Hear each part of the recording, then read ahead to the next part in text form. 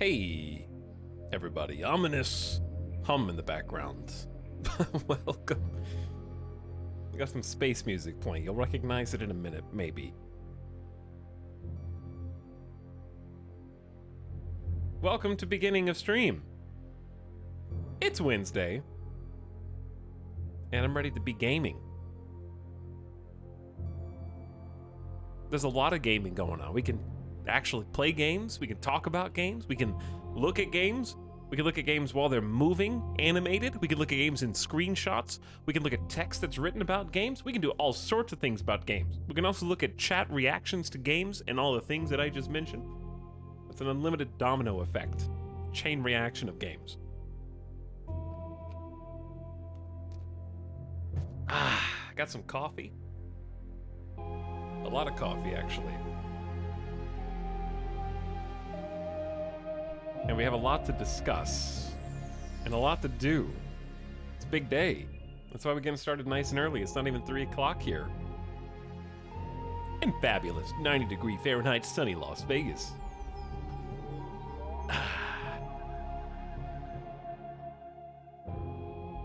So I hope you guys are getting nice and settled for a big day of gaming.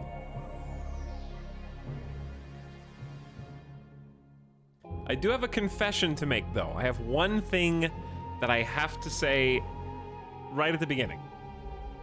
And that is that I have not moved the boxes yet. They're still right there. I'm going to. But I haven't been able to yet.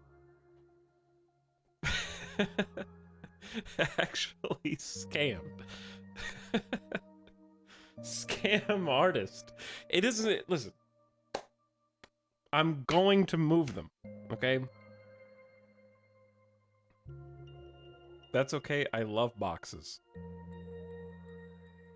I didn't even have time to take a shower today, okay? So I'm stinky. I'm smelly. Midas is sleeping. He had to get food. I had to go get Midas food. Okay, that's the trade-off. Instead of putting up boxes, I had to go leave the house and go get food for dog.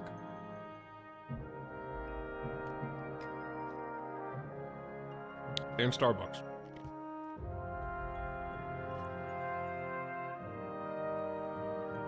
Priorities.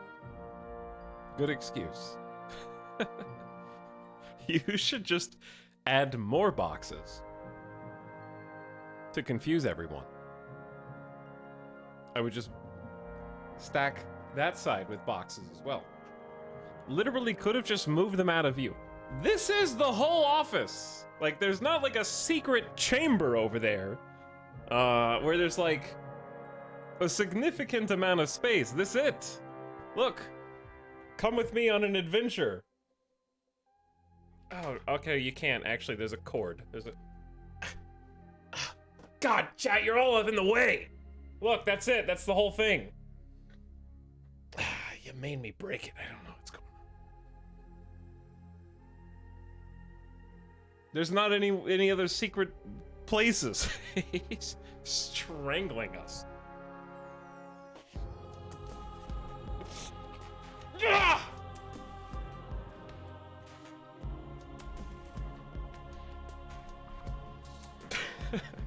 Full screen TV watchers are in shambles. And before it breaks. Okay, it's actually sideways. We've got a Dutch angle. I don't know how to fix it. Is that better? Ah, nah, you screwed it up. Chai, you screwed it up. Now just stay back there. Stay back there. Is that better? Abstract angle Andy. I think it's right now. Hello, Simcopter in chat. I've got your shirt on. Sim, I don't know if you guys knew this, is legally obligated to contractually appear in any stream in which his merch is being worn and is present. That is part of the sponsorship agreement.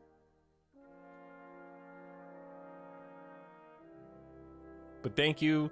You have fulfilled the fine print, which I will now sign off on, like when movers bring a box in, and you have to, they give you the clipboard, you have no time to read it. It's 4 paragraphs long. You have no idea what liability you are signing away, but you're stuck between wanting to read it to make sure that you're not actually obligating yourself to do anything above and beyond your expectations, but also not wanting to make the person who's there stand there and wait while you read it. And even if you did, it's difficult to read and process that information while they're literally hovering over you.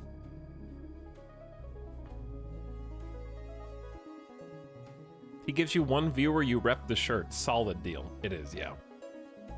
Hope you're doing well, Sim. Thanks for popping in and saying hi. I'm gonna need to get some new shirts soon. These are starting to fade a little bit. I can't believe it's been this many years. Dude, I hope I can see you at TwitchCon next year. Oh yeah, everybody's heading to TwitchCon.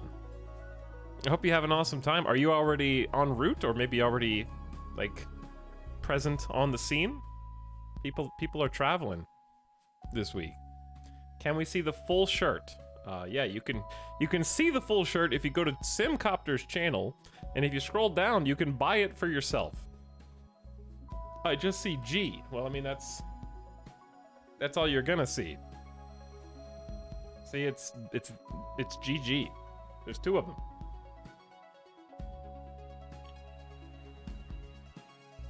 Hi, Town Chat. What's up, Flying Lava Beans? Going back to bed now. Good night, Sim. Chat, everyone say good night, Sim. Sleep tight.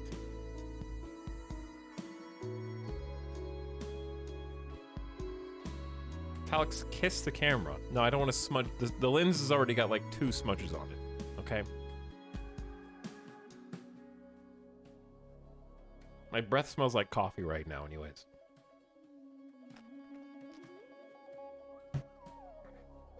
I don't want to actually break it. Chat, we have a lot to discuss and talk about today. Again, I will listen, the boxes will be cleaned / moved imminently. Imminently, okay? That is a promise. But not today. Because we have to talk about rimworld. That's why I put it in the title, so that people who came in like an hour would be understanding of why we're not playing the game yet.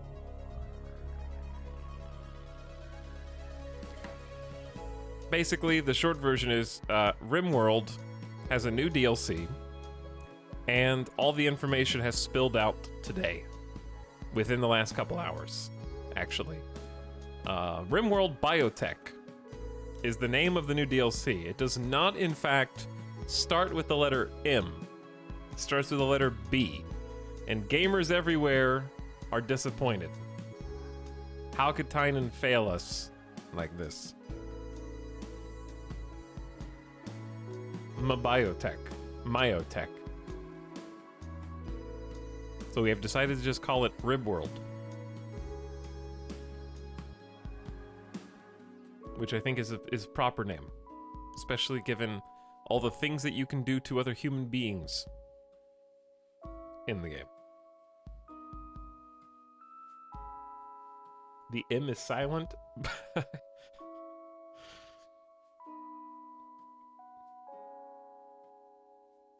So, that means one of 2 things. Either there aren't going to be 7 entire DLCs that constitute the spelling of Rimworld, or Rimworld is going to have like a little bit of a word search type of thing. There's going to be so many DLCs that you're going to be able to pick the letters that spell Rimworld out of the swath of DLCs. The prophecies were wrong. Some of the prophecies were wrong, some of the prophecies were right. The biggest prophecy was, I did call this DLC coming out less than 2 weeks ago. Like it was really close. I I was like, I think the quote was, "I feel it in me bones." I feel like we even had a conversation about how it's like an old man sitting on a dock. And he can feel a storm coming, and there's something in the air. And I said, I feel it in me bones. There's gonna be a new RimWorld DLC soon. You go back and find the clip.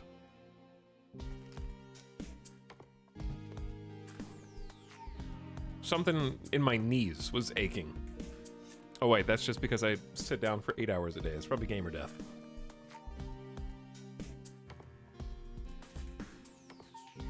It was going to spell RimWorld, but then he got timed out in this channel. The new expansion spelling is banned.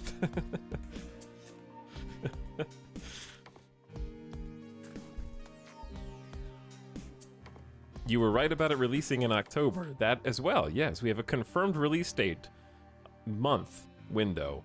There's not actually a date. I guess it'd be a release window confirmed for October 2022. So I'm sure you guys want to get into it and start looking, but also I want to give people some time to show up, because it's only been 10 to 15 minutes, and you know how you are. You know how you are.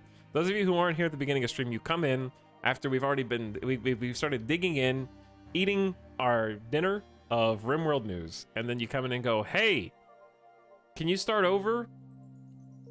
Can you reset? So a couple of very obvious things that people are going to ask about, and a couple of things that will be repeatedly asked about that I'm just going to go ahead and say for the first time. While the biotech DLC itself is not out yet, and it won't be out until they decide to release it sometime this month. Hopefully, not on the same day as Victoria 3. Please, God, do not release it on the same day. That's all I'm asking. It could be 2 days before, 2 days after, 3. There's already one date that I need, and if you both come out on the same day, we're gonna have problems. Because when biotech does come out, I'm gonna be probably playing RimWorld for an entire week straight. And there's nothing else coming out in October that I really know of. So if they both release same day, we're gonna have issues. At the same time, anytime a RimWorld DLC comes out, there's also an attached patch. Last time was 1.3, this time is 1.4. So 1.4 has fixes, changes, balance, and a couple of new features. And 1.4 is already available for testing on the beta branch. It is not the DLC, it is the free accompanying update. But I am going to just play them both at the same time, because I don't see the point of starting a new campaign for 1.4 right now, when I could just wait and play Biotech and 1.4 simultaneously. Especially once it's done with testing, because I remember the sheer amount of stuff that changed in 1.3 and ideology when we played that. So let the people test, and most of the significant content is in Biotech anyways. There's only like 2 things in 1.4 that I think will be complete game changers, other than some of the balance and bug fixes and stuff. So anyway, let's get that out of the way first. But that's weeks away, yeah, and then we get to have our cake and eat it too. But there's also the issue of, like, simplicity. If I started playing RimWorld right now, do you know how many times I would have to explain? No, guys, I'm playing 1.4 beta on the beta branch of RimWorld, and it's not the DLC. There's 2 different, it's just like, wait, the DLC's out? Hold on, no, it's an update? Wait, but the update's not out, but it's in beta, but how do I, yeah, I'm not touching that. Okay, you guys are on your own. If you want to play that, go for it. You can be the testers.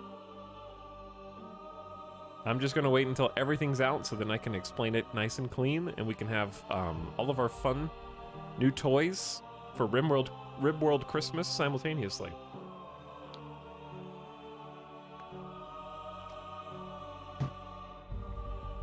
Hello, beginning of stream subs, by the way. What's up, Kenjutsu? Is this the famous not RimWorld stream? Yes.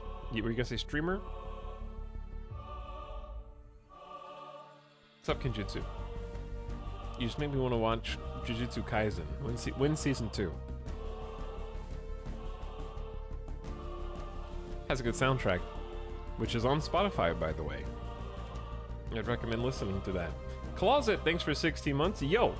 Hi, Closet. Thanks for the tier 1 sub. And Aranor, for half a year, says, can you start over?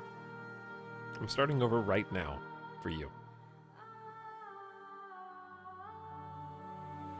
So the second thing that I called with RimWorld is that it has a focus on 3 factors. I called one of them effectively because the sheer number of times that I was asked in chat while playing RimWorld, hey, what do you think the next DLC is going to be about? And I always said 2 things, okay? I had 2 separate topics that I hung my hat on. One was I wished that it was going to be medieval, which it's clearly not. So that was more of a hopium than an actual prediction. But Mutations was the other one that I thought was very, very possible. And indeed, we have a form of Mutations in RimWorld. It's not quite what I expected it, but it's still there. And gene modding is now going to be in RimWorld. So that would have been my actual prediction was Mutations, but it's a bunch more than just gene modification. So let's take a look. Terra Invicta will be with you when we're with you. Okay, we've got some other things to handle first, and we're gonna sift through them for a while. Didn't you also call the Mechanoids bit? I didn't really call Mechanoids back when. I thought it was gonna be named Mechanoids as of seeing the picture. But I didn't predict Mechanoids back when we were talking about Mutations in medieval.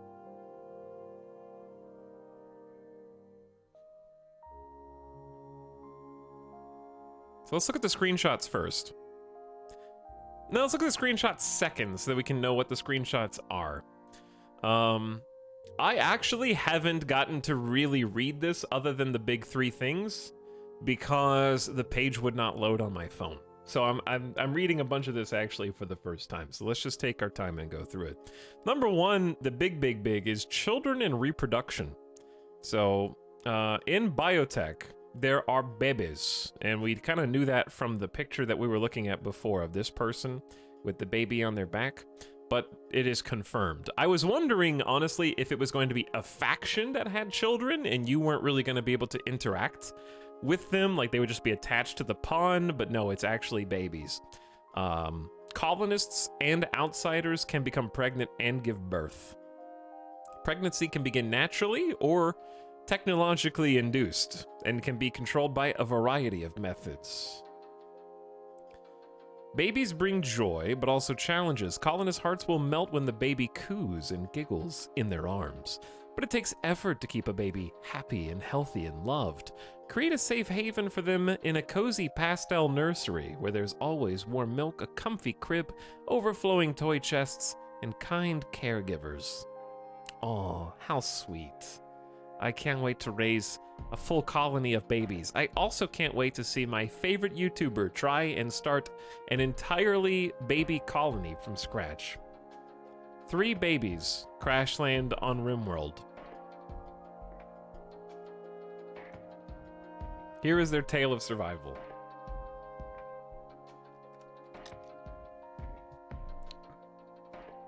They grow up fast. Yeah, I'm expecting them, because the thing about RimWorld is like months are condensed into groupings of months, so it's like the seasons, spring, summer, fall, winter. I'm really expecting them to not take like living for 5 to 10 years in RimWorld is a significant amount of time.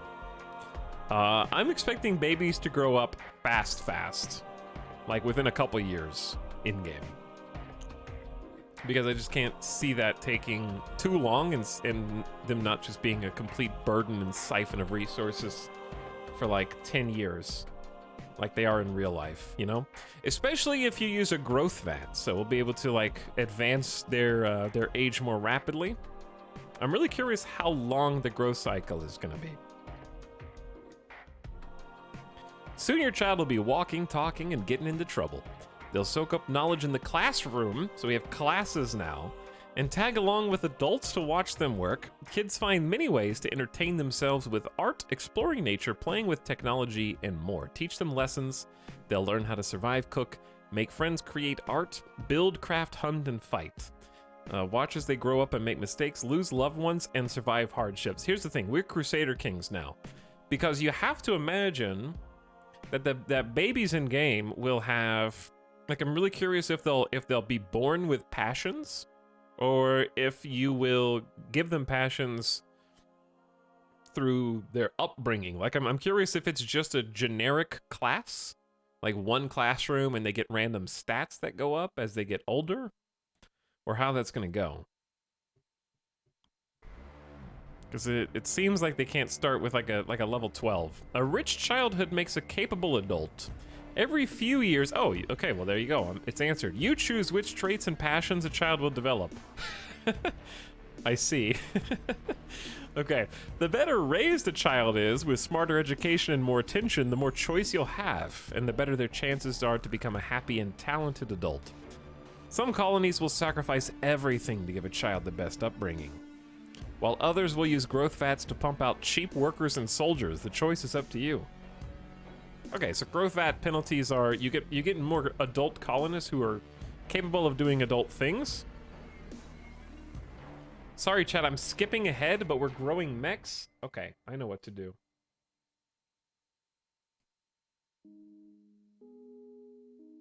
There we go. Now you can read better. I mean, I can't stop you from skipping ahead on your own computer, but I can stop you from typing about things in chat before we get there. Okay, anyways. Don't spoil my book.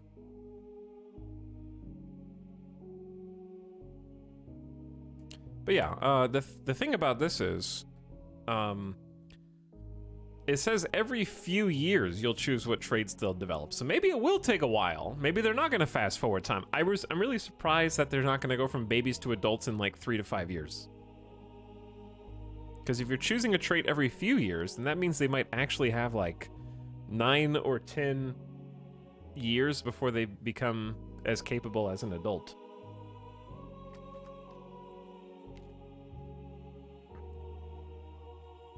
So this is a roleplay expansion? Not necessarily, because here's the key here. In RimWorld right now, the only ways to grow your colony are get lucky on raids. They have to be human raids, and the human raiders have to not be killed, which is RNG. And not only do they have to not be killed, you have to be able to save them, stop their bleeding, house them, and then spend time converting them with wardens who can break their desire not to join you. Then they join you, then they help you forever, right? The second way is a random event where someone will just join your colony out of the goodness of their heart. And there's a few different events where that can be the case. And that's pretty much it. Like, just either a few events or conversions with raids. So now you're gonna have the opportunity for the colonists that are getting funky together to have naturally occurring colony growth, which is kind of a big deal. And that, like the text says, can take the form of the growth fats in order to pump out people faster, or actually training them and making them good colonists. But of course, everyone knows in RimWorld, the longer you take to do something, the more likelihood the person is gonna die. Like, if you're like, oh, I'm gonna give this child the perfect upbringing, it'll just take 10 in-game years. All it takes is one tragedy to befall them for all of that effort to be wasted on a tragic death, right? So that's pretty cool. Okay, the Mechanitor. Yeah, it has to be Mechanitor. Build and control mechanoids by making your colonist into a Mechanitor, a person with a special brain implant that lets them physically command semi-living machines. Create mechanoids by growing them inside high-tech gestator tanks. Command the original Centipede, Lancer, and Scyther, plus a wide variety of new combat and labor mechanoids. Grow your swarm from a few small workers and fighters to a fearsome squadron of massive ultra-tech war machines and industrial behemoths. So it basically feels like kind of expanding upon ideologies, little dryads, sort of. Like dryads function as multitude of different roles, from combat pets to haulers to literal crop growers, in different, depending on how you specialize them. So it sounds like baby mechanitors are going to be similar to that. You grow them in the tanks. You can also command the original Centipede, Lancer, and Scyther. I'm interested to see how that works. Because the new combat and labor, it says a wide variety. So I don't know if that's PR speak or if there actually is going to be a wide variety. But the difference, I guess, is that it says you can command them. And I'm curious if that means they're going to follow you like pets or if you'll literally be able to move them around. Mechanoid laborers can manufacture goods, rescue, and tend to your colonists. Chat, everybody just relax. We're going to put you guys into Emote Only mode until we're done. We're going to be here for a while. We're just reading paragraphs right now. You guys are very excitable. I know, very excited.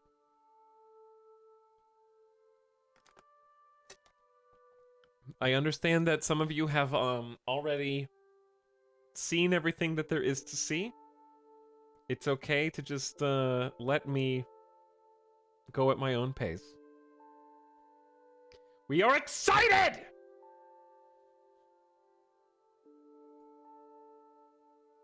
The blog has some more info for later. Yes, I know. That you are the comment I am referring to. Oh good, I made it in time for patch note chat. Hello, Mary Skipper. Yes, chat, I know that there are other things. What is Emote Only mode?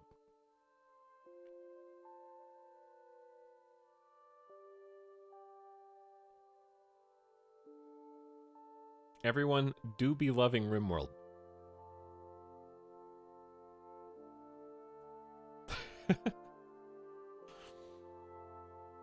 He's still in the chastising chat part of expansion info.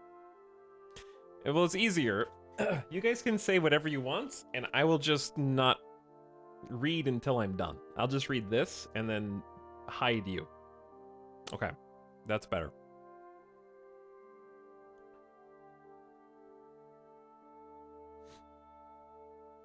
So anyways, I do feel like they're overselling this a bit, because there's no way that you're going to go to a fearsome squadron of massive ultra-tech war machines and industrial behemoths without a huge catch.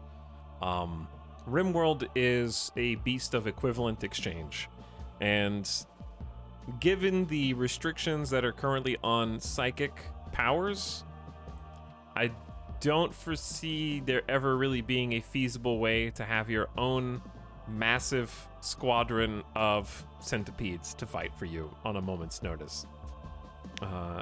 There's going to be a catch. Mechanoid laborers can produce goods, rescue, and tend to your colonists. Build and repair structures, sow and harvest crops, haul stuff, and more. They never get sick. They don't freeze in the snow or get poisoned in toxic fallout. They don't suffer mental breaks from long hours in dark mine shafts or filthy garbage yards. Keep going, because that's all too good to be true. They're the perfect colonists. Delete humans and just put these guys in the colony instead. It's easy. Combat mechanoids are very diverse in form and function. Some are cheap swarmers that overwhelm the enemy with numbers. Others project shields over allies or roast enemies with beam weapons or charge up from massive concrete melting hellsphere attacks. Mechanoids wield melee claws and blades, sniper weapons, even flamethrowers. Depending on which mechanoids you command, your tactical options will vary dramatically. All right, show me the catch. Mechanoid infrastructure has a special price. Yes. Pollution. Left unfrozen, toxic waste packs deteriorate and leak pollutants into the environment, which makes living things sick. It poisons your colonists and pets. It blocks the sunlight with smog and irritates your colonists' lungs. It triggers hibernating insects to emerge. Oh my god. They trigger hives. Some areas of the planet are so polluted that only twisted, toxin-adapted variants of plants and animals can survive there. Pollution is a challenge that you can handle in a variety of ways. Freezing, export, your neighbors might not like this, adaptation, or high-tech atomization.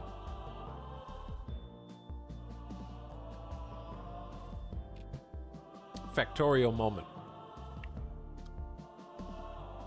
Advance your Mechanitor's capabilities by acquiring ancient mechanoid technology. This means calling dangerous new super mechanoids to attack to defeat them, to steal technology from their smoking corpses. There are 3 types of exotic hyper-deadly commander mechs to fight. They don't need to... No. They don't need to be stronger. Each with its own exotic weapons and combat style. Be sure you're ready before you call these machine beasts to attack. Learn enough and someday you can command them. You may command them as your own. Oh, sorry. This worries me a little bit. That was the problem with mechs, not deadly enough. Okay, on the one hand, I like the idea of risk-reward where you can fight mechanoids to defeat them and steal technology.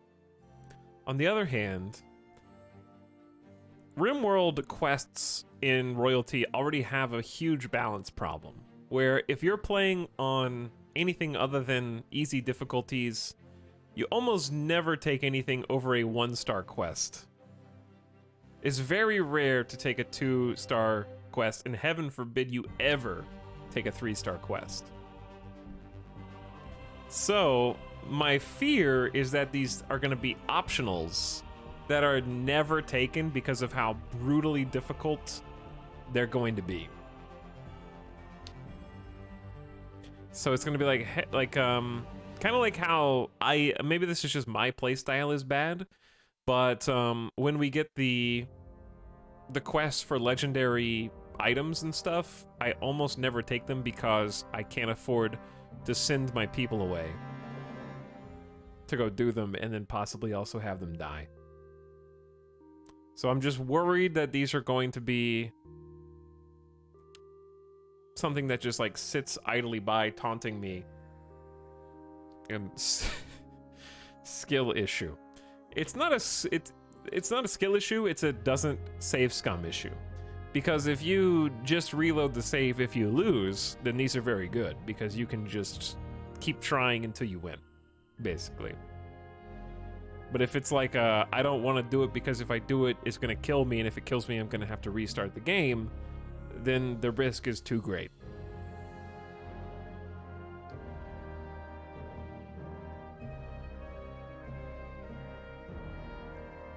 What, you're not fighting literally 9 hives for 3 Glitterworld meds and some jade? Yeah, like, I'm hoping that this is different. I'm hoping that this is different. That being said, this is not the crux of this, thing. Like, mechanoid laborers and fighters in pollution exist independently of the quests. So, they're not implicitly linked.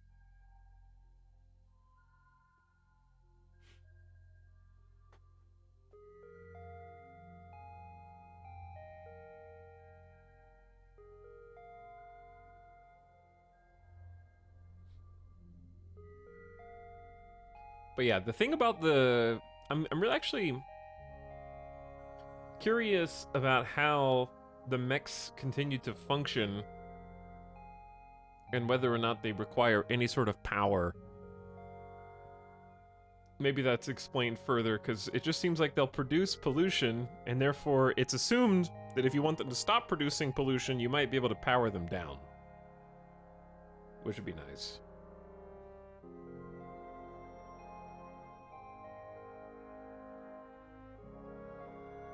You guys watch his streams. He doesn't make kill boxes. He plays colonies that are completely blind and love to cut off pieces of themselves.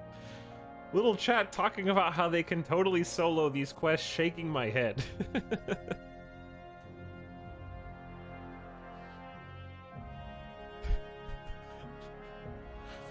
Okay, but here's the thing. You're right, but also, these quests are going to be available. It's not like I cheated to make the game harder on myself, okay? I just used the in-game settings as they were designed, right? Those are all just ideologies that are officially in the game.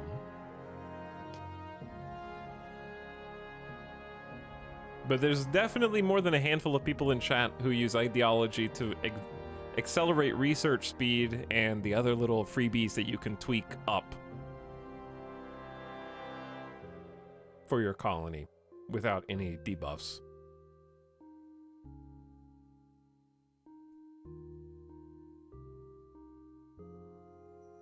I feel that this expansion trends away from get off the planet play style and more towards permanent colonies, so maybe things will be more balanced in that direction.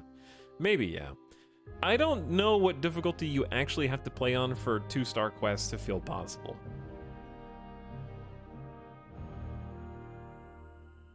But anyway, that's neither here nor there.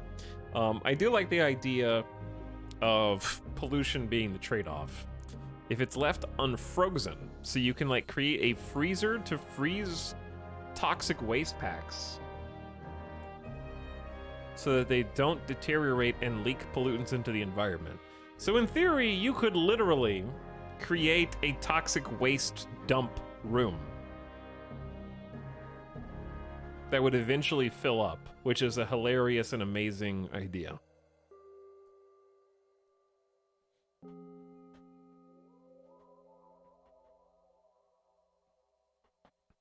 Into a mountain. Pollution makes things sick. Poisons, colonists, and pets. I'm just reading this again to understand the breadth of what it does. Blocks sunlight with smog, irritates lungs. Triggers insects. That's going to be the most annoying one, but also much more doable. It's just going to get obnoxious, but yeah. I'm curious how mechs will perform with door strat. Play in the Arctic so it freezes everywhere. It's easy.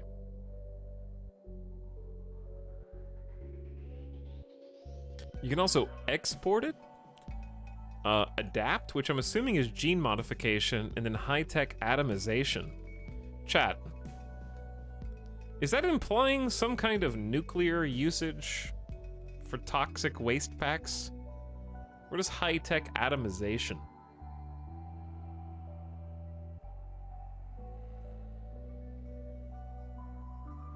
A super incinerator. Maybe.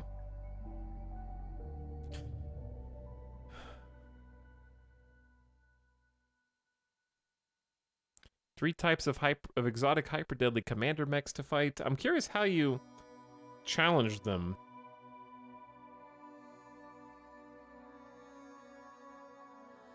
Yo, is this Stellaris Toxoid DLC? Yes. Okay, next, gene modding, the third pillar of this DLC. So we got babies and reproduction, which is insane. Pet mechs, being able to even control the original Centipede, Lancer, and Scyther. Here's the thing, this is the part that they don't write. Oh, look, you're gonna get to control a wide variety of new combat and labor mechanoids. Oh, neat. Grow your swarm from a few small workers and fighters to a squadron of massive ultratech war machines that will definitely not be added to the rotation of enemies who are raiding you. Surely not, right?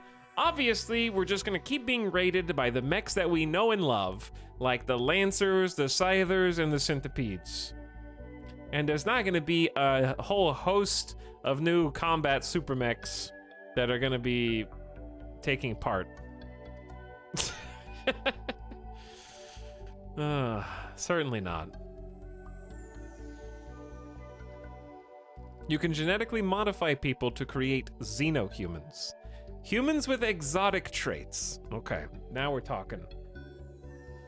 Genetic modifications range From subtle personality traits and eye color to hulking furry bodies, glands for fire breathing, rapid regeneration, and even immortality.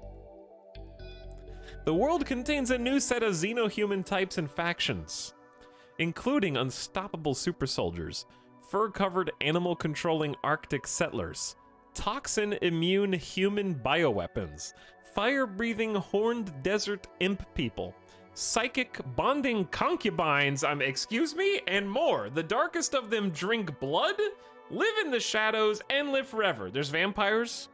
Hold on. Tynan's been watching. He watched our werewolf vampire zombie streams. He was lurking in chat and decided to make it into an expansion. I feel honored. Where's the Pokemon now? Maybe Pokemon are the mechs. You can make your own xenotypes from scratch and build infrastructure in your colony to enhance your peoples. Curate a collection of exotic genes by purchasing them from traders, accepting them as quest rewards, or extracting them from your menagerie of xenohuman prisoners. You can harvest the genes from anyone and implant those genes into your colonists and prisoners. Oh my god. We're gonna have our own house in the woods. What's it called? Secret Captain America Woods. Is he in that movie? What's it called, chat? Cabin in the Woods. Thank you. Our own cabin in the woods.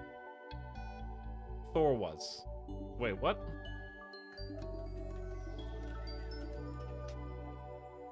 Oh yeah, it was Chris Hemsworth. Not Cap. My bad, it was Thor. Also, Jesse Williams. Marcus from Detroit Become Human is in that movie. I forgot about that. Sigourney Weaver's in there. Yeah, that was a great movie.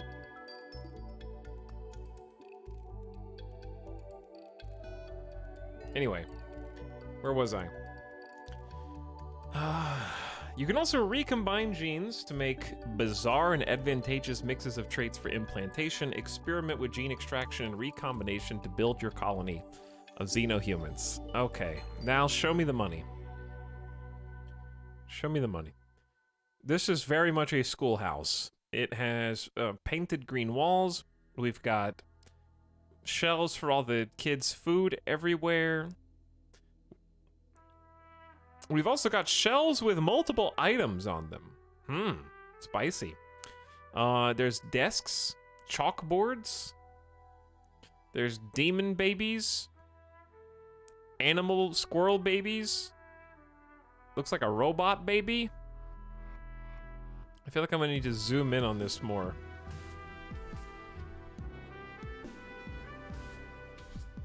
They can draw on the sidewalks outside.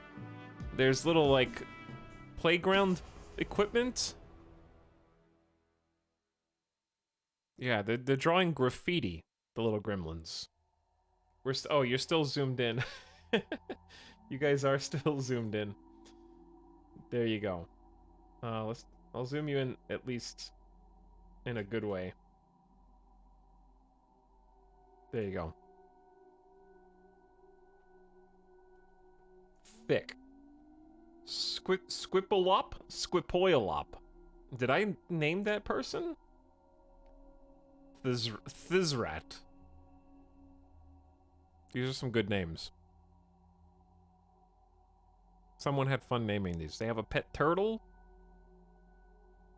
There are a lot of tails of completely different, and that's a pig child. That is a small pig child.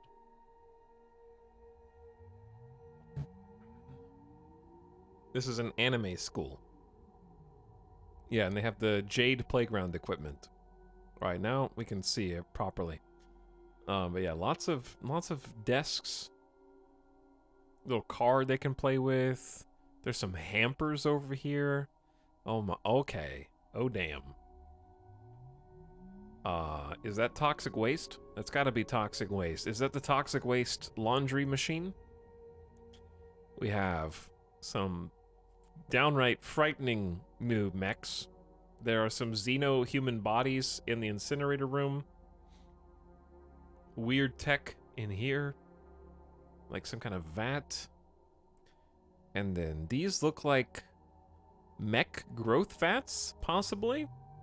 If ideology screenshots are any indication, these are going to be insanely expensive, like 10 components each, like 20 components each, and like 4 advanced components, and then they dev spawned like 10 of these in here. Oh my god, yeah, they have 50, 150, they have 300 components and 80 advanced components on these shelves. Holy shit. That is an insane amount of wealth.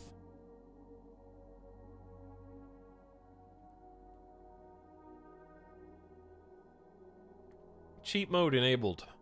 Cheat mode definitely enabled. These are very interesting.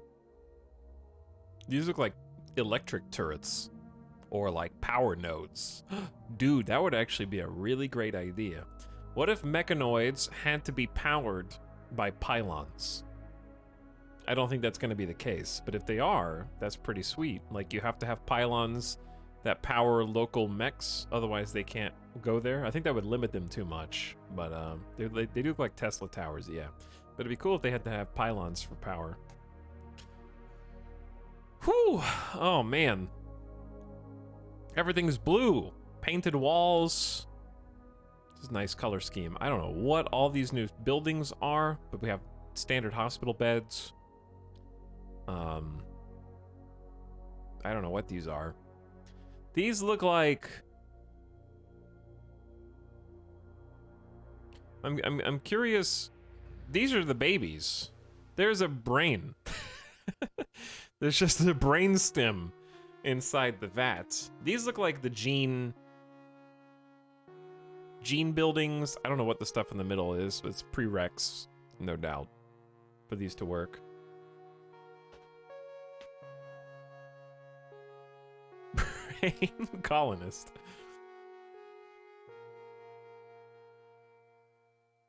Yeah, they're growing the babies down here, but there's still some interesting furniture pieces that I don't recognize.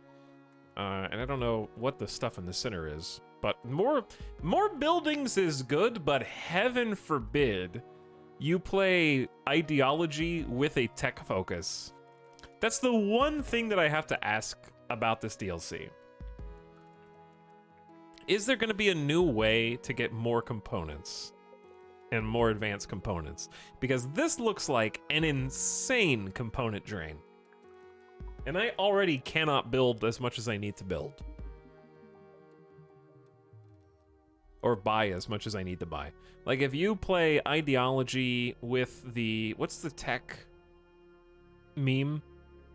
Where you have to build all of the different vats for them. Like, that's so expensive already. Transhumanist, yeah, transhumanist.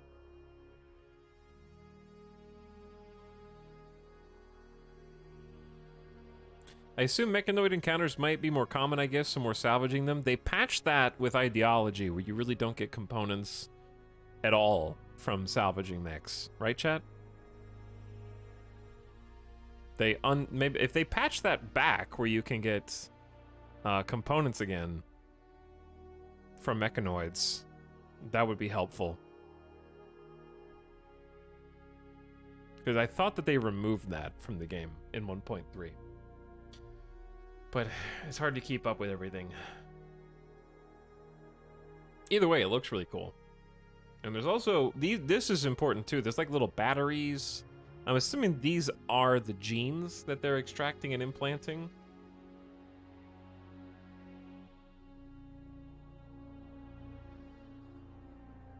Is it related to the skill of the pawn, or am I making this up? That's the funny thing. Nobody knows. I love that, like, some of these things are so obscure that we can't remember because they get changed so often. Let's see. I'll just look it up.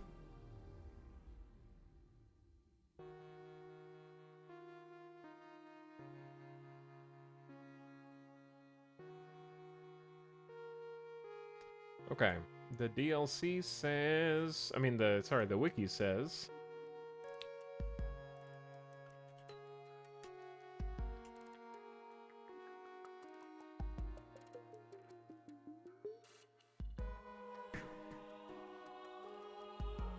I don't, that actually doesn't say anything.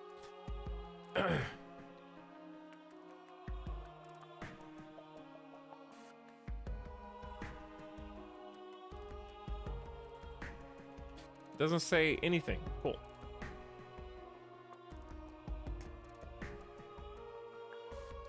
Well, those plastic walls are something new. I believe you can just change the color of things now. What do you think the pink thing is? I want to say that that is probably a gene. Like a special gene or something, but I don't know. Just because there's another thing here that I don't recognize either. It's always 15 steel for anything other than a centipede. Okay, that's what I thought, Bird Strike.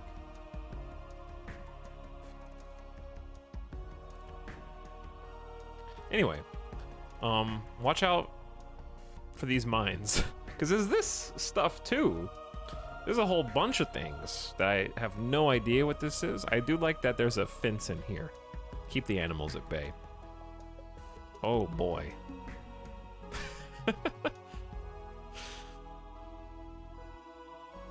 Maybe these are just different tables for different types of gene modification.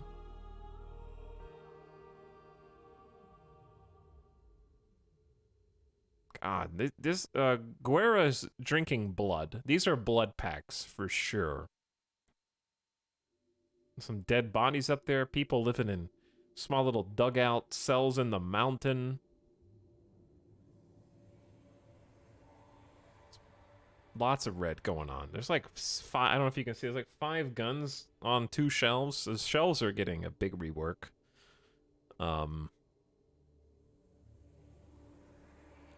Lots of different, they're all red eyes too. These guys have red eyes down here, which is very spooky. And then we have a bunch of xenohumans.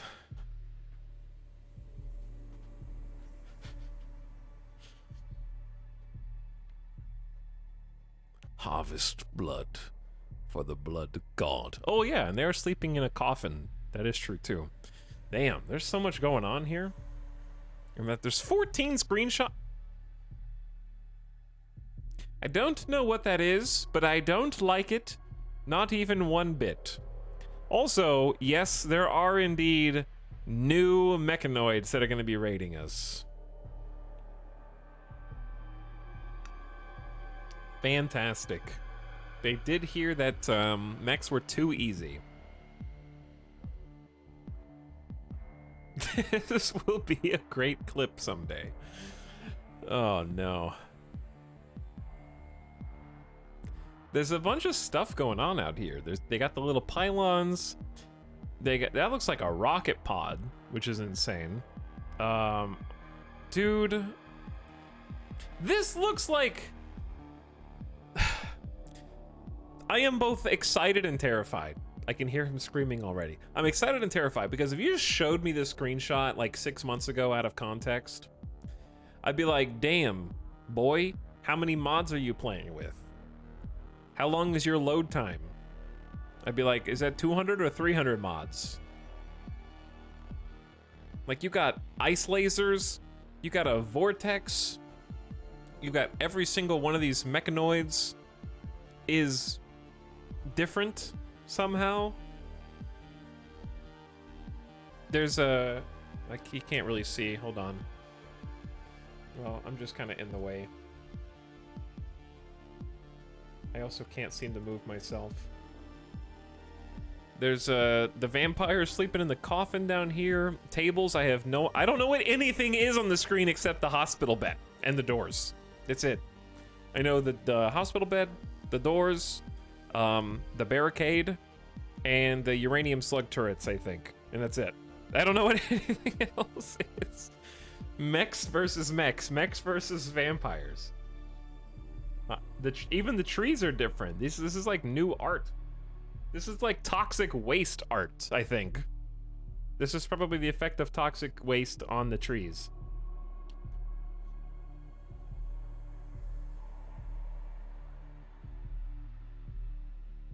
Anyway, this looks like debris. They've got that weapon had to do that. The Hell Vortex. Bravo is wearing like wings. There's wings on their backpack, and they've got a helmet with turkey feathers. That is a turkey-shaped helmet that they're wearing on their head. Oof.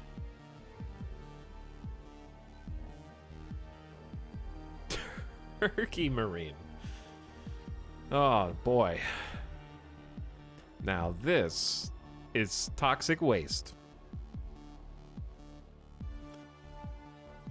Here come the hives. This doesn't look like a safe place to keep explodey boys. They're about to have some fun.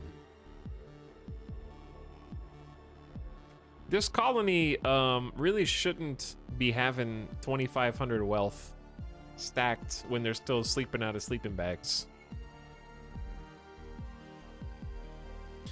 But I'm looking to see if there's any details here that are new. Like, I don't know what some of these little things are on the ground. Gas. Oh, they got gas masks on. Yeah, they do have gas masks on. And if they don't have a gas mask, they have a face covering. We got to mask up in RimWorld too. I play video games to escape.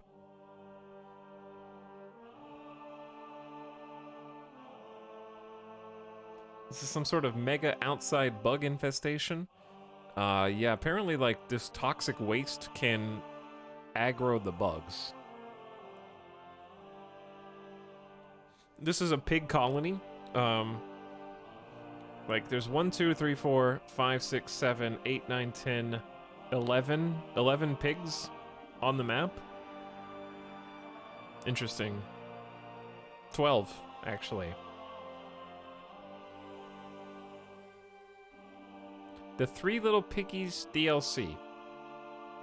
Bacon. Bacon. Bacon and human meat. There's a human being butchered right now. Wait, but they actually are pigs. That person's name is Tusk. Wait, is this an actual, like, genetically modified pig colony who eats humans?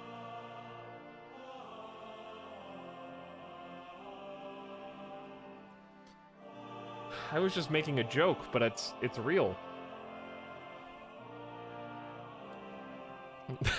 Natural consequence of Animal Farm. What's up, Avic? Sorry, I've been ignoring chat.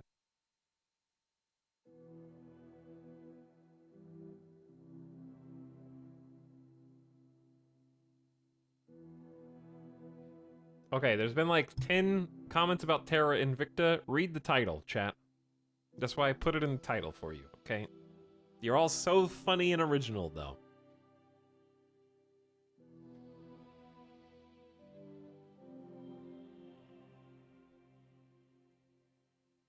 Nightbot does not serve you anymore, Arvarax. Okay, anyway, pig colony is kind of a big deal. Now we have the fox colony. Like, I don't... every single one of them has a Santa beard.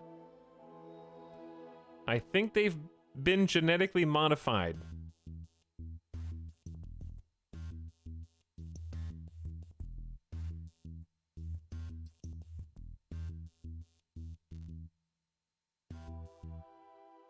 This DLC with ideology? Yeah, this DLC... Remember how we were talking the day before yesterday about whatever DLC they end up putting out has to play with all the other DLCs?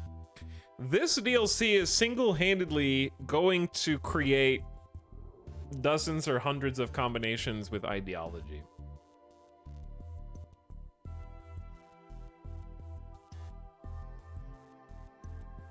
It's gonna be very wild. It's almost like an ideology expansion.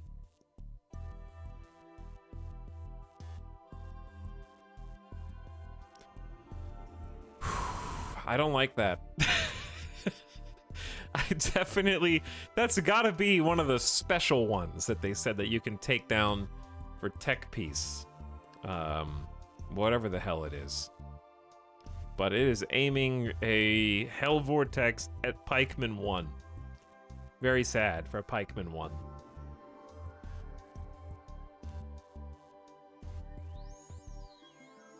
Little baby swarm mechs. Giant spider special mech.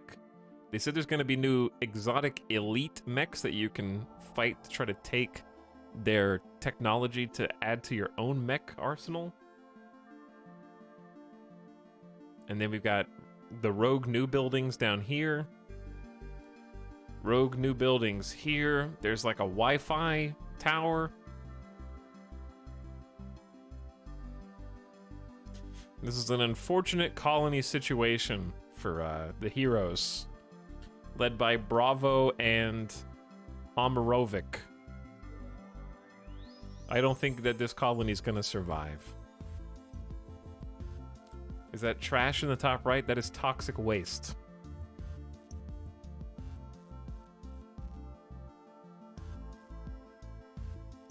Which is a new mechanic of having your own mechanoid army.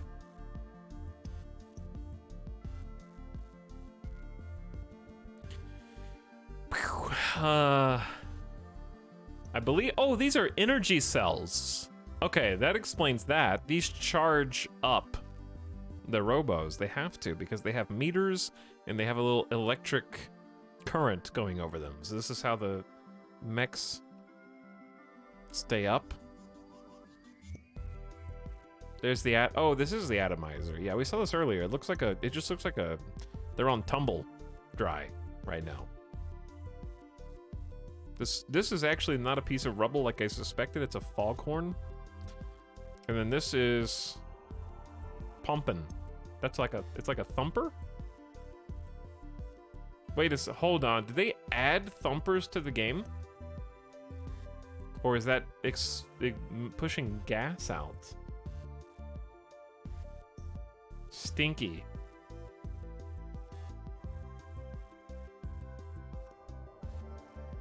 Because it stands to reason that if... It could be one or the other, because this does look like a stinky smell.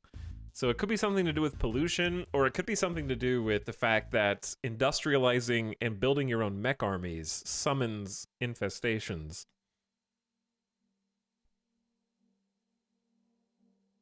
So it might be warding those off? I don't know.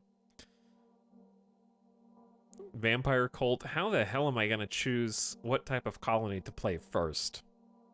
And how am I going to explain this to chatters who come in? I'm trying to figure out. They're going to be like, are you playing with mods? And I'm going to be like, well, yes, but also no.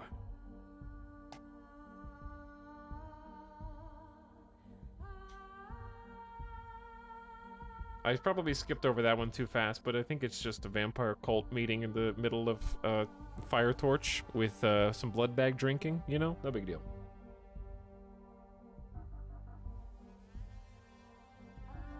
These guys are sizzling a little bit. This looks like a scary place to put an advanced bench. Personally. Duck.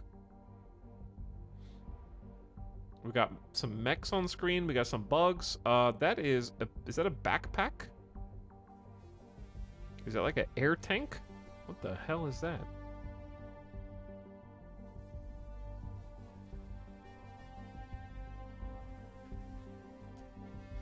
Imagine if Tynan just released, instead of saying like, hey guys, there's a new DLC and here's all the information, they just released one of these screenshots a day for like 2 weeks straight. Some new fire animations. This is, oh, it's a flamethrower pack? It might be a flamethrower pack. Don't give him ideas.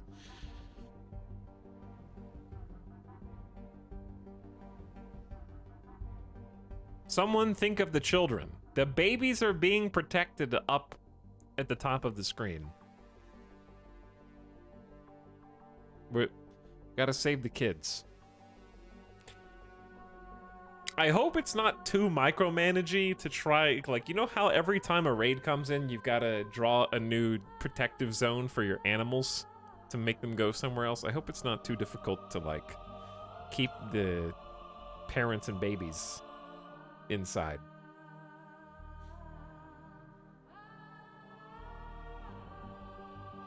Just release the new patch without any documentation. Could do that too. Oh my god. Is that alive or dead? I cannot tell. That is too many mechs.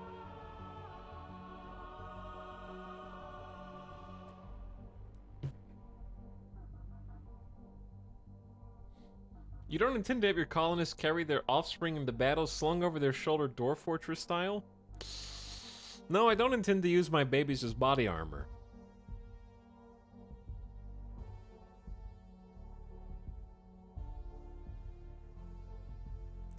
Well, rip legendary SMG.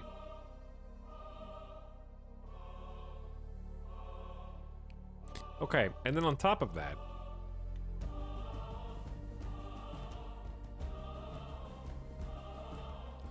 we've got the rest of the announcement, which of course, as we talked about before, 1.4 is in testing right now on the Unstable Steam branch, which is not the DLC, it's the free update that accompanies the DLC with patches and changes. But I'm just gonna wait until you guys test it and then do both at the same time, because I don't want to start a new campaign on 1.4 after looking at all those screenshots and just wistfully talk about how I can't wait for the DLC to come out every time I turn on my stinky 1.4 save that doesn't have any of the cool extra stuff in it, and then just delete it as soon as 1.4 comes out. I mean, as soon as Biotech comes out. So we're just gonna do both at the same time. That way it feels like I'm more attached to it. So we already read the stuff on the main Steam page. And then they just have the screenshots to go along with it. I think this is just the same information. Okay. Same info. Now, why biotech? I thought it'd be worth explaining the process for why this expansion. Here's what I'm thinking. Mechanoids have been RimWorld's endgame since way back in 2014. Endgame, Tynan. They've taken out a lot of my beginning games as well. Fictionally, however, they are human created for human purposes. So it was natural to extend this and allow the player to control the mechanoids somehow. Since RimWorld is a character-oriented story generator, I didn't want to just add mechanoids as independently controlled robots the player can order around. This would have been moving away from the character orientation that defines RimWorld. The mechanoids needed to be human-controlled, but Tynan, I am a human. That's why I designed a system where each mechanoid is linked to a specific person, the Mechanitor. The mechanoids are an extension of the human who controls them with all the human complexity that entails. Okay, but what happens if their human dies? Are they gonna be dryads and then stop working? Which, I think that's an interesting mechanic in RimWorld, but damn is it sad every time a dryad connected human dies and the whole tree goes away. And then you have to wait 3 weeks for them to grow back. I also didn't want to destroy the economic balance of a progression rate of mechanoids. This would have been easy to do. Human beings are inherently quite expensive. They need complex foods, decent living quarters, social relationships, entertainment, even rituals with ideology expansion. In a naive game design, a colony of mechanoids could skip most of these needs and be absurdly overpowered. Fun for a short time, but ultimately uninteresting. Making the mechanoids human-linked alleviated part of this concern, but they needed another cost, since they were inherently so much less needy than people. Just eating resources wouldn't feel novel or interesting, so we needed a new kind of cost. I decided to explore the concept of pollution. It doesn't cost anything to make pollution, but incurs challenges that come afterwards. It's like going into debt. Not a problem at first, but if you let it catch up to you, it soon becomes a transformative challenge. We made sure there are a variety of ways to approach pollution, so players can choose whether to try to stay clean, suppress the effects, or just let it happen and adapt to the changing landscape. This linked in nicely with the gene modding system as well, since some genes help with pollution resistance. Okay, this is all very good. I like all these things a lot. Pollution itself is designed to be interesting. It interacts with the insects, generating them and powering them up. Oh, okay. I was like, are there insects now? But they meant like, wait. Hang on. It powers up infestations. Uh-oh. Tynan heard me complain that bug infestations weren't challenging enough. Whereas the majority of rimworlders actually overvalue the strength of infestations by a lot. It transforms the landscape visually and economically, replacing normal plants and animals with a new set of pollution-specific plants and creatures. The new Etalyx tree is a natural way to alleviate pollution. It's livable, but there are special challenges to living in pollution. Ever since Etal banned Tynan, he's putting in these updates to make him suffer. I think that's true, yeah. Finally, player-controlled mechanoids open up new ways to do combat. In the past, the player's units were limited in how diverse they could be since they were mostly human. Mechanoids can have more exotic types of movement, weaponry, and combat tools. They can also be more expendable than humans. All this opened up opportunities for more types of player-side combat strats, which we've explored in depth with new types of combat mechanoids. It gives the player more tactical choices in combat and more ways to be aggressive instead of risk-avoidant. Okay. The naturalness of fiction, human connectedness, unique new costs, and strategies made player-controlled mechanoids a really attractive design path. It took a lot of work to build all that, but we had the time and resources to do it right. Why reproduction and children? The core design goal of RimWorld was to create emotionally compelling human stories. This has always been a challenge when designing a game, because games tend to be very impersonal. In games, progress often focuses on economic gains, increases in power, or expansion of map control. These sorts of numbers-oriented systems work great for games because they're predictable and mechanistic, which means players can reason about them strategically, and computers can simulate them. The problem is that a good story isn't just a sequence of changes in economic numbers, damage amounts, or map control markings. Good stories are about people, emotions, and relationships, and all of your babies tragically dying. Oh, sorry, I added that last part. Good stories take things that individual humans value, safety, family, and love, and put these things up for grabs, and let the character struggle to gain them or avoid losing them. There must be a relatable person at the center of the story who is experiencing strong, relatable emotions about something that they value. That's going to be me when my nursery gets exploded by a hell cannon from one of the new mechanoids. I'm going to have some relatable emotions for that scenario. Which are some of the strongest, most relatable emotions? Those that come from family relationships. They're powerful because family is important to us. They're relatable because everyone has a family. So everyone can empathize with what it might be like to help a brother or parent, have a child, help them, or fear losing them. How dare you? This is, of course, obvious, and that's why other narrative media have explored this topic for thousands of years. Family-linked drama is the bread and butter of stories across older media, from the most classic novels of high culture to the bawdiest barroom tales. Questions of family obligations, sacrifice, life and death, and relationships are central to our most compelling stories. From "No, I am your father," which is the actual quote, to "I will find you and I will kill you," to "You are the father!" Wow, I didn't know Tynan was such a Mari fan. Family relationships are the center of the story. This is true in the Western stories that RimWorld is inspired by as well.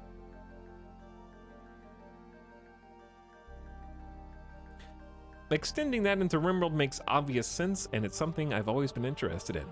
However, it took a long time to get here because these are complex topics. Reproduction, birth, baby care, child raising, all have a lot of fine details and rich content that I always knew would take substantial effort to get right.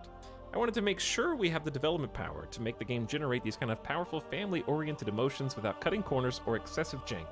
Biotech being the longest expansion development cycle with the most developers we've ever had, I decided it was time to bite off this big challenge. So they've been working on this longer than...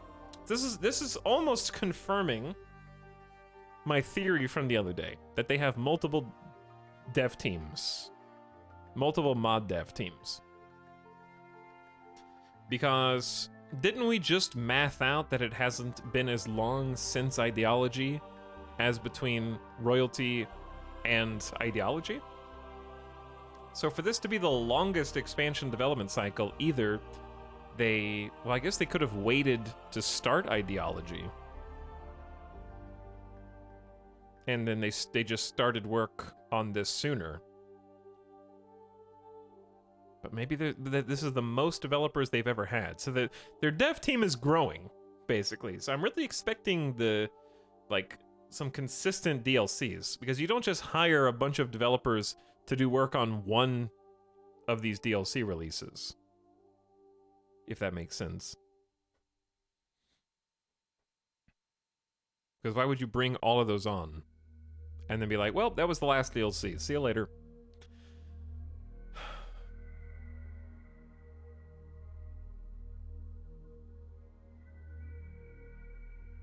Maybe he started work on it 2 months ago instead of 1 month ago, like the last time. Okay, why gene modding? Because it's cool. Avik, your next run must be solo survivor called Father Mother who raids other colonies to steal their children and raise them as their own, eventually growing into cyborg vampire child soldiers. I want to play, we will continue the HBO original Raised by Wolves. And I'll start with 2 cybernetically enhanced individuals who are raising, like, 7 children simultaneously. But we'll only focus on one, because we only actually like one. Raised by E. Genetically modified xenohumans have always been part of Rimworld universe fiction. They are Rimworld's way to explore biologically different humanoids and how they might tell new stories or unlock new types of gameplay. With reproduction already being part of the expansion, it was natural to extend that into allowing genetic modification. Like everything else in Rimworld, gene modding is an inherently character-oriented system. It changes who people are and what they can do, altering their relationships and the emotions those will produce. It also opens up new gameplay paths. Genes can unlock new combat tactics, economic roles, and so on. It gives individuals more distinct visual identities. It even generates new moral choices, as players decide what kinds of modifications they are willing to apply to their people, their children, or their prisoners. It added more... Listen, I'm just going to do gene modifications on all prisoners so that they will accept my recruitment faster. It added more variation to the human world in the form of different types of factions. Instead of just different human factions with different diplomatic orientations, now those different factions are dominated by different types of xenohumans. Oh no. This alters how they fight, which makes combats more distinct from each other. Fighting a raid of furred Etalyx warriors is quite different from a raid of baseliner humans or Neanderthals, or fire-breathing impids or pigskins. There's a lot of fun, colorful differences between them too. A raid of squealing pig people feels quite different from a raid of bear-calling furred Yatkin.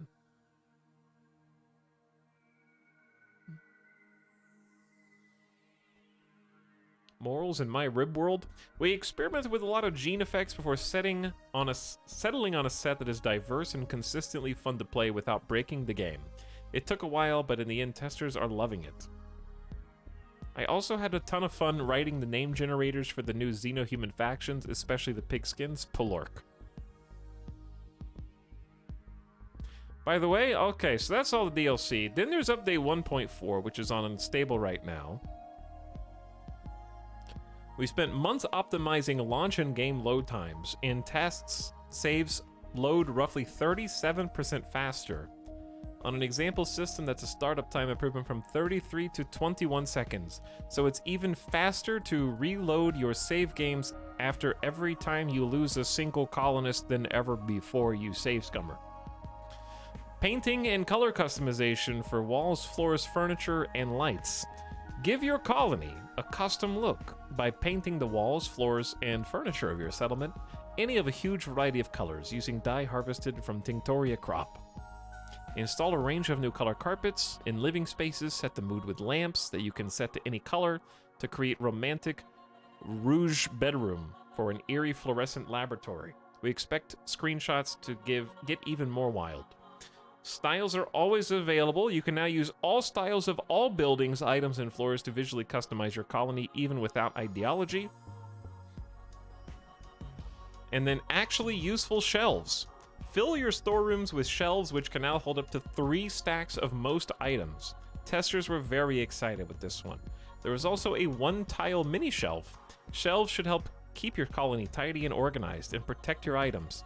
Chat, some of you are now able to rejoice for your own play, and some of you can now rejoice for my play, because I have famously basically refused to use any mods that condensed the amount of space necessary for stockpiles and storage. Deep storage is now vanilla, and therefore I have no excuse not to clean up everything in all of my colonies now and to make proper storerooms.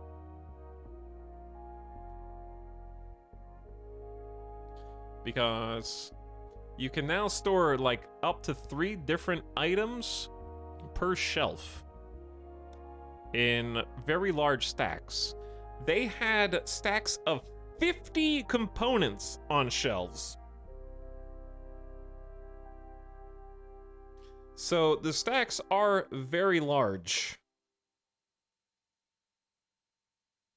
Shadow Fox, it's big. The screenshot I'm thinking of was up here.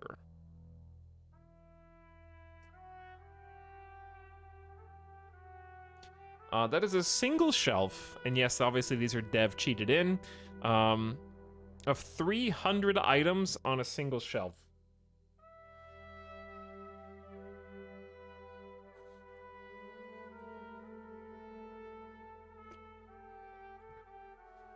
No, they earned those.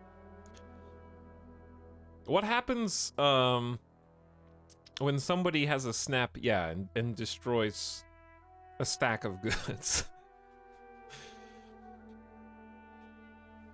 What happens when someone snaps and destroys a shelf? I hope this is this. Oh my god! Do you guys remember that one pinata clip from, like, before we wiped all Rimworld clips when I killed that one trader on accident and then they pinataed into, like, 1,000... a stack of mortar shells?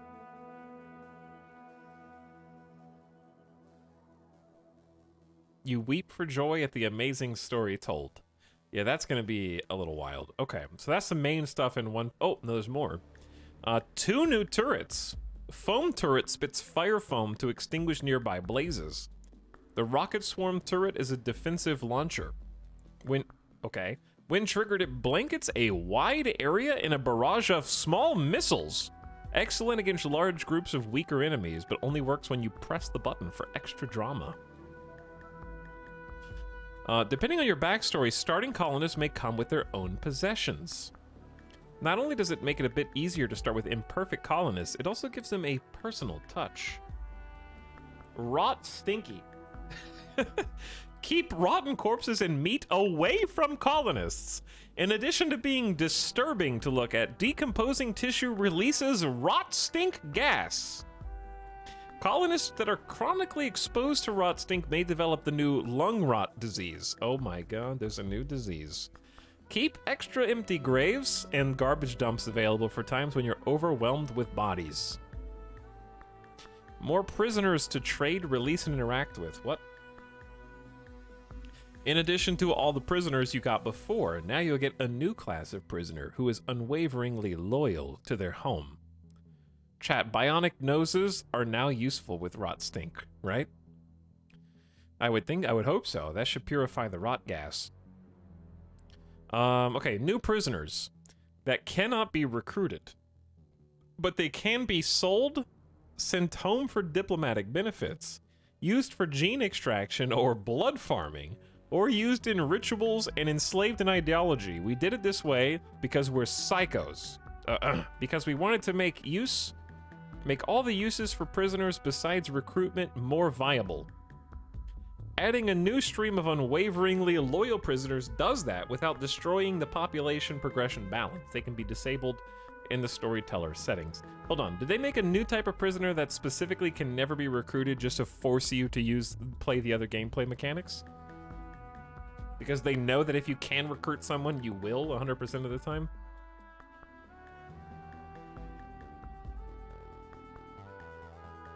Interesting.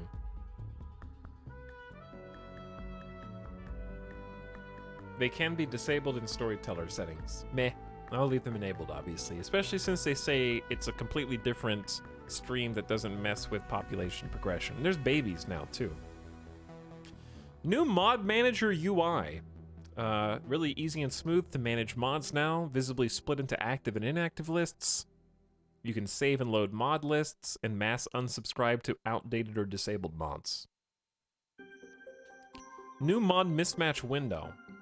You can save your current mod list to load later. 3 columns for mods added, missing, and shared. New options menu with mods getting their own tab. Heat overlay! They added the heat overlay mod into the game. Visually shows you how chilly or hot it is indoors or outdoors. That's a good one. Quest search bar to sort through available active and historical quests. And a tile inspector shows details over specific tiles with the Alt key. What's next? We'll be posting blog posts over the next, few weeks? I'm sorry. What if I told you that there's only a few weeks left in October? Chat, that scares me. Because Vicky 3 comes out on like the 27th? Or something? And the 27th is exactly a few weeks away. Or the 20, does it come out on the 25th? Like a Tuesday?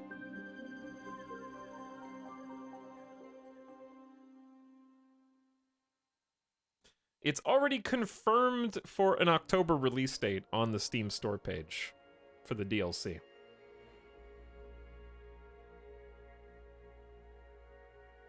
Technically, every month is only a few weeks.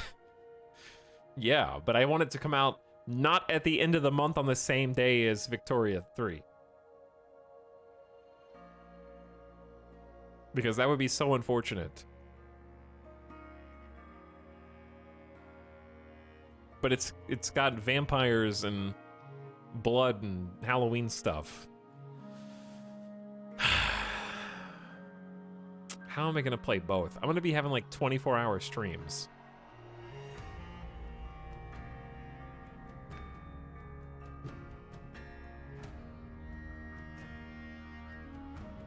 Not really, that would be very sad. Anyway, dude, I'm actually a little worried now after reading that there's gonna be, because a few is more than 2. We're just 2 weeks away from the week of the 19th. They're gonna announce an actual release date within the next week or so. Like 7 days from now, like next Tuesday or something, they're gonna announce the release date. Once they get a little closer. After 14 months of work, the team is very excited to finally bring you Biotech. Okay, chat, run the numbers. Run the numbers. 14 months of work. How many days did we calculate? Since, how many months? We can actually find out how much they worked.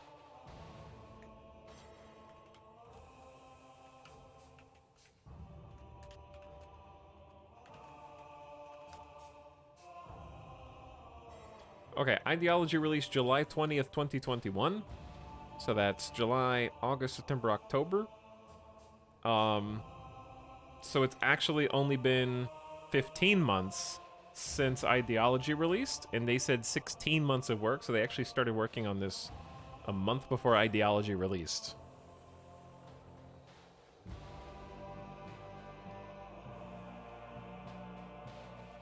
Etalyx, there are 3 different festivals. I'm going to celebrate Halloween. I need a babysitter. I'll take care of the Dapperlings, Avic. I'll do it for free. They just have to watch an ad if they don't sub.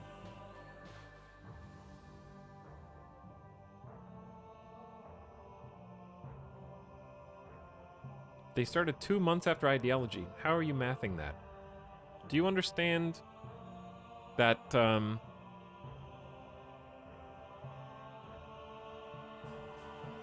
are you getting 14 months?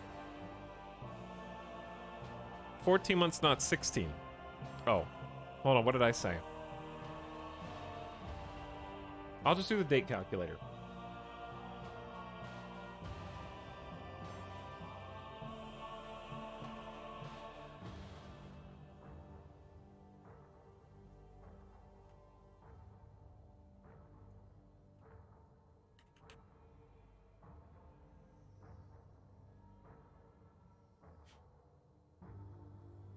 Chat, the time between the release of Ideology and right now is 442 days, which is 1 year and 2 months, or 14 months and 15 days. So they started exactly when Ideology released. I just did the calculator. So that's not 2 months after Ideology, that's exactly, in fact, 15 days after Ideology. This is 2 weeks after Ideology. 15-day vacation and then back to work.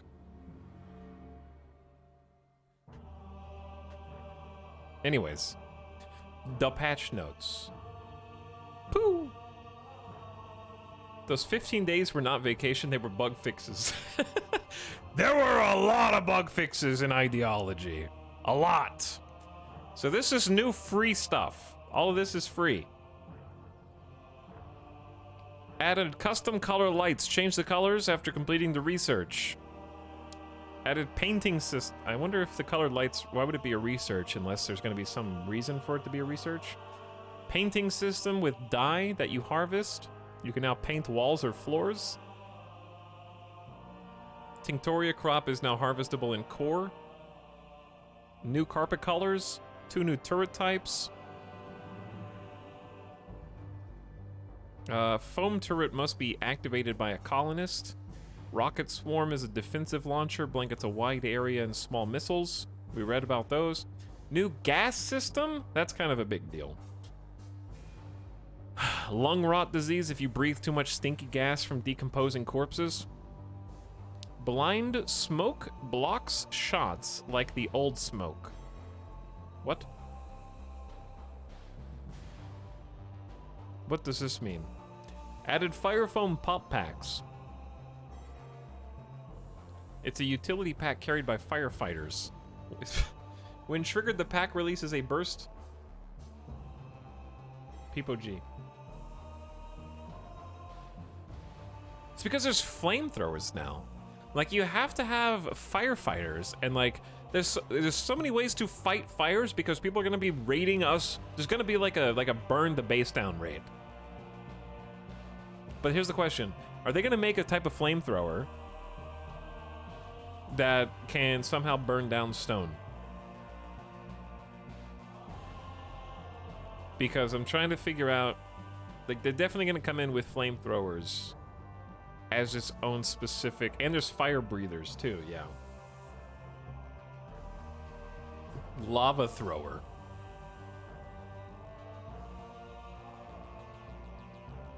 Oh yeah. Fire pop packs, it's crazy.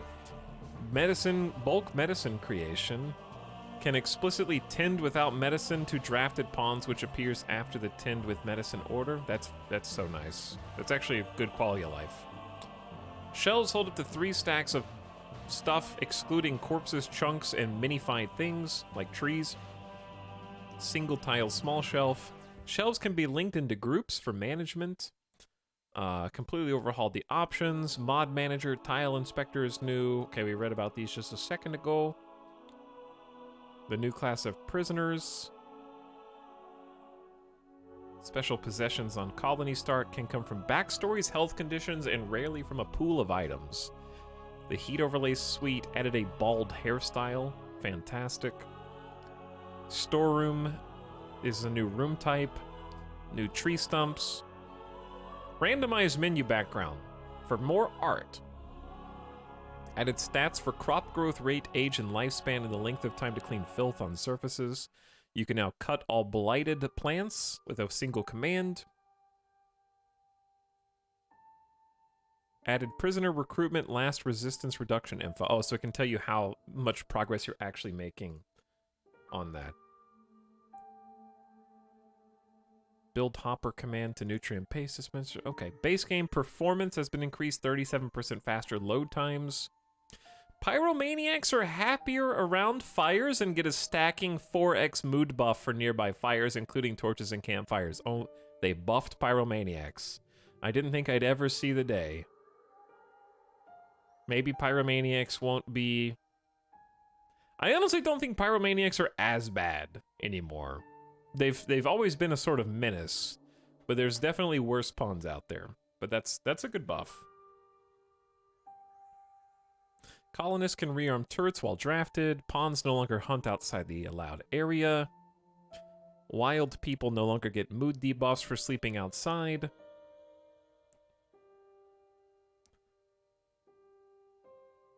Wimp traits pain shock threshold has been increased. Wow. See, wimps are actually the worst. And they got a fairly significant 20% more pain before they collapse. So they won't fall down quite as fast. Pawns kicked out of bed are moved to the bottom of the bed to prevent them from interfering with other pawns waiting to use the same bed. Wardens will take downed pawns to bed to medically rest. Uh-oh, more math. Chat is famously not good with math, yeah. 10% equals 20%, exactly.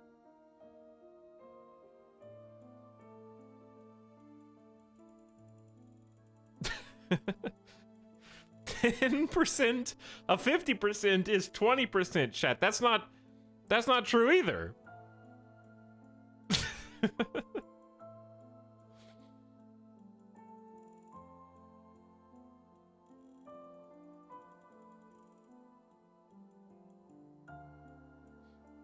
Wait just a second. 10% is 60%. Uh-huh, you guys got it, yeah.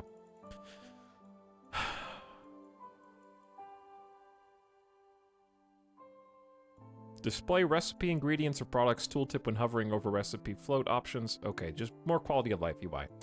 Carried things can now be added to caravans. Oh, how nice. So a thing won't just be disappeared from the list just because someone's holding it at that moment. Trade menu shows player currency, updated sound effects. New sounds are nice. Items deteriorate 3 times faster when in an unroofed area during toxic fallout. Uh-oh. Reduce the rate of toxic buildup from game conditions by 20%. Sterilized egg layers no longer produce eggs, just rimworld things. Shelf cost is cheaper and it's faster to build. Tech prints now give a flat 2000 XP bonus. Okay, that's good too. Yes! Yes! They finally patched the beggar quest! They won't ask for your entire stockpile of 750 heal root anymore. 700 market value is silver, market value in silver. So however much they ask for, it'll only be worth 700 silver tops. They're gonna be completable now. Hide pawn gear while in bed. Rename the rest need to sleep. Okay, combined hunger rate and food consumption stats. Just some good little things to make it easier to get information that you need.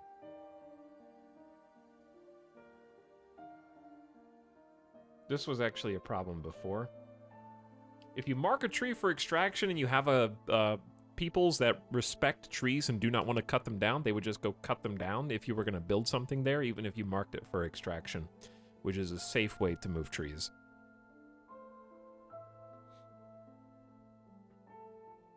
Grow zone and stockpiles tell you how many cells are in the zone. Players can select things pawns are holding. Can select their held things. Remove standing lamps and dark lamps from the game. Oh, red, green, and blue. That's because you can do fancy lamps with special color schemes now. Moved ranged weapon, melee weapon, armor, clothing, and art stock gin to a tag-based system. And adjusted market value selection weight for all items. I don't know what that means.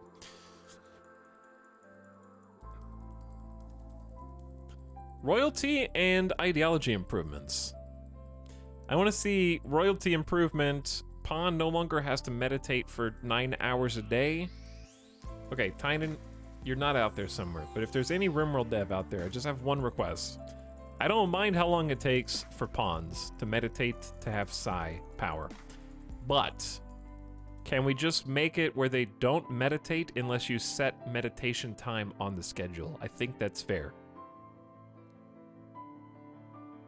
Because chat, we tried to have a colony of psychics, but they will overlap work time to go meditate, which is infuriating. So I can't imagine that that's working as intended. But I feel like I'm crazy because I think I'm the only one who's noticed. But that's a thing, because I don't see anyone else ever complain about it.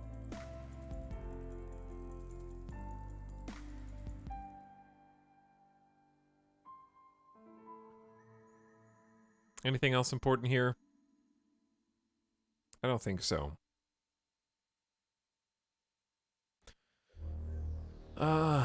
Rituals are called off if the target is reserved. Nah, it's not. I don't think these are that crazy. Okay, then dev stuff, technical stuff, bug fixes.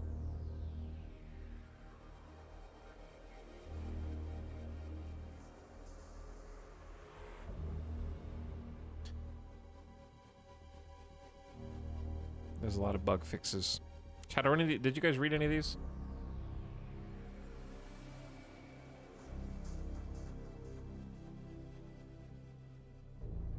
Stranger in Black can have 0 shooting skill.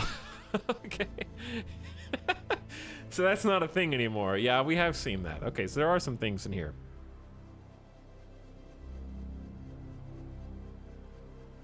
Ritual spectators will stand on beds or in doorways. So these are things that they used to be. I am here to be read too. You didn't read anything. Smelted armor returns chem fuel. No. Wild people can steal ingredients while they are being cooked. Wow, that's next level. There's nothing we can do about that.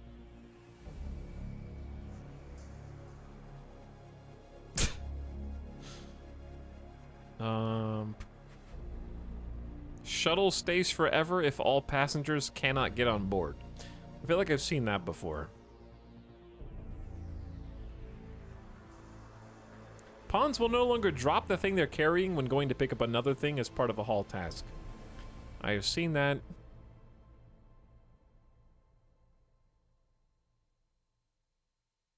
High life harvest yield for drug use essential precept doesn't work. I knew it!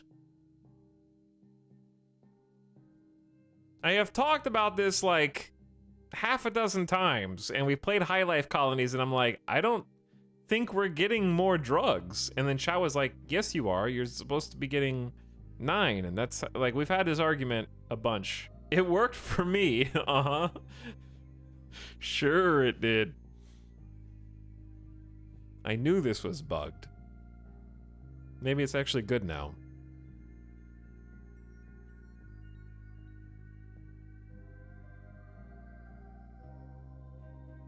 Anything else cool? Sorry, I'm just reading silently so I can do this faster. Hay is listed as possible nutrition in biosculptor pods. I did not know that was a bug, but that was actually pretty OP. The one time we did just load biosculptors up with hay, that was pretty sweet.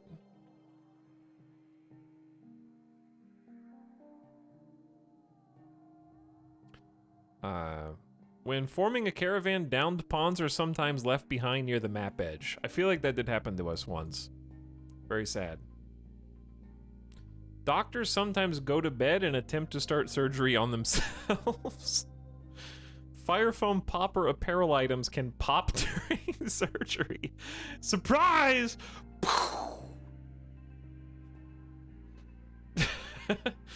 That's like a scary game of Operation, you know, like, all right, an incision here and a little cut there.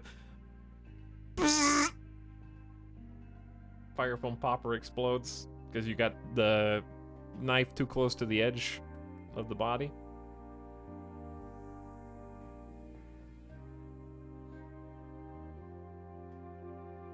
Plasma swords will provide pyromaniacs a mood buff. That's going to be sweet.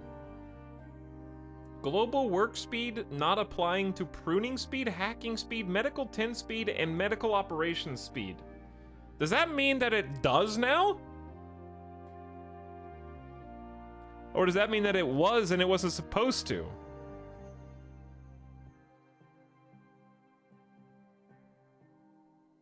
Because we have had a very lengthy conversation multiple times about global work speed and its relationship to pruning speed and medical tending speed in the blind site colony that we just did. It means that it wasn't and should. I love being validated. Like, I'm not even complaining. I just like knowing that I'm not insane and that when I call these things out and say like, this is very weird.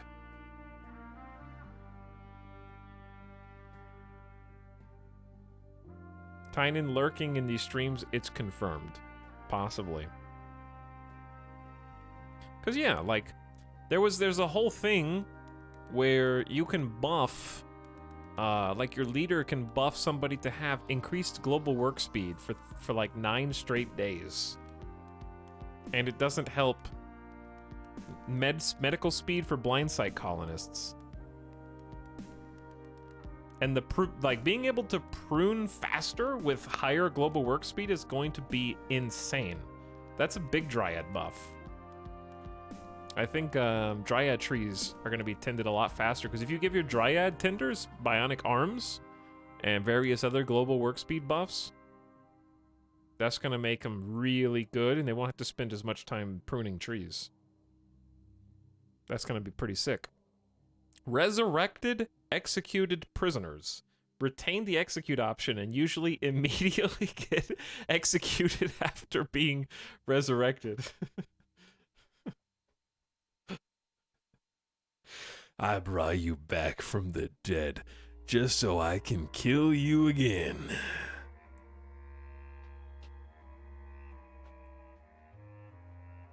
Anyway. Okay, chat, that's all. That I knew this was gonna. I wanted to read the patch notes now and check out the new. We already looked at all of the biotech screenshots and the biotech features. Babies and reproduction is in the game. Making your own mech armies, lots of new mechanoids. So we were kind of right about that. And then gene modding, mutations. This is gonna be a wild DLC. My only fear is it's gonna come out the same day as Vicky 3. What am I gonna do? Why do both my most anticipated games that I'm actually genuinely excited for, those are the two things that I am, like, actually hyped. And if they come out on the same day...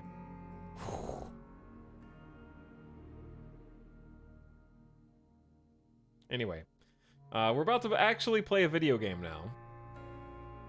Which, if you remember, that video game is Terra Invicta. And in that video game, we have to remind chat what we're doing in that game. So basically, we're never going to unpause today. It's just going to be pause stream.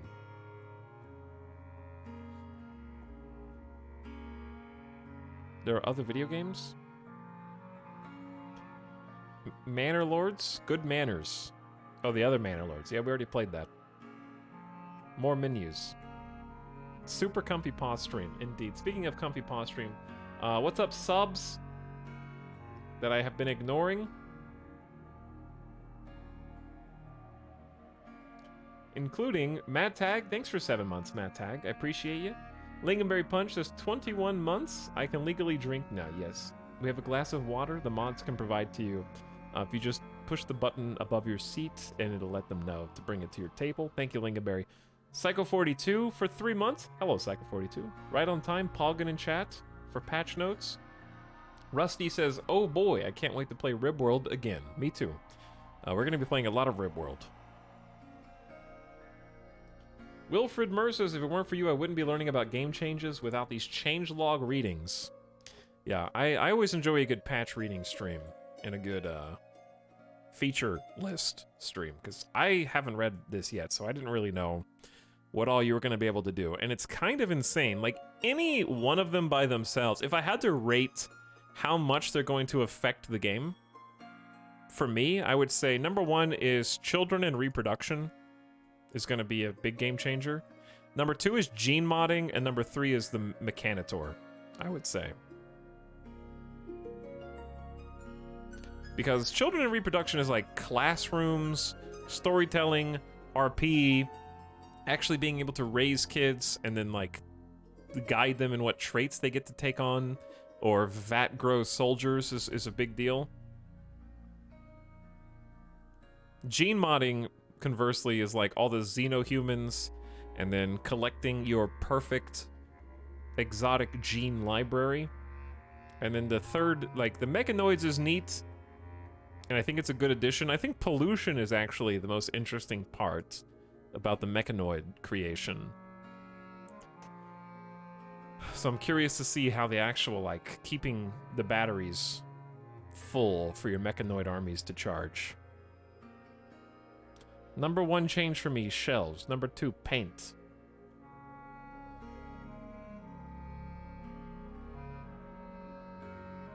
Did we already read the patch notes? Yes. We did indeed. Okay, chat, let's do it. We can talk about it more, too.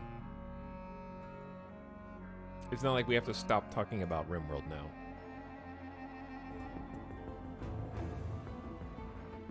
However,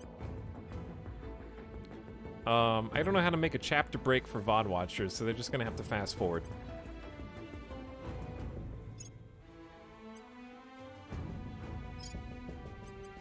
To get to this if they don't care. Or if they've already read everything themselves.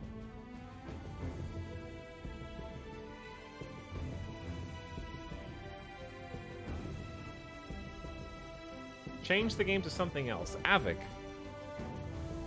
You want me to switch to a different game?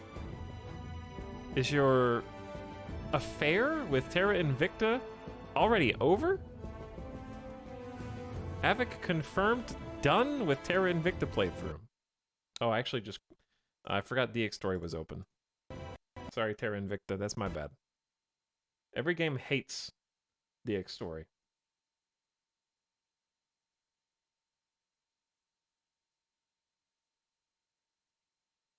Close and open. We're gonna close and open.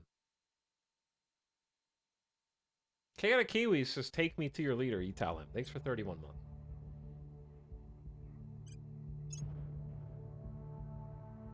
My leader is currently over there. Being a dog. Being a stinky dog.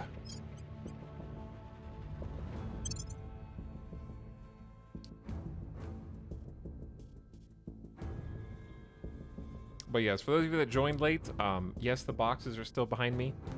And yes, I'm going to move them, okay? I promise. You already got to the sub goal to clean the boxes. I will clean them. Rome wasn't built in a day. Out of cardboard.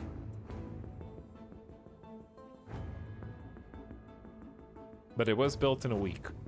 So that's how much time I need, at minimum. But yeah, I don't know what to do. I think it really, like, for RimWorld, I'm thinking now about how to do, like, a first playthrough.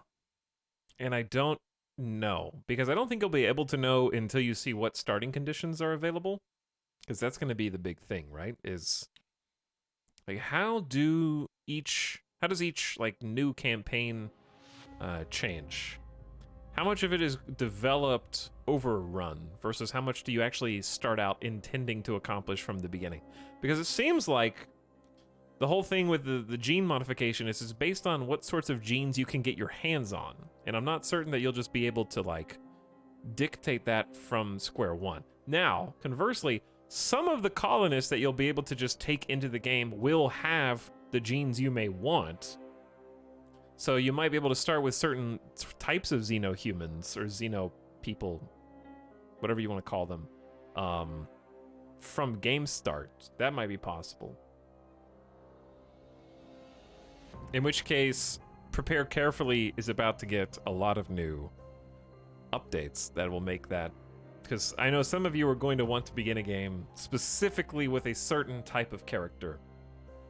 You're just going to want to have your pig colony from the outset. We all know this. So I don't really know what the starting conditions are going to be, because having like a blood siphoning colony does like a vampire colony sounds amazing, obviously. It feels like it's going to be difficult to focus on both mechs and genetic modification, because there's only so many components. And they are both very advanced component heavy, I imagine.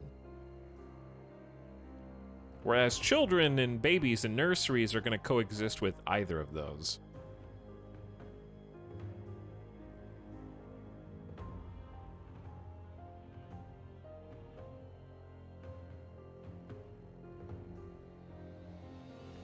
I want to get all the melee damage stuff and grow an army of children who can one-punch everyone.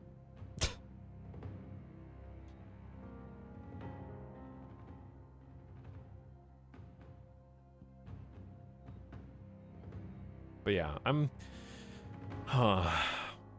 I think between the two, I'm definitely... It's hard to say. I think I'm more interested in the gene modification than the mechs. That being said, I think a mech transhumanist run is also interesting in and of itself. I wonder if you'll be able to take any of those into like a second campaign via Arconexus, but then you wouldn't be able to charge them. I'm wondering how fast the kids will grow up. Well, the game notes said every few years you'll be able to choose what traits they get as they grow, so I thought they would grow really fast, but apparently not. This is every few years you'll be able to choose a trait, so we will see. Anyways, chat, welcome back to Terra Invicta. I am gonna have to, like, probably be somewhere else. I don't know where I usually even am in this game. Terra Invicta, we are in an ongoing campaign racing the rest of humanity to colonize Mars. So if you haven't seen Terra Invicta yet, and you just clicked on this stream, even though it says Terra Invicta as a game, it is a very large, very dense game where we are currently vying for control of the Earth, at least diplomatically vying for control, via our back-channel dealings with the different governments of the world. We've recently established control over Japan, who is now 75% under our thumb. We also do have control of the executive branch. They have an army that we can now maneuver around, and I believe we're developing a nuclear weapons program in Japan. So what we're trying to do is get full control over Japan if we can, and get that 4th spot so we have 100% ability to designate where all of Japan's monthly development goes throughout the nation. That's our new kind of seat of power. Our other primary holdings are North Korea, which we're a bit more popular in North Korea now. And we're using North Korea's space program, which is fledgling and doing its best given its low amount of development points or investment points, thanks to its shabby economy and national GDP, which is tanking. Though we are decreasing inequality between the haves and the have-nots by pumping a bunch of money into welfare, but they are becoming less restful. It's going up quite fast. So here's what we're going to do. We're going to stop promoting welfare in North Korea so much, try to get a cap on the nation's unrest. Our totalitarian dictatorship isn't doing enough, so we're going to put points into the military to keep control over that. And I think also some more points into the economy. And then our other base of power is Spain and Portugal, or Iberia, as it were. So we have total control over Spain and Portugal. Spain now is on the cusp of building its own army to defend itself, and it's quite advanced militarily. Good Miltech score of 4. And we did create a space program in Spain as well. So Spain is got pretty good amount going for it, and it's getting better month over month because they are getting a decent amount of investment points, but the number is going down because their national GDP is decreasing every 30 days. So maybe some more economic development would be good. Probably need even more than that. And we're almost done building an army. So once we're done building the army, we're going to start distributing a lot more in different places. We've also started to get a foothold in the United Kingdom. We are the little squiggly yellow line, if you need to remember what our icon looks like. We're playing as Project Exodus, which is a faction that is trying to vacate the solar system. And if we can vacate the solar system fast enough, we'll be able to get out from under the thumb of the impending alien invasion, which coincidentally has a new ship in orbit. Their Victor 6 has recently arrived. It is a Seaflower class destroyer vessel that has been orbiting around Earth with intentions as of yet unknown. No spoilers also, please, chat. But this Lonely Protector, as it's called, is just kind of doing something. Up until now, alien ships and vessels have been crash landing on planet Earth around the equator in various nations and continents. And after they have crash landed, what has quickly followed suit post-crash has been some alien phenomena in the form of flora, like xenoflora and fauna. So the ground is corrupted with this purple stuff, and if left unchecked via potentially spores or some other types of method of dispersal, there have been alien xenoforms that tower over the landscape and have been rampaging, especially through Africa. They started in the origination in our game, which is randomized in each campaign. Our first alien vessel crash landed right in the middle of Africa, here in the Niamey region of Niger, and blossomed into a giant towering alien xenoform that rampaged across into Sudan before ultimately being put down by some of the militaries of the world, but it was there for a while.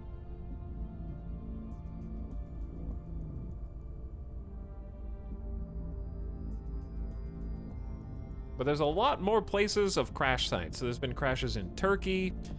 We also had our first crashes in Europe. So around Switzerland in the Alpine states, we had another crash, and I believe we got rid of the xenoflora that was growing there. There was also a crash in Denver, I believe.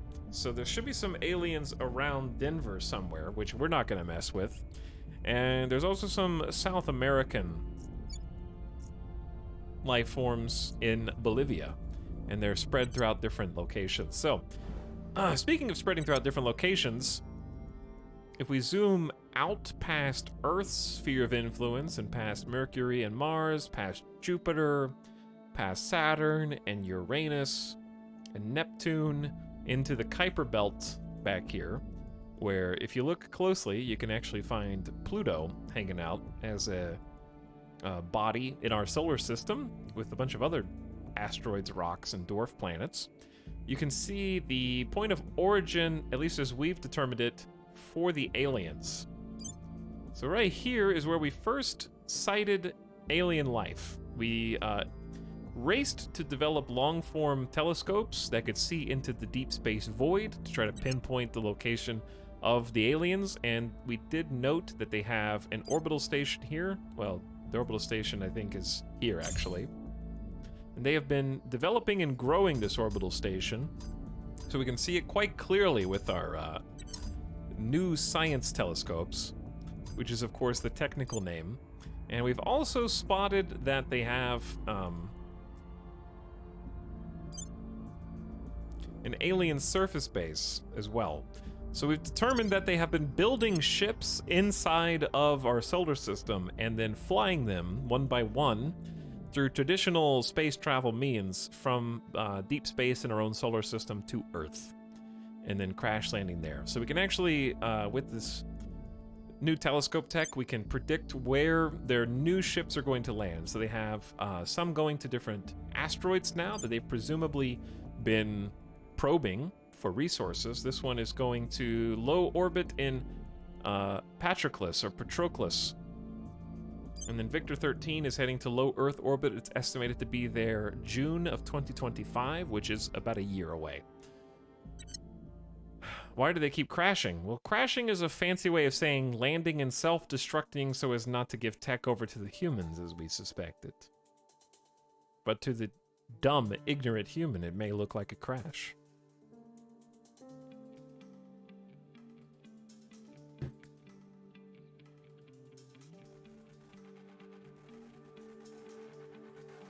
What's up, Marshmallow? Thanks for 69 months of sub. How's it going? Happy 69-month sub? Nice.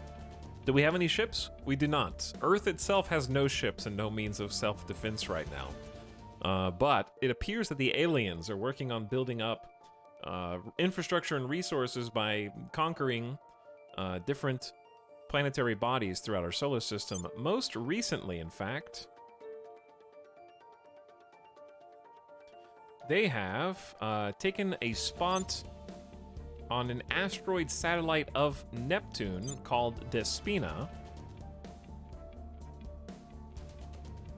where they have decided to plant their alien flag on a brand new base that has what we believe to be a mining complex with reactors under construction as we speak. They're tapping into more resources and probably building up their capacity to produce a fleet in system. And they have stations adjoined to that they're also in the process of constructing. So what they have right now is an advantage. And the advantage is obviously knowledge and technology, but besides that, they have, they're ahead of the technology curve. And also the boost space program curve.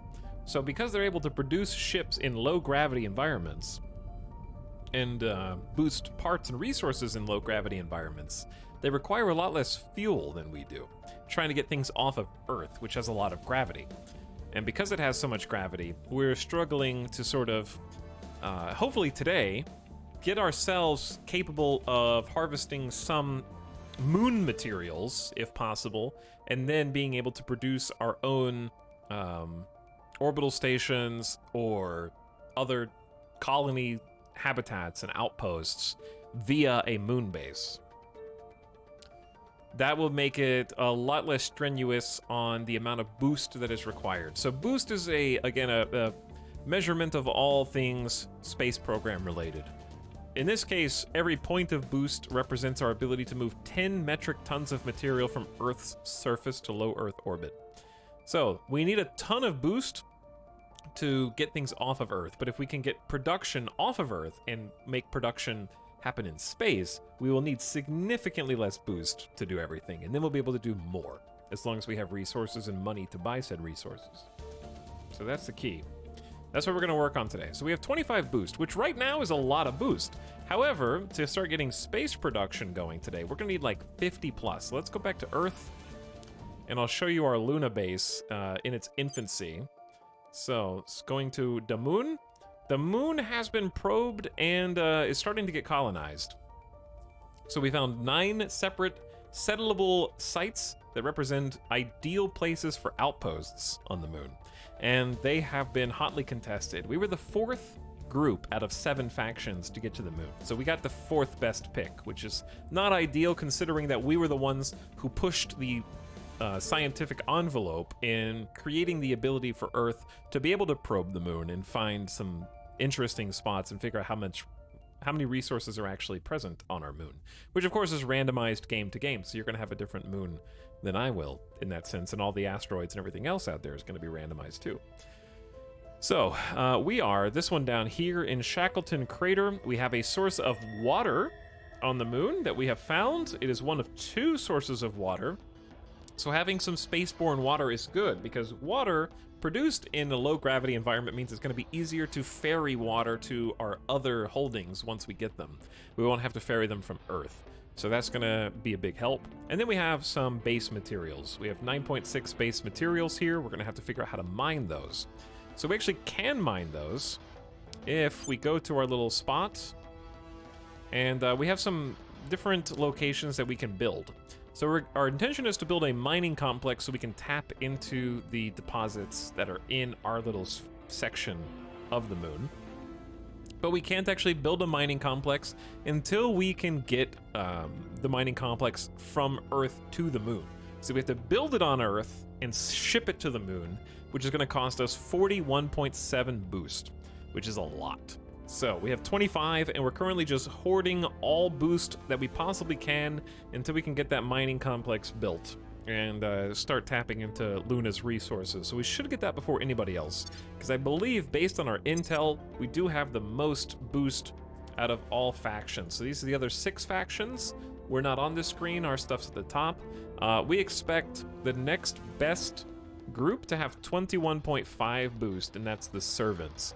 So the Servants are getting quite a bit of boost, but we recently unlocked and uncapped our potential by freeing Kazakhstan from the Eurasian Union, which Kazakhstan has a fantastic space program, and now we are getting all of the boost from their space program. So we're getting 0.19 boost a day, which is currently twice as much as the Servants.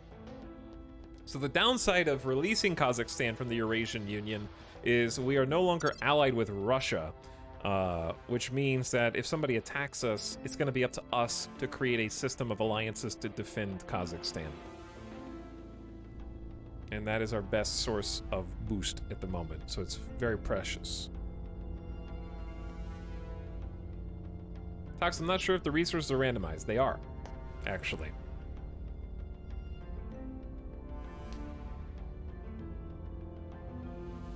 People arrive, Shy Wolf. What's up? How's it going, Shy Wolf? This looks fun, but also like I get stuck making a spreadsheet for every choice. There are a lot of choices. It's a very decision-making game. I have played as the Servants, and it's more interesting than I expected. Gotcha. The sites aren't randomized? Yeah, so, okay, that's what I meant. The same locations will be available, but the number of resources in each site is randomized. Yeah. But also, I believe I was watching Avik play this, and there was only one spot on his moon that had water, for example.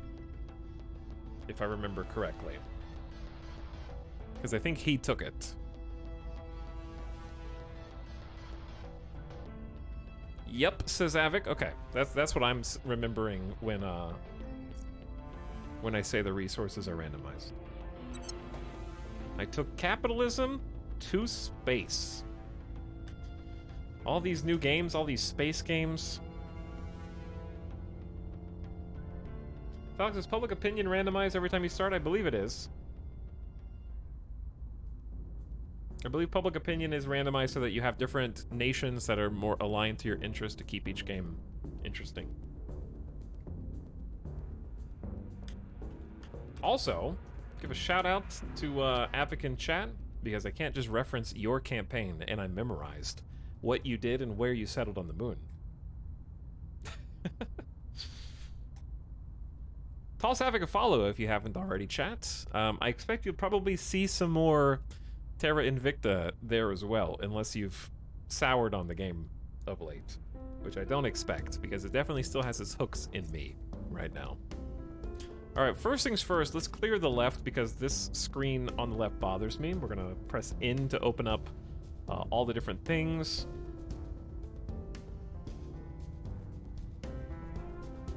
And I don't think I need to read most of the ones, especially at the bottom. We'll have to look at our researches. We're not going to be unpausing for a bit, which is not surprising because we spent so long talking about RimWorld. Russia and Ukraine did actually make an alliance, and now they have ended their alliance. That was very fast. I'm not sure if control of Russia has been shifting, because I think it used to be a little bit more cohesive, but the Protectorate... Oh, actually, it looks like Humanity First has taken Ukraine. And that's why they've ended their alliance. Humanity First is trying to make some plays. That's kind of interesting. So the Protectorate had control of both Russia and Ukraine, made peace, and then Humanity First came in and took over after they made peace. So that's kind of smart, actually. We have detected the new alien fleet, which I think we just looked at. We've also been defending our interests, which is a technique by which we kind of lock down control points to ensure that the governments that we are speaking to continue to listen to us and sort of practice what we preach, instead of letting other factions whisper in their ears and try to take their loyalty away from us. So we're playing as one of 7 human factions. You can actually play as any of those factions in Terra Invicta, and they all have asymmetric interests and goals. So ours is to make a human mothership to leave this entire solar system, not just Earth, but the whole solar system. So we have some long-term goals to sort of study the aliens and find out more about them, because if we can learn from their technology and how they got here, we might be able to reverse engineer that and use it to escape this solar system. So that's why a lot of our primary objectives as Project Exodus are about researching alien movements on Earth, figuring out where they are, watching them, and maybe salvaging their technology.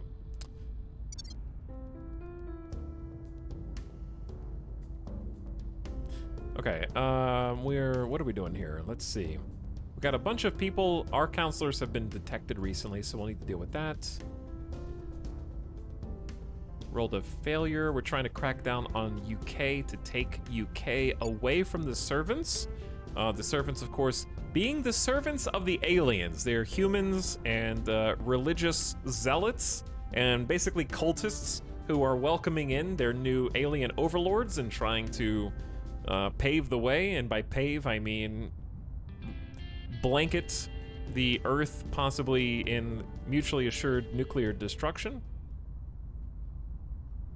So, traitors to humanity. Okay, so let's clear all those. Let's see. The crackdown on our control point in Uzbekistan has expired. Well, show me Uzbekistan.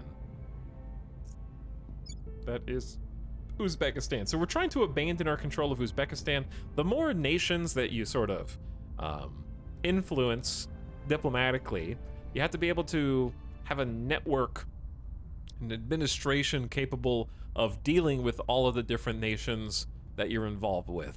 And that is represented with your control point cap.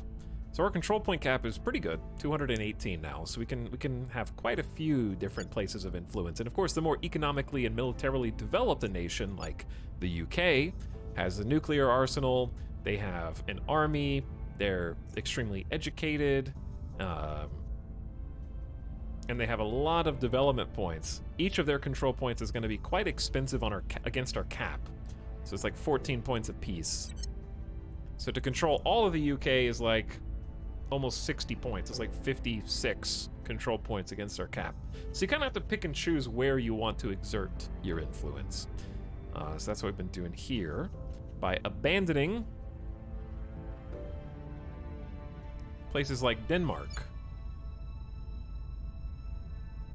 which I don't need to abandon now because I'm under my control point cap. But yeah, we're trying to consolidate our power, basically. Okay, I think I already have my counselors doing a thing. What I want to do is quickly look and see how Japan is faring. Okay, if we see this little icon, that means these control points are defended, which makes it extra difficult for enemy counselors to loosen our grip on those nations. North Korea is defended. Want to make sure Kazakhstan with a huge space program's defended. Spain and Portugal. Okay, and then what about our points on the UK? Check. Everything's looking good. So I think the only person who's got a job right now is Bradford Spence.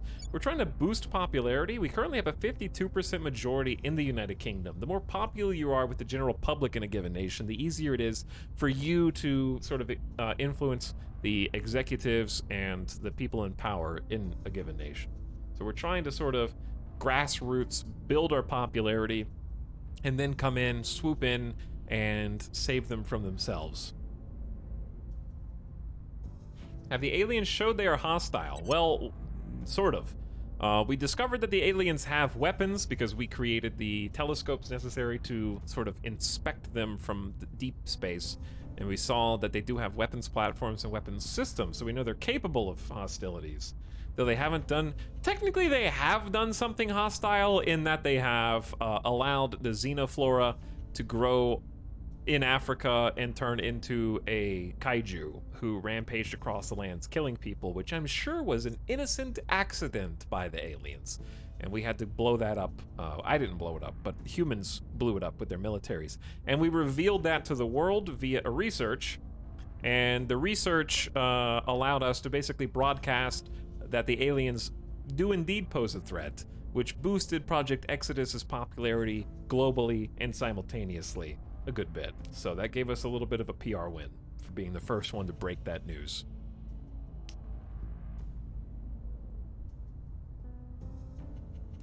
So, let's see. We just defended Spain. That's what this is saying. Let's see what our research is. So right now, we're doing a good job with research. We've got some very educated nations, and we're building 28.5 daily research, which is, in this stage of the game, pretty good compared to all of our competition, especially when we're beating the Academy, who are the most scientific of the different factions, who are trying to prove to the aliens that humans are just as good as aliens, and maybe if we can prove that we're like them, they won't feel hostile towards us, and they won't treat us like cattle. We're beating them by 12 and change, 12.1 research daily. The servants have pretty decent research, but we are just far and away number one.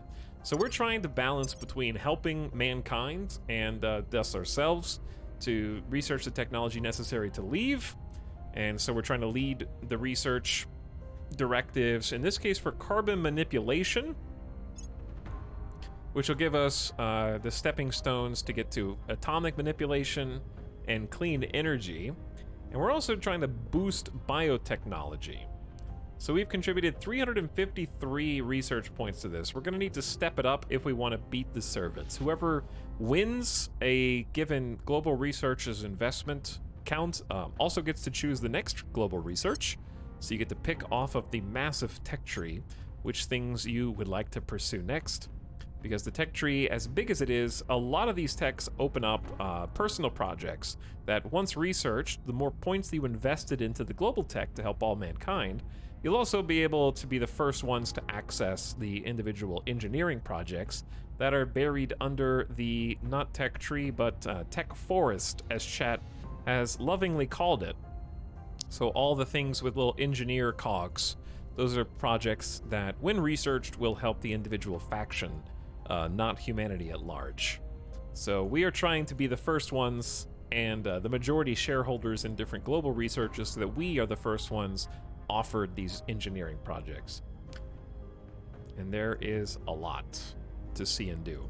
And you're gonna maybe have a different order of research each time you play the game. So like, I've researched things in my game that other people didn't research for 5+ years, and they were my first researches, and vice versa. So that gives some replayability, because you're really not gonna have time to research literally everything, I don't think, because some of these are incredibly expensive. Tech jungle, big time. Hello, Etalyx in chat. What's up, Lambda Project? How's it going? Welcome to stream. So we're basically foregoing work on the middle global tech and putting our points into the edges right now. And then we got two personal projects here. One is just tracking alien movements, and this is one of our story quests.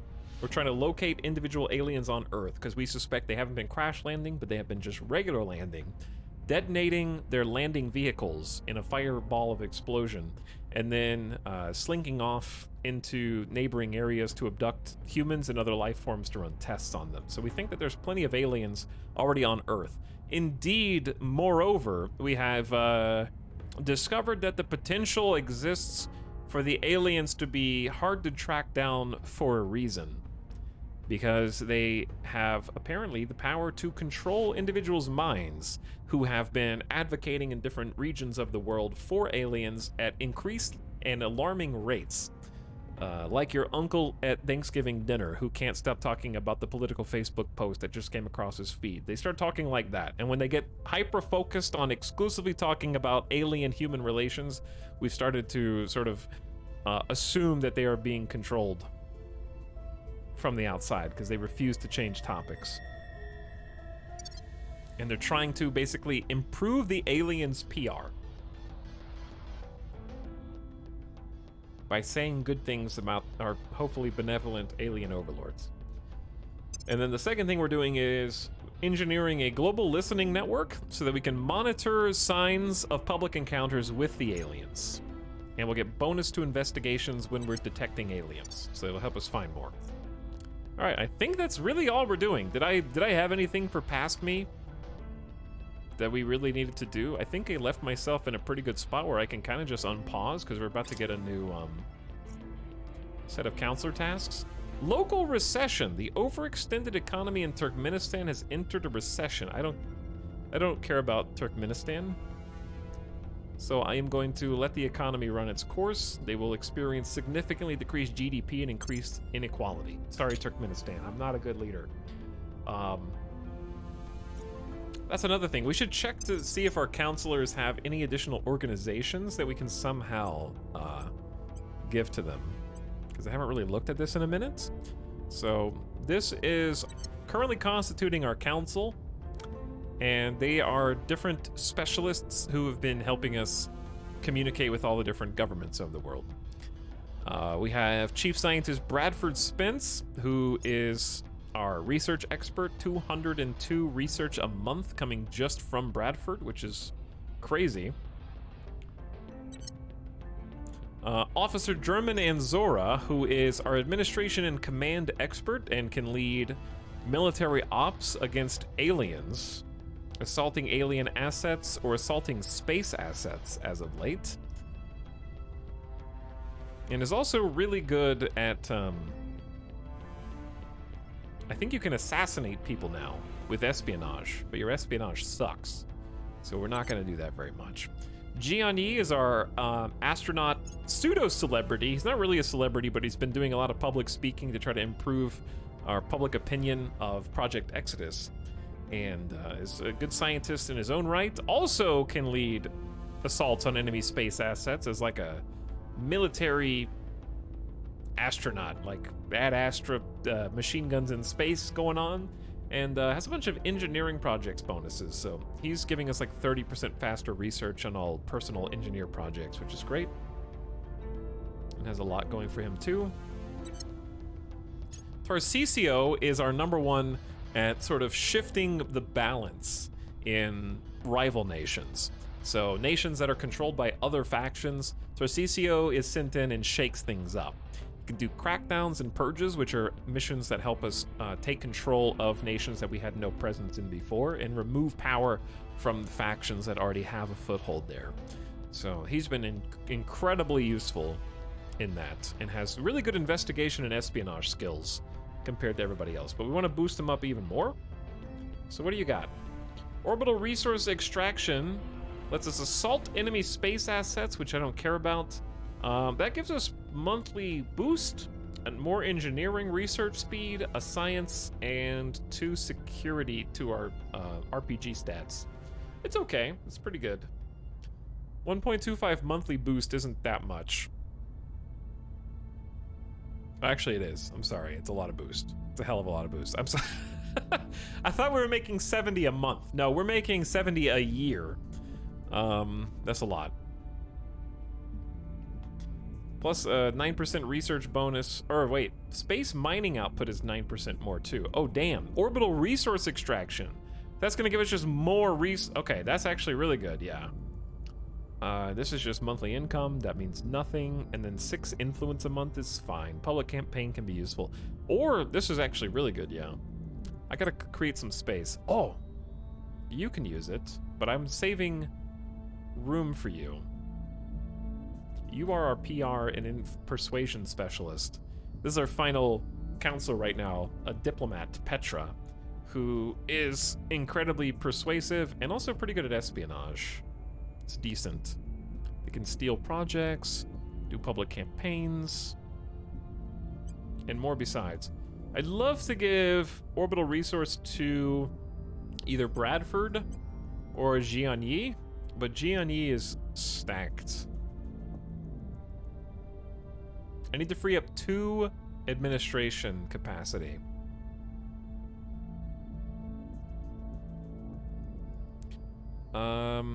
What if...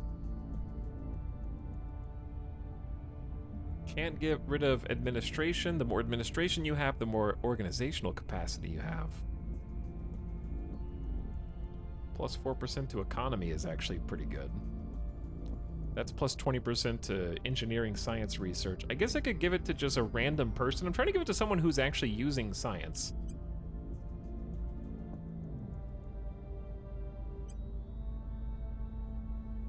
But nobody here is.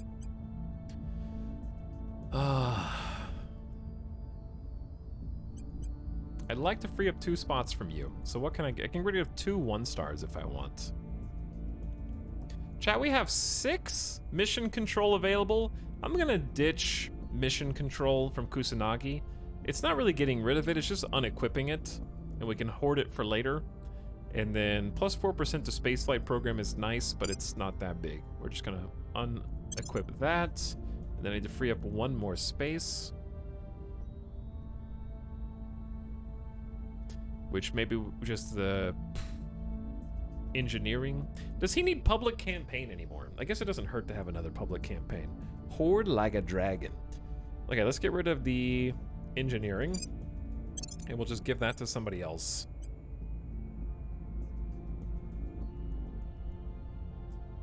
Oh, I have like 5 unassigned things, huh? These are just science boosts.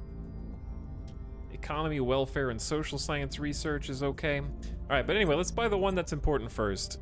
Orbital resource extraction is crazy. So, right now, like I said, we're entirely dependent on making as much boost as possible. Without boost, we can't get resources from Earth up to space. We need to build a mining platform on the moon to be the first one to start tapping the moon's resources in a low-gravity environment. In this case, it's water and base metals is what we have up there. So the faster we can get to like 40 some odd boost, the better. If we're getting 0.19 a month, that should go up. We'll have to see what that goes up to. But yeah, that's worth a lot once this applies, because you get the engineering back anyways. And then I will just give her the Ares Works income. Okay, we have like 3,000 in cash reserves, which is like in the millions of dollars. So we have a decent amount of money as well. Our case remains unheard. 80% chance to convince the people of the United Kingdom of our worthiness, and we failed. That's okay. We're gonna have to hide some of our operatives because our council members are being discovered by enemy factions and they're gonna start hunting us soon. Hey, Etalyx, hi chat, how goes the Escape Earth plan? Curious as to why others don't just let you go. Well, right now they kind of are. Adversaries have conducted a crackdown on our control point in Uzbekistan. I think I'm trying to get rid of Uzbekistan, so you can just have that, actually. That's yours if you want. Well, they actually kind of are letting us go. Nobody's actively hostile towards us. If you look at the relations of all these factions... Okay, never mind. The resistance is in conflict with us. Chad, did I do something to make every faction stop tolerating me? Oh, it's probably because I purged them from their holdings. But that's why. It's not just that they're just, oh, we'll just let you go. It's because I have been coming through and being like, you're in the UK, stinky, out. I want Japan, you're out. I want North Korea, you're out. And I probably, like, stepped on some toes. I would think like that.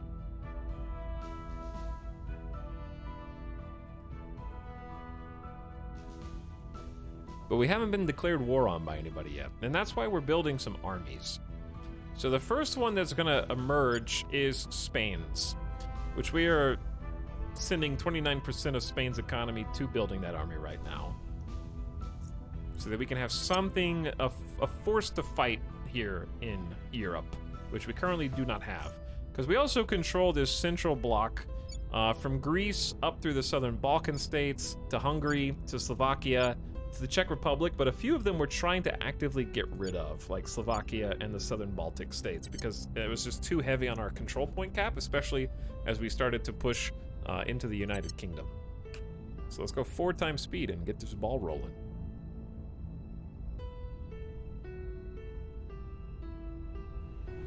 But yes, long term, the plus 9% space mining output does seem. Oh, okay, that's not bad. That's Slovakia, which I just said we're trying to get rid of. So the Academy is trying to take over Slovakia. We are now able to undertake the Augmented Learning Project, which, if researched, will give us bonus investment points into knowledge. So, for example, if we're trying to use our investment points in the knowledge branch, knowledge increases education, raises the government further towards democracy, and also pulls cohesion towards the middling value, which I guess is good. And over time increases the amount, I think, of research, because it's a combo of education level, cohesion, and democracy levels. So it would give us just more research points over time, which is our current strong suit, so we're going to continue down that. When should I see a new boost figure? Because we should be making more than 0.19 now. Iceland and Greece end their alliance. That's fine. Canada and Spain have ended their alliance. The United Kingdom and Romania have ended their alliance. Italy and Portugal have ended their alliance. Turkey and Spain have ended their alliance. Lots of alliances breaking all of a sudden.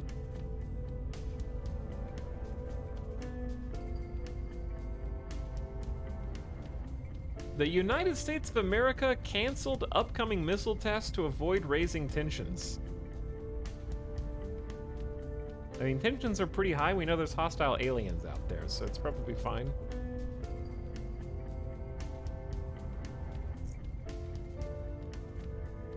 Wow, someone's still in actual early game. Yeah, we're just taking it slow.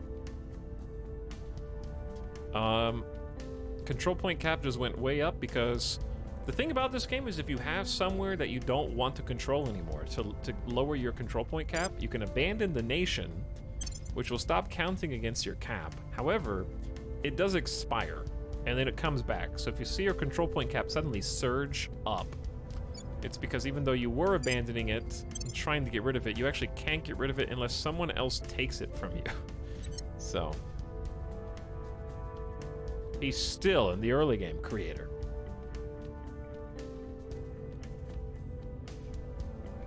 All right, every 2 weeks, we can send our counselors to go do different jobs around the globe. And I think we were just trying to, again, solidify control over the United Kingdom by upsetting the servants. So I think that's still good. I wouldn't mind some campaigns in Spain and Portugal, especially Spain, just to sort of establish that relationship. And we were also working in the European Union, which used to be France, but is now France, the Benelux, and the Alpine states, who have united into one nation. So they're quite big. And then we have 1 point left in Japan, which is currently not defended. However, just because Standing it's not by for orders. Just because it's not defended doesn't mean it won't be defended by the time that we try and do a crackdown here. So I have 71 influence. And then even if I spend 64 influence, we only have a 55% chance of success because the national economy is too large.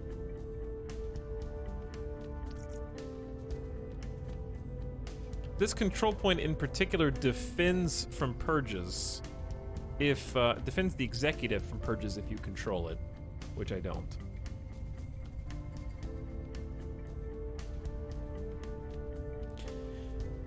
And I'm not willing to spend all my influence for just a 64% success chance, so what I'd rather do is just continue increasing my popular support here for a strike later.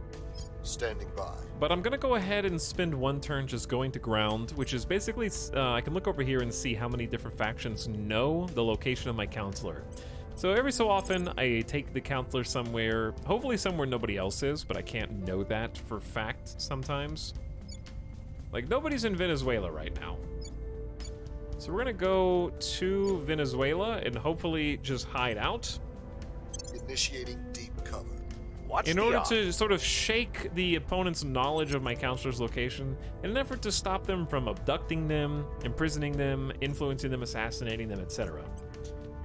Whereas German Anzor, I don't really mind because he's got 10 security and is basically an unkillable god. He's both a survivor and a hard target, which makes him quite difficult to take down. So if somebody wants to interrupt him, you're welcome to try. Ready. But my astronaut Jian Yi, I think we should also spend a turn going to ground. Let's go hide in Whitehorse, Canada. Or we tried Hawaii, and Hawaii really didn't work for us. They're abandoning Thailand. Let's go hide in Thailand. Initiating. And again, it's a little bit random. You're just trying to hide somewhere where other agents aren't. Ready. Our diplomat Petra, too many people know where you are, so let's just try and reset all these. You can go hide. If you hide in our own territory, that might, like, let's go to the Canary Islands. Hunkering down. I assume it's okay to hide in your own controlled territory. That should be better. Oh, why am I... Sorry, chat. New Terra Invicta webcam position. My bad. Okay, so we only have 2 people to decide what to do. So we could try looking for some other agents. I don't think a coup is going to go over well basically anywhere.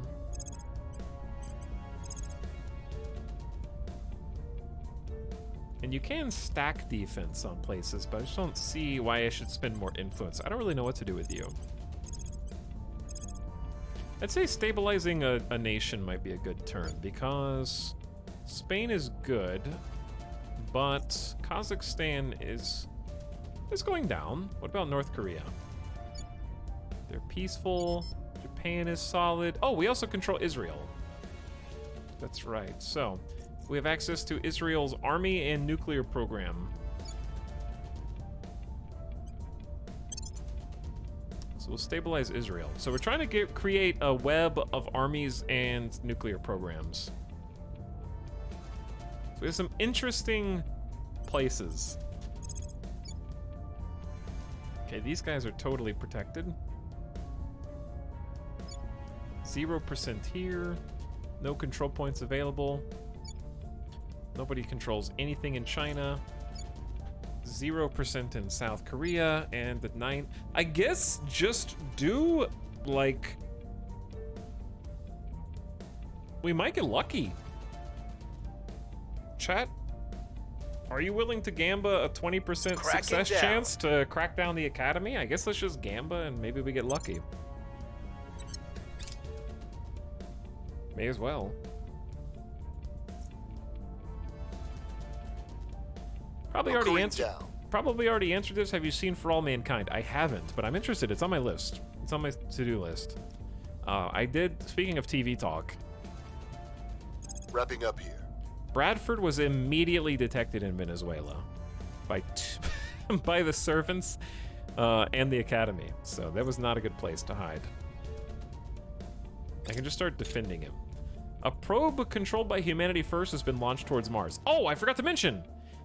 We led the charge in getting the technology to send probes to Mars to sort of check it for resource locations. We know that there were 16 viable sites on Mars, and our, I think, estimated time of survey completion is the 5th of May of next year.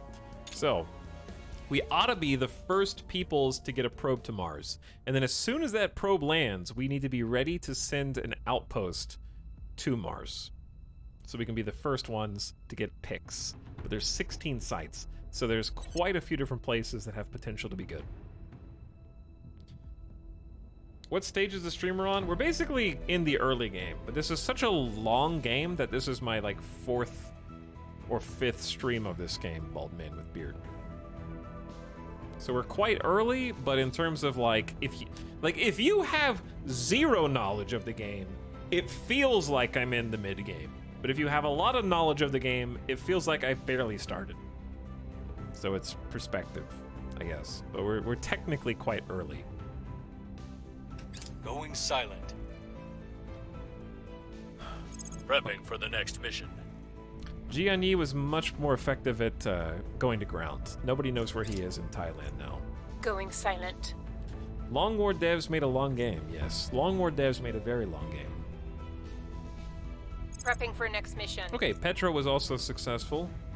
Poland has initiated their spaceflight program. That just made Poland a bit more valuable than it was before.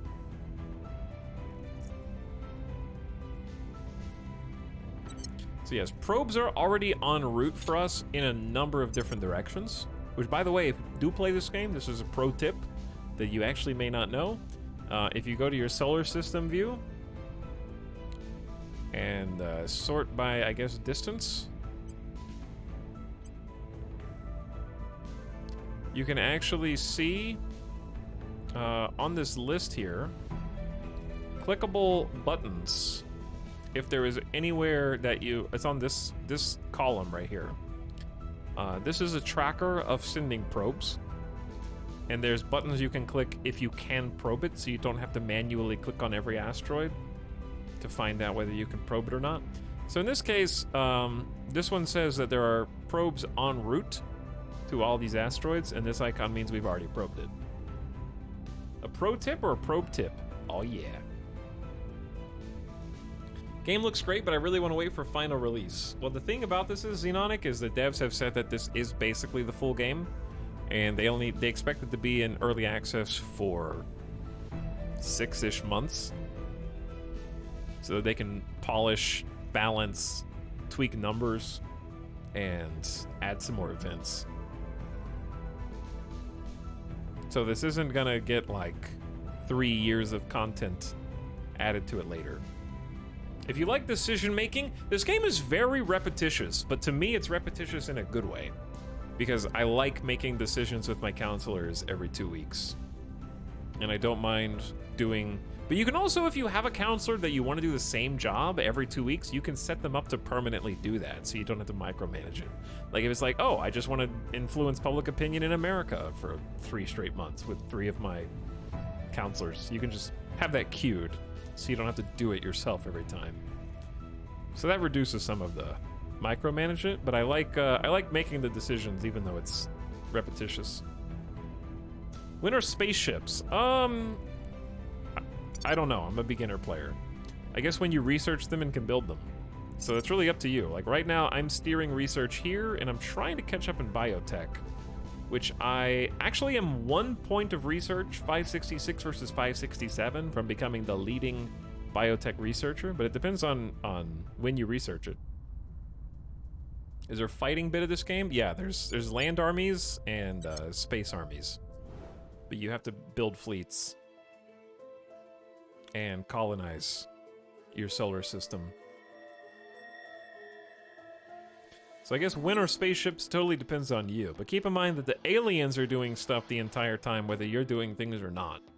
So you may play for a very, very long time, do things in the wrong order, and piss off the aliens, and then the aliens come and just like blow up a bunch of your bases eventually, and it's just game over. But for me, I don't mind that.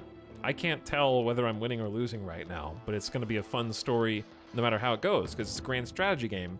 It's the kind of game that you definitely can win, but I don't think it's going to be less enjoyable if I don't. Are the aliens friendly? That also depends on you, I think. Because like I said, there's 7 different factions. Some of them like the aliens, some of them tolerate the aliens, some of them hate the aliens. And each faction has completely different campaign objectives. Which reminds me, we are 10% of the way towards learning how to track alien movements for our campaign objectives. I'm just trying to get the hell out of here. Okay, what were we doing? talking about TV and then I got totally sidetracked? Tell me what we Never need mind. to send more people further, faster. Otherwise, we'll be stuck playing defense forever, and that's just a slow way to lose. Commander Fiona Ayawade, technical briefing. Scientists around the world have gained a full understanding of electrostatic propulsion. The Resistance contributed the most research and has selected mission to the asteroids as the next direction for global research. Of the many factors that have kept humanity tethered to our home planet since we first sent a man up to space decades ago, the foremost is fuel demand. Any deep space propulsion system needs to manage its fuel as efficiently as possible to allow for long-distance travel. Now, by using electrostatic fields, our researchers believe they found a workable solution. This novel thruster concept employs an elegant array of electrostatic fields to guide and accelerate fuel. The fuel is pushed through an almost frictionless system of pipes to gain velocity. Once it's reached the desired velocity, the fuel is expelled through thrusters, pushing the spaceship forward. The beauty of the thrusters is the tunability of the electrostatic fields, which allows a spacecraft to select just the right amount of acceleration for any maneuver. Even though the current design allows accurate control over the spaceship's thrust, our engineers believe that in time, we'll be able to push the fuel velocity even further using high-energy electrostatic fields, which is a possible research now if they wanted to go that route. Personal projects that are unlocked are ion drives and Hall drives, so we're going to be among the last to learn those because we didn't give any research to electrostatic propulsion.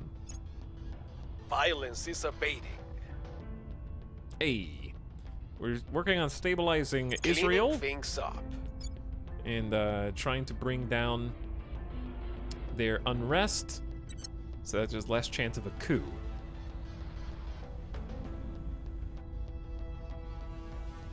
Okay, good job, everyone. Well done, and we've jumped into the lead of biotech research. So we don't have to contribute as much now if we don't want to. But it is almost done.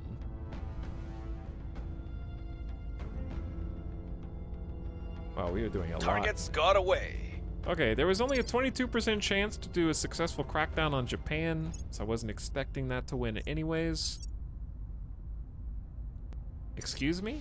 Astronomers have identified a meteor strike on a trajectory to hit Alexandrov base on the moon. The meteoroid has a velocity in the dozens of kilometers per second, leaving the crew of Alexandrov base very little time to react before it arrives. Is that my problem? We can only hope it won't be too bad. Possibility number 1, impact. Triggers the following effects. Alexandrov base will be destroyed. Hold on. Which base is mine? It's not Alexandrov.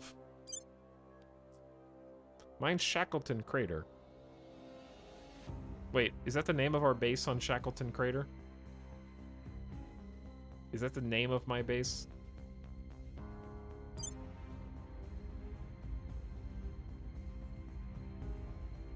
Base name's top right. Oh my god, it is my base. You bastards! We don't have any defensive scores? Why would my base be the one that gets RNG'd to death? Well, we can't even pick this one. Because there's no defensive fire. It's barely an outpost. We have a 20% chance it's just a puncture. Solar collector destroyed. Our solar collector at Alexandrov base was destroyed. We will need to clear the wreckage and rebuild. A single random module will be destroyed. Okay, that actually maybe wasn't the worst thing in the world. We still get to keep the outpost. So the outpost main hab was not destroyed, but the solar collector was. So how does one repair a module? It's no longer someone else's problem.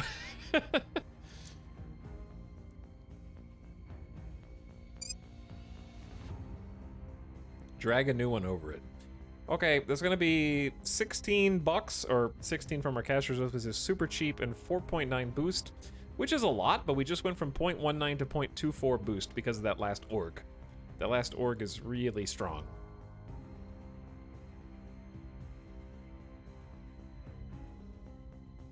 Okay, that's fine. It's a waste of boost. It's gonna set us back, but so be it. Send the resources up. That's why we have boost. We need power before we can have a mine there anyways. Because the outpost mine complex will take 5 power. And the solar station produces 10.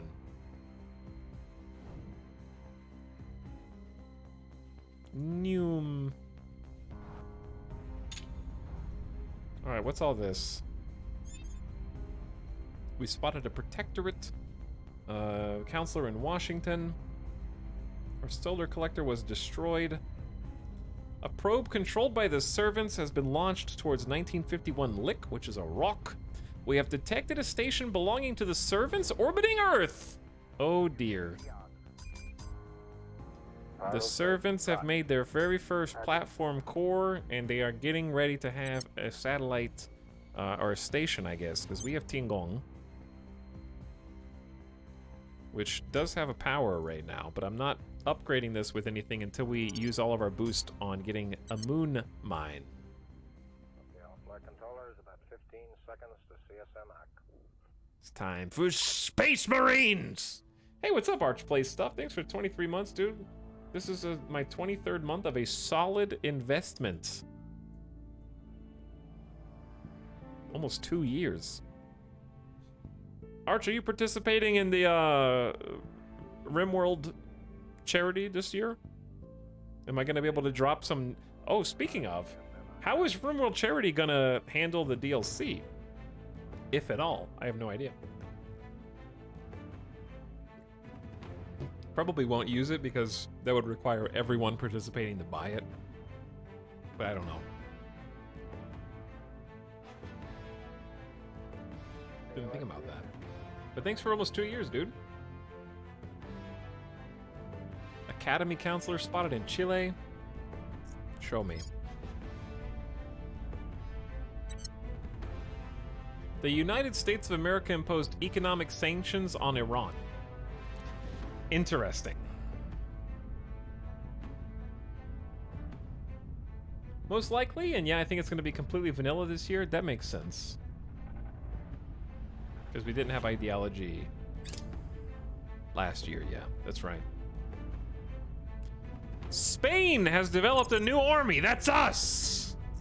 We got a level 4 information age Miltech special division parked in Spain, which does have a downside. If we have an army at home, that'll take a little penalty from monthly investment points, but we're gonna stop investing in our army.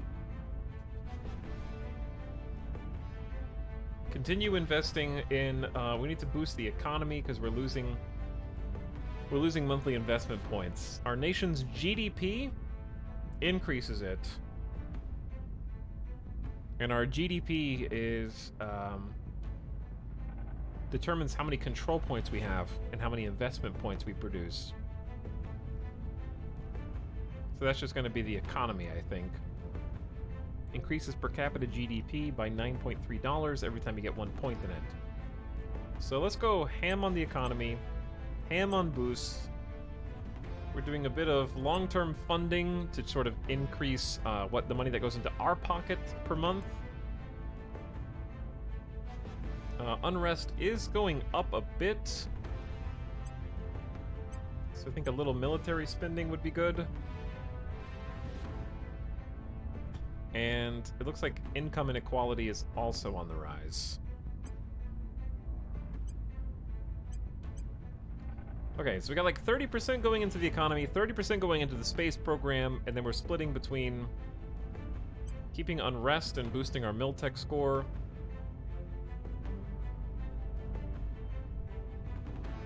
We're not going to siphon from their economy with spoils yet. Okay, that's going to free up a bunch of points, though. Very cool. Army under Project Exodus control. That's the Spain army. We've spotted a counselor for humanity first. Oh my god, they have found the hybrid between Mark Zuckerberg in Meta and Elon Musk.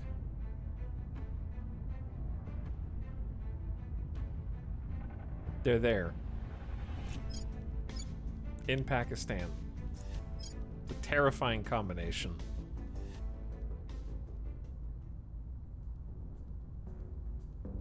Can we name them the Alhambros? We could.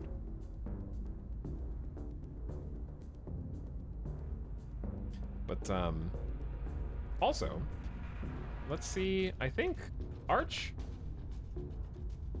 Hope your stream's been going well lately. And if you haven't already followed Arch Chat, now's a good opportunity to do so. After we first met, when I dumped an entire charity mech raid on his lap during the charity stream from a couple years back. And now there's even more mechanoids that I might be able to leave you with.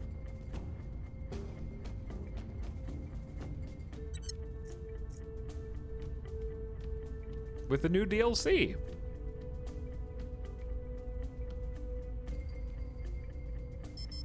Okay, so new assignments. Ready to go. Ready for So my we had mission. people go to ground. I think I'm just gonna have Bradford get bodyguarded by German and Zora. Let's make... I want to just have total control over Japan. I think I'm gonna spend one turn just doing a big public, triple public campaign in Japan. Let's put some money into those campaigns. We'll make our appeal. Your orders? Jian Ready to Yi, go. you're gonna go to Japan as well. Making our case. Where do you Petra, need you're me? gonna go to Japan as Ready well. to go. What is this? Our defend interests in Kazakhstan. Oh, I almost missed this. Okay, Kazakhstan is now vulnerable. So someone needs to go defend Kazakhstan. Ready to go. I think our counselors will be fine for one turn. So let's have German and Zora Securing our interests. secure Kazakhstan. Tarcisio is going to try another crackdown.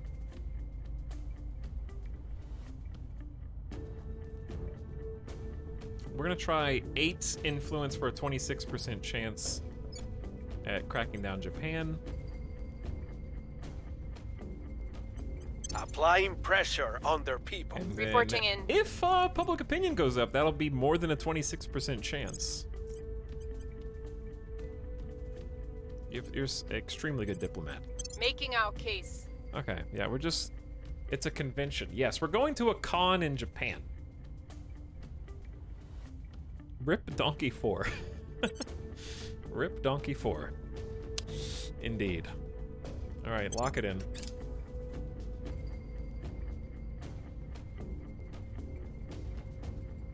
See, if we can get all 4 seats in Japan, then we might be able to look at... I was Securing our control. originally wanting South Korea, that we could have North and South Korea, which would be nice to unify, but they're pretty entrenched. And we have no popular opinion in South Korea at all. Wrapping up here. All right, Kazakhstan is better defended now. Gotta keep that in our pocket. But we should probably focus on the United Kingdom after Japan. Japan, UK, Public then sentiment European is Union. increasingly with us. All right, Petra succeeded first. We got public opinion up to Wrapping up here. 44% in Japan. They still haven't defended it, so I don't know if they just don't want to spend Public the sentiment is influence. increasingly with us. Okay, another 7% to 50. We'll be ready for new orders Then soon. they can clean or cook or restock supplies. If they're eating my food, sleeping in my beds, and using my latrines, they'll damn well have to work for it. Chairman Soren van Biotechnology. Beek during labor negotiations regarding diamond miners' families. Excuse me. Biotech is done, and we contributed the most. Biotechnology involves the modification and implementation of living organisms in the name of improving the human experience. Although the terminology is relatively new, the field itself has existed for as long as humans have relied on agriculture and animal domestication. The earliest forms of biotech include crossbreeding and artificial selection, and it's since come to encompass medicine, textiles, and fuel. It's also the Rimworld DLC. We were researching it the whole time. That's how we knew it was going to happen, because I made it. It's here, biotech. Modern biotech makes changes on a cellular and even molecular level. but with the same key intent, improving upon Mother Nature and bending her further to humanity's will. In the face of the challenges and opportunities posed by the alien arrival, we must push the boundaries of biotech further than ever before. Our latest breakthroughs enabled us to create and refine new forms of life intended to meet humanity's ever-growing need for food and fuel, to fight disease and ease suffering, and to restore our planet's health. Naturally, potential applications for biological warfare are also a consideration. We can now research arrival psychology, cybernetics, or predictive genetics. Show me what those mean. Arrival psychology is how the human mind operates when facing an extreme and unfamiliar situation. Might help us with psyops or interrogation techniques. Also a prereq for mass communications, extended space survival, and mind and machine. Cybernetics is a cool one, but quite expensive. Increases the max mil tech for all human nations by 0.5. Prereq for cybernetic implants in a faction, and then it unlocks network propaganda, transform phages, and then mind and machine. And then what was the final one? Predictive genetics, transform phages. Naturally bioweapons, yes, naturally. So these are all the things that I can choose for global tech. Let's sort by cost. Because sometimes sorting by cost is nice because the things that are cheap we will get unlocked faster. Layered defense arrays, atom smashers, and laser engines.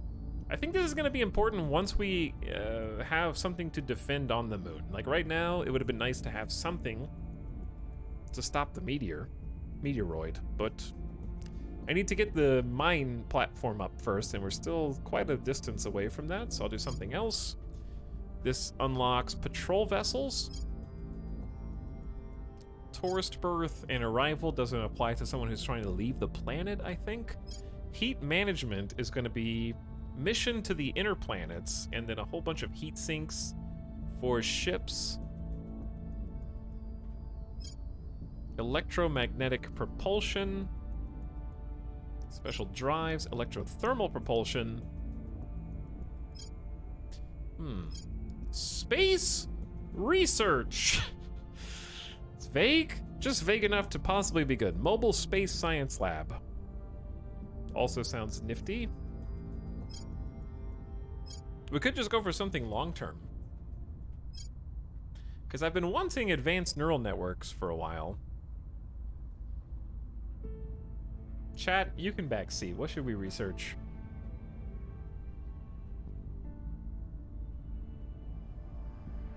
Can you just choose not to research anything? You can't unpause until you pick something.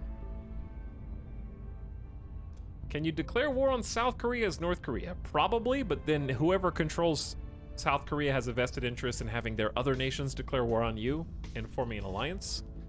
So that's a risk.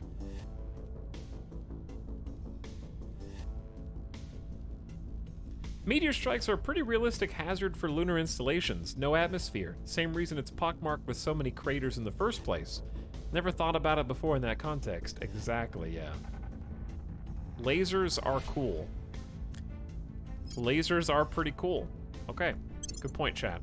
We'll do lasers. It's a fast one anyways. Okay, we only have a small amount of research going into carbon manipulation, and we're far and away number one. Mission to the asteroids. I don't know. I don't even want to research this because now we have to start sending probes to all the asteroids inside the orbit of Jupiter. And we can't even get to Mars yet. Nobody has enough boost for this. So I'm just gonna focus on engineering and alien movements. Pump all points into this one first. 38% of our science is going into the listening network. And we'll check on this soon. Bradford Spence keeps getting detected by literally everybody. It's driving me crazy. He has no espionage. Public opinion is moving in our direction. He has opposite espionage. I will report Chat, when my mission is complete. we boosted public opinion so high, in Japan that I think we have a 63% of the crackdown succeeding. It went from 25 to 63%. We've hit them where it hurts. We rolled a 60! Those triple public campaigns succeeding just made this possible. That doesn't mean that we have control of it yet, but what it does is significantly weaken the Academy's hold on their spot in Japan so that we should be able to take it next turn. That was perfect. And that's why public opinion is so powerful. All right, that's huge. Agents of the Servants engineered a coup in Chad. What did Chad do to you? All right, chat. It's been 3 hours and 13 minutes and I haven't stood up. I know we've played a proportionally small amount of this game so far, but now we're rolling, okay? And we're gonna have Mars probes today, guaranteed. So I'm gonna take a gamer death break because I gotta pee really bad, and also take Doggo outside and get a snack. And then we're gonna come back and we're gonna launch. We're just gonna be rolling. We're gonna be going 5 times speed for a while, okay?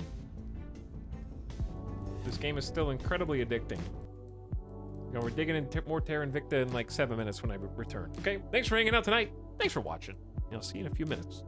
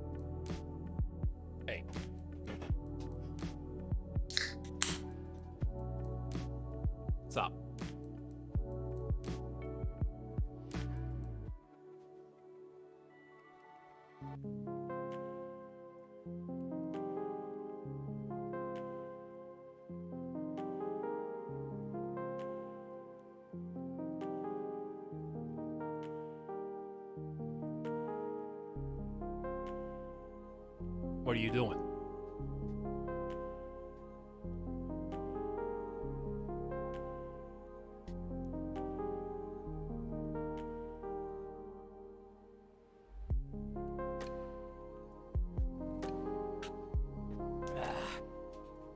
Okay.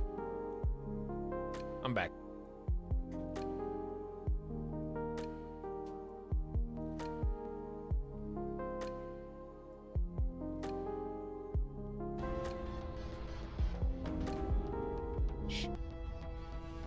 Shh.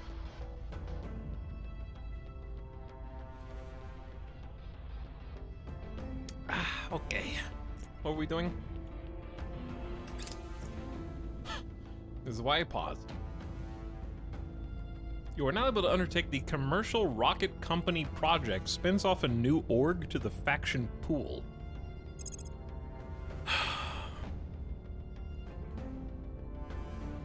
Okay, I mean, that sounds useful, but I gotta finish my work.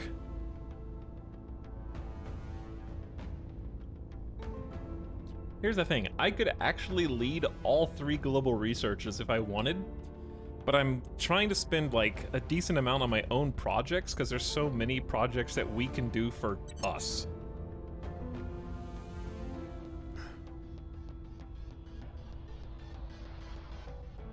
Plus, we don't have the no one has the boost to go colonize the asteroids or mine them.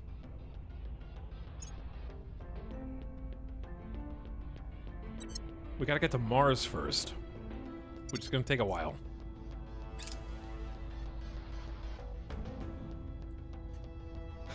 I'm playing this stupid addicting game called Brotato. I read that as Boruto. Isn't that, yeah, I thought you were playing, like, anime. Yo, Boruto is stupid addicting, dude. I love that game.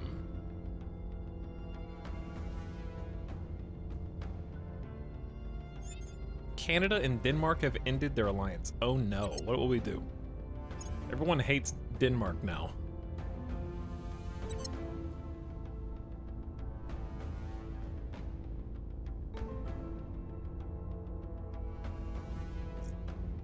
Hold on, chat, we need to make a save.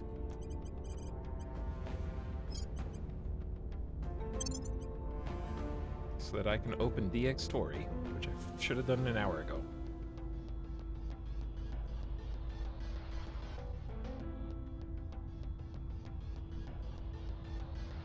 What do the aliens call Mars?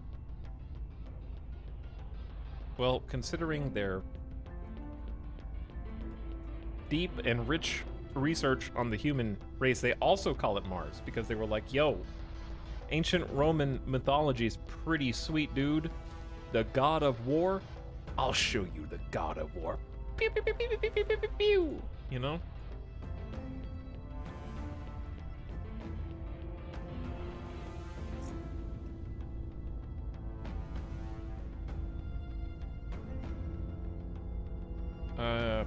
Okay.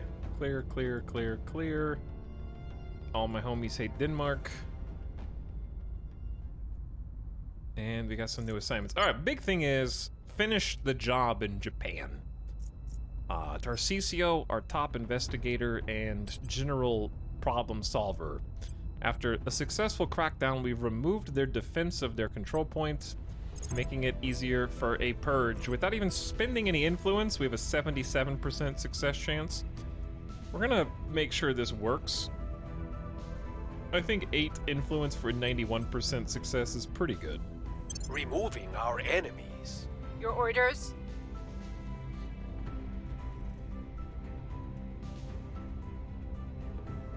Their language is based on organic compounds, so it's pretty hard to pronounce. $5 footlong, you're like, how much money is a $5 footlong actually now?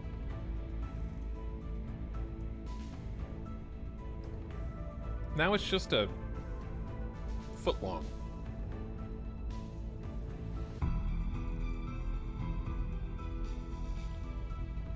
It's $5. A $5 footlong's still $5. What if they still called it a $5 footlong, but it's more than $5?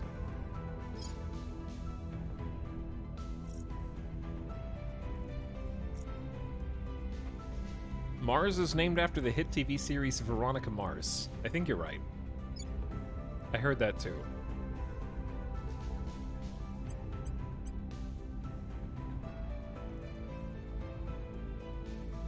Okay. Israel no longer is defended and somebody needs to do it. Ready for orders. I'm gonna have German and Zora go down there. Spend 20 influence. Making things safe for our people. Standing by for everybody. orders. Bradford, nobody better abduct you, Bradford. You hear me? It's public campaign time in the UK. Time for public campaigns in the UK. We're gonna go 84 success I will tell our chance. story. At your service. I might have Gian Yi stop to inspire some people. Who's the Acknowledge. least loyal Acknowledge. person? We don't know anybody's loyalty because I kind of like haven't checked in a while. Bradford's like 12. Let's make Bradford more loyal or German and Zora. We've done some loyalty boosts on you though. I don't know who's loyal. Where do you need me?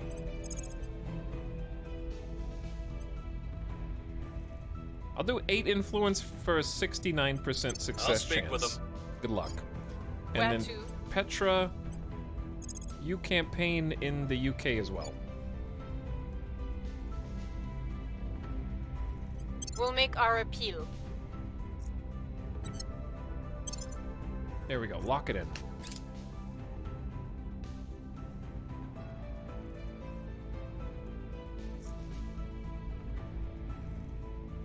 Protecting our interests. We'll be ready for new orders soon. Okay. That's good. A violent revolution has overthrown the government in Congo. We have detected a base being built by the resistance on the moon.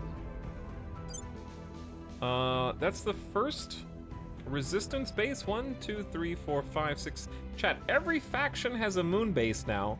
There are still 2 locations available. One of them does have volatiles, which we're gonna want, but it's very small amount of them. It's 0.58. Which, granted, there's not a lot there anyways. There's like 2. Oh, dude. Yeah, it's 0.58 and 13.9. I think we'll just wait. Let's just get our own mine in Shackleton Crater, which has some water. We got water and base metals.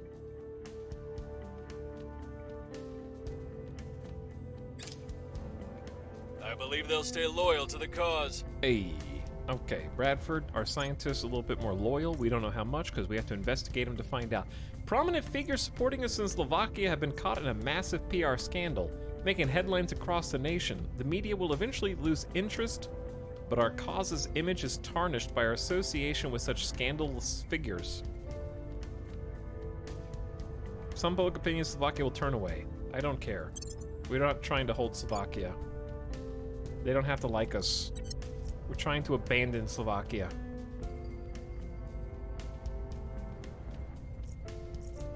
Not really my problem. We've moved the needle. Dude, the Cleaning things UK up. thinks we are so sexy.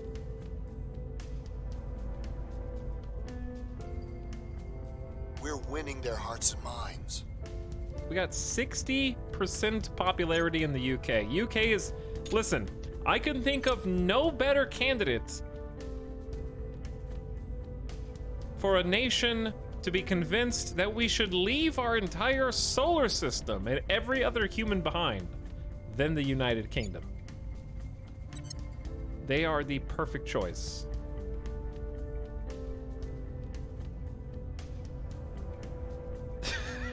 Brexodus. Project Brexodus.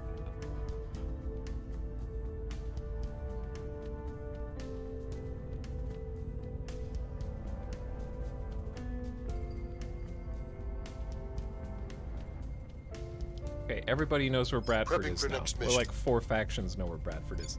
We're at still 60%. Alien base detected at Rhea, which I do remember them heading towards. Satellite of Saturn. A Saturn light, if you will.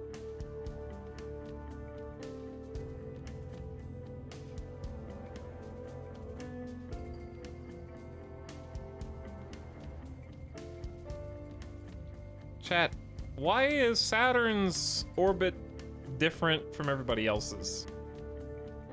Why do they have to be sideways and stuff?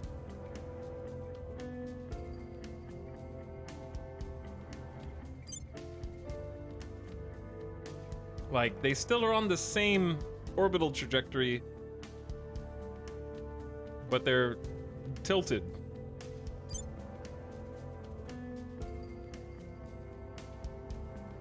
Pan. This just, zooming in like this makes me want to play, Starbase. Saturn is eccentric.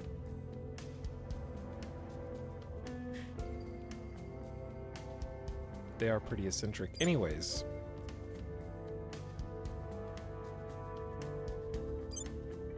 How dare you make a base? There's Victor 10 in orbit, Island Dawn class frigate. Where are the rest of the aliens right now, huh? Victor 6 is transferring to Cascading Justice Station, back outside of Mercury. Where is... Okay, Victor 7 is already there, so they're making a base around Neptune right now. And they've also got... Victor 9 is heading there too. Because they made a base on Ferdinand.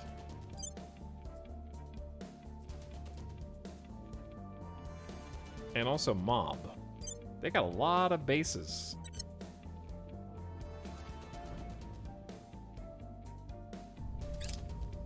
But we're doing what we can to keep tabs on them. And there's their inevitable alien station right afterwards. They tend to build those at the same time, which if we can, we should build an outpost on Mars as well as an orbital station and a hab around Mars simultaneously if we can. Okay, we finally lost control over Slovakia, which is good. We were trying to get rid of it. We are in control now. Yeah, critical success. Prepping for next mission. Japan has been swayed. And I'm gonna have to waste 20 more influence to lock down these control points. So we now have full unilateral faction influence over Japan.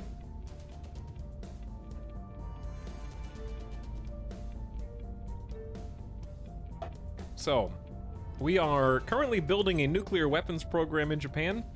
Taking a while, but that's okay. We're not really in a hurry. I'm gonna tone down the amount of points we're putting into mission control. I want a lot going into boost. Because they have a lot of development points, which are currently going down because their GDP is falling under our leadership. So we should boost their economy. They're getting 143 knowledge going directly to us monthly. That's a lot. Their funding is going up a decent amount. So we're gonna put some in mission control, some in funding. We're gonna stop stealing from their economy and lining our own pockets because this should be a long-term hold.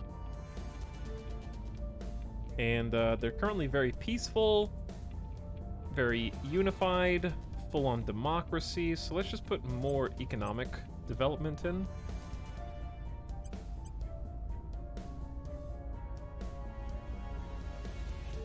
That looks pretty solid.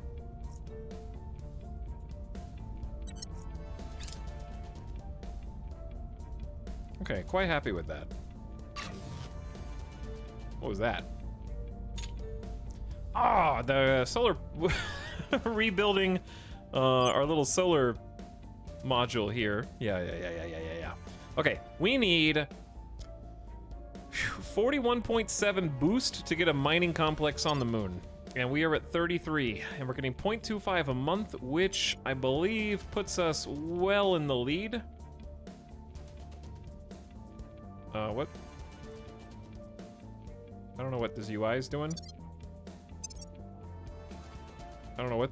We got some background unknown that's sort of obstructing some of this. But yeah, it's not even close with the amount of boost that we have compared to everyone else. Global Listening Network, project complete. We get minus plus. I hope that just means, like, bonus investigation when counselors are detecting aliens. Okay, and then there was, what was the last thing that we just opened up?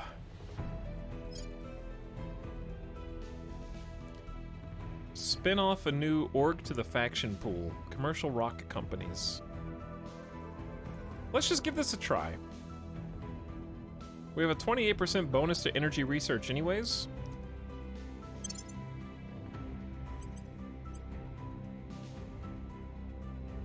Okay, we are over 2 times the leader of carbon manipulation. No one else is researching energy lasers, so we may as well just go all in our own research. Because we have so much science. But there's a lot of good stuff to do.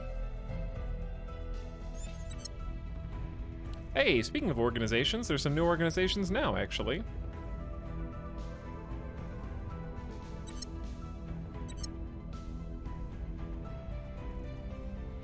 Good crit success. New tech. We may assign counselors. Germany is ending their alliance with Slovakia and Norway. What do we got? Southern Balkan states. Yeah, we have way too much control cap right now. We need to abandon this again. Our inability to manage our affairs is costing us 46 influence a month. I'm working on it. I'm working on it. Okay, I gotta abandon the Balkan states again.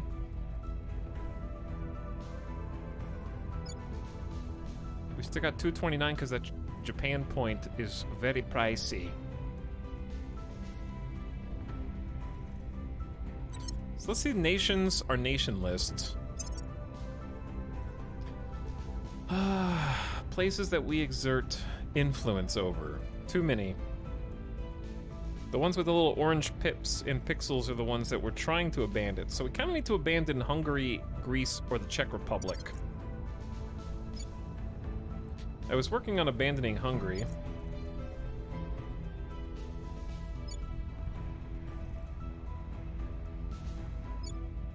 Czech Republic has a lot more development points. They have a little bit more development points, I guess.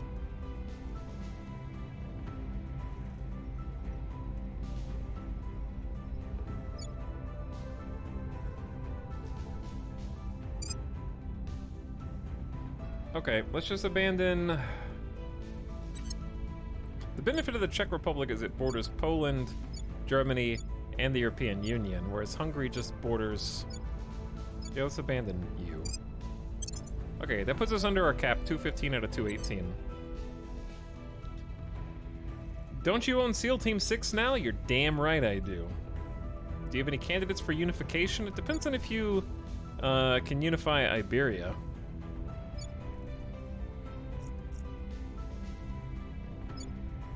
But I don't really know how to do that unless you have a claim on a nation next to you.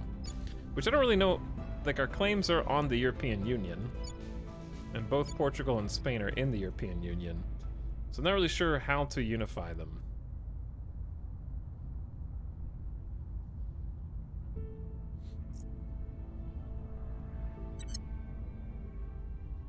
Maybe we just have to change their policies.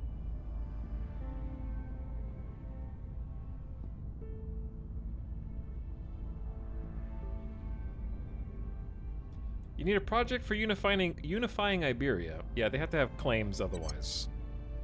So I'm not really in a rush to do that yet. And otherwise, they don't really have any congruent territories because we have everything is disjointed and disconnected, which is fine for now. Oh, this is the best time! Our defense of Japan ended at the exact same turn that we got the final control point, so now we can do a fresh defend order and control all of them simultaneously, which is excellent. Ready. So we're gonna have our security officer lay down some control point defense. Securing our control. Ready for orders. That was amazingly timed. Ready for orders. Bradford, we're just gonna have you go to ground again. I forgot where going to ground was successful with our other person. We're gonna go to the... Are these the Canary Islands? Going silent. Somewhere Standing over there. by. Okay, Jianyi is on the inspiration bid right now. Go inspire Tarcisio, maybe?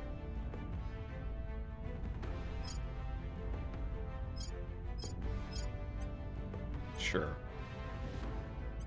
I'll make sure they're on our side. Okay, At your Tarcisio service. might have a shot in the UK because we have 60% public opinion there. It's only a 5% success chance, but oof. We just gotta gamble a little bit, I guess. The economy there is so big. And they're defended, so there's that too.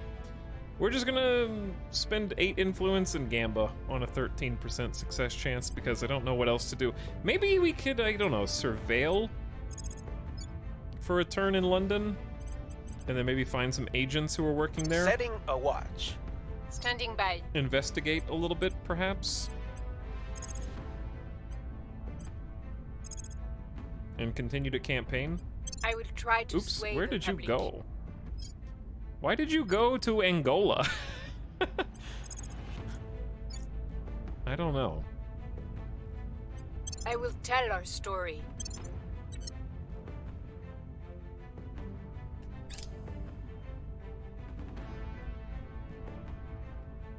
Hello, Tony Mo. This looks like Evading pursuit. XCOM for a reason, because it's by the XCOM Longward developers of the famous mod project, which we still have to try at some point. I beat XCOM 2 vanilla. Maybe we should try modded sometime. Securing our interests. I think we had a breakthrough. Okay, inspiring our troops. Bradford's actually hidden. We have detected non-sapient alien life forms in Chad. Life forms are back in Chad. That happened earlier. Modded XCOM, please. Initiating recon. Okay. Wrapping up here. We did a surveil of the UK, but I don't think we found anything. A large typhoon just hit South Korea. Giga Chad aliens. Oh yeah, we were gonna talk about TV earlier, and I forgot. Public opinion is moving in our direction. Don't worry, it's not about Rings of Power. I promise. Chad, I started a new TV show that's not new.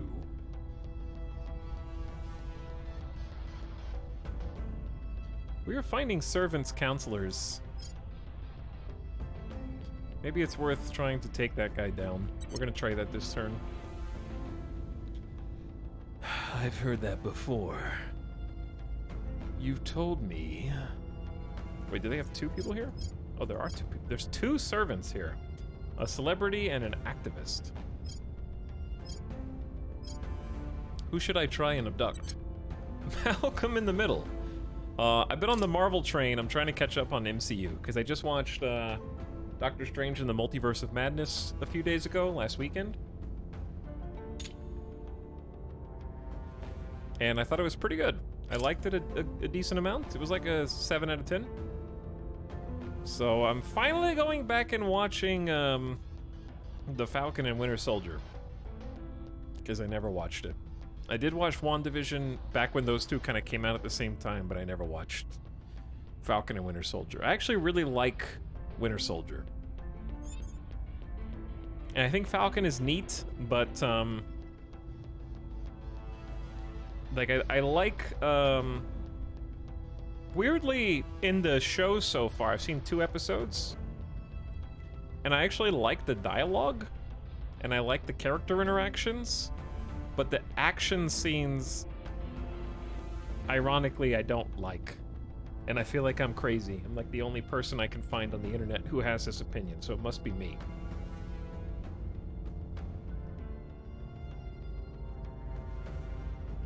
But so far it's watchable.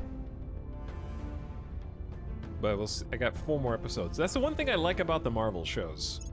They're only 6 episodes. So if they're good, cool. If I get to find out, it's like Peaky Blinders. Peaky Blinders seasons are so short.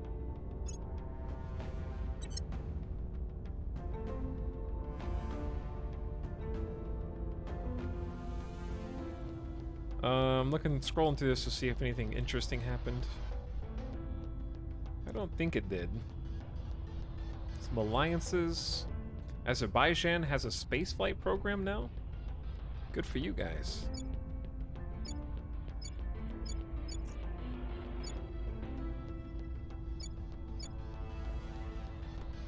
They have a decent amount.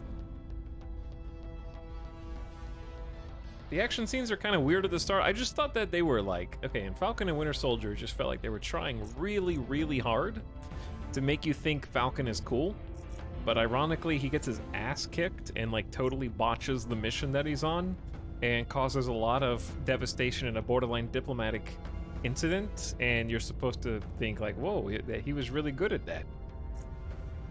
But he gets his ass handed to him by like regular guys with guns. And it's like, dude, I'm rooting for you. I want you to win. I want Falcon to be cool.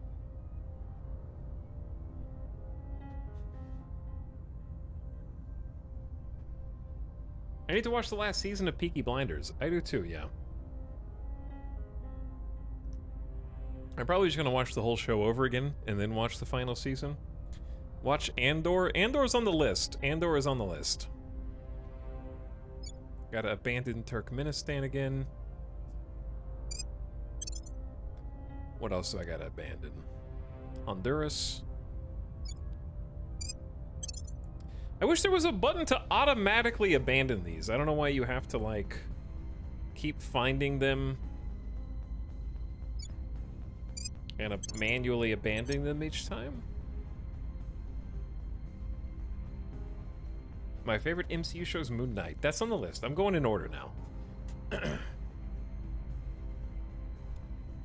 I'm gonna watch the rest of Falcon and Winter Soldier, then I'm gonna watch What If. Then I forget what show is after that. I think is that Shang-Chi. I heard that people actually like that one. Was Shang-Chi the best like Marvel Phase 4 movie? What was the best Marvel Phase 4 movie? It was kind of a sad phase by all accounts. Where does Loki? I already watched Loki. I liked it. Shang-Chi was fine. Agreed, there should be a permanent abandoned country button. Yeah. It's pretty solid. Spider-Man was the best. Great villain. Shang-Chi was fun. That's good. At least I have a nice one to look forward to. Okay. Where to? Where to? You are actually hidden for once. We are just gonna pump the United... We're not gonna leave the United Kingdom until they love us. At your service. I'm gonna make you love me. We must persuade Public the people. speaking. Your orders? More. I have almost 5,000 in cash. We can spend some decent money on this. I will try to sway the public. Ready Got my for my astronaut mission. G on Yi. I'm here. More. 84% of the I time, will every try to time. sway the public.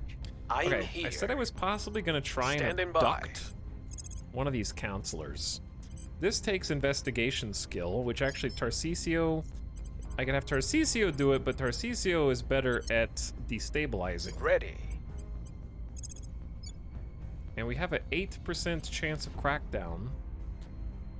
And you know that's gonna... I gotta have him do the crackdown and maybe have the other dude... We have 72 ops. We can spend some ops on an abduction, and we can spend some influence on, like...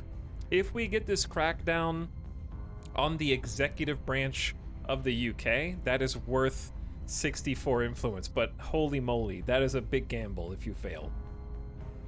I'm going in. That's all in. Targeting their center of power. All in, chat.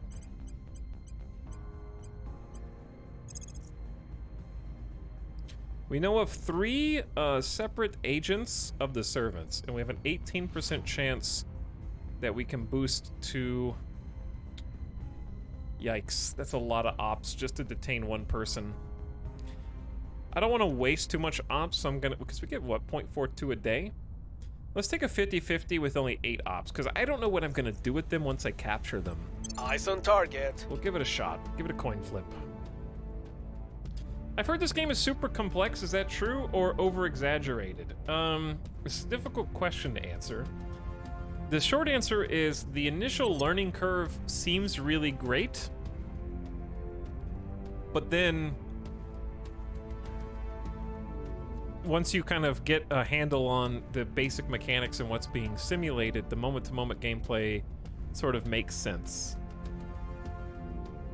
So I would say that it is complex, but not complicated. I don't know if that's fair. There's just a lot, so it's initially very overwhelming. Because when you first play, you're like, oh, look, Earth! I like politics and the idea of controlling different nations for geopolitical gain and possibly tapping into their fully one-to-one simulated global GDP and per capita GDP and their wealth of knowledge and their space programs and their nuclear programs that, if activated, can wipe out entire regions of the globe to the point where we've even simulated the atmospheric conditions of excess stratospheric aerosols in the environment from rogue nuclear warheads.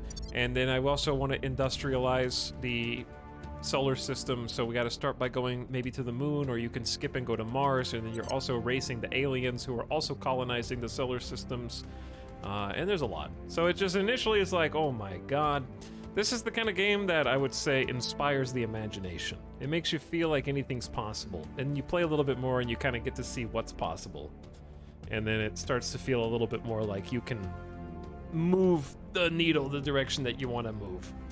But the biggest hurdle, I think, is just the sheer number of researchers, because you really just can't know what to research first until you play, because there's just so many different ones. I'm just kind of picking ones that seem neat, and if they're the totally wrong research to do for this circumstance, oh well. Because you kind of can't really see what some of these things do until you get them. But yeah, it's very board gamey. If you like board games and decision making, you'll probably like this. If you don't like making board game decisions, you're going to be choosing where your counselors are on the map. So if you ever played like Pandemic, for example, it reminds me of that. It's like playing 5 players of Pandemic at the same time, moving them around the globe, and then there's also like 6 other AI players, plus the alien AI player who are all competing against you. So that's how I would describe this game.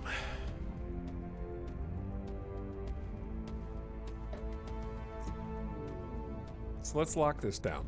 So when you're watching the stream, if you have no idea what's going on, you're probably not going to get a great idea of what's going on. But maybe you could listen to big picture items that come up, and it'll make some sense. Basically, we're a faction who is responding to the beginning of the game is always the same, in that an alien ship apparently crash lands on Earth. And then the humanity splits into 7 different ideologies on how to handle the knowledge that aliens exist and they're here.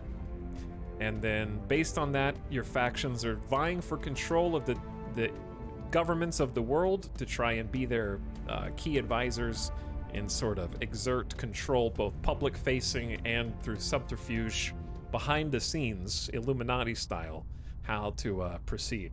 In our case, we're trying to survive long enough to build a human mothership and then leave our solar system and go find another exoplanet that's habitable in a completely other solar system is our win condition of the game. So we're trying to get out of here.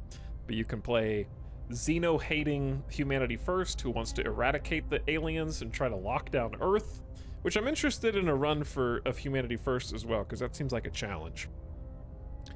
And there's all sorts of different people. There's all these factions, each with their own backstory and angle, with a bunch of asymmetric goals and completely different win conditions. So we're just fast forwarding through time while our counselors work. We don't really have to do anything except respond to stuff. Is there a need for the time between the 2-ish weeks? Yes, because everything that happens between that time is a real-time decision making. So, like, I can go into any of my nations, change how they are spending their development points. Like, we've been losing investment points in Spain because the nation's GDP is taking a little tumble. So I feel like this... Oh, we also have an army there. I think the army is actually what's taking it down.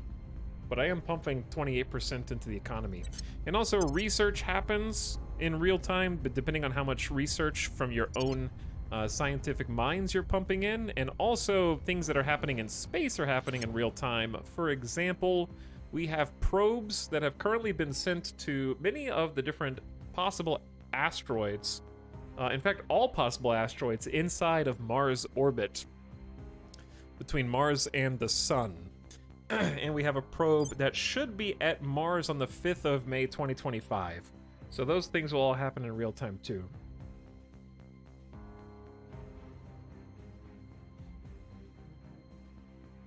And yeah, the armies and stuff will happen in real time as well. As well as space combat, if you make it that far. Which space combat, I understand, is a fairly involved thing. Mission is a no-go. I think Earth combat is pretty simple and space combat is pretty complex, if I'm not mistaken. But I haven't gotten that far. I think the agent that we were chasing went into hiding, so I'm glad I didn't gamble more ops.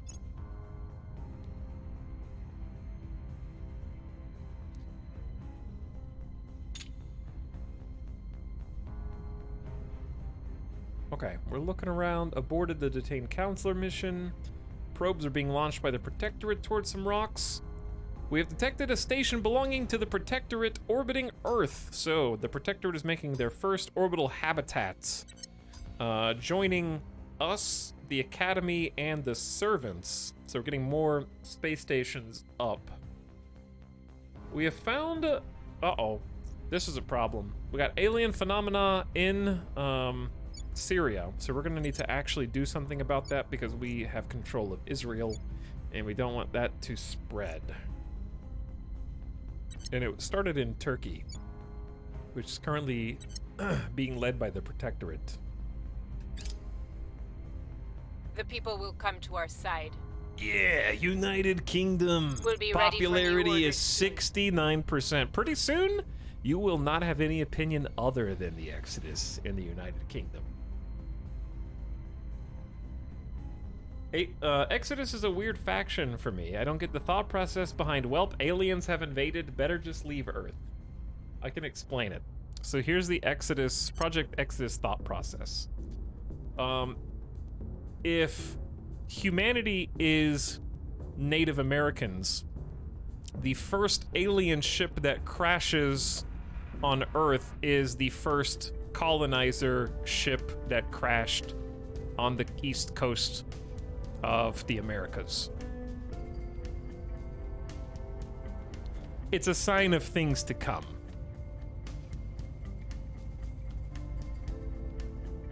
Like, if you could look back and be like, hey, maybe these guys who are coming in aren't so good.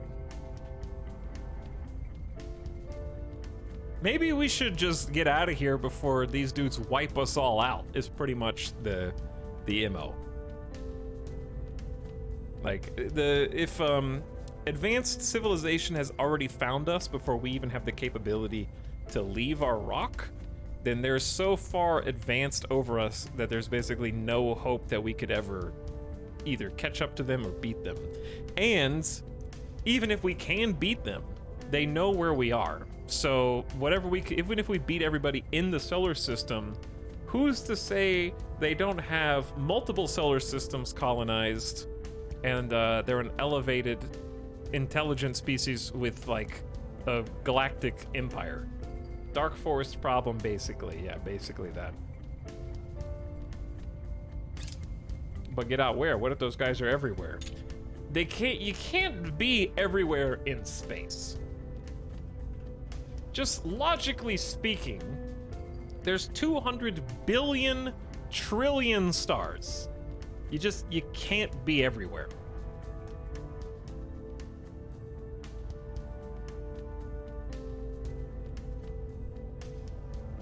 Billion trillion.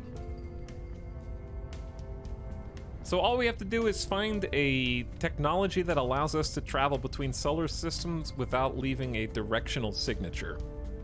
Which it's entirely possible that the aliens have done just that. We've moved the needle. And then they won't be able to find us again because we'll just be a needle in a haystack.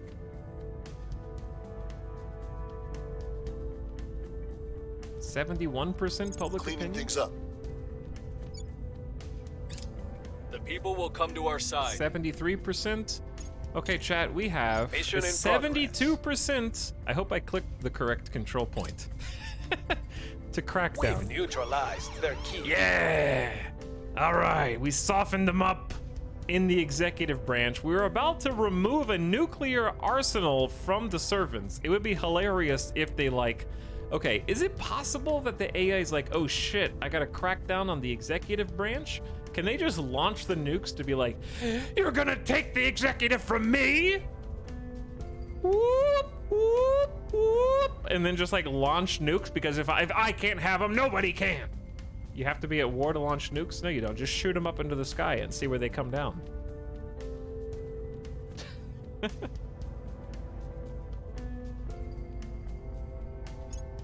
we don't actually control this point yet.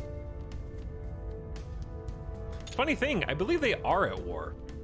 Hilariously, the United Kingdom is at war with Ethiopia, so I think it'd be possible for them to nuke Ethiopia if they wanted to.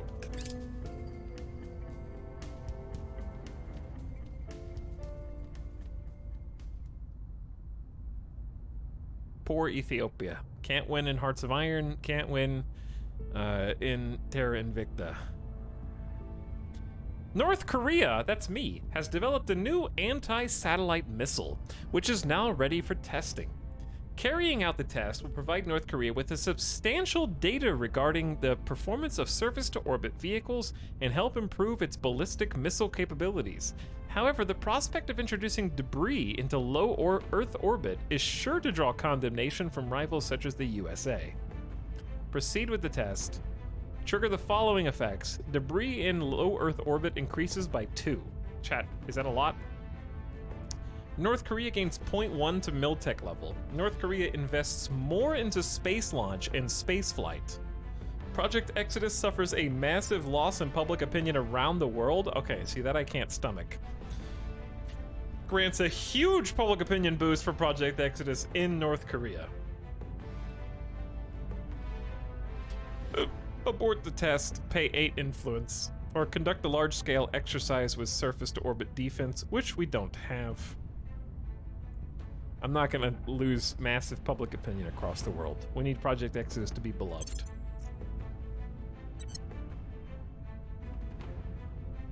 Okay, Southern Balkans, I don't care.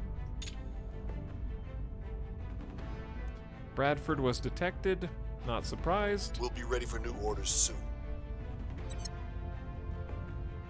Jiangyi was detected, not surprised. We canceled upcoming missile tests, good. I'm very excited for consolidating control over the UK.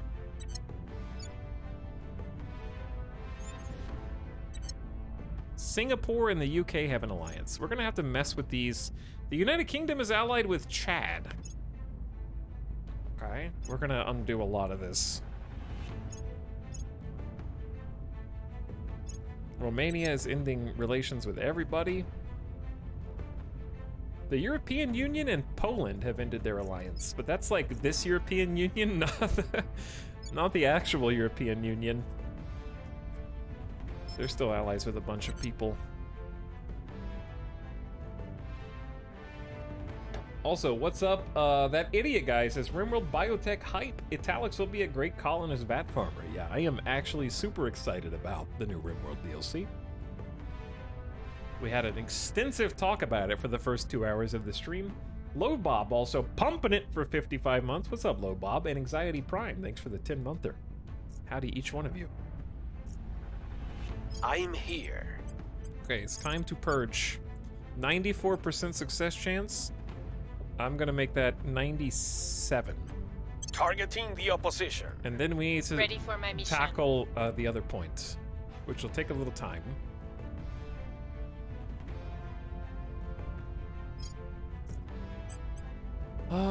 Let's have Petra continue to publicly campaign here to make sure this goes off without a hitch. I will try to sway the public. What's the op? Acknowledged. I'm gonna have Ready to go.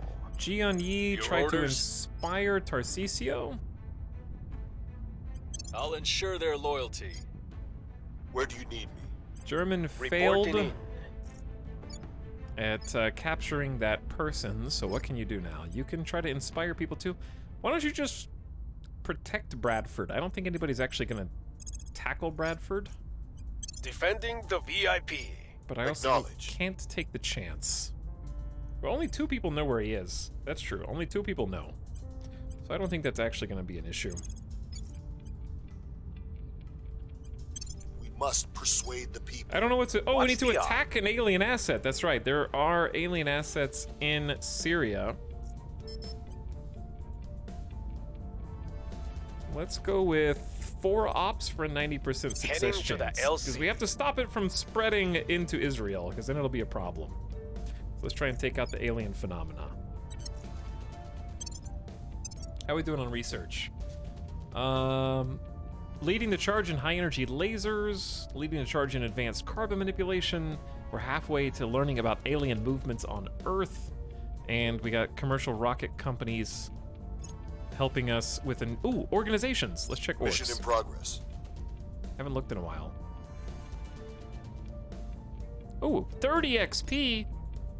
Damn. He can become a national hero. +3 persuasion when in his home nation. His home nation is actually America, I think. America! He can become a senior computer scientist. +25% to information science research. Puppet master. There's some big ones here. Let's see what's here. Air Force Research Lab. Counselor must be a government official, have a control point in the US, or have a counselor from there, which he is. Monthly income of +25 research, +1 science point, +20% military research. Ah, that's pretty big research bonuses. Can armies attack aliens or only heroes? Well, armies can, but they have to be in the same place and they have to be on the ground.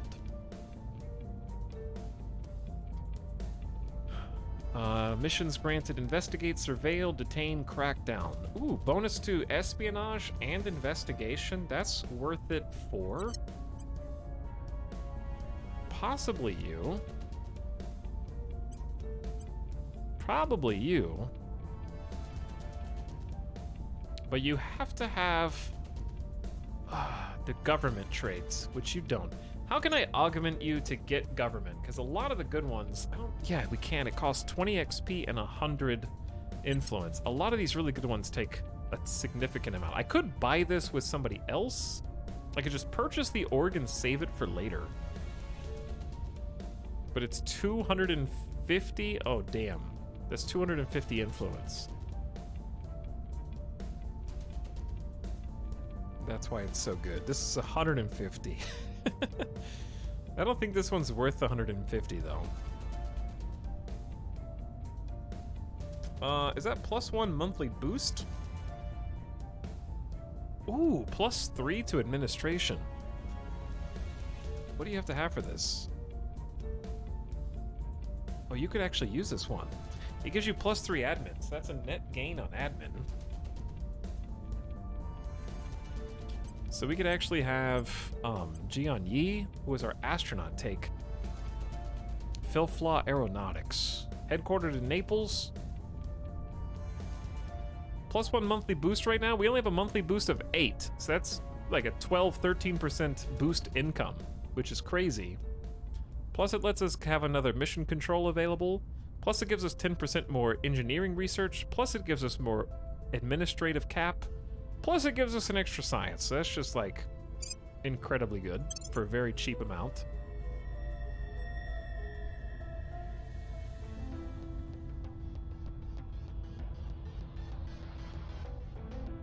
Headquartered in Tokyo, must be a criminal. A Yakuza? Okay, so yeah, the only other one that I would want is maybe... If we ever wanted to do military research, we're gonna need something like this. But I love the one that's 250 influence, but that's a crazy amount. Okay, sorry. Anyway. I was gonna level some of these dudes up. But I don't know what to do, chat. Should I just keep boosting their admin? Or should I actually try and gain some of these traits?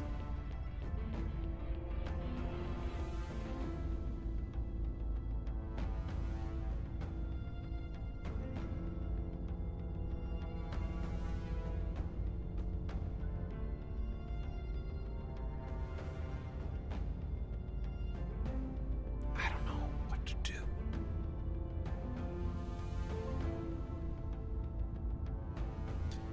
Like, senior computer scientist just having plus 25% to information science research in perpetuity seems like it's worth saving up for.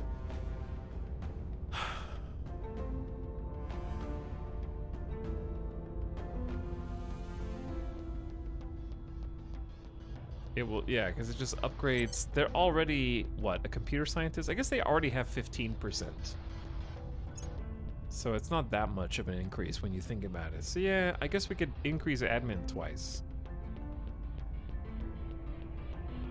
If I give him the government trait, we have to pay 100 influence.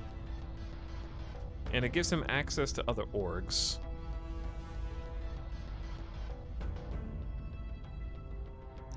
If you do boost their science, they can become incredible advisors, because I think each point of science will boost their own research income by 1% and also make them advise at a higher level, if I'm not mistaken. So that can be good long term. But he's already at 17, so I guess admin just because they can keep getting more science. Fine.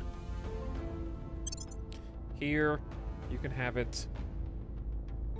I'm also scared that someone's eventually going to try and attack Bradford, so I'm going to give him Survivor and make him very hard to kill. Because he has 2 security and 0 espionage. So let's give him a little protection. You have 18, 18, 14, 16. Okay, so we're looking for like 20 XP on these guys.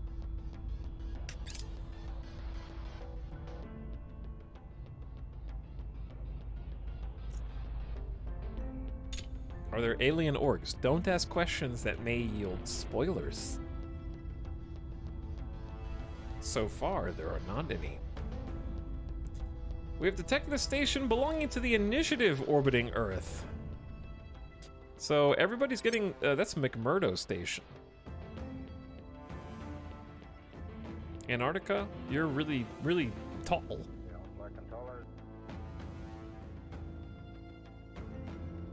We have found another alien ship.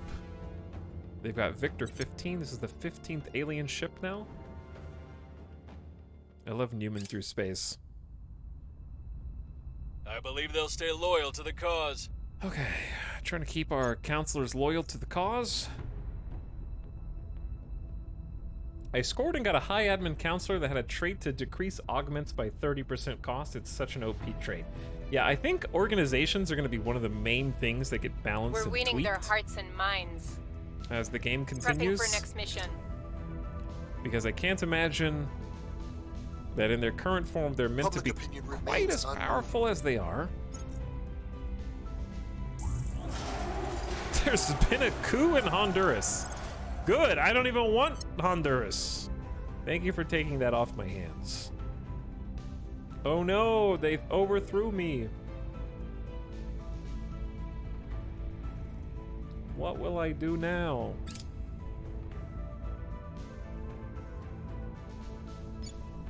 All right, we're attempting to establish control over the executive in the United Kingdom after a successful crackdown.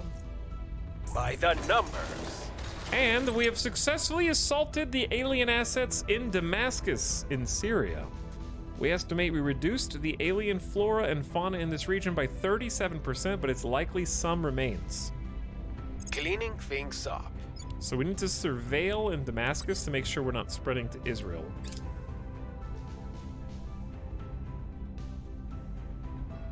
Our associates are now in charge. We have purged supporters of the servants. Ah, yeah. Be ready for new orders soon. Okay, we gotta lock this down, because someone else can just crack it down and take it back. But we do have the point next to it. This legislature control point makes it more difficult to crack down and purge the executive if you have both. So we're about to be in control of the UK's army. And this is also our opportunity to make peace. Chat, how do you even do that? Do I have to like... Yeah, I have to seek peace with a counselor in the United Kingdom-Ethiopia war.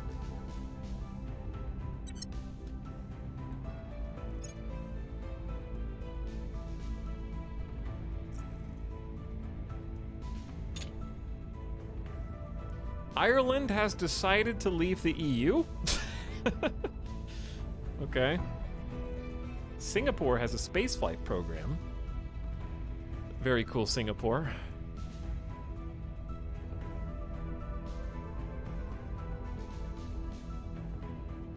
Chad, do you think Singapore is worth taking over?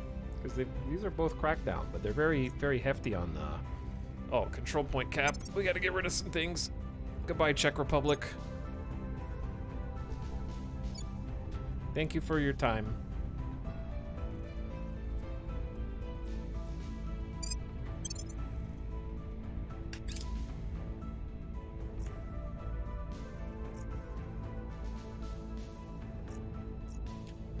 The UK Army is now under Project Exodus control, and that is one less nuclear arsenal that the servants have access to.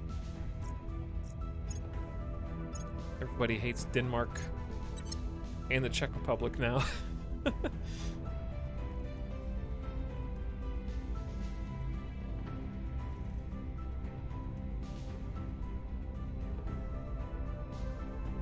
Singapore would be very nice indeed. Especially with some boosts. We're getting so much boost now. Chat, 45 boost. Hold on, how much do I need? I just looked. How much do I need? Show me my base. We need 41.7. Okay, so we can now get an outpost mining complex on the moon. We have to build it on Earth. That's why it's going to cost our basically entire stockpile of boost, because we have to build it and then blast it off using our earthly resources fighting gravity. So it's very expensive to build something on Earth and then blast it off into space. But once humanity's first mining complex, outpost mining complex, is built, it's going to have room for 12 crew. It's going to give us a monthly income of 6.4 water and 10.7 base metals. It will cost us some upkeep, but the only upkeep we'll have to pay for is volatiles, because we don't have volatiles on the moon.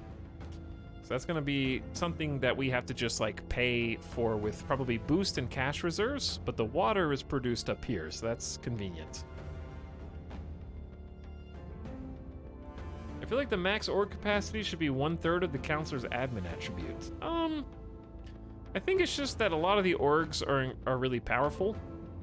My suggestion for the leveling up is every time you put a point into a counselor, the next point is increased by 5 XP.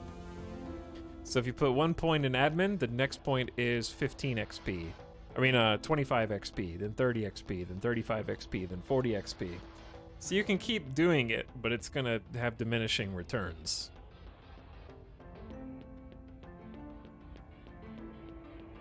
But I also just think the organization gameplay could use some tweaks, like having orgs that start off weaker, and then you maybe build them up or upgrade them over time. also with XP, so you're sort of developing the organizations to sort of simulate the gameplay of that counselor running that organization.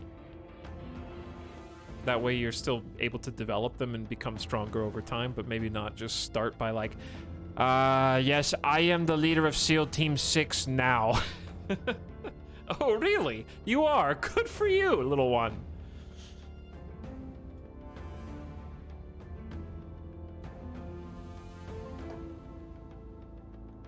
So I feel like something like that would be good.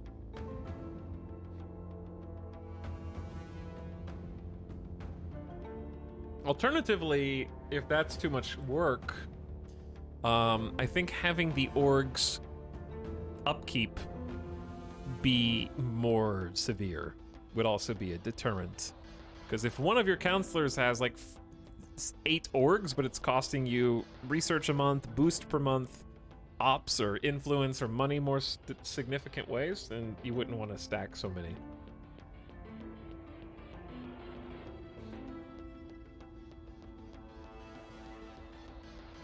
Do you think the starting XP requirement should be dependent on the starting stat? Not necessarily. Oh, I see what you're saying. Like, well-rolled counselors will always be better. Maybe. I think that adds probably too much complication to the game. But I think that it really just comes from the fact that organizations are too powerful and should probably just have more upkeep. Another way to do it is maybe like cap, like maybe you're not capable of taking on a 3-star organization out of the gate. And there's something else to be said for increasing the stars beyond 3, and having some of them maybe cost 4 stars would also make it a little easier, because then you can't have as many by default. There's a lot of ways to balance it.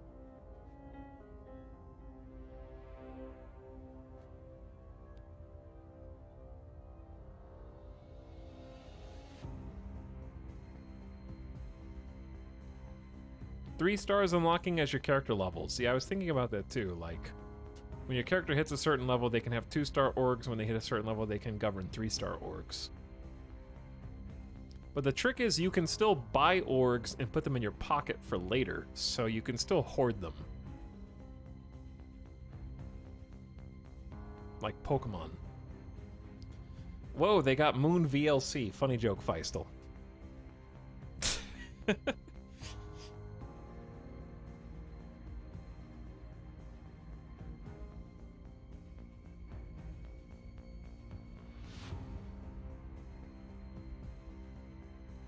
But yeah, I understand the thematic significance of orgs, but I don't think that it's... The reason I don't think it's compelling gameplay is because it's annoying to have to be like, oh shit, yeah, there's new orgs, and then you have to go and like sort of scroll through each one to see what they are, and then you're going to buy everything that doesn't cost influence at the early game. And then later, you're probably going to have so much influence that you can just buy anything anyways.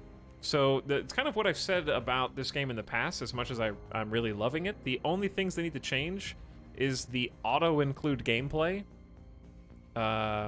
needs to change, because decisions should be just that, decisions. So my other example was the defend mechanic, which, by the way, our defend in the United Kingdom has expired. If your defend expires, you have to defend. And if you have to do something, it's not a decision. And if it's not a decision, then it's not compelling gameplay. And the same thing is true of any organization that increases your admin cap is not a decision. You just take it. So that's bad RNG. That's just RNG that dictates whether your character is going to be able to have a lot more org space or not. And you don't have any control over that. You either get it or you don't. Like, or it either comes up or it doesn't, and if it comes up, you buy it automatically. So anything that is an automatic choice isn't a choice. And I think those are the things that should be patched in early access.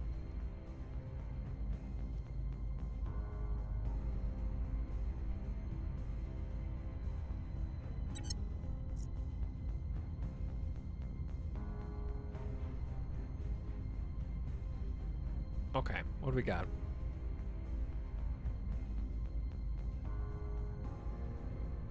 China imposed economic sanctions on Japan. Why would you do this, China? Why would you do this? The United Kingdom is now controlled by Project Exodus. That's me. We need to make peace with our friends in Ethiopia and in the war. Okay, catching up on everything.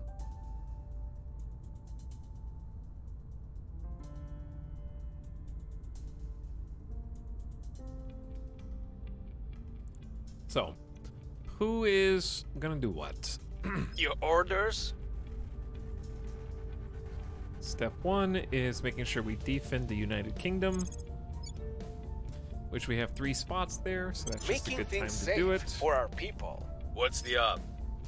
At your Bradford has been service. detected by 4 different peoples, so I'm gonna have him go to ground. Actually, he's a good choice to set national policy, but we're gonna go to ground.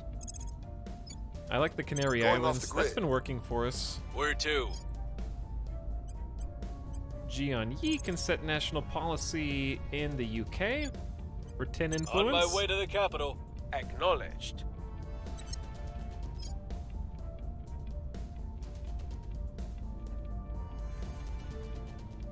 Taking admin orgs only stops being a must-do once you hit cap and start dropping them because you will almost never buy anything other than more admin points.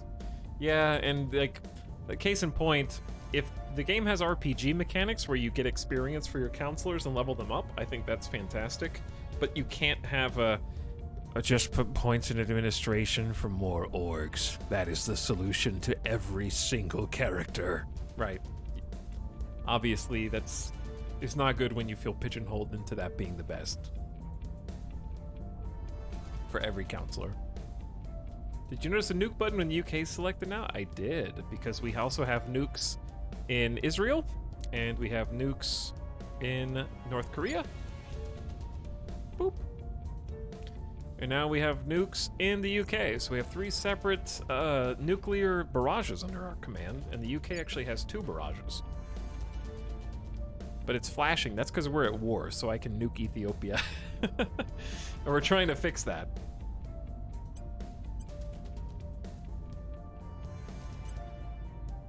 So UK should become one of our long-term holds.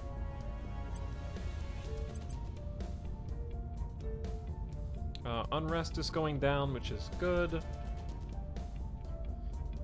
Economy is going up, which is good. And space program is slowly getting better, which is also good. Is max Miltech 4.5 right now? No, it's 5. 5 is the max right now. So I think some military spending is fine.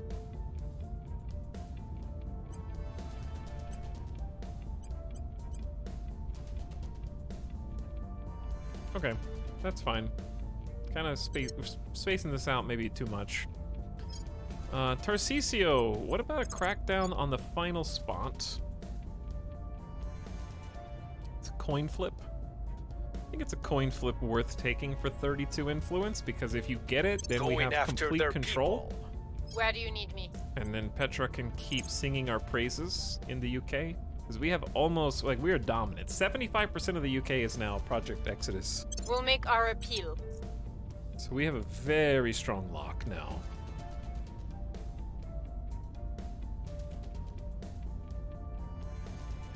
I don't mind stacking every counselor with orgs, but it shouldn't be at the cost of literally everything else. Okay, hear me out, chat. Is this...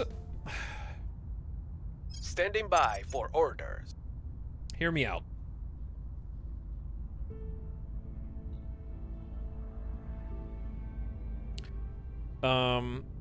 Administration is removed as an attribute that you can put points into. Instead, every time you level up, your character automatically gets an administration point.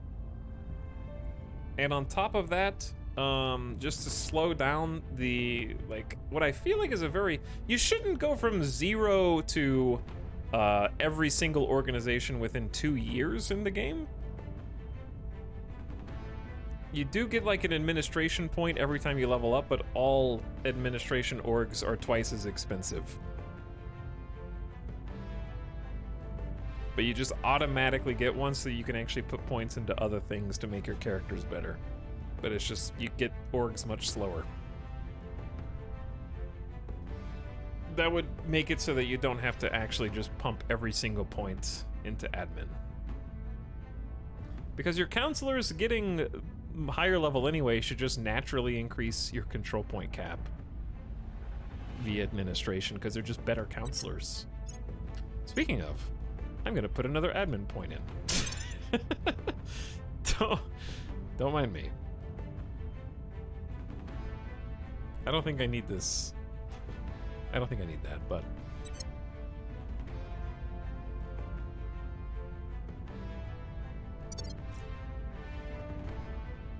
Alright, these assignments are solid. Let's see research. Almost done on advanced carbon manipulation. Thanks to us, you're welcome, world. Same for energy lasers. Again, oh, chat! Never mind. Whew, I panicked. I thought I forgot on engineering. We're good.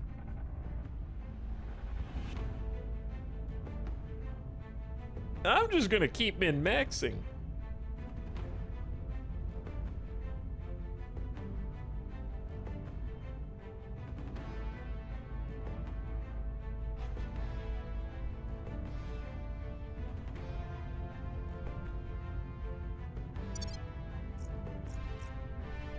But yeah, like, basically, this is the issue, right?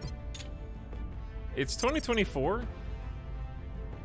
Rum bottom, which I know is only 2 years after game start, but I have 5, how many counselors do I have? 5? 4? 1, 2, 3, 4. I have 5 counselors, and all of them have only 1 or 2 spaces in their org, and that's because I've only put points into admin. So, why would I put a point in science when I could just buy an admin and then get a free point in science, a 5% bonus to all info, research, and research monthly income? Like, it just doesn't make sense. Because I can put 1 point here, or I can just put 1 point here, and now I can use this, which reminds me, let's go ahead and assign it.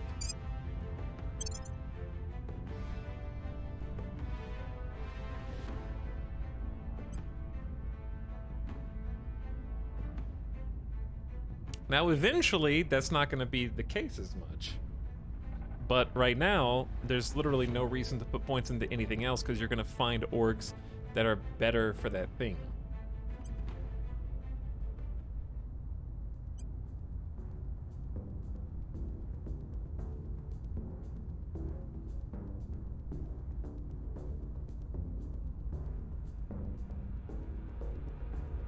And I've already picked up every single org that is plus admin that you can, but you're also gated by which orgs other factions pick up. Since the organization marketplace rotates through the different factions, the other factions have a chance at picking up certain orgs before you get to see them. So everyone's game is going to be different as to which games give you access to the plus admin caps.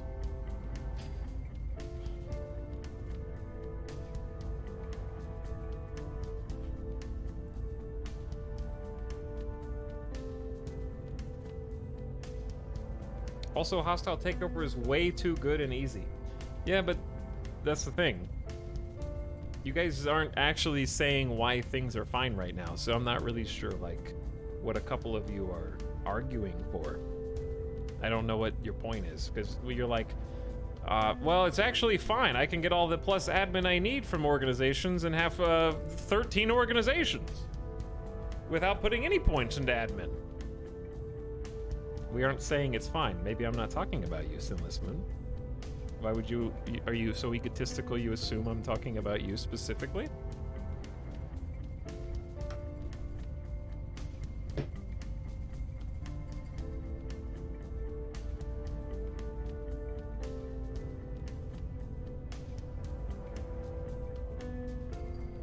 It's kind of annoying having to mouse over them and rather than just showing a list view with all the info.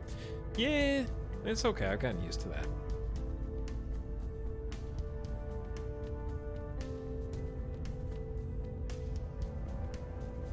You're talking to me and only me. I am talking to you.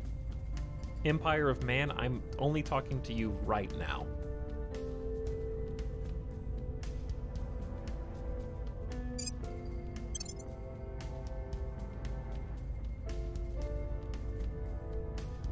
But anyways, conversely, I would argue that, again, RNG dictates. Those of you who are saying X is easy or Y is easy and this is not a problem and that's not a problem, it's specific to your game because, like, my starting counselors and the first 4 sets of counselors that I had access to hire did not have any ability to hostile takeover. In fact, I only just got the ability to hostile takeover anything. And the only reason that I can is, I think, due to an org that gave me the ability to. So I, like, for the first 5 or 6 rotations of counselors, no one could do a hostile takeover because of RNG. So you may have gotten one that has the right stats, the right abilities, and in your game it's much easier, but that's also a problem. I don't mind the initial RNG. I actually like the initial RNG. It's just that orgs shouldn't be the end-all be-all for your counselors, basically. Like, your counselors should make an organization better because of their skill, not the other way around.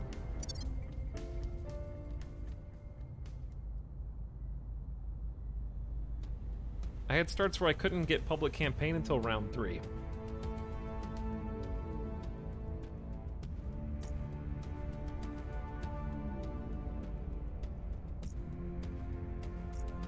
But yeah, in my case, I will report when my mission is complete.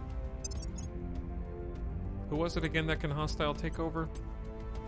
Bradford is the only one that can hostile takeover, which itself is an administration ability. So it's directly tied to the same stat that gives you more organization capacity. So it becomes easier by putting points into itself so that you can have more.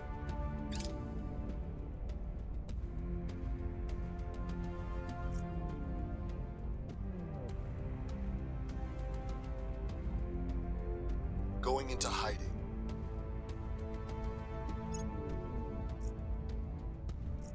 Securing our interests. I have put the right... Okay. Wrapping up here. We've defended the United Kingdom.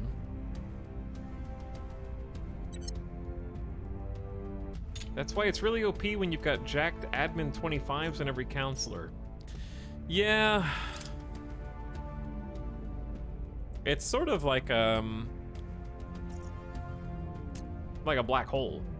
The more points you have in administration, the more organizations you can hold, and the easier it becomes to steal everyone else's organization, so it feeds itself.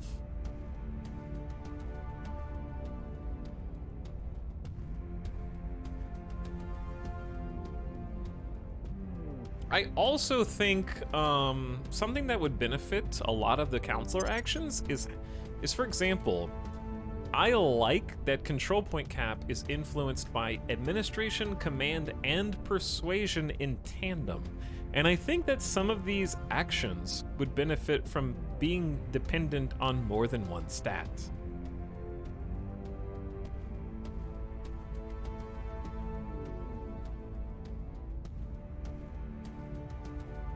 I feel like that would be an interesting gameplay change.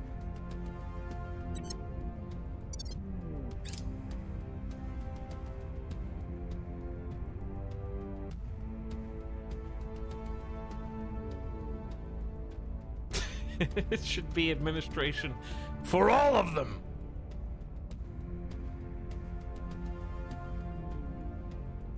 I just read about someone selling an organization to someone else for a premium and then stealing it back next cycle. Yeah, that's probably just one of the things, like, they're tweaking AI behaviors over the course of early access, so I'm assuming stuff like that is going to be less possible as early access development goes on.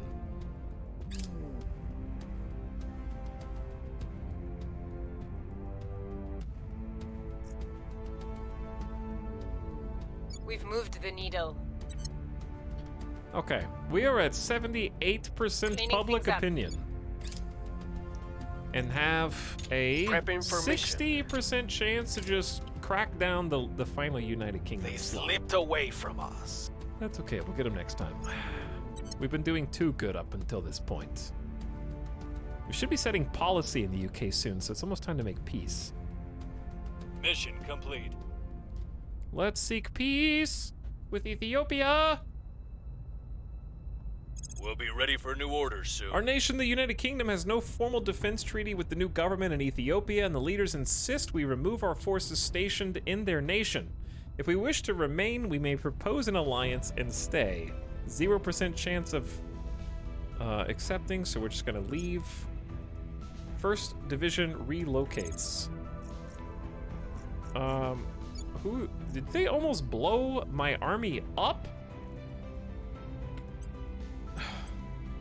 Airlift this army home during peacetime.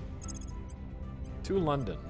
Send the boys home! No more fighting in Ethiopia.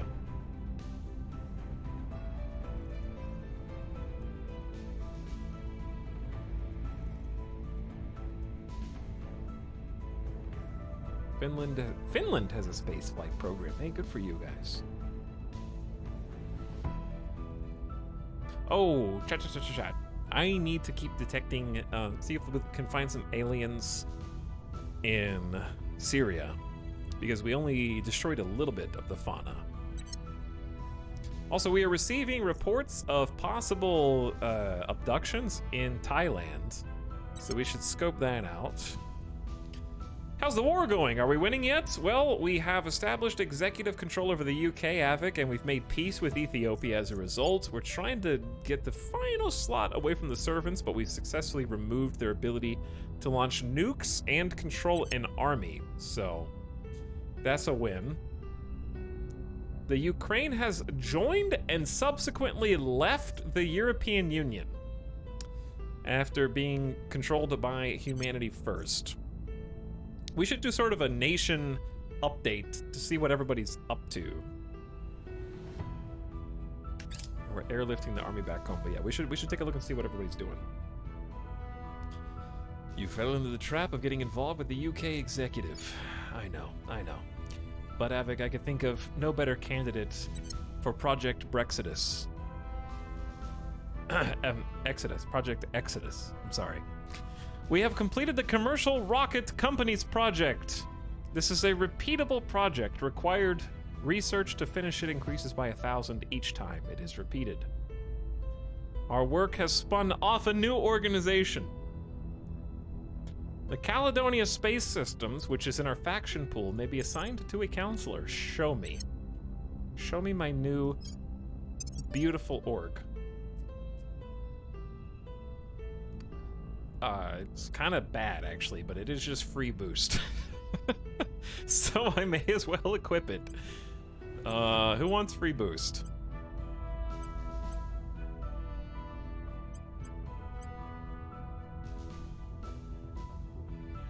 I guess I'll give it to Petra. Free boost is good.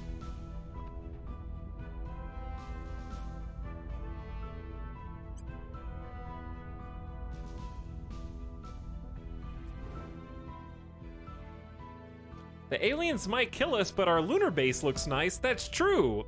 Speaking of our lunar base, we just, at long last, started building our mining complex here, which should be finished on the 4th of January. That is coming up quick.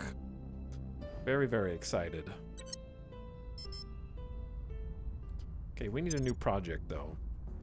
We're putting most of our points in figuring out where the aliens are going. We're about to get three global researches simultaneously. Oh, very exciting. Very exciting.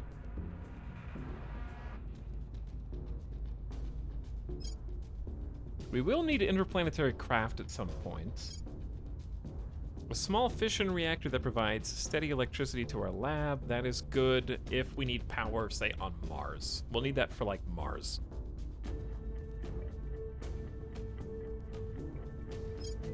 A supply depot. Let ships take on propellant, munitions, and supplies. We're definitely going to want to, I think, get some orbital stations after this because we have boost to spare. What are your space assets looking like? Well, we just got done saving up so much boost for the mining complex, Avic. That was our top priority. So I guess my question to you in chat is,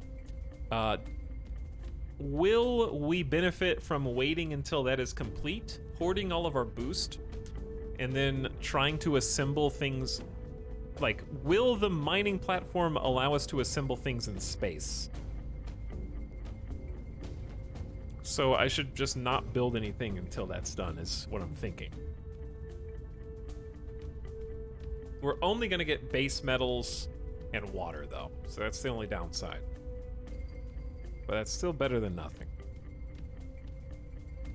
So I'm thinking right now of just researching various labs and then trying to get a bunch of, like, science stations and whatnot to give us various monthly income research bonuses.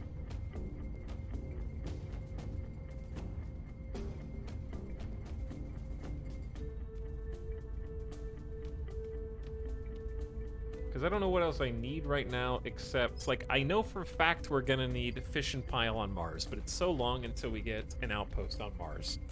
So we could do...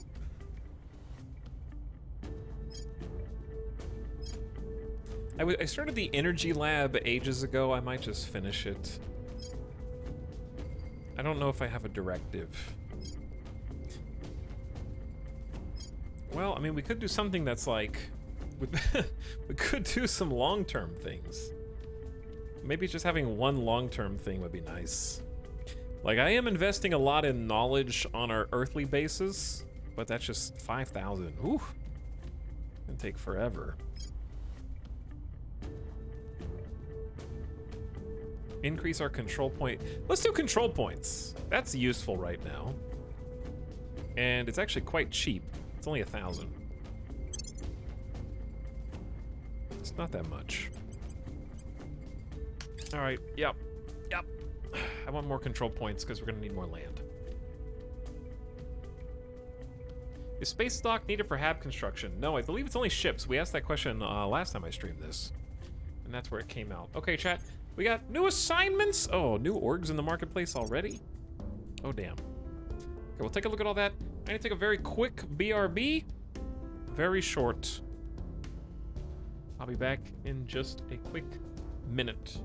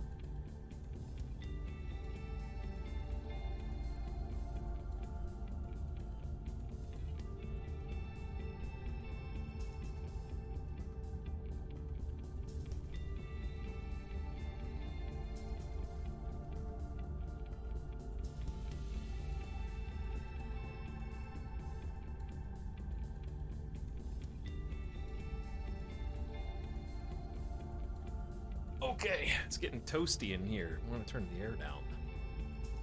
I'm back. Quick, BRB. Quick, fast.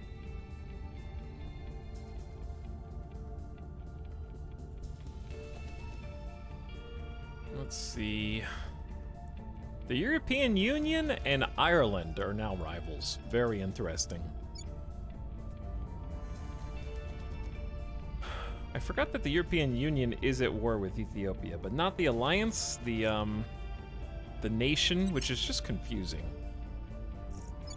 Are these guys being airlifted? Yeah, they are. All right, what do we need to do? We need to try and get this crackdown on the final control point in the UK. We're burning a lot of influence. Turning up the heat. But we're getting 3 influence Ready for orders. a day, so it's worth. I will tell our story. Okay, keep Standing doing the by public for campaigns. orders.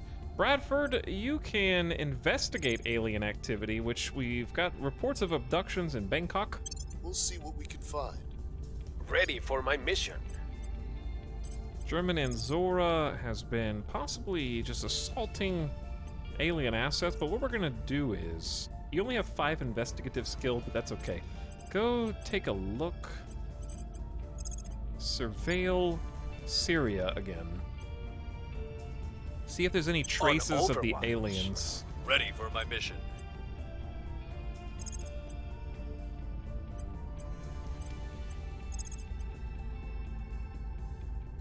And then we'll just keep doing public campaigns in the UK until we lock it down. We'll make our appeal. All right, that should be it. Personality clash. Personal disagreements have flared up between our counselors. Bradford, Spence, and Germany and Zora have never been entirely comfortable with the other's methods of operation, but the last few missions were the final straw. Both refused to work together. I hate this one. Side with Bradford, side with German and Zora, or make both of them a little bit more upset. I can't afford to lose 6 on either, so let's equivocate. Pay 213 influence to try and make a middle ground. Yikes. It's probably time that once we lock down the UK, we need to start investigating ourselves and spend some time on some influence. Initiating surveillance. Oh, dear God, chat. Oh, no. Cleaning things up. We have found alien life forms all over the Middle East. Iraq, Turkey, Syria, Israel, Iraq again, and Jordan all have non-sapient alien life forms spreading.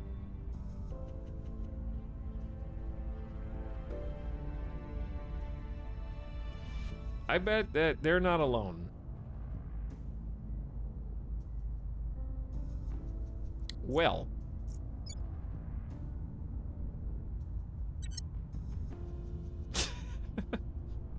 Are we being terraformed? It certainly looks that way.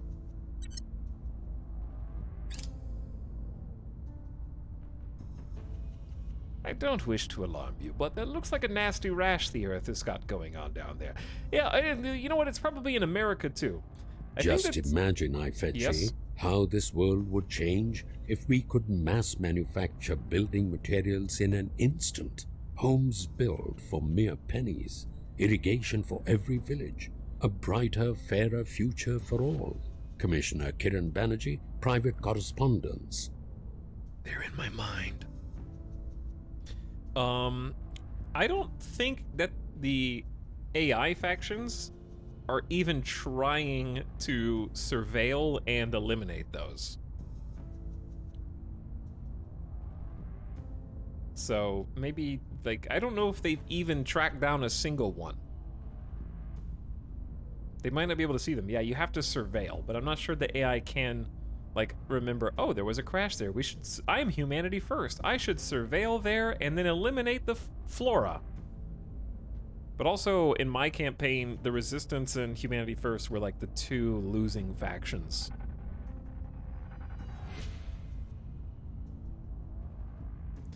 To build our way to the stars, we require far more efficient resources than we have now. As the fourth most abundant element in the universe, and indeed the second most in the human body, carbon is a near endless and highly adaptable resource. By developing our understanding of carbon's properties and limits, we have become able to manipulate it at a molecular level. This will enable the creation of more impressive yet adaptable, or yet more affordable building materials and structures both here on Earth and eventually throughout the galaxy. The following tech may now be researched: advanced atomic manipulation in carbon nanotubes, and eventually we'll have access to composite armor and graphene batteries. So, new global technology for the world. World, I will give you...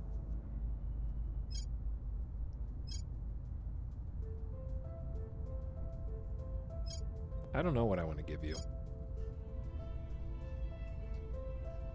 God, there's a lot of faction projects here.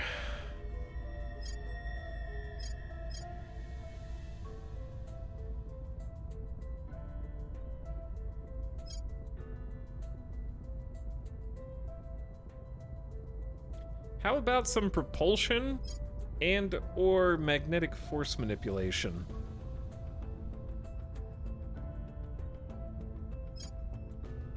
Terrestrial military science.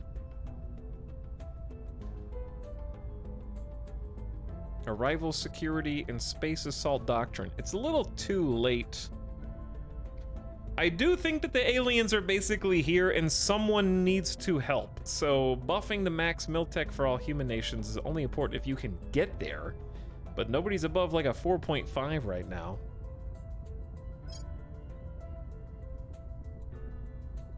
Plasma wave drive.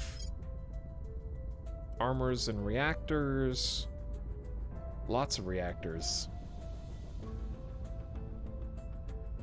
You know what? Screw it. We're gonna do some long-term ones that we've wanted to do for a while. Because space research, orbitals, settlement habs, we're gonna be the best at that because of all the boosts that we have. I'm doing Ad Astra. It's gonna take a long time, but that's okay.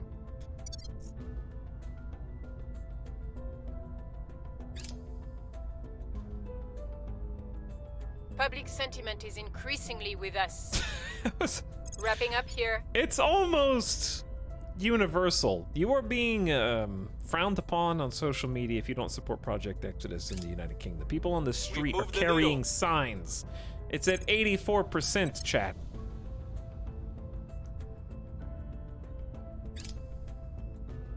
Crackdown complete. Yeah, 73% servants. For next I'm mission. gonna get you next time. And then we have our Project Brexodus will be complete. They are so much easier to just take their control point now. Here's what we found. I have learned some useful info investigating alien activity in Thailand that'll boost our Prepping for Xeno next research, which we are not ready for that button. We're almost done tracking alien movements, and we're about to get 2 more global techs as well. I need to commit more to Ad Astra.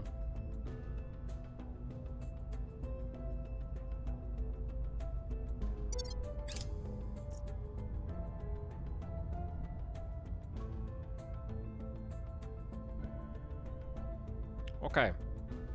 New turn. I believe I have a chance to steal the Electronic Countermeasures project from the Initiative if I can target one of their counselors or engineering habs.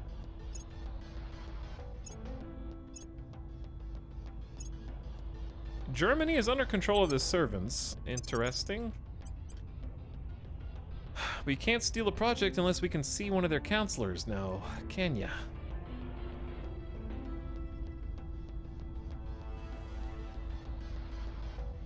This is about to get very interesting. There's an army under Humanity First now. Pakistan and Australia are now allies. Cool. The European Union and Ukraine have ended their alliance. Good luck, everyone. All right, we got a lot of aliens to eliminate, so... At your service. The problem is I need Tarcisio Tarcisio can't attack aliens anyways. Okay, you're fine. Just do the UK purge. 95 Terminate exclamation the point opposition. chance Standing by for orders. to take the final UK slot and lock it down. No one will take it from us. We're too popular. Reporting in. Who can attack aliens? Ready for orders. German Anzora needs to start in Israel, because we control Israel, so we don't want anything to pop up there. Let's get 4 ops for a 93% We're going in. success. Reporting in.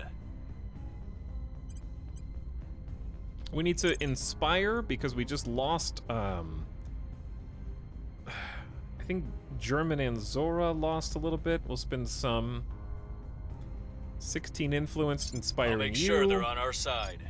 What's the up? What is the op? I want to check my locations and make sure we're not losing defense. Because North Korea. Yeah. Go defend North Korea. Protecting our interests. Ready to go. We probably have some nations that need to be stabilized. Let's take a peek. How is Israel's stability? 2.7? That's okay. How is Spain? 0.7, but it's going up. Portugal's stability's getting better. Kazakhstan's is getting better. Very good. North Korea's stability is going worse.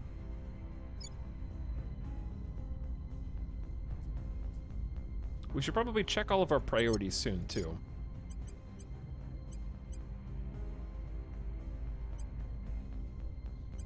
I don't know what to do with you. Yeah, let's just stabilize in North Korea. We'll turn down the heat. And then we're going to start either a new public campaign. I don't know where, because we now have Japan. South Korea was on the table. We were thinking about Singapore, but I got busy. Singapore is pretty decent, but it's controlled by... let's do a nation check. How is the status of the world looking right now? Let's see. Besides our interests, India is universally controlled by the initiative. They have 4 armies, a nuclear arsenal, and 15 development points with a massive economy behind them. It's a pretty good place.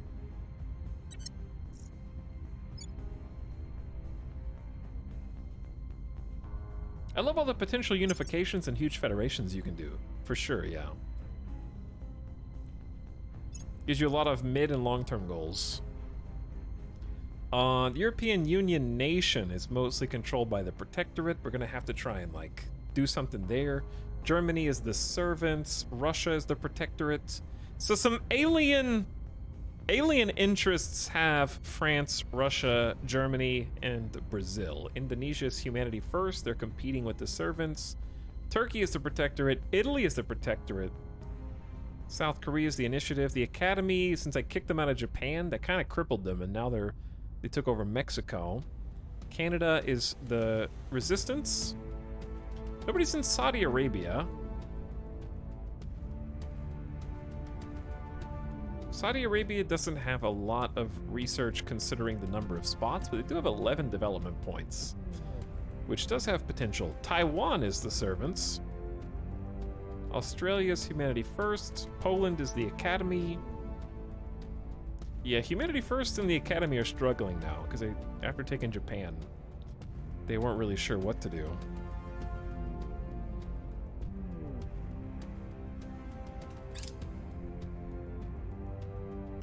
Okay, we have 12 boosts saved up. We need to save a lot more. I think we had a breakthrough. Okay, we're inspiring our troops. Wrapping up here. Making things safe for our people. North Korean spot is defended. We have detected a new alien fleet that has landed in Victor 16. There are 16 separate ships. That's too many ships. Let me see what their station looks like now. Big. Large.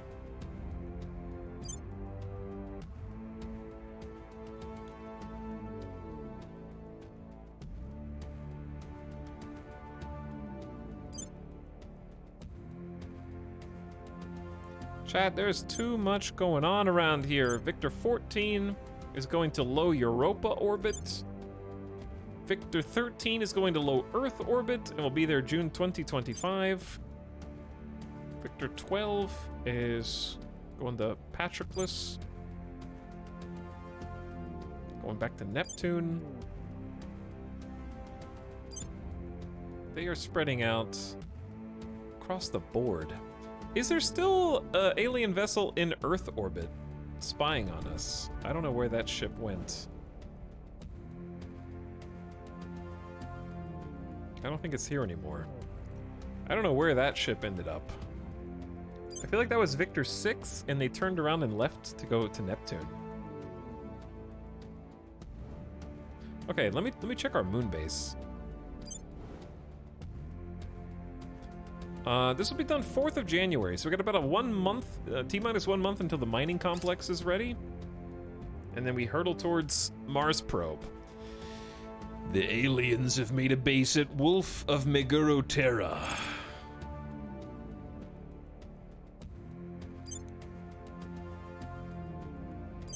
Big Rock.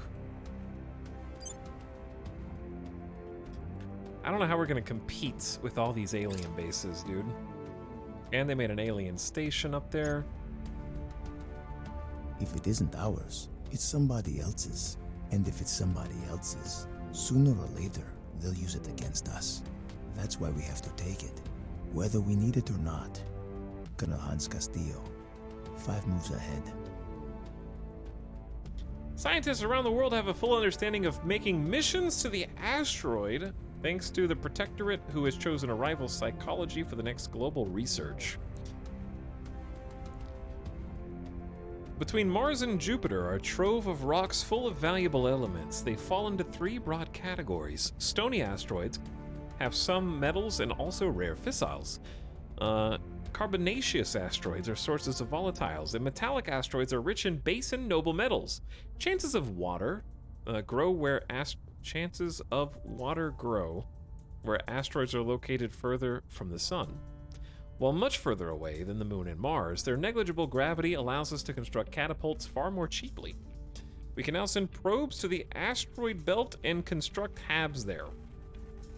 The following tech mission to Jupiter may be researched. Okay, let me see, how far out are we allowed?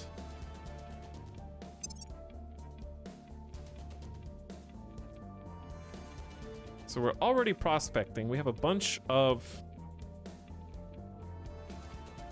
Where is it? Solar system? Yeah, we have a lot of... Oh my goodness gracious. All these buttons can be... Oh my goodness gracious, chat. I didn't mean to launch a probe. How much did that just cost me? We sent a probe towards 1911 Schubart. It will survey potential mining sites and allow the construction of habitats on the surface. Well, that'll happen the 15th of Feb 2026. Schubart will save the world. I sure hope so. Let's see how expensive it is to send these probes, because there's like 40 probes that we can launch. Oh dear, wrong button.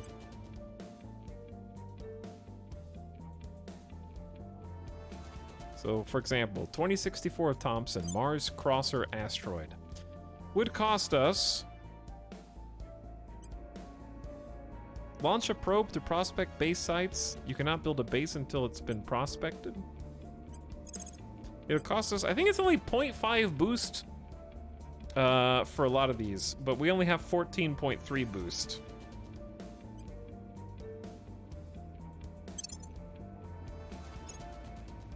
Excuse the game automatically unpaused after that. I apologize.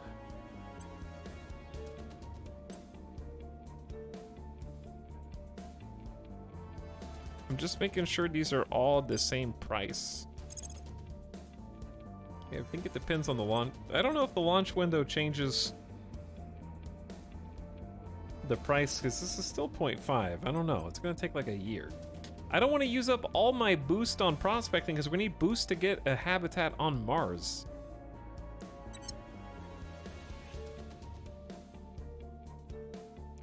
Kind of taking shots in the dark on different asteroids too. Based on, you probably want to look and see what they could potentially have.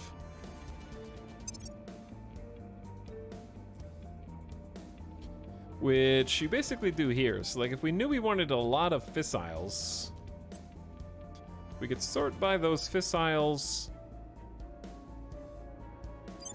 Take a look at it more up close and personal. We know this is 33 to 43 fissiles, which is a lot. And also some nobles. But we can't send a probe here. Because we don't have the technology yet. Or maybe we already sent a probe. Did we already send a probe? I don't know.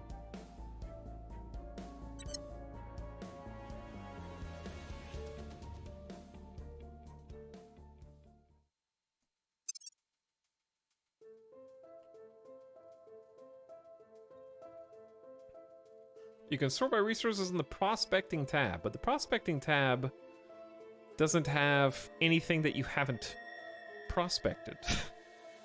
So it's fairly useless for that. I believe you want just solar system, filter by prospected or not. No, filter prospected only shows you the ones you have. I think it's just solar system the way I was doing it a second ago, and then you want to find, like if we really wanted volatiles, we've already got Deimos and Jarvis are being prospected. So like if I wanted to go to 654 Zelinda,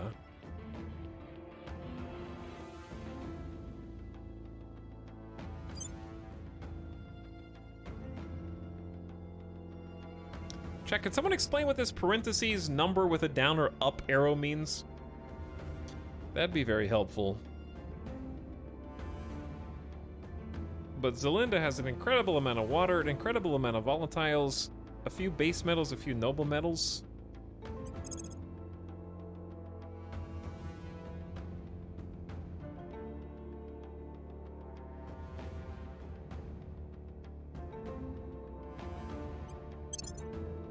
Things are stabilizing. We have reduced unrest in North Korea. That's good. Okay, I need to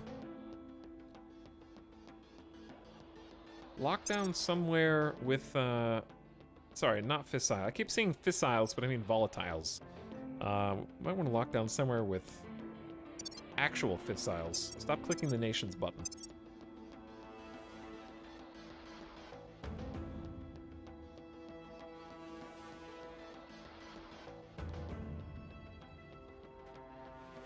I know that's a trip length modifier, but I don't, green arrow versus red arrow. I don't know. It's not clear to me right now. I also hate that it goes back to factions and you have to click on solar system again each time.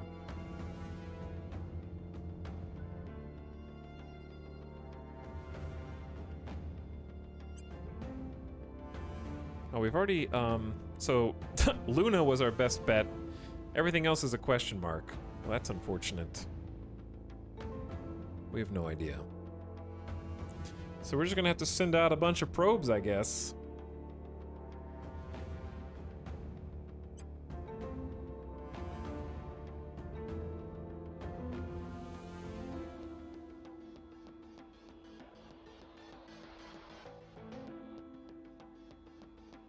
I'm gonna send out ones that have potential for volatiles. Oh, it tells you the cost here. If you just mouse over it, that's useful.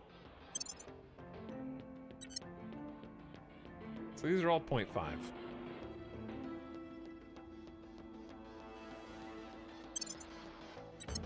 So ideally, like, we want to prospect the ones that we know for certain have either have or have potential to have all of the materials, right? Like this one right here, Vesta, has at least 1 pip of water, 2 pips of volatiles, 2 pips of base metals, could have noble, could have fissiles as well.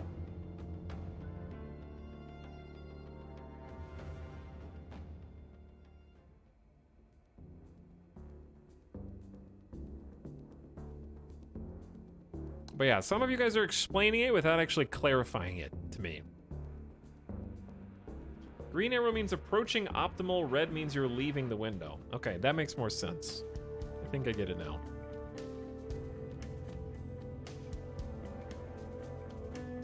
So like, this one right here has water, volatiles, base, could have noble, could have fissiles. 63 Asonia.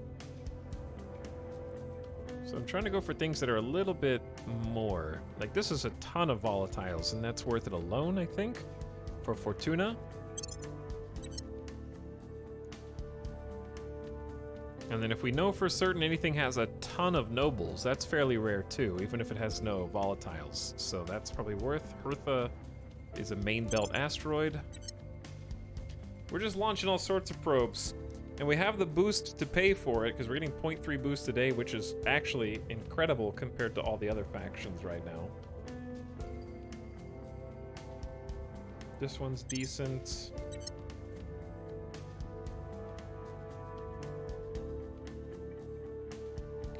This one's got no volatiles, but incredible amounts of metals.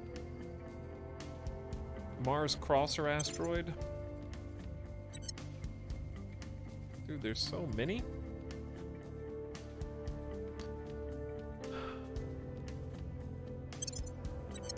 I'm going for the ones that might have like the biggest pockets of things.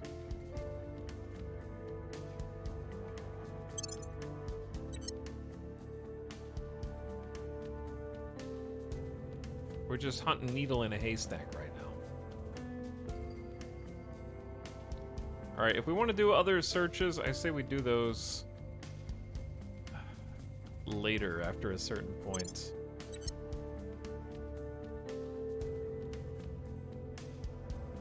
Maybe just a couple more.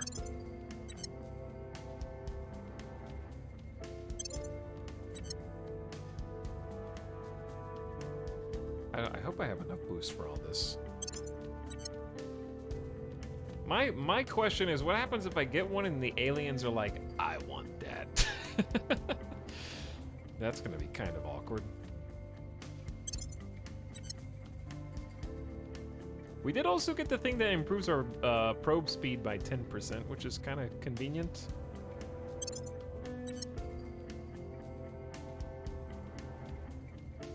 All right, I think that's good for now. I had to send some of them out. Oh dear God. Yep, these are all the rocks that I just sent probes to. That's me, I did that.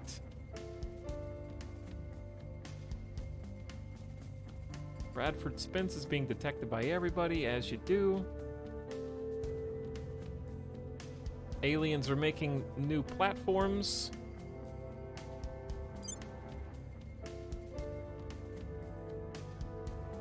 And they've got sites here.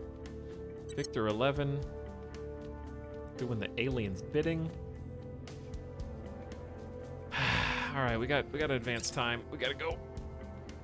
This little light of mine, I'm gonna let it shine. Judith, please. This little light of mine, I'm gonna let it shine. This little light of mine, I'm gonna let it shine. Superior Judith Howell, leading Sunday schoolers.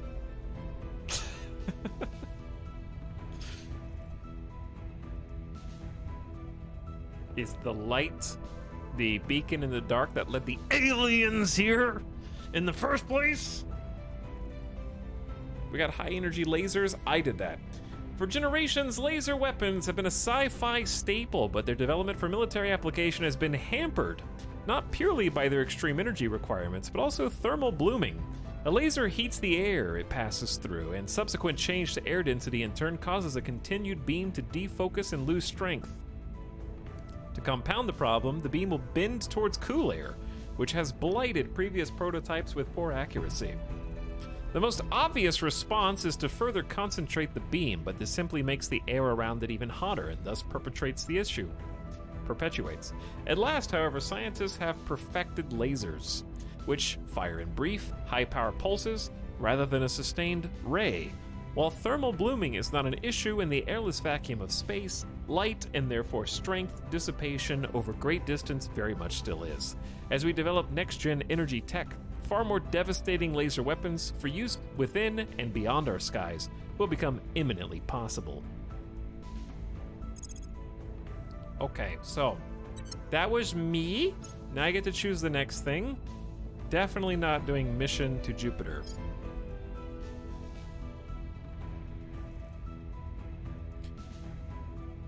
I think let's do some baby things like principles of space warfare. We're not going to be able to Exodus without having like ships. So patrol vessels and warfare doctrines and the militarization of space. We're going to have to lead the fight to defend ourselves against the aliens whilst we figure out how to leave. So let's just get baby space warfare and help everyone out.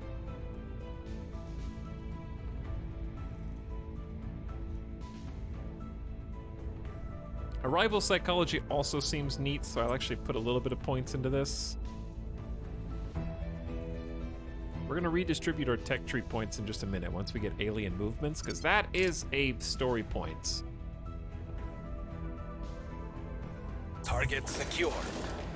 Our assault on alien life forms in Tel Aviv was successful. We have wiped out invasive flora and fauna We'll be in ready Israel. for new orders soon. Very good. We got more where that came from, though. Our people have taken control. We have purged the supporters of the servants and taken the final control point of the UK for ourselves. Project Brexodus is complete.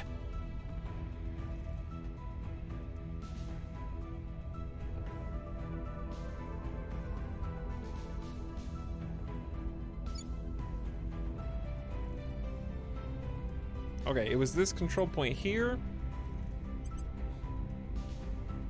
So we're putting some points.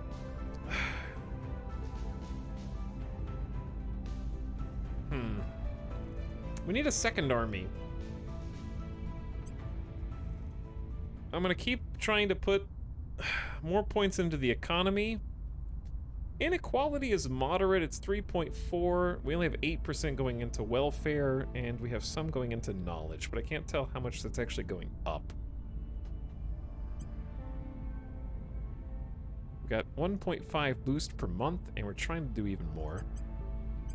Funding long-term is probably good, but let's forget about mission control. Do 11% on the army.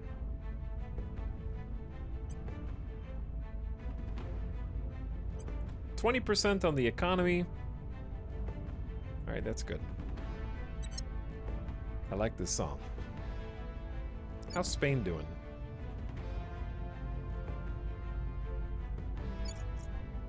We have a navy as well, so having the United Kingdom and having a navy is actually kind of a big deal because we can transport troops via the United Kingdom.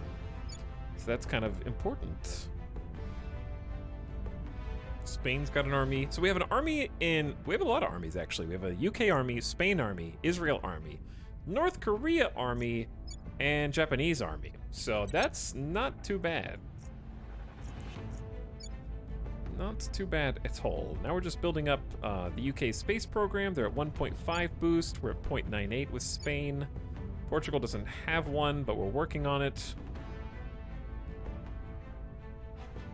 Where is Real? They're at 0.64. Japan's at 1.6, and North Korea's at 0.22. So they're all doing their best. New projects available. The Ion Drive. Kaioken times 6. I don't really know how that works. Where is that? Allows construction of the following ship components. Ions are created and accelerated along an electric field, providing small thrust and moderate efficiency. It's a ship part.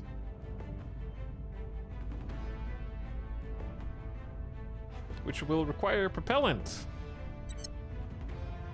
Very cool. Yes. Alien Achievo unlocked. This is our story campaign. By studying residue found in the vicinity of reported alien sightings, we have established that, rather than sweating liquid as humans do, these aliens dissipate heat in a similar manner to dry ice sublimating from solid to gas. Fortunately for us, tracking this is relatively straightforward.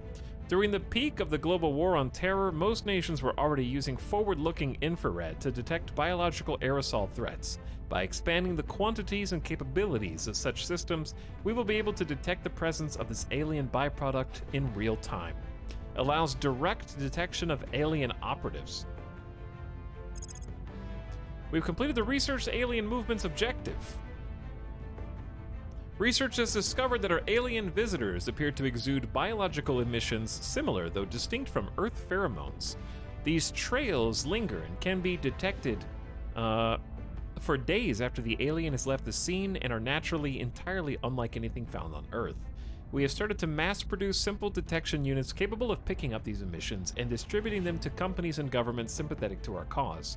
Combined with predictive analysis, we should now have some capacity to track alien movement on our planet. Special stinky alien farts. Thanks, chat.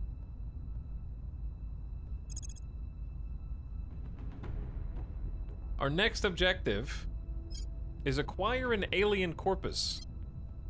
Our attempts to learn from the aliens from a distance have unfortunately reached their limit. To further advance our understanding of the aliens and the methods by which they can influence human populations so effectively, research teams have requested direct examination of a specimen. While regrettable, ethical concerns about a member of the species bent on infiltrating our society must in this instance be ranked below the cause of scientific progress. Addendum from research team. Given the level of influence aliens appear capable of exerting upon humans, we feel that for the first step, a deceased alien might be preferable to a live one. It is important, however, that we carefully consider the timing of the op and alert all of our stations to be ready for reprisals from the aliens and their human allies. Detect an alien operative on Earth, conduct an assassinate mission against it. It is possible assaulting alien installations on Earth or in space may also yield an alien body for study, but it is difficult to predict under what circumstances that might occur. Oof.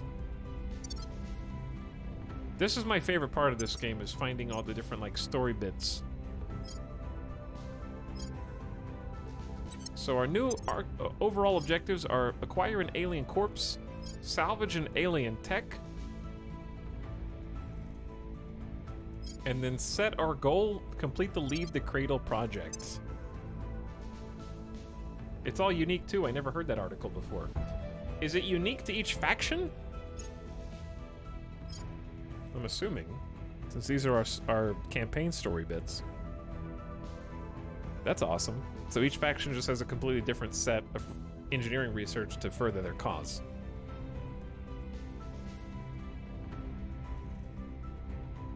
The story actually seems really interesting. I think so too, yeah.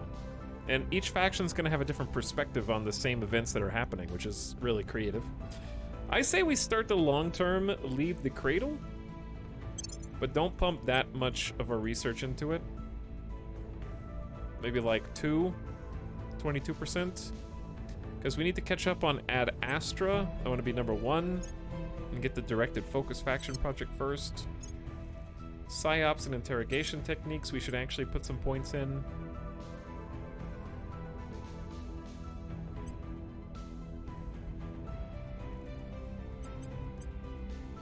And then principles of space warfare. Wow, the resistance is way out in front.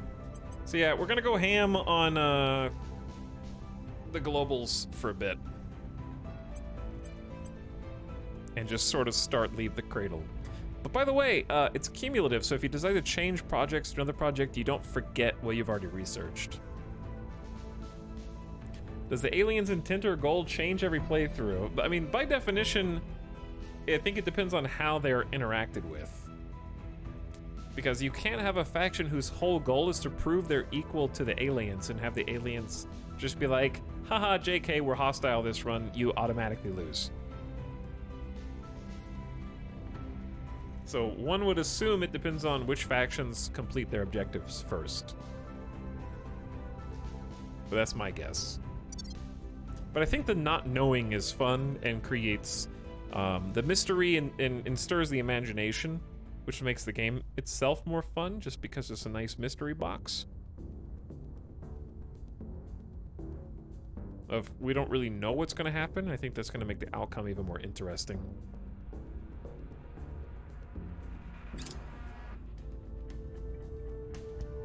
It's almost 2025, which I'm very excited for.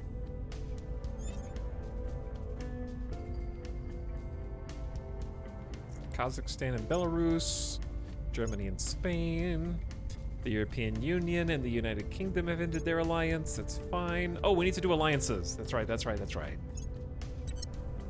Okay, we need to do a bunch of alliances.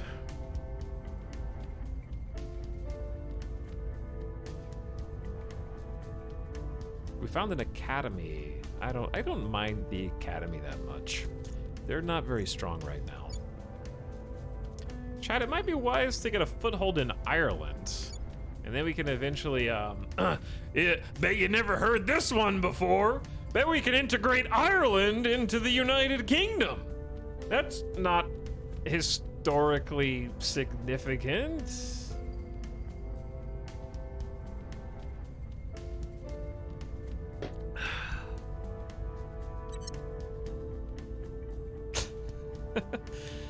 Nothing could possibly go wrong. All right. See, the German Anzor is going to continue assaulting alien assets close to Israel. Because I just can't have these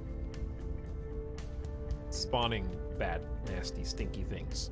Let's go for the 91% success chance. Ready for my mission.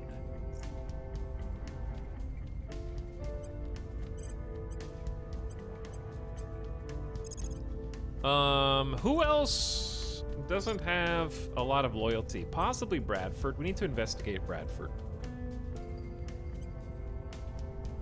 I'll speak with them.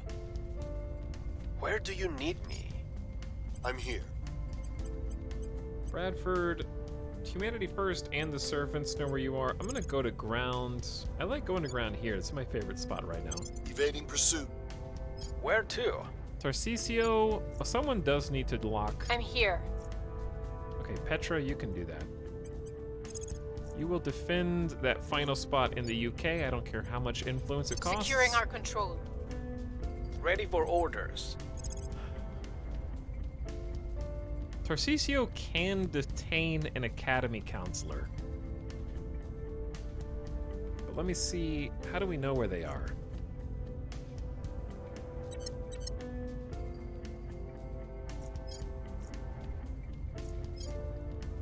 That's Mark Zuckerberg.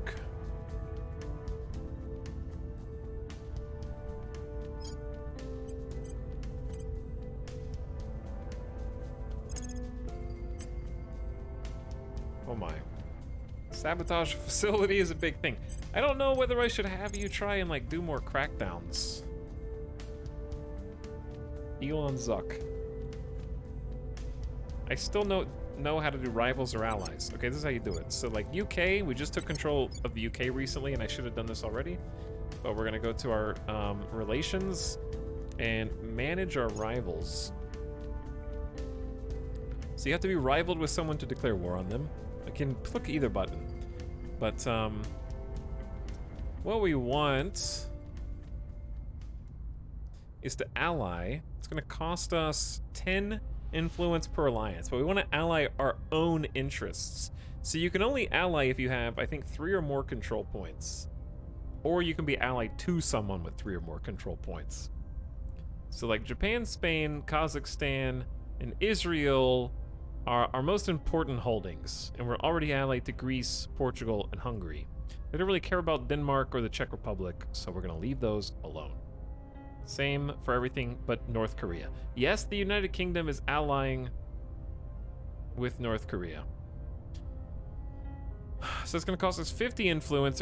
You basically automatically ally people that you already have influence over. But then if you wanted to ally with others, you could work towards that. You could propose alliances with them. And I don't know when is a good idea to do that and when's not, because I don't know who Project Exodus plays nicely with, except maybe the Initiative. But there's a 0% chance they'll say yes. So right now, it really varies quite wildly.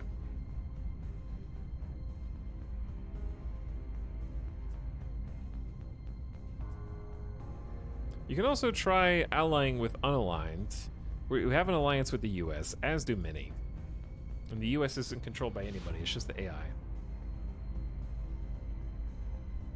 So we're for sure... Oops, I accidentally canceled the things that I clicked, so let's confirm those first.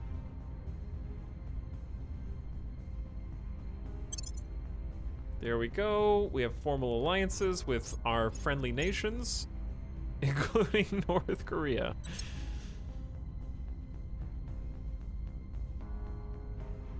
And we want to take some rivals down. And by take down, I mean move back to neutral.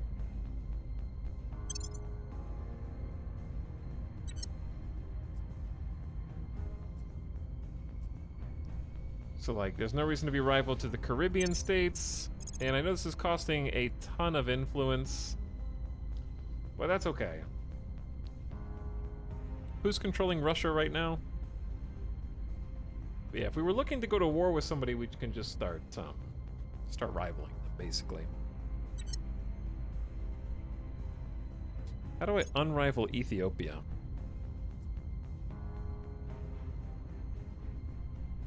It's like I can unrival China. Is there a benefit to being rivaled with someone other than war?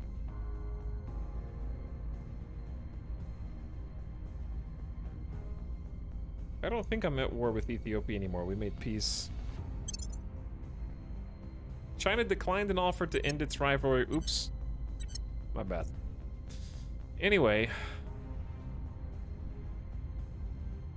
We should look and see if we need to do the same thing with Japan. Because I feel like I already did.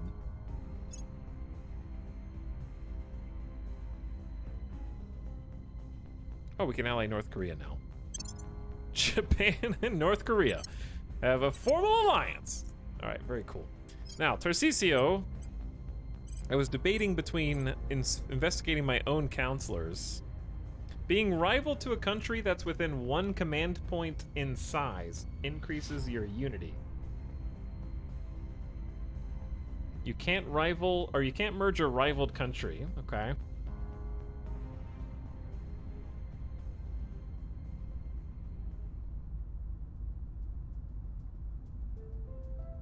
Interesting, though. But if I wanted to try cracking down somewhere, it would definitely be the European Union, but we don't have a foothold there.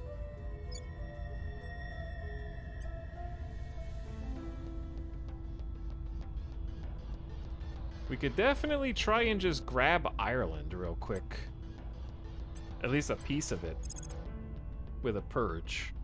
I think that that's smart. It's just taking influence over our neighbor.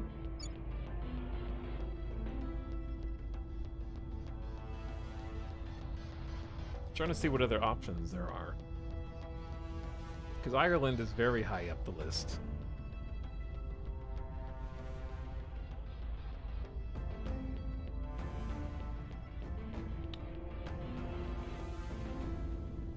South Africa,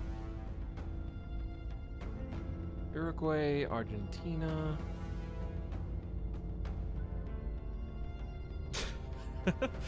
Okay, well, sure, Ireland it is. We're taking power. But I feel like we should just stop and investigate ourselves. Okay, it's fine. I need to get rid of some control point cap. It's difficult to do. I'm gonna have to dump Greece. And Denmark again. Where's Denmark? Okay, there. Denmark is dumped. We're back under cap. Confirm. Lock it in. Let's go. It's almost 2025. Going off the grid. I believe they'll stay loyal to the cause. We're making Bradford more loyal. Securing our interests. Defending the UK. Good old 5x speed. Make some things happen. 2025 was a great year for me. Chat, you guys having a nice 2025?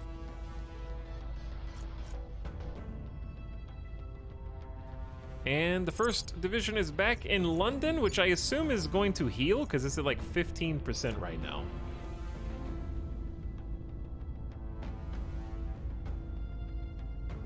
Sweden has a spaceflight program. Hey, good job, Sweden. We found some servants in the UK. You cheeky devil. We're gonna try and take that person if we can. A large wildland fire has broken out in Denver. 2025 is great. Door Fortress just released Score on one Steam. for the good guys. Sucks about the aliens, though. That's true, Smilk. Okay, we reduced alien flora and fauna in the Amman region by 27%. It's likely some remains. We're doing our best. The opposition remains in power. Wow, 95! We have failed to purge the servants Cleaning things up. with a 95% chance of success. Holy moly. Did not think I would see the day. Once again, the English have failed to unite Ireland into the UK. It was historically accurate.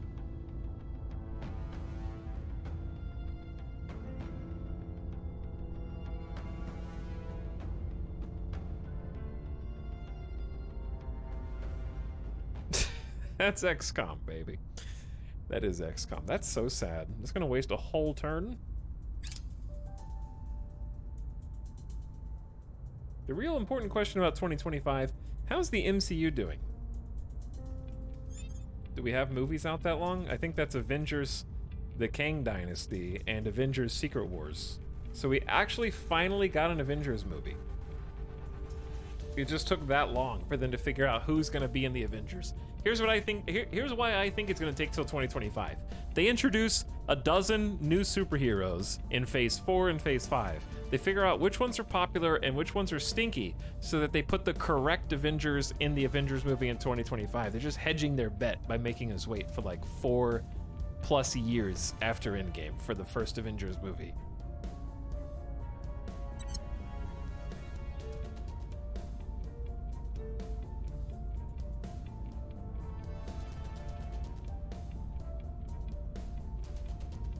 Okay, Australia has a spaceflight program. Everybody's getting spaceflight programs, all the cool kids.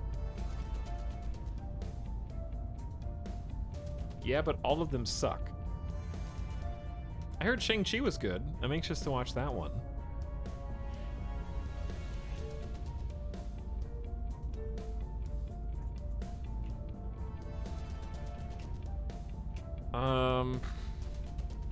I gotta go back and actually look to see what's in Phase 4 without...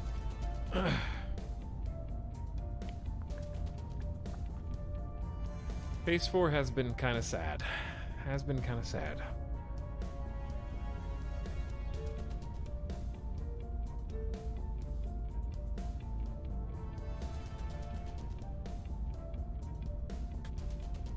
I honestly didn't mind America Chavez, and the reason is because in the movie Doctor Strange, they had an opportunity to really blow it, and I think that they set her power level and origin story appropriately in a way that made sense and didn't feel like she was a gamer god on her first appearance.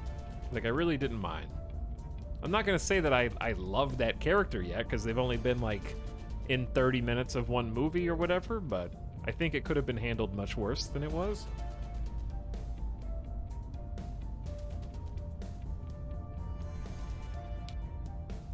And I thought that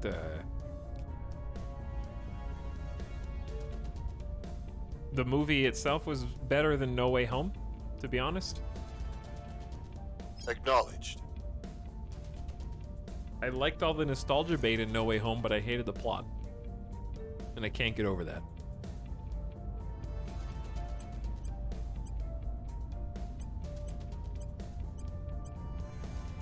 I loved all the other, like, returning characters, though.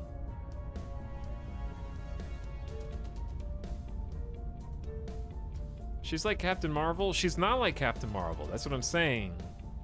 They introduce a powerful character. The difference between her and Captain Marvel is they introduce Captain Marvel and basically go like, she's so powerful that we literally have to hide her somewhere in space, because if she showed up, she would trivialize everything that the other Avengers are doing right now. Whereas America Chavez shows up and is like, actually at a power level scale that is beneath that of the other characters that she's in the movie with. I think that was the best thing that Multiverse of Madness did, was it established pretty firm character power levels in the movie and actually kind of stuck with them in a way that I thought was responsible and not just making certain characters OP to try to make you like them, which always backfires.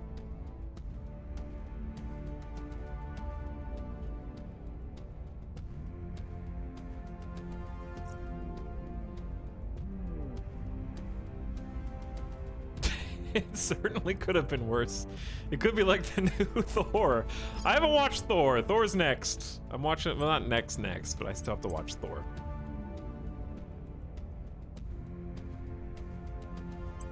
Okay, I don't know what to do with you, Bradford. I don't know what to do with you. I guess start public campaigning. You do have so much science that if you didn't advise, it's only 10 influence and it might actually be good. What nation do we get the most science from? It's Japan and it's not even close. So what if we just... I don't know, but public campaign is so strong. Fine, let's go for Ireland. We're gonna public campaign in Ireland. Making our case. Reporting in. Can we not detain the counselor that we just detected? We only have a 10% success chance to detain because you have no investigation skill. Oh, there's more ops. I mean, orgs. What orgs do we have?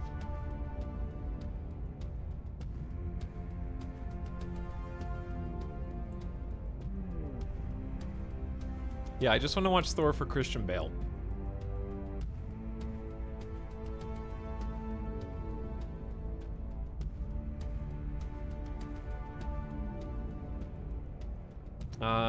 Airborne Special. Counselor must be government or from Taiwan. They get +1 security, +1 ops. Can assault aliens. Being able to assault aliens is important because we just saw how many aliens there were. Who has high command?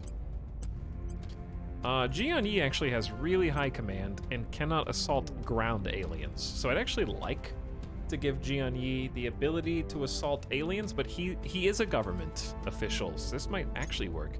Let's give you an admin. Wait, no. You have to have... we don't have a counselor from Taiwan. Okay, that makes sense. We don't have 2 stars available, but this one lets you assault an alien asset as well. So if I can just get a 2nd star freed up, this is pretty useful. I'm just gonna ditch the 1 science. This is fine. Chat. Oh no, it's not the literal European Union alliance. It means France. That's so confusing. I don't have a control point in France. Never mind. So we can't really get any of these. The France is now called the European Union. It's a place, not an idea. None of these are worth it.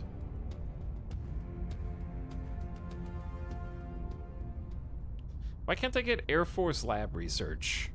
Oh, because we don't have 100 influence? So if I just wait, we could, but then we won't be able to do anything. But damn, 20% to military research is crazy. And military science. That might be worth getting. Because we're gonna need to spec into military stuff soon.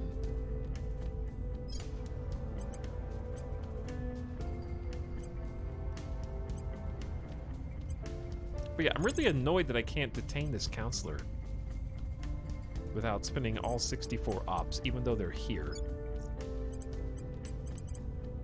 In that case, just keep assaulting alien life forms in the region. Going in hot. At your service. Gianni, basically everybody knows where you are, but you have quite a bit of security, so I bet you're difficult to kill. Let's do some more inspires for German and Zora. We're gonna start investigating our own people soon. I'll make sure they're on our side. Ready for my mission. Tarcisio, just do a better job. The initiative took over this spot in Ireland. We're gonna try purging that again. Targeting the opposition. What's the up? The op is public campaign Making in out Ireland. case.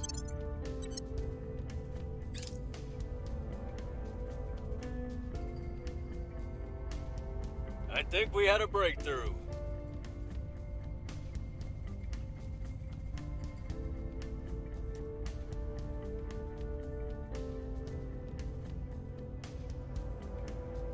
Inspire mission success.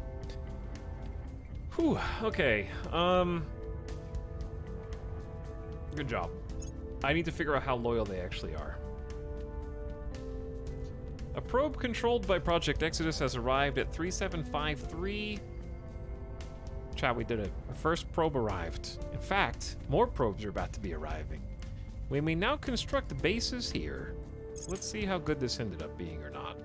It has 18 regular metals and 0.77 nobles. Not very good. If I wanted to make an outpost, it would cost 12.5 boost to launch it from Earth. What we're waiting on is Alexandrov base. This is going to finish today as well. So our mining platform on the moon is basically done. Yeah. Yeah. Oh, that looks badass.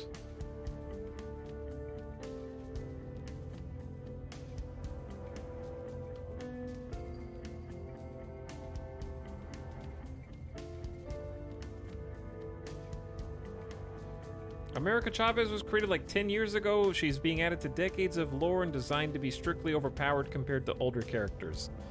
Well, there's two things. Number one, the MCU character doesn't necessarily get all of the powers and traits of their comic variant because they're not one-to-one. So they get to pick and choose how much power they actually want the character to have, because I think anybody with a brain can look at America Chavez's comic character and say that if in the next movie she had that many powers, no one would think the movie was good.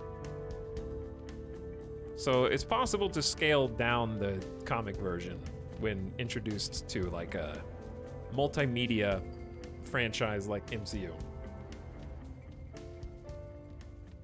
And I feel like that's sort of what they were going for with the movie. At least that's how it appeared to me. Because to me, there's growth potential and room to grow, but it also seems like a character that is going to have a natural endpoint. Because her primary purpose in Multiverse of Madness and her apparent uniqueness, the Chekhov's gun there is that when the multiverse saga of Marvel is wrapped up, let's just say that a certain power is going to have to be removed from the MCU at that point. So it sort of already has strings attached by extension of it's just not possible for the multiverse to be a main plot of Marvel forever.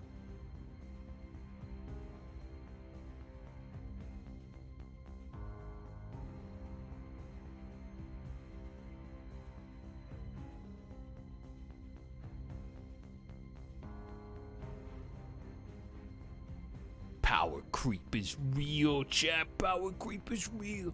Nano machines. Anyway, like, I don't really adhere to the arguments where people are like, what, you have a problem with Game of Thrones? The show that's got dragons in it? What, you can't suspend your disbelief in the show with dragons?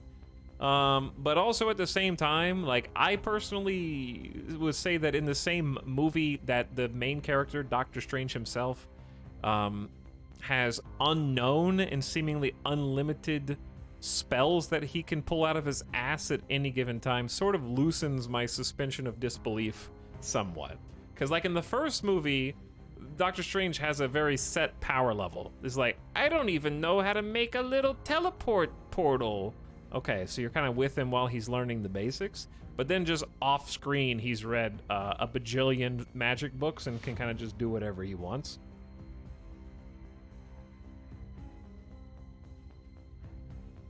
So it didn't really strike me as a Deus Ex Machina, because Doctor Strange's literal ability is Deus Ex Machina. We don't know what his abilities are, and the next thing he does on screen, any of his powers are a surprise to you in the audience. I still love Doctor Strange, don't get me wrong. But I was actually talking to Alice about this. I was like, you know what the Marvel needs? More anime. Okay? Hear me out, chat. Marvel needs more anime. And what I mean is, in anime and shonen, one of the things that attaches you to a character is following their development on a real physical level, often. Watching characters not know how to do things and then figure out methods to do things, say less, is a very, like, integral part of all shonen. Like, learning how to master a particular ability. And I think that Marvel needs to go less in the direction of, like, the Harry Potter movies, where Harry Potter starts out like, it's Leviosa, like, you know, the actual moves, you know, like Expelliarmus, and then by the end of Harry Potter, there are no spells. It's just everyone's got a laser blaster, and they're all just going pew pew pew pew pew pew pew pew pew pew, right? Like, it doesn't matter what they're doing, because all you need to know is that they're doing explosions, right? Like, they stop focusing on the details, and anime always focuses on those details. Like, I've been watching Attack on Titan again. Like, I started Attack on Titan. And in the first few episodes, Eren learns how to do, like, a tackle, not a tackle, but like a grapple move. He picks it up from one of his fellow classmates. They do a spar. He gets his ass kicked. And then in, like, an episode, he's like, that was a good idea. I'm gonna use that move on somebody else. And being able to figure out what a character's moveset is really is a more interesting way to do things in Marvel. And I think the characters where you know their implied powers and their capabilities, and you watch them kind of iterate on their techniques, where it's not just a surprise, but it's a logical conclusion that they jump to.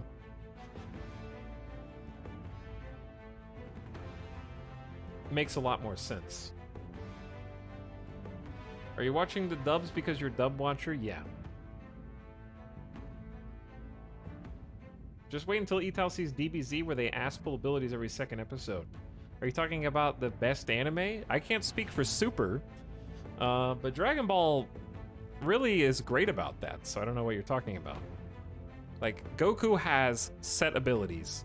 Even in the first saga, he has Kamehameha, he has Kaioken after King Kai, and you know exactly what Kaioken does, and you know the stakes and the desperation when it's hit. He has the Spirit Bomb, which you know exactly what's wrong when he tries to use the Spirit Bomb, and then he develops certain abilities over time.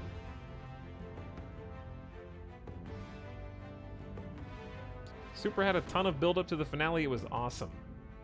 I think Iron Man does a good job with this. Each time he appears, he has a suit which solves a problem from an earlier movie. I agree, yeah.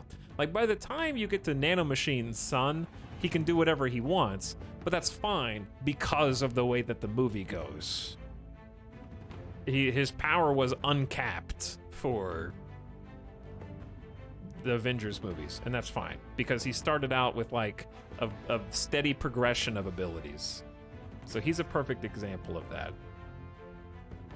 Also, see Cap, who he has a shield. He has a shield and super strength. You pretty much know what his capabilities are. He's not just pulling a new ability out of his ass every movie. And then he gets a power-up, he gets an upgrade, and you're aware of the significance of that power-up and upgrade when it's relevant, right? Like, that's like, oh shit, I understand why this is a big deal. So those characters where you can follow their power level and like their capabilities are the best. And the characters that we don't know what they can do, even though, again, I love Doctor Strange because I think he's visually and tonally my favorite, especially from the comics. Those get to be more muddy. Like, it's hard to be a Doctor Strange MCU fanboy because you're just like, I don't really know what his powers are. And even when he had access to like Infinity Stones and stuff, I felt like I had a better grasp of what he can do then. Because the first movie was great. The first movie shows you exactly what his powers are, how he uses them, and how he iterates on them. Yeah, the Dormammu fight was fantastic. When they get further away from that, I think those are the movies that aren't good.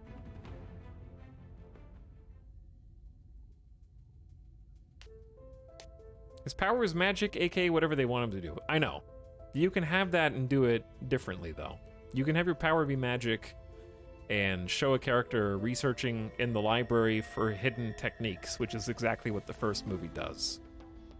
Or just have characters talk. Even just having two characters talk about strategy before they do something makes up for that.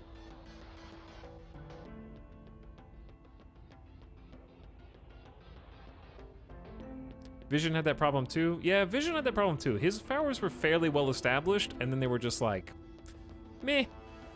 He can kind of do a whole bunch of different things. The comics did that with the spells, at least. Yeah, that's why I like comic Doctor Strange a lot.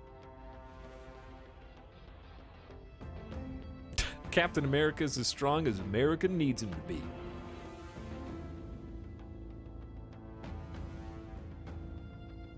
That was also the problem, I think, with Wanda/Scarlet Witch. It was kind of like, her powers are, she does fireballs, and they are of varying intensity.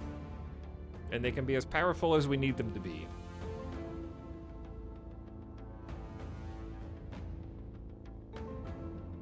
So that was, I mean, I still enjoyed the movie, and I think it was done as well as it could have been, but yeah, there's some things. Anyway, getting distracted. This is sick. Chat, we now have incoming base metals and water per month going into a stockpile. We're losing volatiles because we have a monthly drain from this very hab.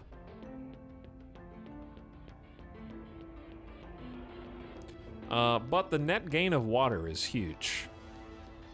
Because we should see an increase in boost from not having to pay for certain things from the hab. Speaking of boost, let me see when I'm anticipating, like, I kind of have to save all of my boost still for Mars. Because we're expecting to survey by the 5th of May, so let's just hoard all boost for Mars.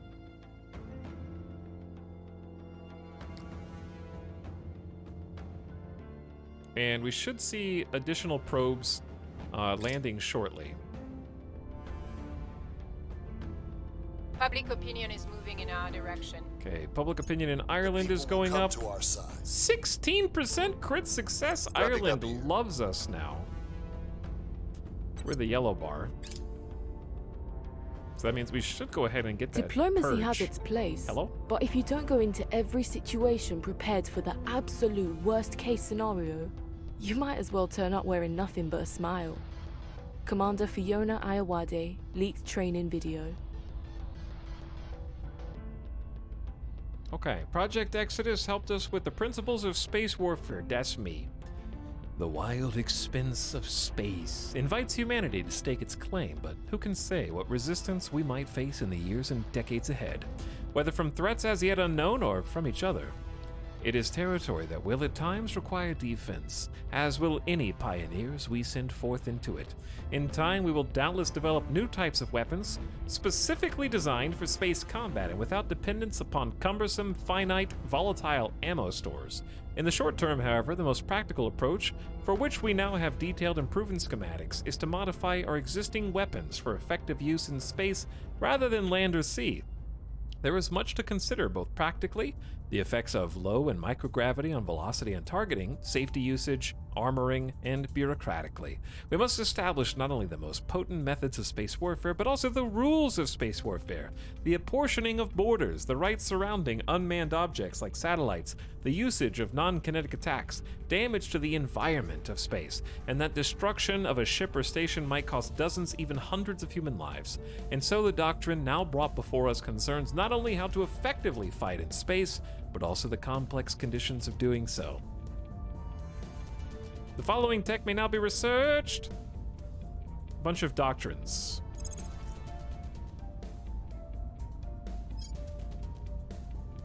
Mission to the inner planets. This is a prereq for mission to the inner planets. That's a little ahead of what we can do. Point defense laser turrets. Dude, I want those. Railguns. Advanced missiles.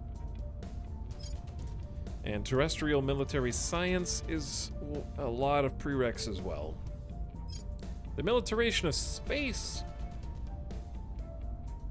Olympus-shaped nuclear torpedoes, our space future, antimatter weapons. There's probably more. Let's get directed energies. Point defense laser turrets, faction project, go.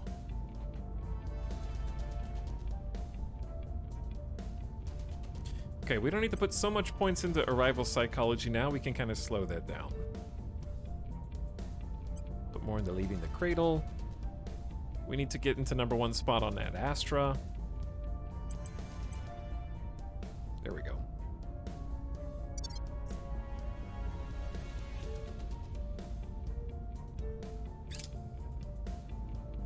Dude, our army is taking forever to heal. The European Union and Finland, what? Merged into a single nation. How?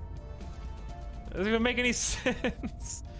Hi, Etalyx in chat. Also, hello subs that I missed. What's up, 20-month subs, Zapped Guy?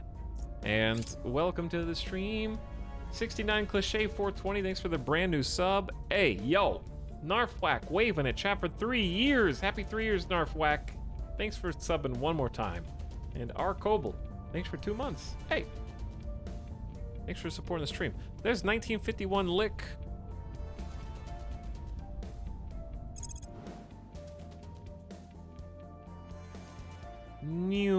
Okay, there's only one build site here, and it's got it all.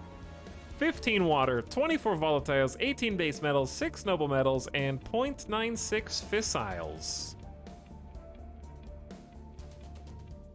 Let's see where it is relative to us.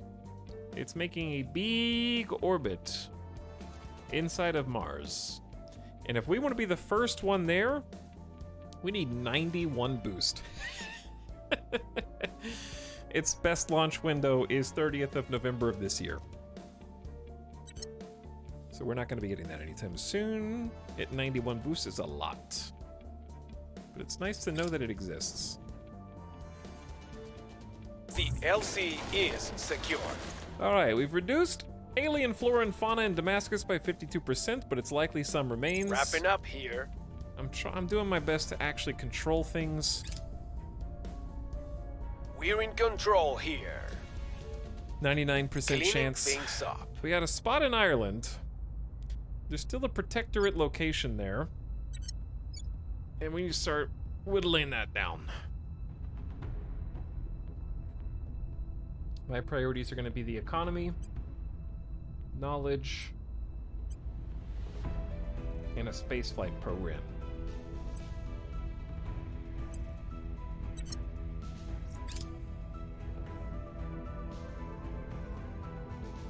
Can you set a notification to alert you when you're close to a launch window? I don't think so. The rimworld biotech update looks good, though I assume you've already heard about it. Indeed, it is in the title of this stream because we spent the first 2 hours of stream going over it, analyzing it, discussing it. It looks awesome, though. Very excited for it to launch this month.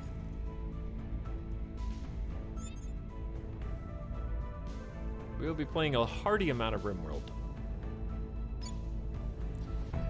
That being said, I'm fearful it's going to come out the same day or the same week as Vicky 3. Your orders? So, that's gonna be spicy. At your service. So if I wanted to try and crack down Ireland, I can spend 32 influence for a 50-50. Let's do it. Targeting their key people. And we're gonna At your take service. our best public Ready for my speakers mission. and try and boost our I will tell our popularity story. ahead of that purge. I'm here. Okay, you continue fighting different alien assets. Keep them out of here. Taking it to them. Actually, Standing by for orders. Standing by. spend some more ops. Going in hot. Ready. Okay, Jian-Yi. Too many people know where you live. But we gotta do mass public campaign here. We must persuade the people. Your orders? Have we lost any defense spots yet? I want to check all my... We do need the defense in Ireland, but I'm gonna hold out for now. Kazakhstan is defended.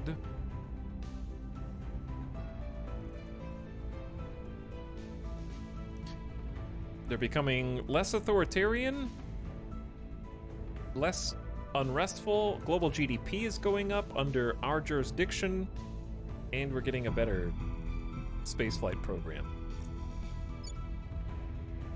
North Korea is going pretty good. And we got Japan as well. What are you more excited to play? I'm really excited for both, for different reasons. RimWorld is familiar. Victoria 3 is brand new, so I'm excited for the brand new, but I'm also excited for my most played game on Steam to have completely new interactions gameplay with existing content. So there's gonna be, one's fun to learn and the other is fun to reinvigorate an existing passion. So it feels very different. Be too hard to pick one. I will try to sway the public. Xenoforms are growing explosively in Argentina. I don't have any South American holdings. Oh, I need to get rid of a nation. We're too easy pickings right now. It's probably time to abandon Greece.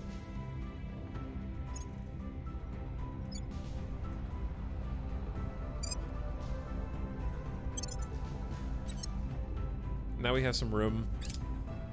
If you're over your control cap, you're an The easier people will target come to to our side. purge. Public campaign crit success. All right, Ireland is Public like, opinion is moving actually, in our direction. you guys are Our case incredible. remains unheard. Jian-Yi failed a 97% chance for increasing popular support in Ireland. Wow, that's the highest one yet.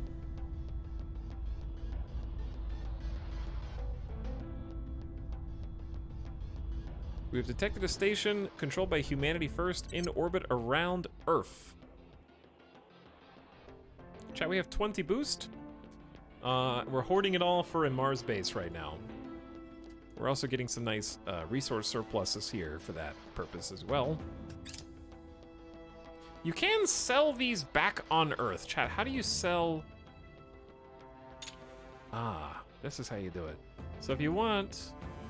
This is really not much money though, is it? Because we have too much water and base metals on Earth already, so it's not valuable. But you can sell it in mass. That's XCOM, baby. He's failed 2 95s now. 95 and a 97, yeah. We've hit them where it hurts. Okay, we got We'll the be crackdown ready mission for crit new orders success, soon. and that's what we wanted. We went from a 50% to like an 88% with the public opinion sway, so now we can just try and lock down Ireland, and we might even be able... Do they have claims on each other?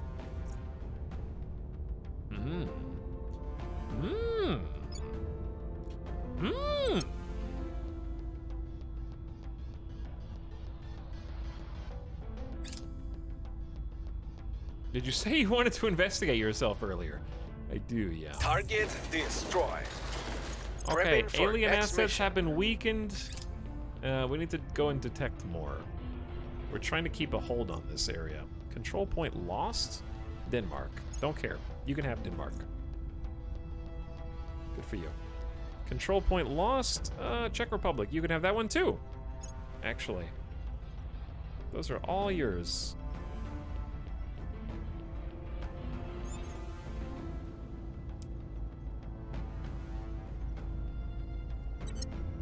Alright, what do we got? Lost Denmark, no problem. Nothing else important over here. What's all this? The crackdown on our control point in Uzbekistan has expired. We gotta abandon Uzbekistan again.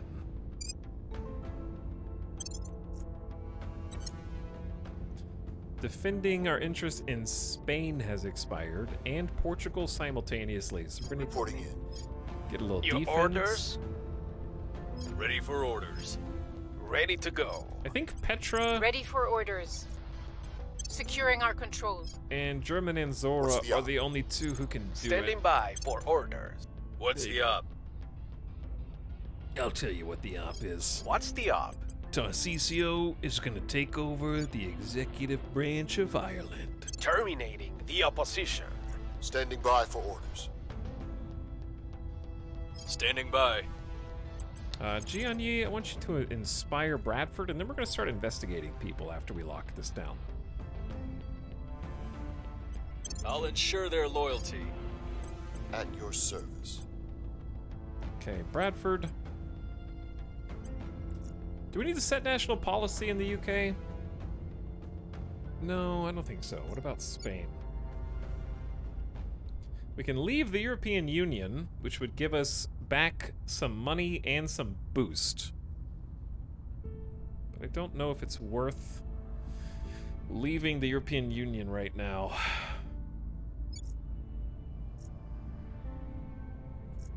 How do you sort by...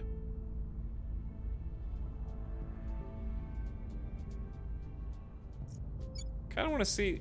Germany's already left, Poland's left. Who's even in the European Union? The UK's not. Yeah, I think we're just gonna... Let's go ahead and just leave the European Union. I don't think it's helping us. Heading to the capital. We'll get a teeny bit more monthly boost. Which right now, 0.5 is like a pretty good increase. It's like a 5% increase. It just looks like France. I know, that's what I'm saying.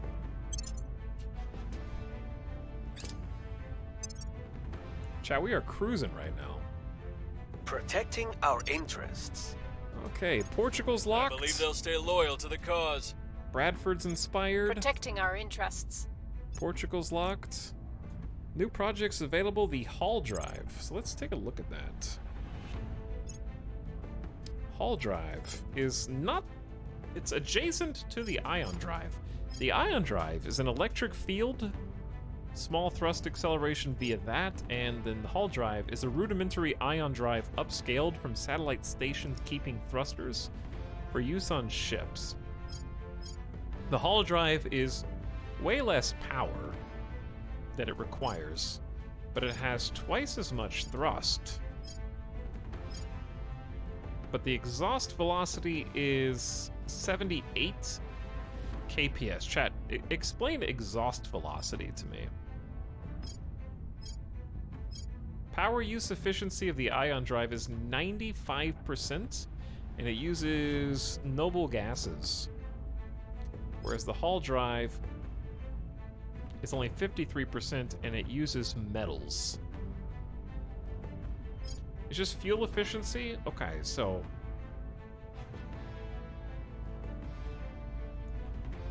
So power use efficiency then, conversely, is what?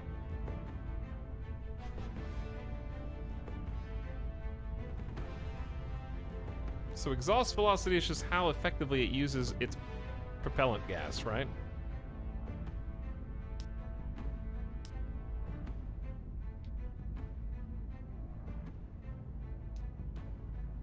TLDR, Ion is good for range, not combat.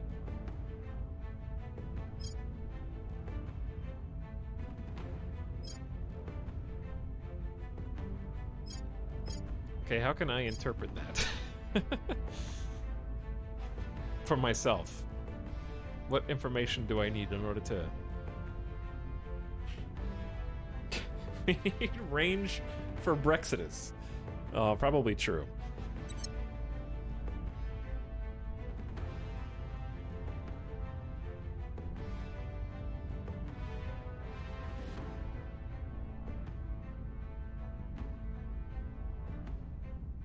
I believe thrust is good for long distance, delta V for space combat, where changing direction is key, but is slow to move between bases.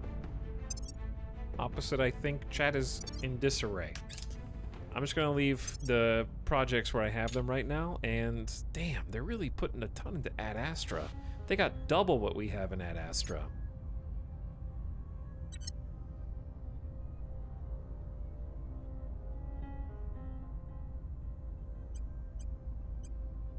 I don't think I can catch up.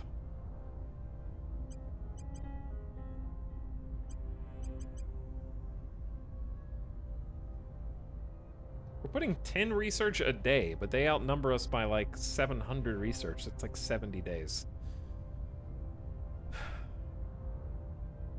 Thrust is how fast you excel. Delta V is how far you go, but you don't need to build ships till like 29 to 39, don't worry.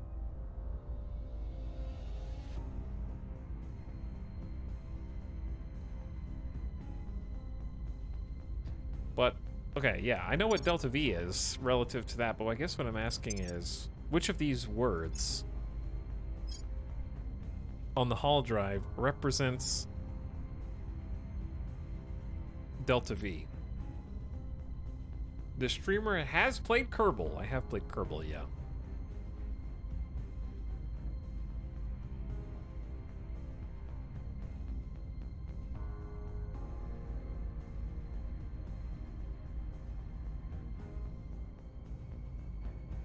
Is exhaust velocity delta V, and it'll show you the delta V once you assign a ship its tanks.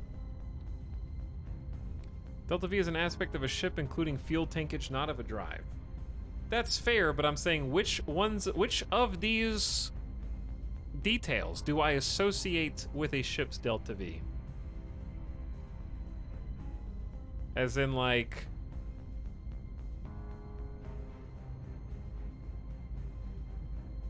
I don't know how to explain that better. Efficiency. Okay.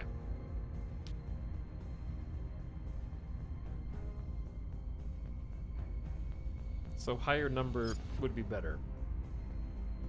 And that's why the ion drive at 95% is better for long range. But how do I know that the hull drive is better for sharp maneuvers in combat? Is it the thrust rating?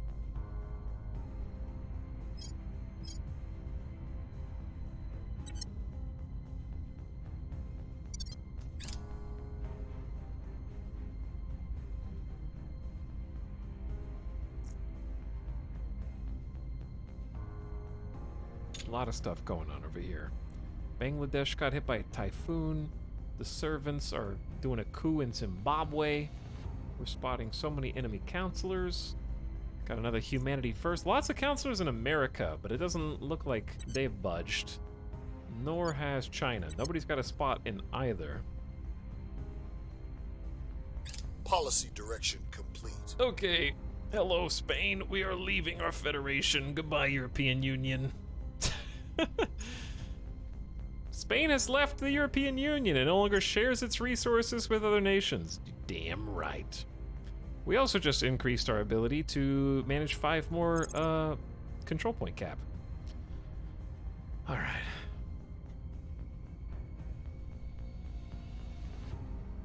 Perrin Gaming did a nice YouTube video. I think that was the original tutorial person that I watched. And they did a good job explaining things. Alright, I want to do some weenie ones. Interplanetary warships is one weenie one. But let's do all the easiest. I was doing Energy Lab ages ago because I do want to have like a bunch of space research tech bonuses, but we're going to just take that down to 1 and do 43% to Ad Astra. I think it's largely too late for us to catch up. What if I just dump all research into it? We'll get 28 per day. Is it possible to catch up still? We've removed. We're 700 behind, so no. Basically impossible. Hey, the Academy is out! That is Portugal. That is Ireland. All right, the United Kingdom and Ireland. Together at last. Cooldowns for alliances, federations, and unifications. Chad, how do I unify the United Kingdom and Ireland?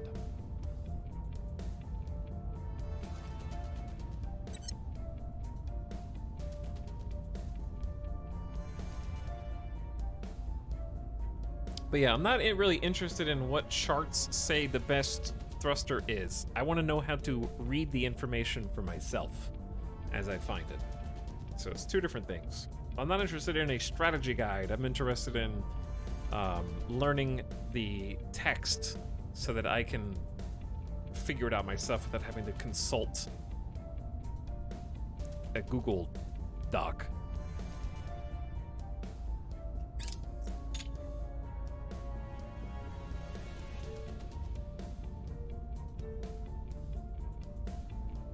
Do you not have your newsfeed open? Just the letter N on the keyboard, yeah.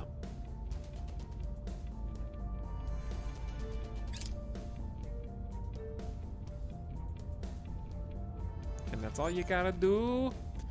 Graphene batteries.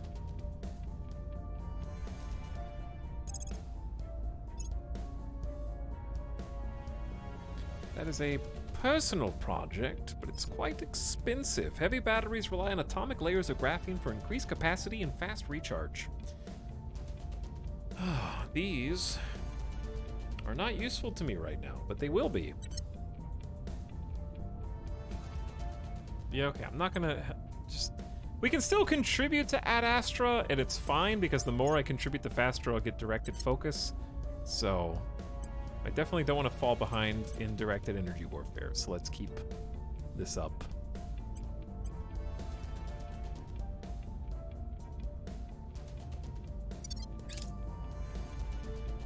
I don't have to control all three.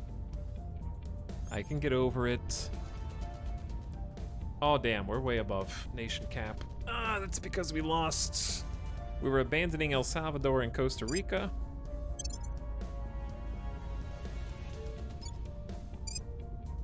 There we go. Now we're back under cap.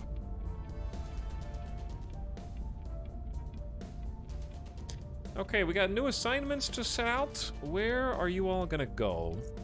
I am anxious to get to the part where we probe Mars. And we have some hoarded boost.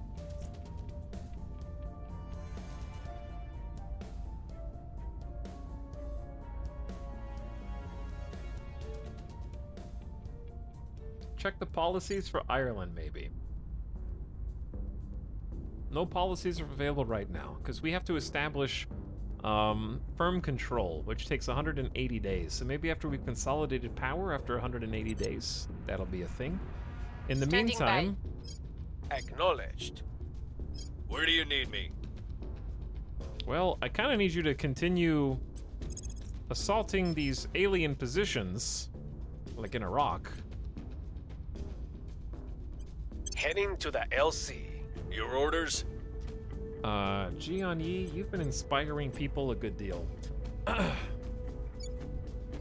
wouldn't mind locking down our control over public opinion in some important places like Spain, but that's not necessary per se. Japan is still majority. We got not the majority in North Korea, but it's better. The voice sparks make me feel like Command and Conquer. I can see that. Yeah, I can see that. All right, Jian Yi, why don't you go to ground for one turn? Everyone knows where you are. Going off the grid. Where do you need me? Tarcisio, it's time to investigate our fellow counselors. Let's investigate Bradford.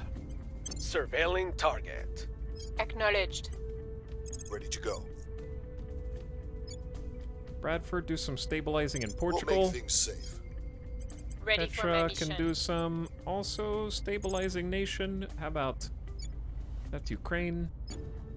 Kazakhstan's on the way down. Israel's on the way down.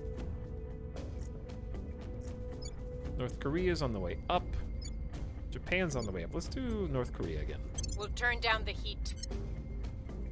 But I feel like you're just so much better at doing a public campaign.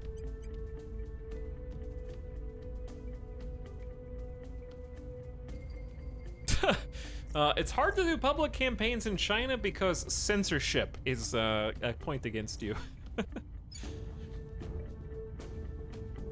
We could just start in the US. I don't think that's a great idea, but it is kind of funny. The Academy is going for it. They got Mexico. Let's cause some problems in the US. I will tell our story. Did he defend Ireland? Oh, you're right. Dude, you right. Making things safe for our Backseater people. right. Backseater confirmed correct. Damn, why did the Protector go all in on Ad Astra?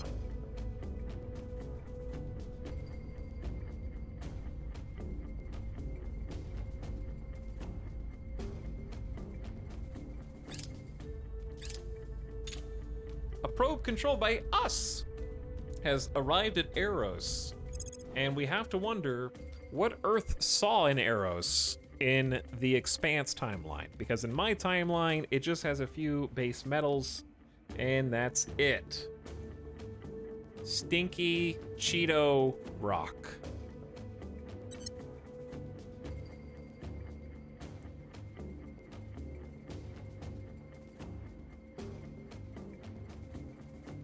But if we wanted to create an outpost here, it's only 11 boost.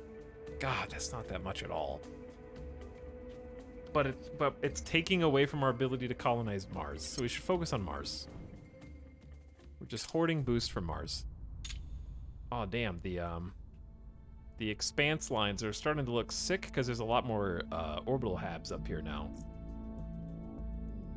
Hunkering down. All right, chat, I need to take Midas the dog outside. I'm having a lot of fun. We're hurdling. I really am going to keep playing for another couple hours because I want to get a lot done today, especially since we spent the first 2 hours just talking about RimWorld. But I'm gonna take Doggo out, get a snack. Okay, and then I'll be back after I get a drink too.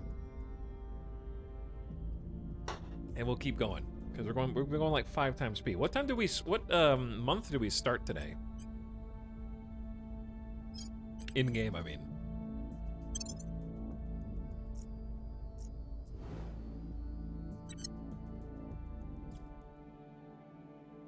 October, I think. Well, we're definitely going to get to at least May. Is Ethiopia at war again? Yeah, I think the European Union's at war with them. It's very sad.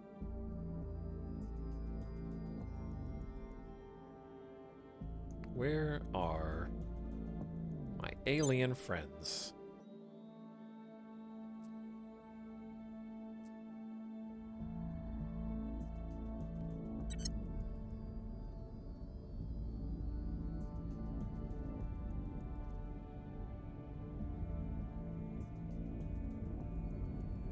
There you go, chat. Take a look at some aliens, study them while I'm gone.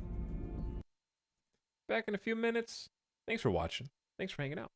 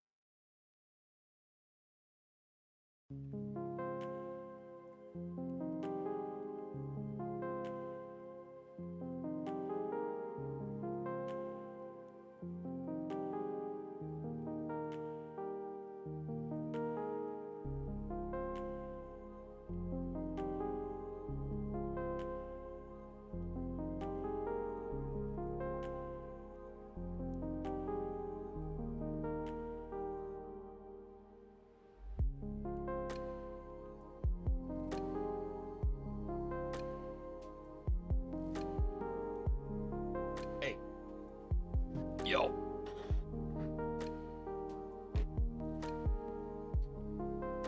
What's up?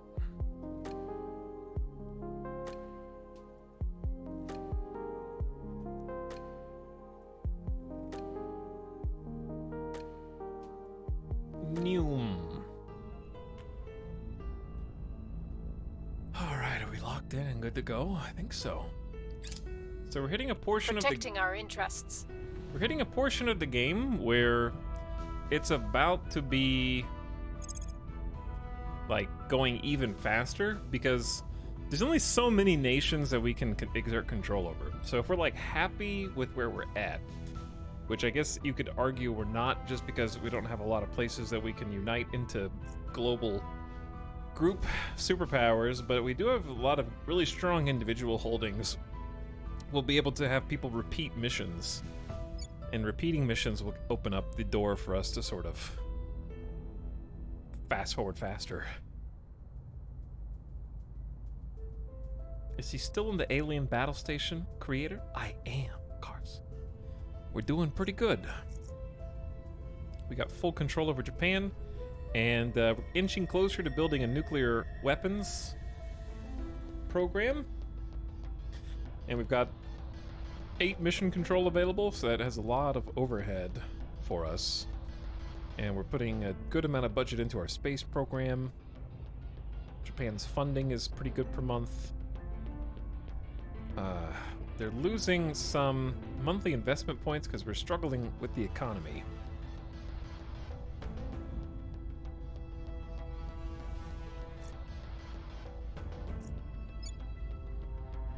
Spain, we can eventually get a nuclear weapons program.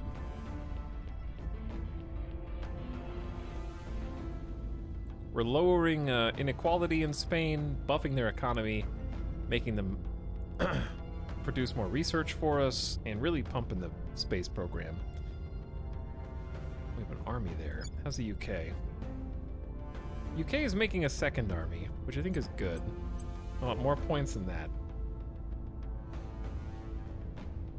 They're also probably going to be our top military. What is Japan's Miltech? 4.4? Okay, so they're there too. They're slightly lower than the UK. We'll probably use UK and Japan for military after I get the nuclear program with Japan.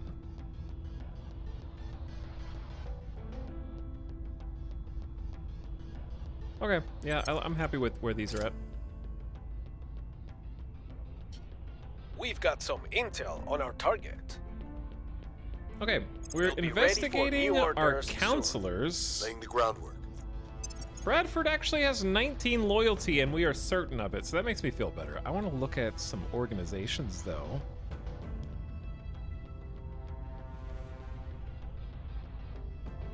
It's +1 to mission control, which I don't think is that valuable. Pelops Sabotage and Steal Project gives you +2 to espionage. Meh. I guess if you have open space, you can use it. Fine. If it's there, you may as well buy it. Now you have 10 espionage. Sabotage facilities. Special Forces Command is neat, but we don't have a control point in Turkey. Japan Special Forces, however, lets you assault alien assets.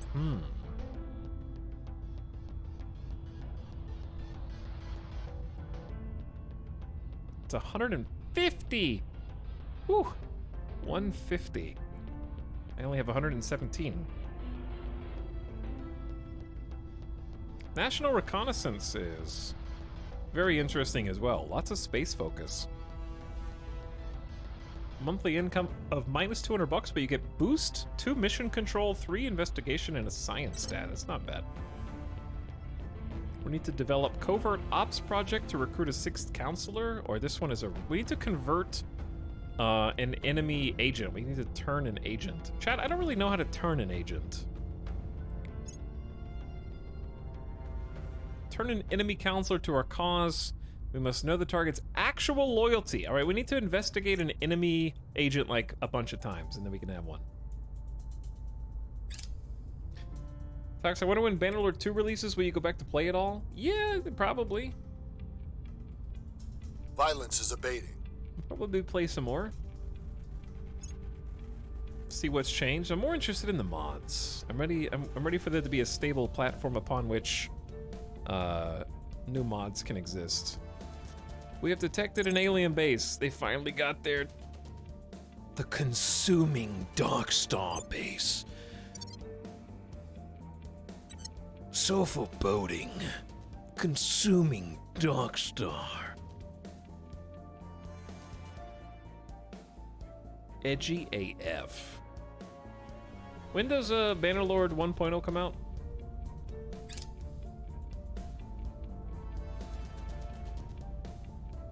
Oh, that's the alien station in orbit where we just looked. The LC is secure. Vicky 3 Day? Okay. Oh, you mean Vicky 3 and RimWorld DLC Day? Cool. Thanks everybody for just releasing all your games on the same day of October. Excellent. Okay, in that case, we will not be playing Bannerlord at launch. We will be playing Bannerlord at some point after launch. That's the best I can do. Wrapping up here. There's no way I can promise that we're going to be playing Bannerlord. we don't actually know when RimWorld's coming out. I'm just saying that we know it's coming out in October, and they said that they're going to be releasing dev diaries over the next few weeks. And if you just do the math, a few weeks from today is the same day as Vicky 3 releasing. So, I mean, if a few means 3, then it's coming out in 3 weeks. That's the same week as Vicky 3, so you just gotta do the math.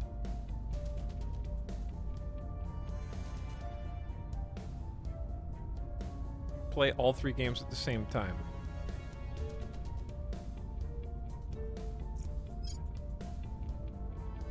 We have no idea what their stats are. But yeah, we're gonna have to, like, super investigate somebody.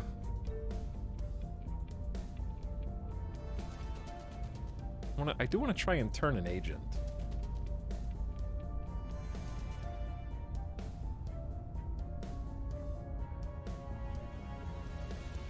Feel bad for Tail Worlds? They announced first.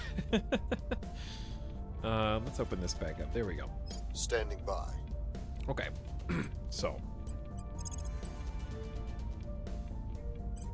What will you do?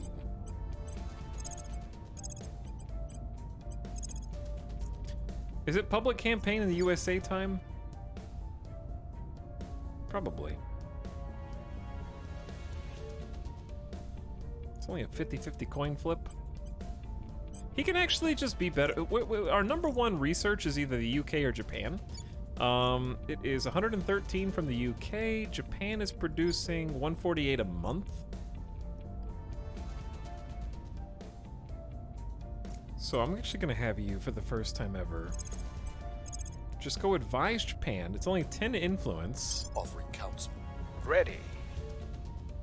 And then they'll boost the research production of Japan while they're there. I'm curious how much it'll boost. Because now 10 influence isn't that bad. At the beginning of the game, it was crazy. Oh, German Inzora has sort of cleared all known alien assets in this region. So we know that there might be more. So what we're gonna try and do is, if we can't detain a counselor, which not a high chance of success there, we're gonna go ahead and surveil the area. We knew that most of the stuff was kind of around here. We're just gonna surveil in Israel again.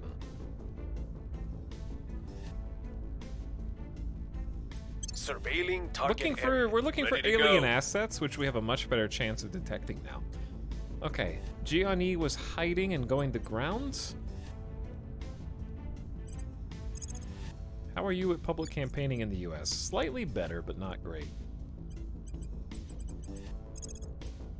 Let's keep inspiring the troops. Who's gonna investigate the investigator? Tarcisio is the one who investigates. But who's going to investigate him? I'll make sure they're on our side. Tarcisio, Reporting in. investigate yourself.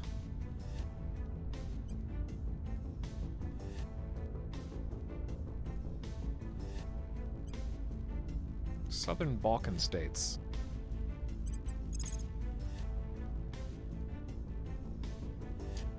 All right, investigate Jianyi. Wait, Jianyi has a really... Let's just investigate everybody, okay? Eyes on target. It's gonna take a lot of turns. Where to?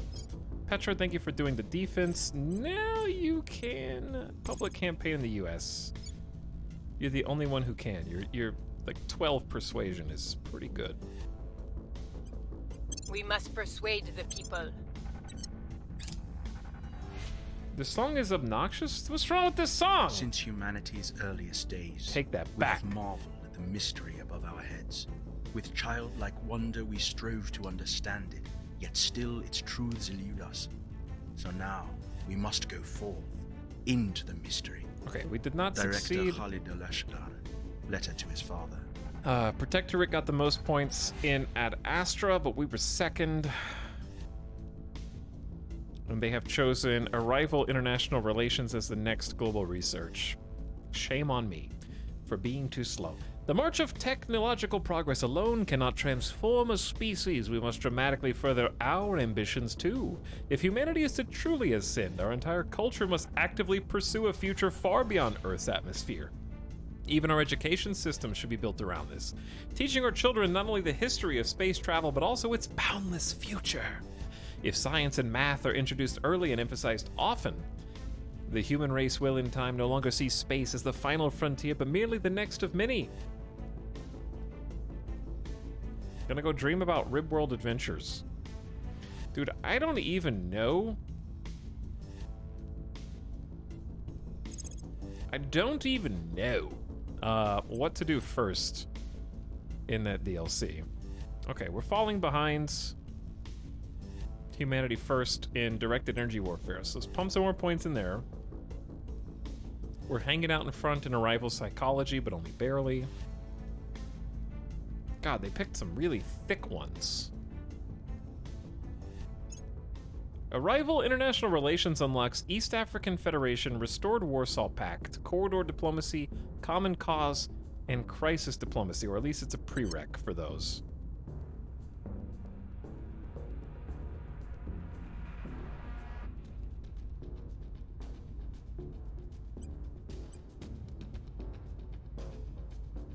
I also want to see how we stack up against the other factions. In terms of raw research, I don't know why this background is bugged, but in terms of raw research, they have 15, 13, 17, 17.7, 15, and 19. We have 32. So we're leading the pack on research, and our boost is at 0.34, which is also far and away the best. And it's not even close, so we're well out in front. I want to watch research.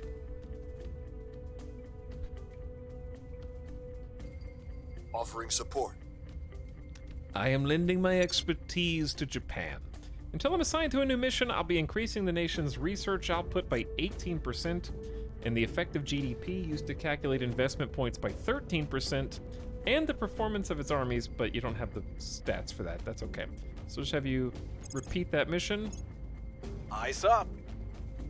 Cleaning things up. We have surveilled Israel, and what we have discovered is more sapient, non-sapient alien life forms in Jordan and Syria. The ones here in Jordan are much more severe, so we're gonna have to try and take those out before they spread more. Uh-oh, chat, I didn't realize our defend campaign in Kazakhstan is up. I couldn't get through to them. We gotta defend Kazakhstan. If I get purged, it's gonna be a pain in the ass. I have new information. We have pinpointed Jianyi's actual loyalty at Cleaning 10, things up. which I guess is fine. Wrapping up here. We need to research or investigate German and Zora, because we think his loyalty may be 5, but we did inspire him a few times.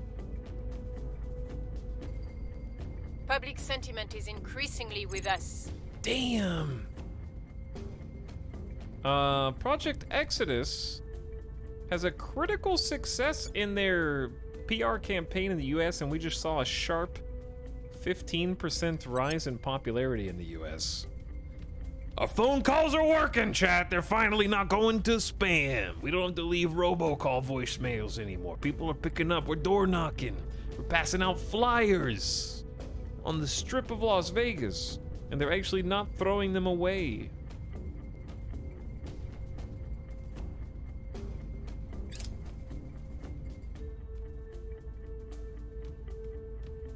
Please do not crack down on Kazakhstan. Someone's gonna do it. I can't believe I forgot to defend this. It's very sad.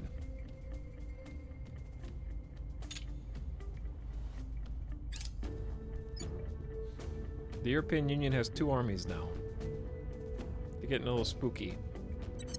Grabbing the UK was kind of huge, though.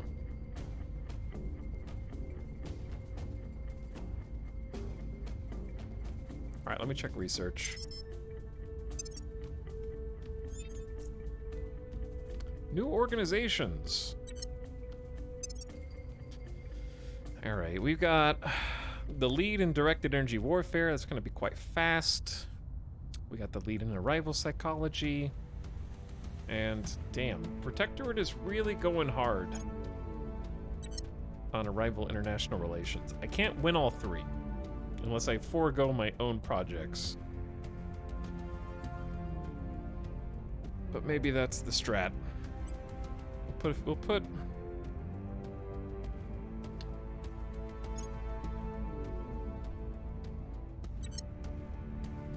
more points into global tech for a little bit.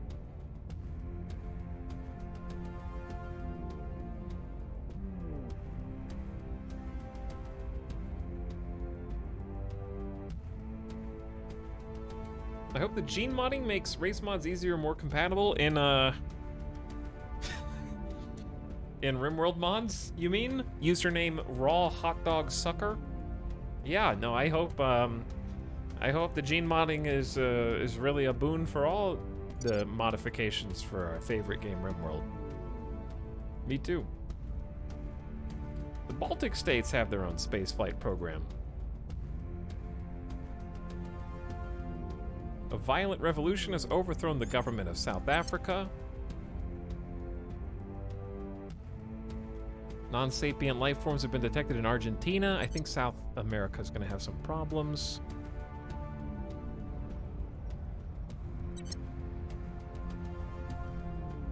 The Protectorate now has control of both Russia and the European Union, so they're kind of a force. They're a force now, I'd say.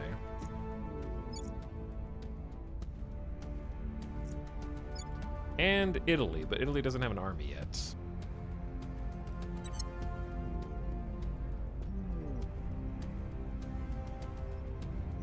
Iraq and Russia are now allies. Romania and Ireland have ended their alliance. South America's getting overrun by kaiju. We got another 149 days to consolidate power in Ireland. All right, number one is count our blessings that... Acknowledged. Acknowledged. We can... Who can defend? Reporting in. Okay, Ready for orders. here's the thing. I need him to take out alien assets. Because these are getting spicy over here. We're going in. Which means I'm Petra's here. the only other person who can do Ready. defense. So hold down the fort in Kazakhstan. Securing our interests. Where to? Jian Yi is trying to inspire people. Let's inspire Tarcisio again. I think we failed the last time. I'll speak with them. And then Tarcisio Where is to? currently investigating our fellow counselors. Check out German in Zora. Let's see. Investigating target.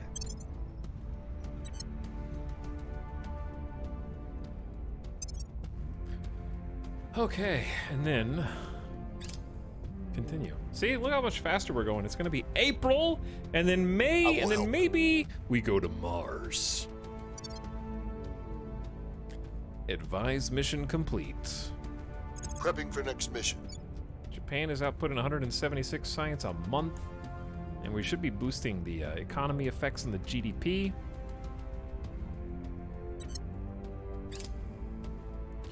Project Complete Energy Lab. This is a HAB module that we can put on our outposts and our satellites to give us some science bonuses. Conducting high energy physics experiments.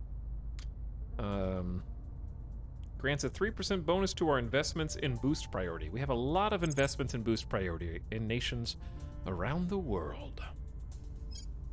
Okay, I say we do interplanetary warships. Because even though we can't make them now, you're obviously going to need that. Gunship, escort, and a corvette can technically be constructed, but then we can actually look at the shipbuilder. But this really isn't a priority right now.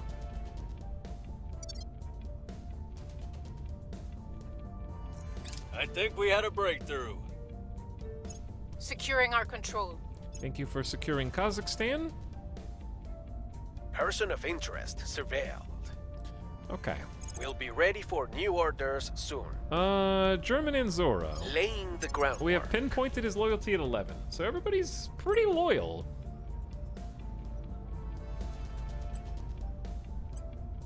I need to take a look at the new organizations, though. Sigma Spacecraft is monthly income for boost, 0.25 a month. It's better than nothing. Special boat service. Gives you +1 command, +2 security, some ops. You can protect a target, assault an alien asset. Ooh, that one's spicy. Extract the counselor. I say we definitely take that.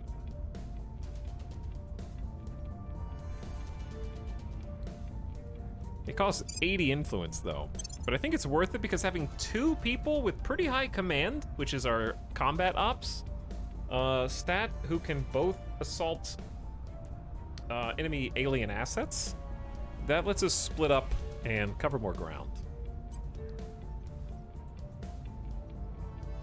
Sigma boost set. Now as for you,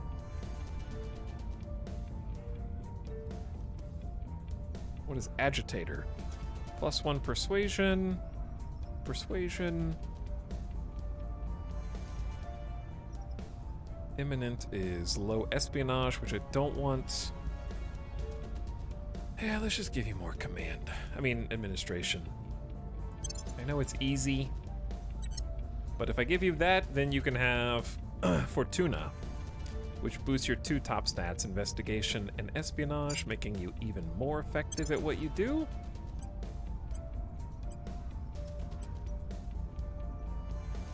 Sigma spacecraft is okay. I think we just buy it and hold on to it for later. And you have 33 as well.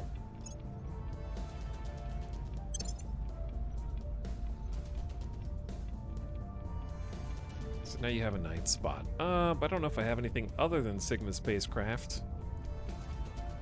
I thought I just purchased it, did I not? More monthly boost is good, no matter who it goes to. Anyway, thinking about all the like rimworld possibilities, I think it's hard to plan ahead because I don't know what's possible. The European Union is asking its ally Spain to join it in its attack on Myanmar. No. The European Union has declared war on Myanmar. Cool. I don't think I will. A massive hurricane has struck Costa Rica. That is terrible. Do nothing. So sad.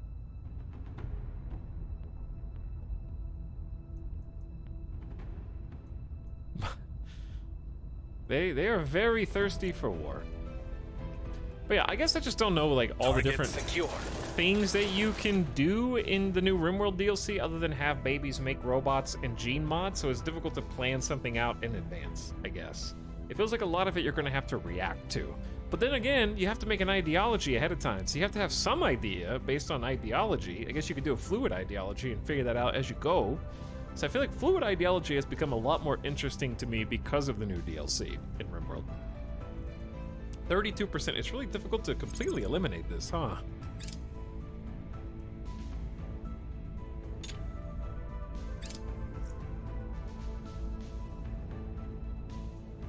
Baby ideology. An alien base has been detected. I want to see what the aliens are up to. They have a bunch of these. They're harvesting a ton of resources right now.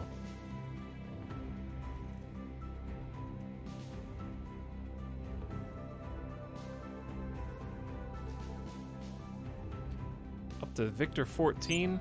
Victor 14 is going to low Europa orbit. Victor 13 is heading to low Earth orbit. Maybe to check on things. Victor 12 is going to their Saturn orbital.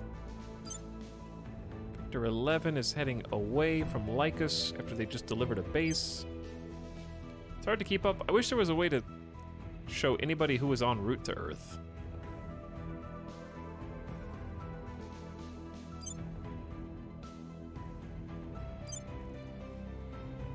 Because Victor 13 will be here on the 29th of June of this year.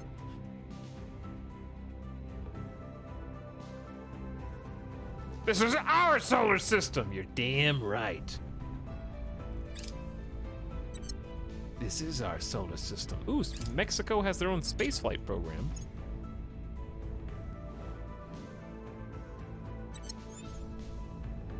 What the hell did I just click on?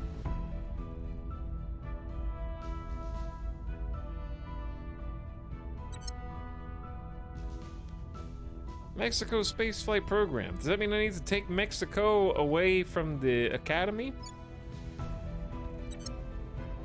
Maybe.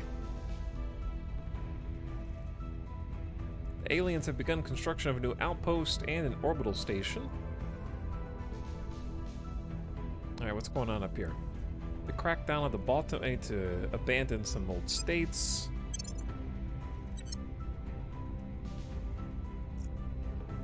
We don't care about Hungary or the Balkan states anymore. We have lost our defense of Japan.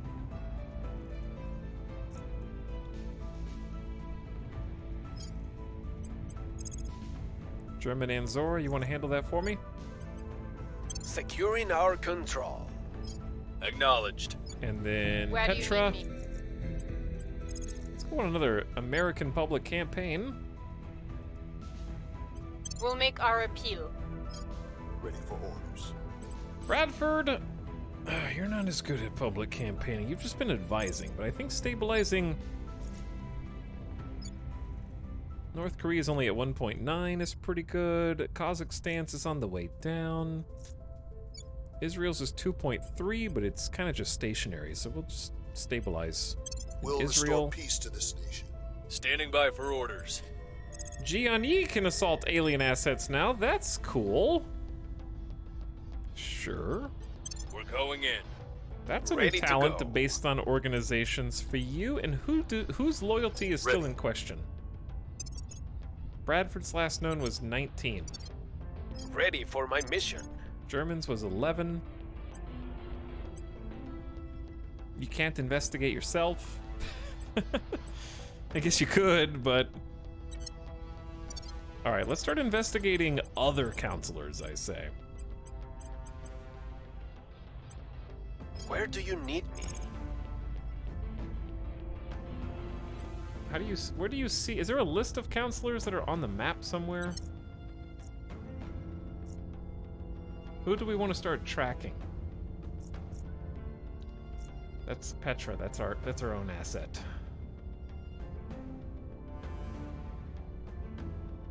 There's a protectorate in Kazakhstan.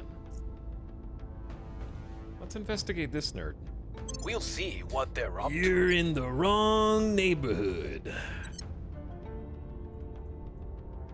This is my turf.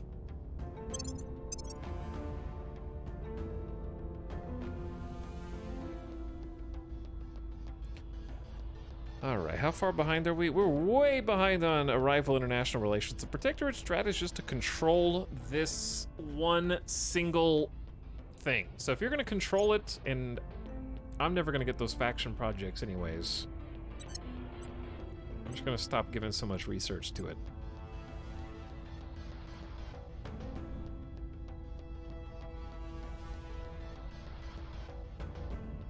Go back to our campaign objective, leaving the cradle. That's better.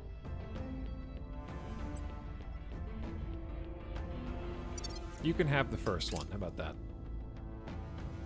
All right, chat. We are like 2 sessions of 2 weeks away from seeing all the resources on Mars get Protecting probed. our interests. And we are 7 points away from nuclear weapons program. Surveillance complete. We have improved our knowledge about this counselor. We know their identity, affiliation with the Protectorate, and they work as a judge. Cleaning things up. We don't know their exact loyalty yet, but we do know they're orgs. And we know they have an administration org, which means we should target them.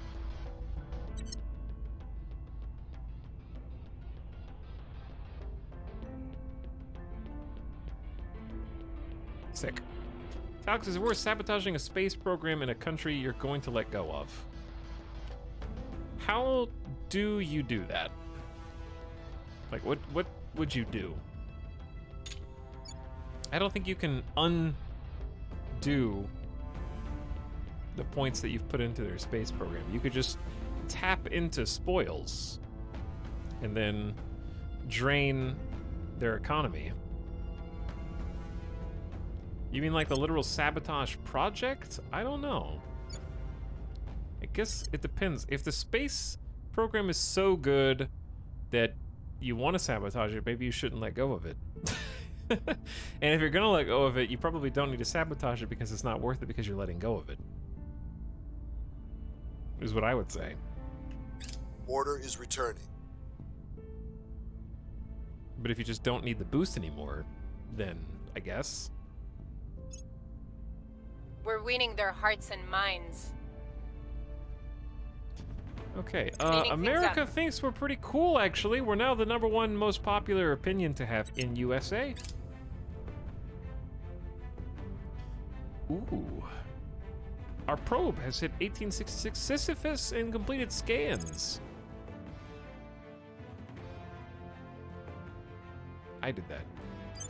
There's only one available spot for a site here, and it would cost 125. 125 boosts to get there right now, so we're not gonna do that. But it's a sick rock. So cool. Big rock. We have the servants in Japan. We should do something about that. What you doing in Japan, buddy?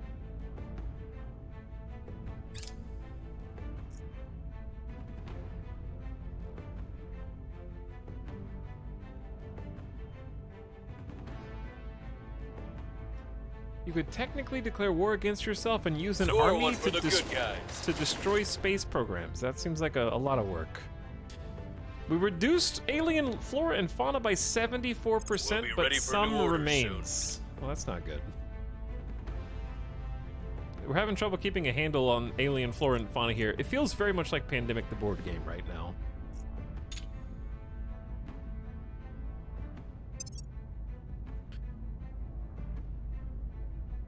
Okay, we probably don't need this many points in directed energy. Let's go down to 2.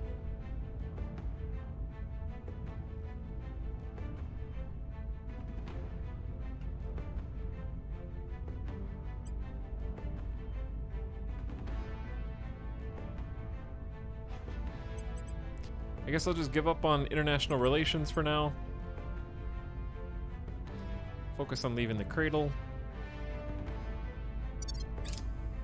And the other 2 spots. And we'll just try to keep control over 2 of the major researches for the globe. Because we don't have quite enough research to do everything. There's some new organizations we may want to acquire. Russia and the Ratnakaran states are now rivals. Russia and Bangladesh are now rivals. Madagascar and India are friends. How sweet. We can do a hostile takeover on the Protectorate. You're damn right we can. Where to? There's a 5% 5% success chance. Okay, how about we try capturing him first? I'm here. How is it? Yeah, it's easier to capture him than do a hostile takeover. Spend 8 ops on detaining him. We'll bring them in. Standing by for And then orders. after we've detained him, then we'll do some hostile takeovers. Standing by. Your orders? Detain is an investigation stat. Standing by for orders. What are you doing in Japan?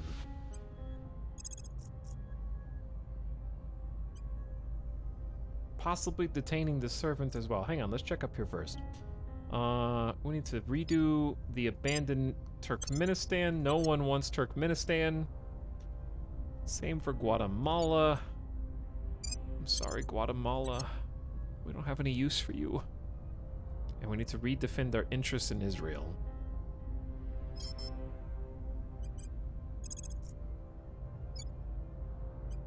Securing our interests. Okay, GNE, you've been doing a great job of attacking the alien positions and locations. Unfortunately for you,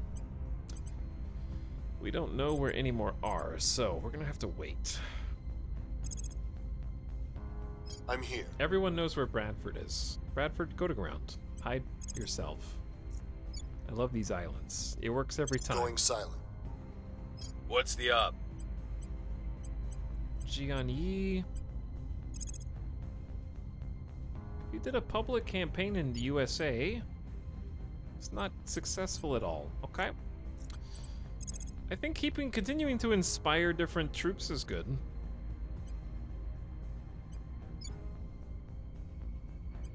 Inspire Tarcisio. I'll ensure their loyalty. And then Petra has Ready a to go. fantastic public campaign going in the US. I will try to sway the public. Sorry if this has been answered before. What are the win conditions for this massive game? Well, it's a 4x grand strategy game. So with grand strategy, the win condition is you win when you decide to stop playing.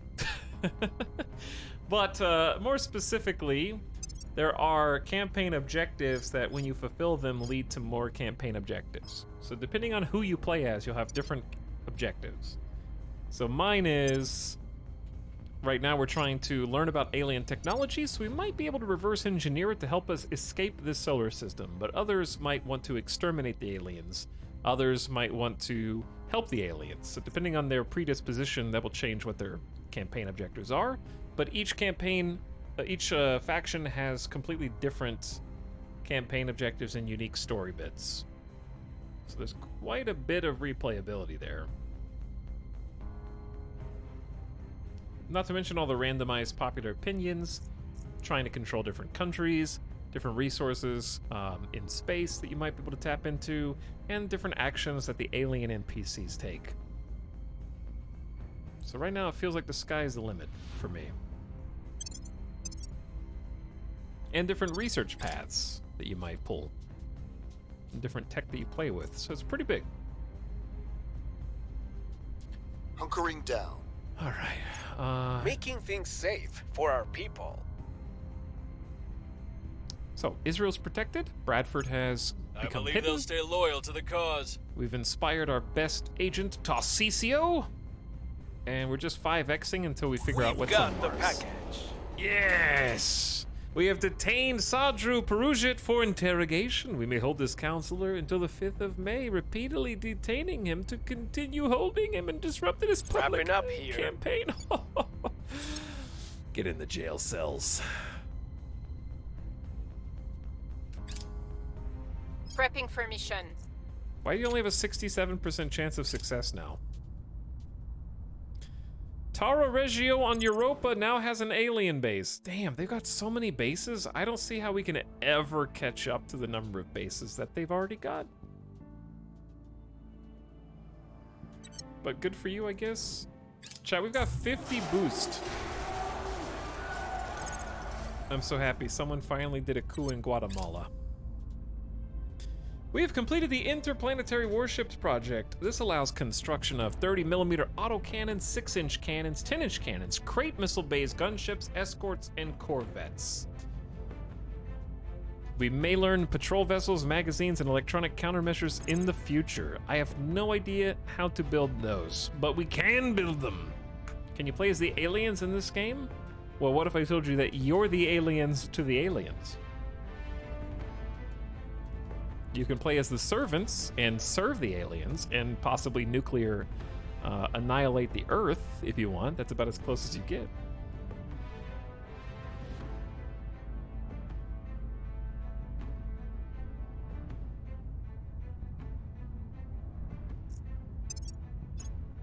Okay, project-wise, this is $100. Long-term storage tanks for stable liquid hydrogen, granting an effective 10% bonus to ship exhaust. Too early for that. Don't need audience research. Don't need ops right now.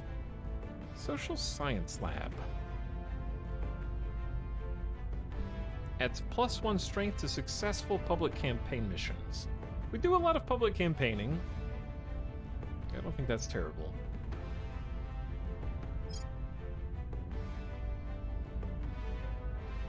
Adds 0.03 to the miltech value of our armies during combat, up to a maximum of 0.3. 0.3 is really high. It doesn't sound like it's high, but it is.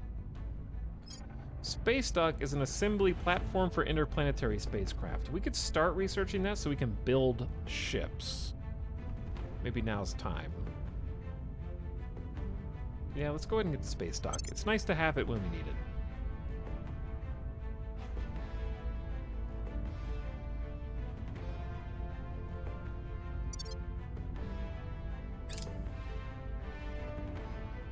There's the station. They always double up. They do a station and the outpost simultaneously. Oh, the prisoner. No, we don't have. It's not time yet. Wow, we got a 68% chance and landed it. It was like much higher than that. Public opinion, we're fighting for it in the US. Servants may as well be aliens. Yeah, the servants may as well be aliens. The servants are the religious zealots of the world. The cults. Are the aliens only against the humans, or do they want to overtake dogs and monkeys and such? There's a story blurb for Project Exodus that says they have apparently been abducting different types of animals, running experiments on them, figuring out who has the hierarchy of social structure in the world, and are now figuring out how to abduct and mind control humans somehow. We're currently investigating how that's working. So they have figured out who is top of the food chain systematically on Earth at this point in our game. They've been abducting everyone. But now they understand how to manipulate humans and are somehow convincing humans to speak the praises of the aliens and say that the aliens are trying to come help us. Whether that's true or not remains to be seen in our game. But they've already been guilty of letting this alien flora and fauna spread like wildfire throughout the world, which has caused some alien megafauna to appear and start killing thousands of people in Chad all the way through Sudan. Returned abductees in Toronto. There you go. We got reports that aliens have been taking people and putting them back in Toronto.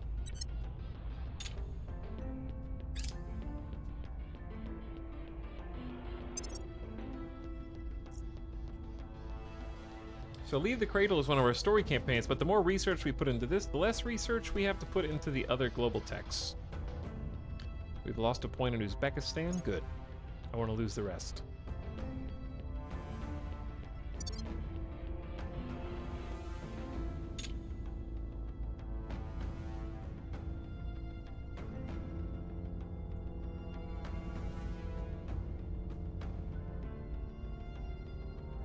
Okay, we are damn close. Our probe on Mars will land on the 5th of May of this year. So we are real close to figuring out what's going on Mars. And then we got to start sending an outpost over there.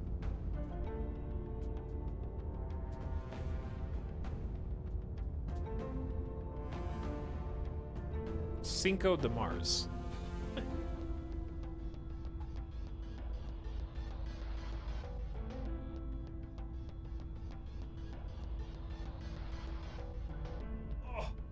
Let me gamer stretch real quick.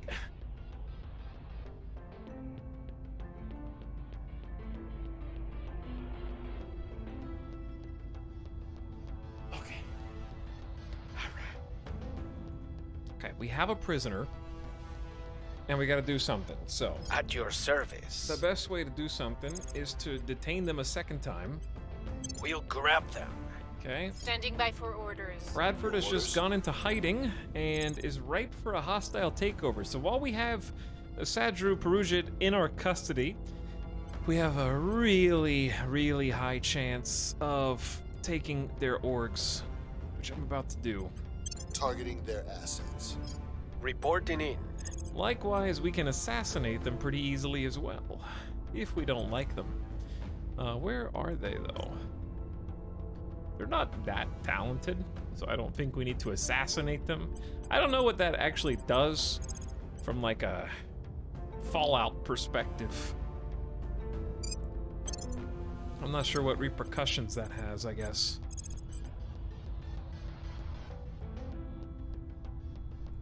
We have found evidence of alien life forms in China. Which you could say is really not my job. but I don't want that to spread. So I'm gonna at least like clamp down on it a little bit. Gear up. Ready to go. And I'm gonna send my astronaut Gianni to go investigate the alien abductions in Toronto. We'll recon the site. Your orders? Petra has been running a very good public campaign in the US of A. I will tell our story.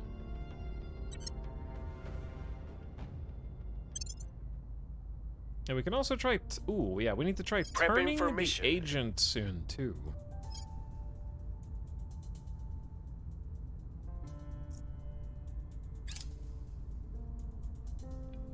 But we have to investigate them more. Turning an agent would be pretty sweet. I don't know if that's the best candidate, but I guess you can have 2 turned agents. I am in Toronto. I can confirm I've been abducted by aliens. Target in a secure location. Well, is this... are you sure you haven't been detained by us? Project Exodus? One of our probes has arrived on Phobos. In completed scans, we may now construct a base there. There is a single site that controls 31.9 water and 50 volatiles, which is a lot. Dude, it's only 6.3 boost to get Phobos.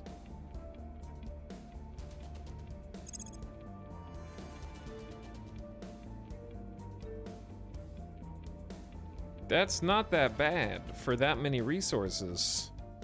Here's my question, chat. That seems like an incredible deal. How do I... like, it costs this much to create... to launch from Earth. How do I launch from space?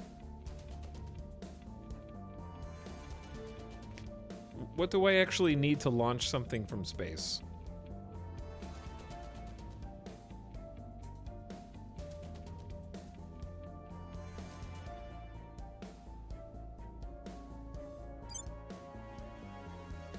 Space dock is for spaceships. Not for outposts.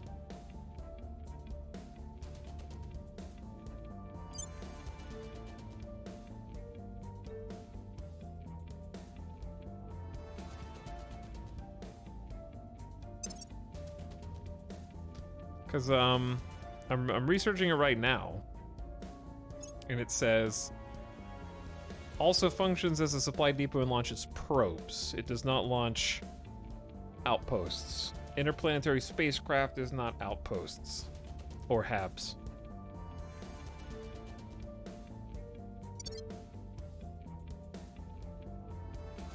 You need a construction module in the planetary system you're trying to build in.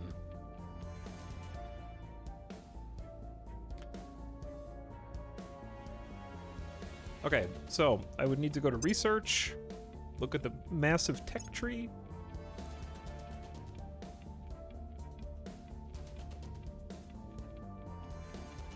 How do you make a construction module, chat? What, It's probably a personal project, not an overarching project.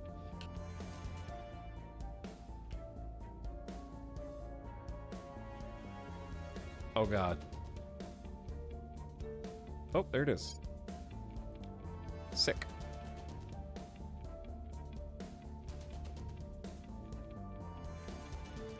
So, construction module is actually predicated on the industrialization of space.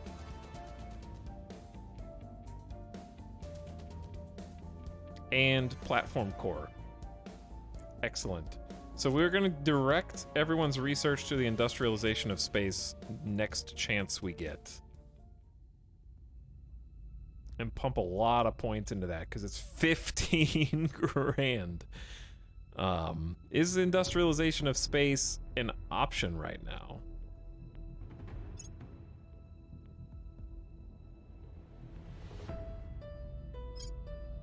Should be. Yeah, we have a green bar on both of these.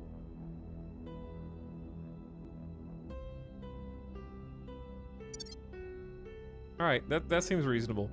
Anyway, I still think we should go ahead and take Phobos.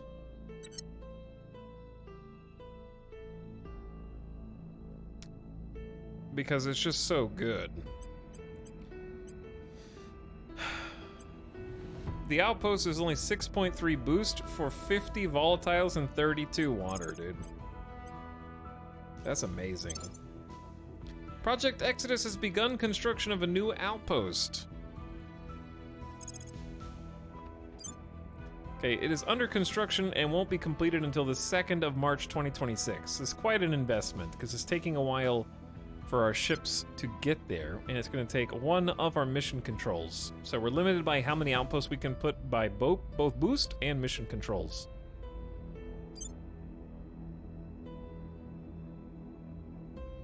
So if I really wanted to, I could get an outpost mining complex there too.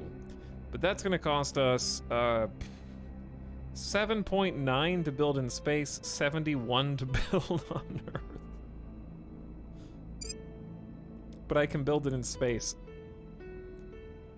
Current and under construction power modules will not generate enough electricity.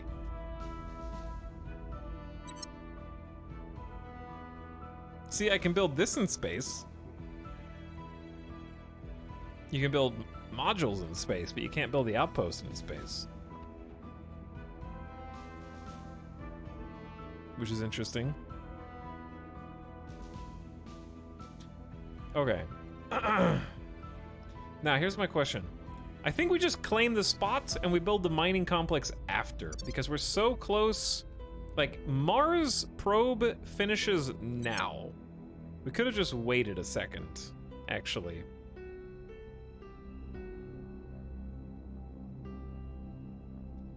Probably because for the outpost, you have to get people there. New outposts and platforms in planetary systems where you do not already have a construction module can only be created with booster using a spaceship fitted with an outpost module. But yeah, the people do gotta come from somewhere.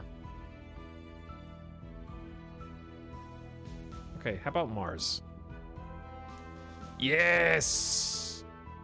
A probe controlled by us has arrived at Mars and completed scans.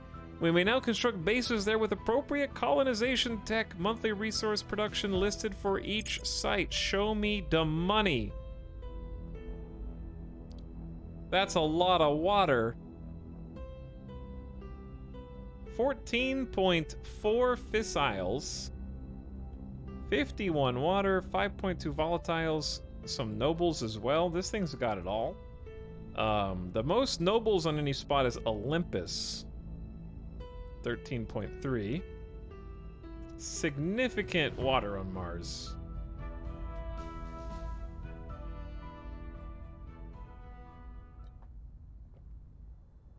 Chat, Earth's launch window is June. That's basically now. It's 1 month away. Like, we definitely want fissiles. And we want nobles. We want fissiles and nobles.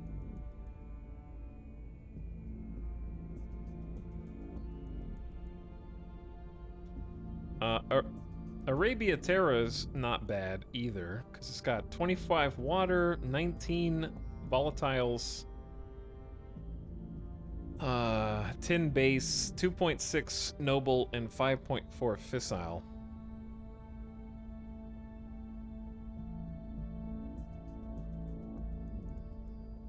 How the heck am I supposed to pick here, chat?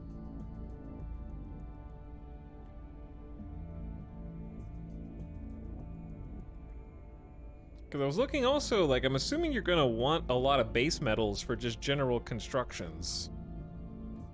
And this one's got 72 base and still 2.4 nobles, which is not nearly as much as Olympus.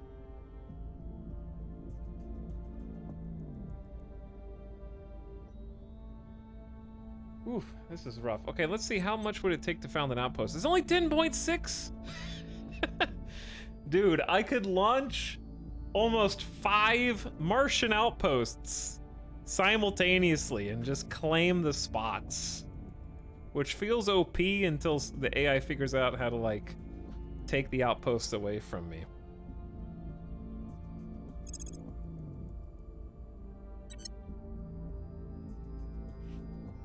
30% of Mars is ours. Mars is ours! Okay, we definitely need at least one platform. Now, I will take ample back seating on how to choose a destination in terms of altitude for orbit.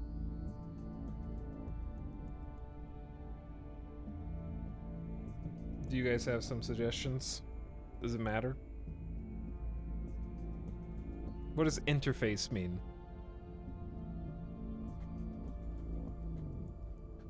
Interface is good for bonuses.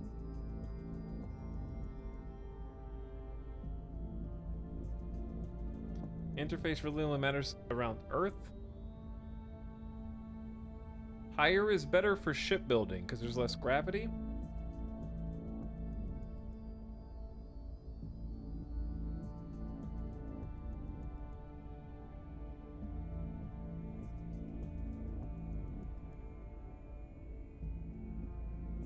We'll probably make more than one because you can have more than one platform. We just have to have enough space for mission control.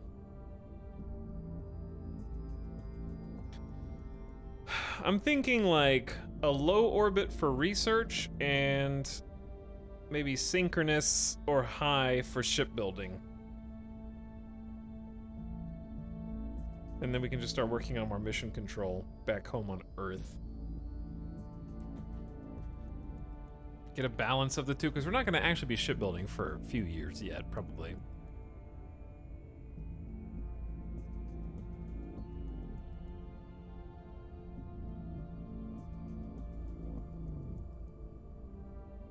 Did I actually... I can't actually choose. Oh, I already did. Okay, 4.7 boost, 300 days. We will found a little platform. I got an Achievo. Build a habitat in space. And one for Mars.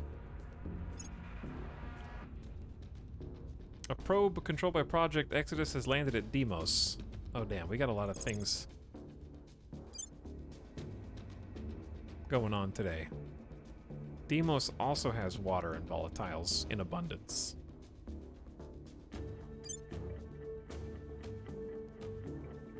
Okay, so if we're gonna take the best spots here, let's pick. We get our pick of the litter. We can do 4 separate outposts. And then we can't build anything on any of them. And just monopolize.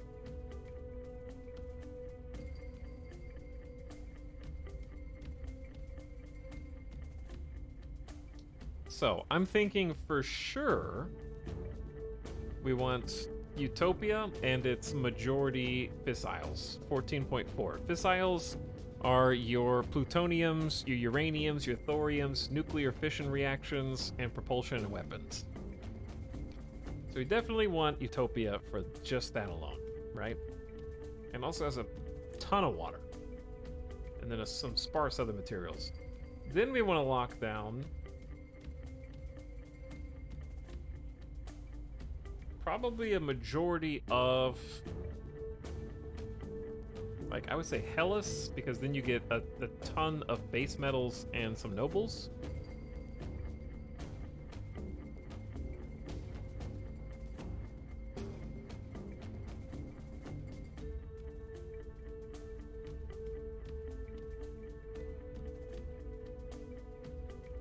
Arcadia has a lot of volatiles as well.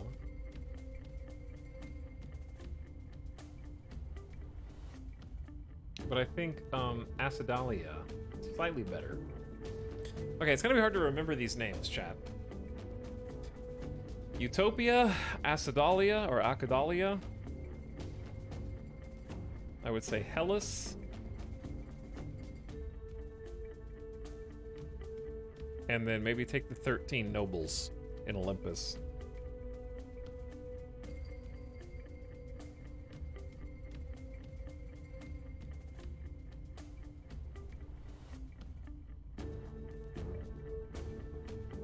Okay, yeah, let's do that. Ossedalia first. Target Ossedalia, found outpost, $14 is cheap, and 10.7 boost. It'll take 300 days. Let's go. I only, oh shit! I only have, I only have room for 2 more mission control available. So we do need to build mission control to claim more than 3. Okay, so what I said was Utopia. Target Utopia. For the 14 Physas. Olympus. For the 13 Nobles. But that leaves out Hellas, which has a little bit of everything. So I say let's get Hellas first, and then I think I have an orc that might work here. Dude, we are colonizing the hell out of Mars right now. Alright, I think we have an org. I do, I have Kusanagi spacecraft that gives us a monthly bonus.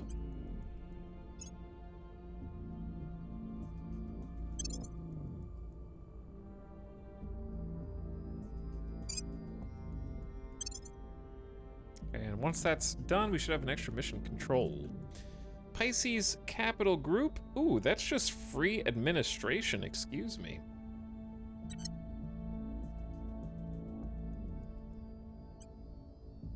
Tarcisio, give you some admin.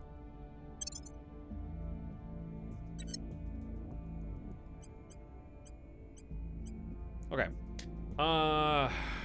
What is this? Heracles is also... Oh, do we have 2 admin orgs? Eat it up! Space mining output plus 10%. Oh my god. Chat, does that cost 15 boost a month or just 15 boost total? That sucks. Orgs for more orgs? It's a genius plan.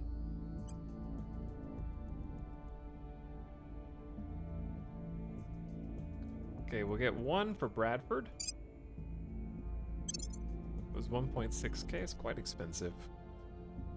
And then 1 for Gianni is MVP. Look at all these orgs. If any of them, that's the thing about orgs, chat. What happens if you assassinate someone? Where do their orgs go? Back into your pocket?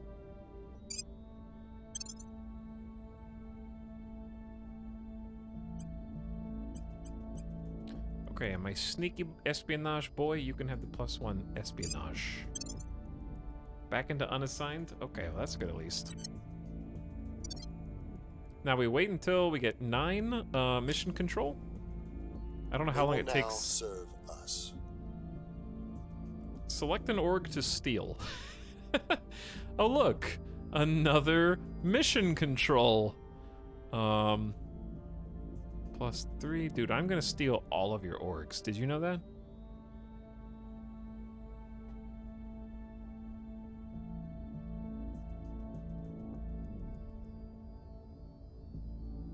Why are you so focused on welfare?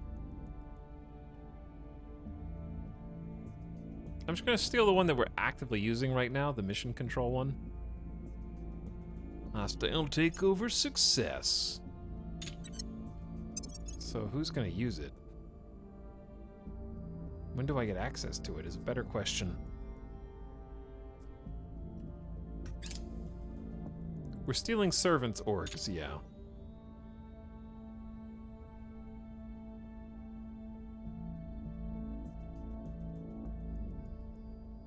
Well, I know what I have to do right now.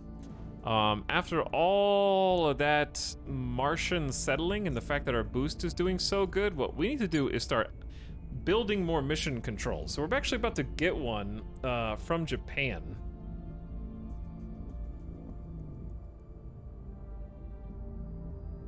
Completing the mission control priority grants 1 mission control to the nation. We're at 24.5, so that's just gonna happen.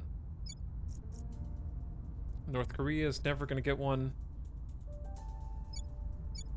It's Spain definitely could. It'll just take a while. Okay, we're gonna cut some boost.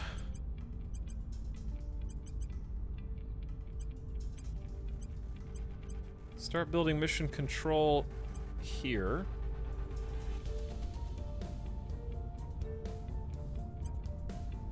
Putting some more into the economy is good too.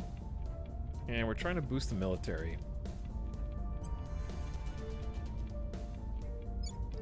Okay, UK is building another army. Let's cut some resources into a second mission control.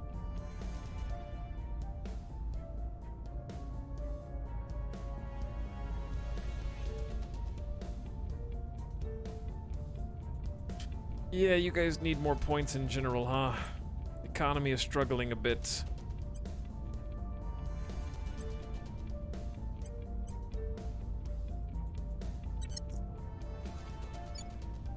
Ireland is actually getting close to making a spaceflight program, which is helpful.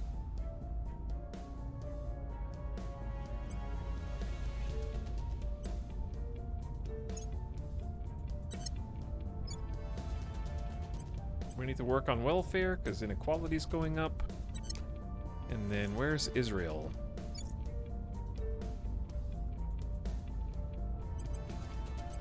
Put some points into mission control down there too. Okay, looking good. Yeah, focusing a bit more mission control will be easier once we finish this nuclear weapons program. So let's just finish that first. Waiting on mission control to update so we can get that extra Public Martian opinion is colony moving in our going. direction. I have increased popular support for Project Exodus in the United States of America. 35%. We'll be ready for new orders soon. I bet they have a lot of mission control. How do you tell how much mission control they have? They love us. They love us. Electronic countermeasures. Electronic countermeasures interfere with the guidance of familiar enemy missile systems to provide a 20% chance of missile detonating early with no damage. It's a ship component.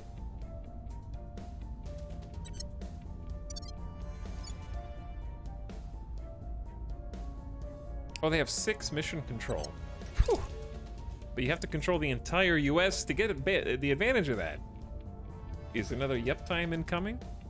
I mean, we're cruising right now. Does this only Score update? 1 for the good guys. I don't know when this updates, but we have a bunch of orgs. We've only reduced alien flora by 17%. Prepping for next mission. In China, we did our best, China. We tried.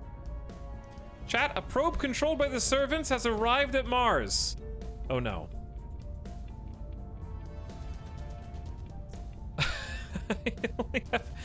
I shouldn't have done the... How do I cancel the satellite?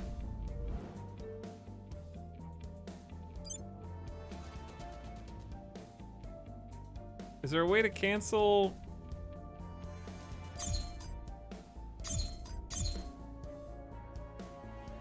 Can I cancel this? We can evacuate the crew from point 094. It'll take 65 days. That's gonna take too long. I should not have built the station. I should have claimed my spots on Mars first.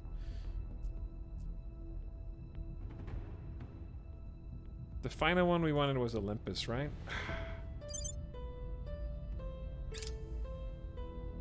Here's what we found. Prepping for the next mission. What'd you find? Alien activity has been investigated in Toronto. We got a little bit more bonus to our Xeno research. We're waiting on the 9th mission control. That's it. They're gonna set up a spot. Okay, I have it. I have it. They haven't done it yet.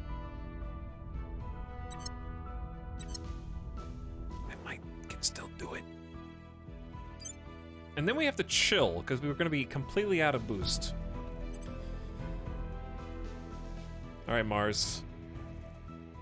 Chat, 4 out of 16 sites, we will control 25% of Mars.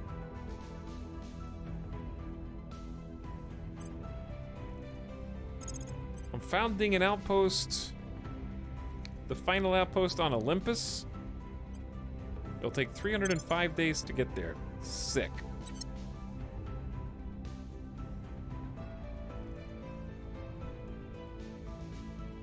I love that I have become the Mars faction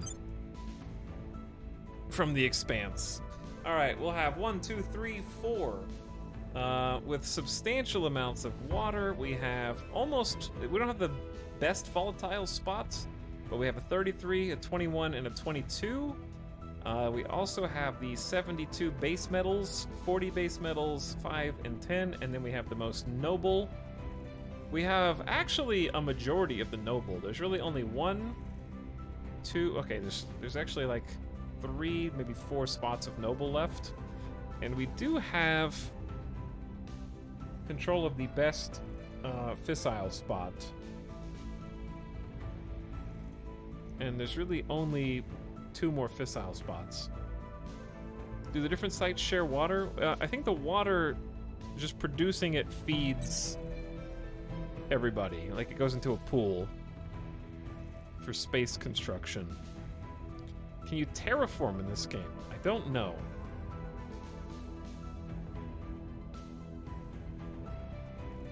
I wouldn't be surprised.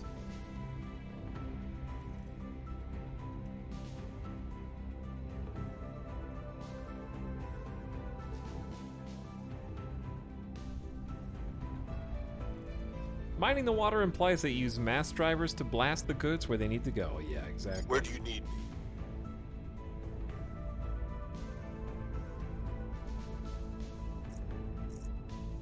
Okay, Bradford, I don't know what you need. Oh, we were doing a hostile takeover of this nerd for a couple of turns. Enemy ores. Yeah, why not? Ready for my mission. What is your mission?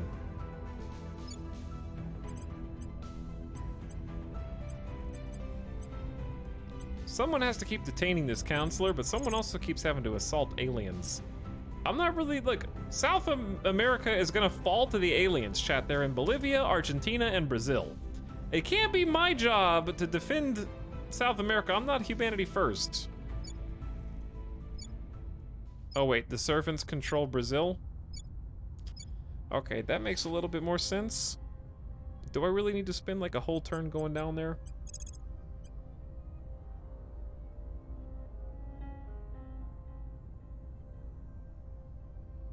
Not my problem right now. We'll bring them in. Ready for orders. Well, it could be, actually. Fine. We'll go for the 82% success chance to at least assault Heading to the LZ. the aliens in Brazil. I'm here. Hopefully you don't injure yourself. Tarcisio is gonna continue. Wait, no. What's the op? Oh wait, yeah, German is detaining that guy, so Acknowledged. Tarcisio can investigate them. Initiating surveillance. And if we can Standing learn by. this person's true loyalty, we might be able to figure out how to turn them. They might be too loyal, though.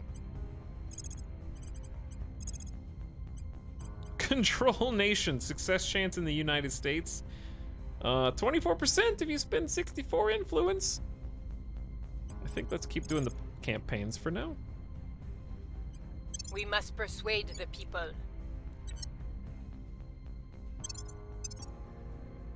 How are we doing here? Well in the lead on directed energy warfare doctrine. That's going to give us point defense laser turrets, hopefully before anybody else. And then we're working on arrival psychology. We left arrival international relations to them. They are putting a lot of points into this. And then we're working on our story quest and getting space docks we can put for all of our orbitals later on. Person of interest surveilled. We know more about him than the servants does. The counselor's actual Wrapping up loyalty here. is 13. Okay, so now we need to try and convert you while we have you in Assets custody. acquired. They're not going to trust you anymore after that. And I can also go ahead and deprive you of all of your orgs. World Health Organization. That's 3 stars. There's a bunch of bonuses to welfare and certain researches.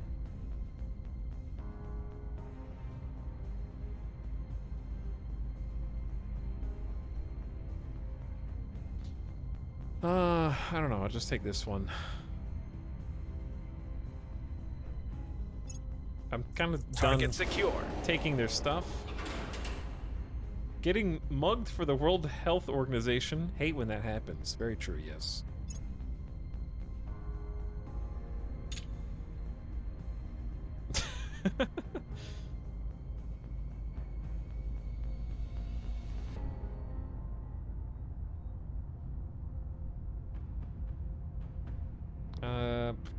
Okay, what was I doing?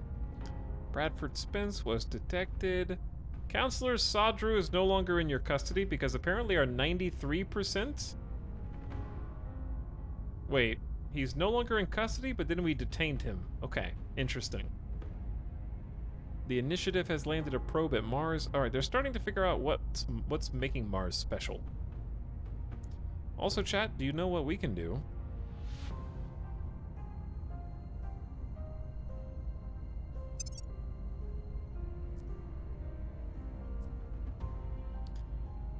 We have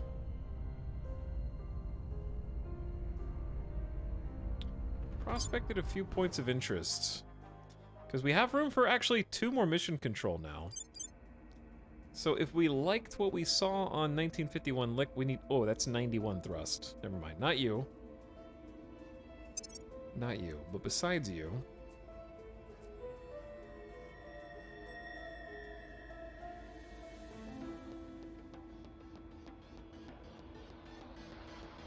There was 3753, which isn't that good. Now we have to weigh against how much mission control we want to use.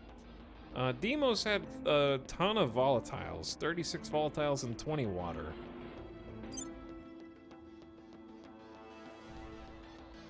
And it would also cost, wait, 6.3 to launch from Earth. I don't know if that's worth taking up a mission control, though.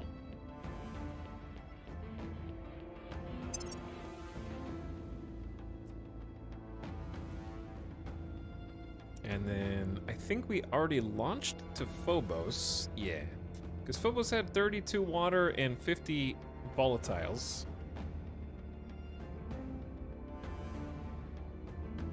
And then Sisyphus just had some noble metals. So maybe we just save the other 2 spots, because we're doing a lot of prospecting right now, and to that end, I think we just spend our boost on probes.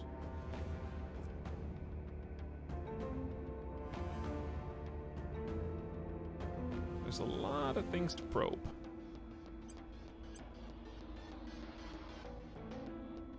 But this doesn't have water or volatiles.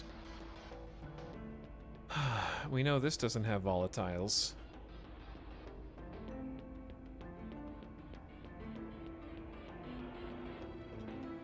Trying to probe everything that can have anything, if that makes sense.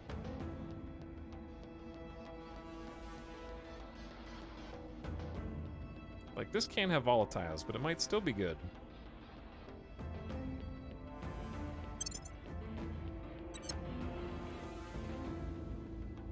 Some of these are particularly far away.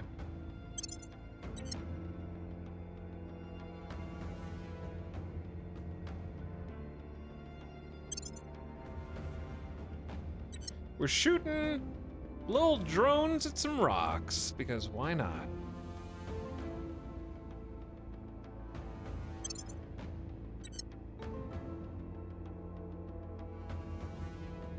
Does it matter if you control both satellites of Mars? I don't think so. So if it has a little slash, it means it can't have that, but it might still be worth it for other things. It's only 0.5 to investigate, and you just wait. 0.5 boost, that is.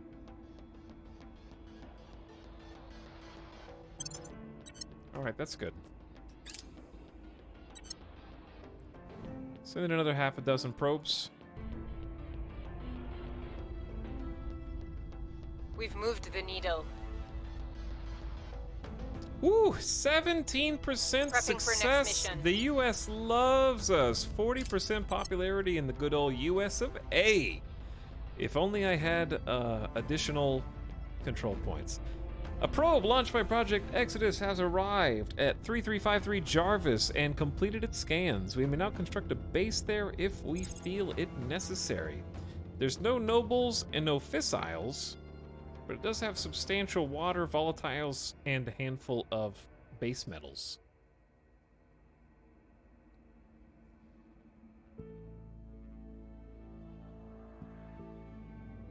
I say we just leave it for now, because I don't have any boost anyway.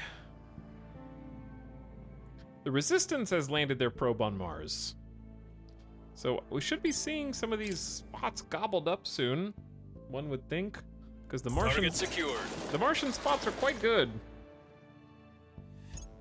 We're having trouble eliminating the aliens. We're only getting like 18% of them each time. Regime change in Myanmar. They won the war. Old control points, new control points. Goodbye, Resistance. Hello, Protectorate. Okay. By the way, did we finish our nuclear program yet? We're at 79 out of 80. Who was working on mission control?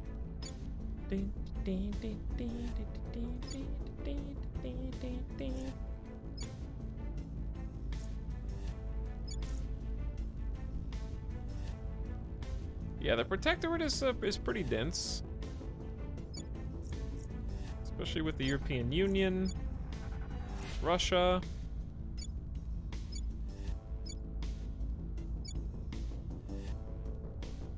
And I think they have more. So yeah, I'm not really sure. Spaceflight program's nearly done there. We need to start building some more armies just in case somebody gets mad at us.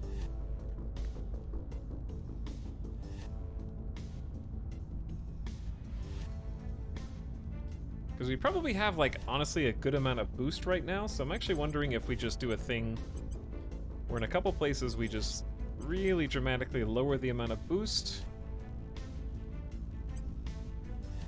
I'm gonna stop funding Spain's. They're lining our pockets. We only have 1.4k. We need somewhere that we can actually take some spoils. Because we're running out of money, because we're spending it all on orgs.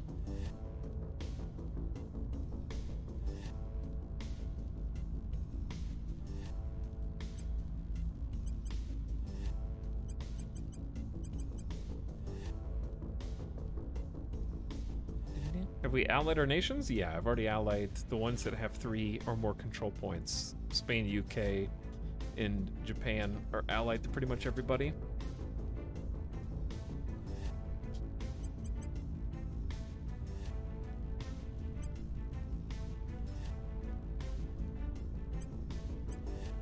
That didn't actually change anything.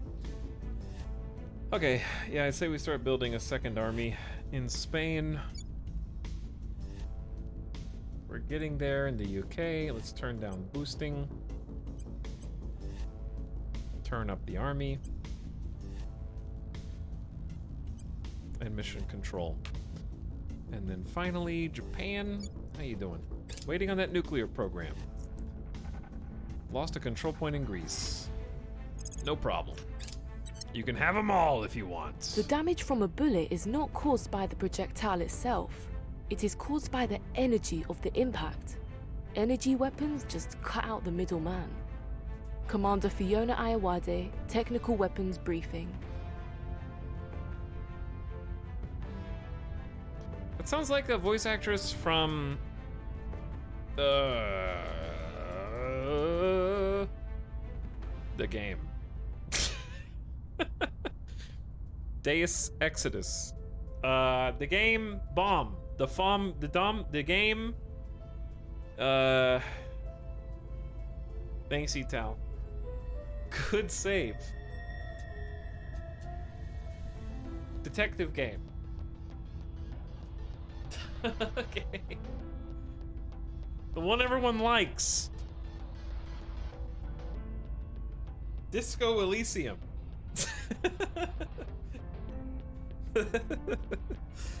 Chat, my brain is not working so well. Yeah, Disco Elysium. This isn't a bit. I genuinely couldn't think of the words. I lost. Warfare has existed since the dawn of humankind. Our most devastating weapons and strategies were born in a petri dish. Tiny molecules fighting for survival in evolutionary process. That's not what it says. Our most devastating weapons and strategies were born in times of drastic change and uncertainty. Never has that been more true than today. While they might liberate us from the need for projectiles, our initial laser weapons remain relatively weak despite their huge energy needs, and thus it is critical that we evolve the technology behind them. These rays, made either of extremely intense light or highly focused particle beams, will circumvent traditional armor and burn organic matter. More than anything, this is a matter of efficiency. Less heat and less dissipation over distance means harder hitting impacts. The particle cannons and combat laser systems that we believe further research into energy weapons will birth may drastically change the landscape of warfare, not only in space, but also here on Earth. The following tech may now be researched: infrared combat lasers or particle cannons, and hopefully we can figure out how to make point defense laser turrets just for us. Okay, so we agreed that industrialization of space is long-term super important. It's just gonna take ages to get there. But we know we want to be able to build construction modules in space. So I say we say screw it and just begin a super chunky one. And there's a prereq for a lot of faction projects, so we're gonna put some decent points into this. While also figuring out how to leave the cradle. We're gonna slow down arrival psychology because they're not really helping. And we're working on the space stock also.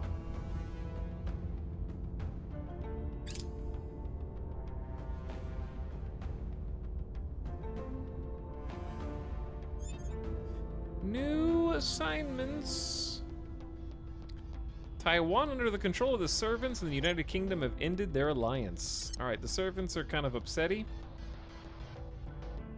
I'm not sure who's gonna declare the First World War, but you gotta know it's eventually gonna break out. I'm really curious how difficult it would be. Where do you need me?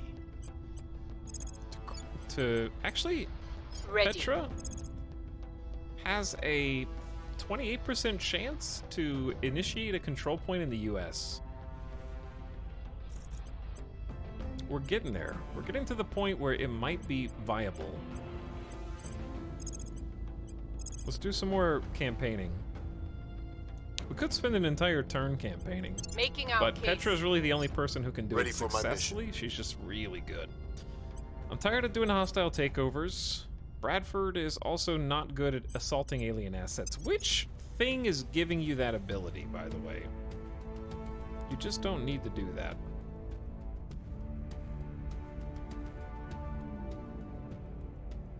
Unequip that orc. You can already advise. Investigate, surveil, and +1 to your investigation. I think that helps you because you investigate a decent amount. Ooh, there's engineering. Engineering for engineering. You're the engineering god. You already have 30% bonus engineering. Let's make it 40% to all engineering projects.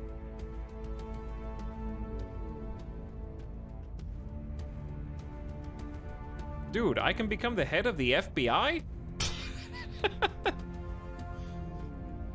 You must be a government official or have a control point or faction member in the USA. You'll pay $250 a month. You get +4 investigation, +2 subterfuge or espionage, and the +2 to security. Okay, that's amazing on you. But you need 3 administration to get it.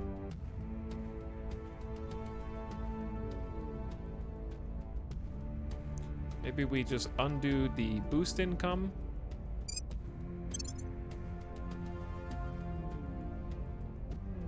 Undo sabotage facilities and ops. And then you can lose like a single espionage to become the FBI guy. Oh, you can do crackdowns now. What does crackdown take? That's actually kind of amazing, having a second crackdown person. $250 a month is a lot. Our monthly income is 219, so we're gonna have to start lining our pockets with a little bit of money from local economies to make up for that deficit.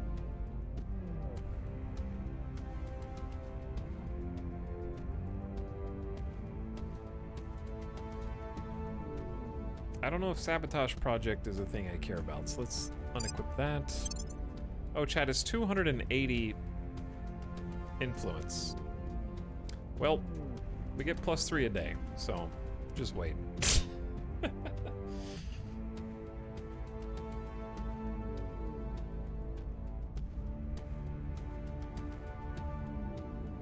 Where's the rest of this info? Oh, it just costs 15 boost.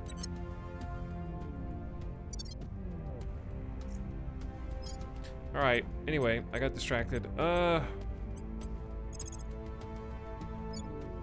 See, he's not nearly as good campaigning.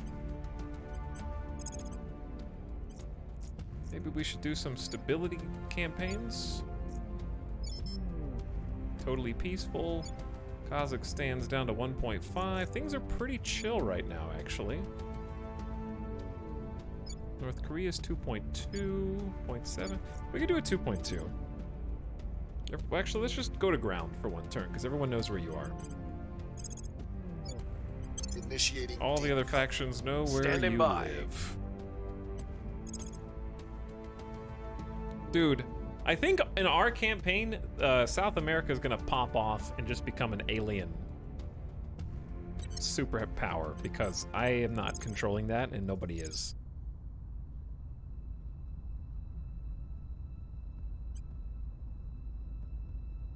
Do we have any places we need to defend, or is everything... I think everything's chill right now. Let's do some surveillance in some of our, like, most important places. I'm gonna survey the European Union. On Overwatch. Ready for my mission.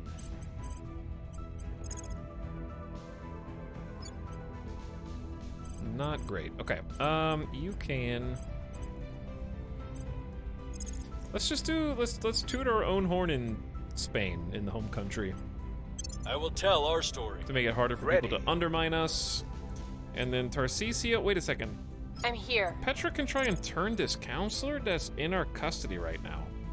We should at least give that a try, even if we have to spend some influence to do it. 50-50 coin flip. We'll bring them to our side. Standing by for orders.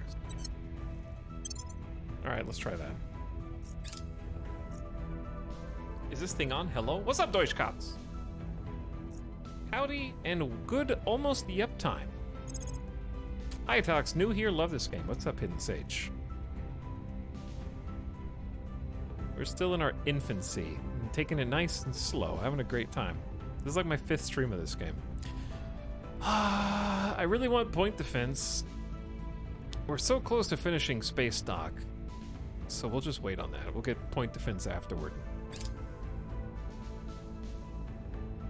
Going silent. Because that'll be completed in like a week. Initiating recon. Wow, they actually detected Bradford as soon as I went to ground. It's very unfortunate.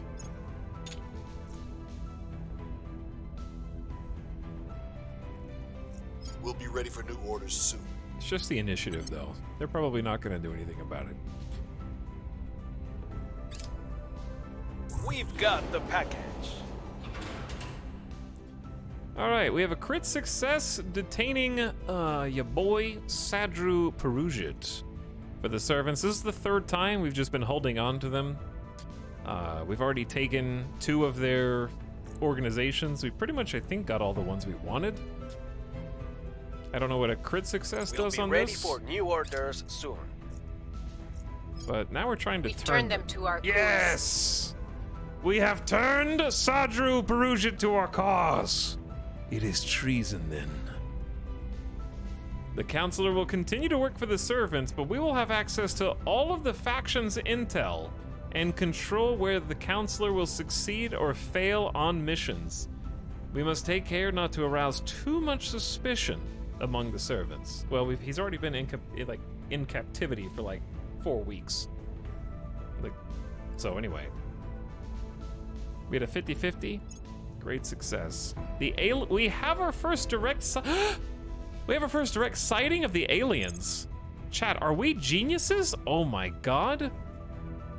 Because we now have a double agent working for the servants, we have access to all the servants' intel, and the servants have intel on the aliens. That's 3,000 IQ.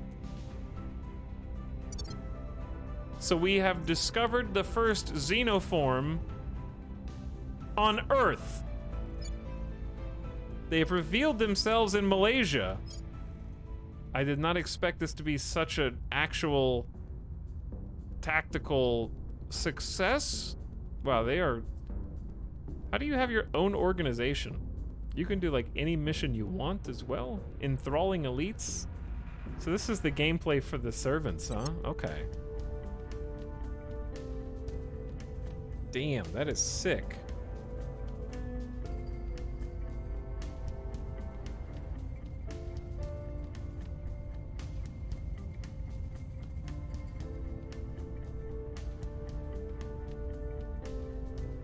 Okay, this is actually the coolest thing that's happened in my game yet, because it's fun when subterfuge and spying actually results in something beneficial. The aliens shouldn't have counted on human loyalty. So we actually have to acquire an alien corpse. We were supposed to detect an alien operative on Earth, which we just did, and assassinate it. It is possible also assaulting alien installations on Earth or in space to yield this as well. So that's so cool. Ah! What?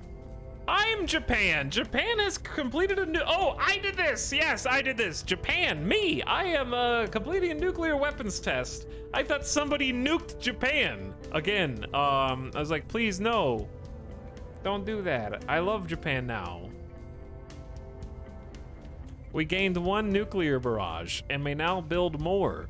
All factions with control points in the nation gain 1 atrocity and suffer from negative shift in public opinion worldwide.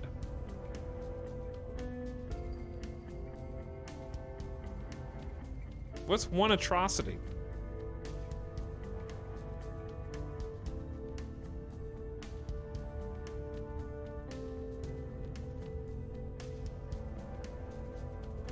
By the way, chat, this is your friendly reminder that the abbreviation for Japan is JP.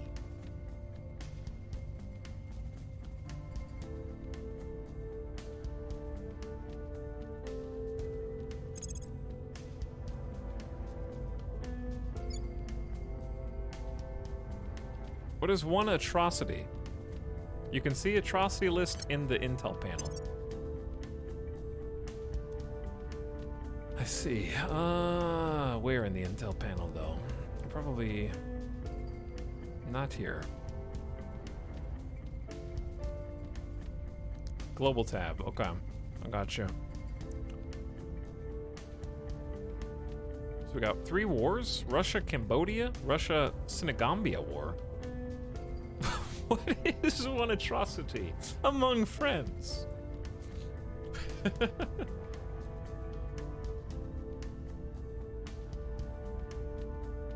So right now, public opinion is 9% in favor of Project Exodus, 15% in favor of the initiative. We've definitely come a long way, but we have a longer way to go still. And then here's the atrocities: 1, 2, and 1. So we're not even as bad as the Protectorate or the initiative right now. That makes me feel a little better. But we have completed a nuclear weapons test, which means we have a nuclear arsenal. So, no more nuclear weapons. We're going to go all in. We already have 4 mission control. That's going quite nicely. What I want is to build an army. And we're going to put a little bit less into boost. A little bit more into funding. I also want some military.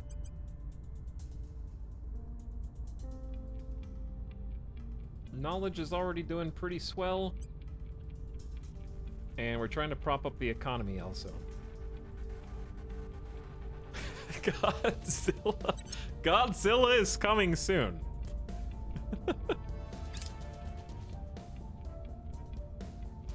Public sentiment is increasingly with us.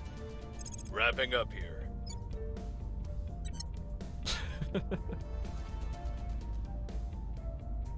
Got a Humanity First counselor in Washington. God, getting that servant double agent was so good, dude. That was by far the best move. And the best roll. Jian was detected. Keep detecting me. Space dock! We can now build space dock habs in space for some volatiles, some base metals, and some noble metals. It's worth 20 crew. This allows us to make interplanetary spacecraft and function as a supply depot, and we can launch probes. Has a monthly support of 10 energy, and also its own monthly income. So I believe we were gonna go from that. We're doing a lot of xenoforming or damage to xenoforms.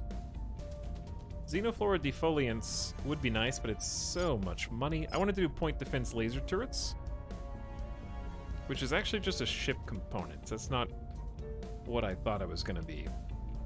I was hoping that was gonna be point defense for orbitals, but that's okay.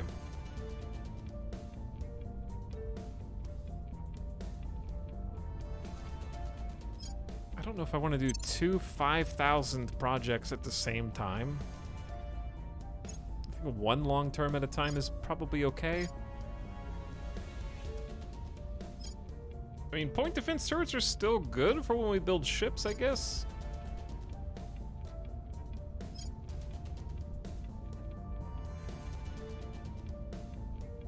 I'd say let's get all the labs and start producing. Now that we have boost available, we should start upgrading our existing habs.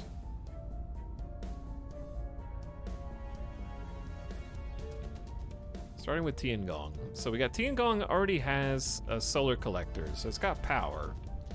The Xenology lab really helps us with our primary quest. And check this out, dude. We can build it in space for only 0.97. That's a 33% savings. Oh, sorry. It's actually, yes, it's more than that. It's a 66% savings because it's only 0.51 boost. Oh my god.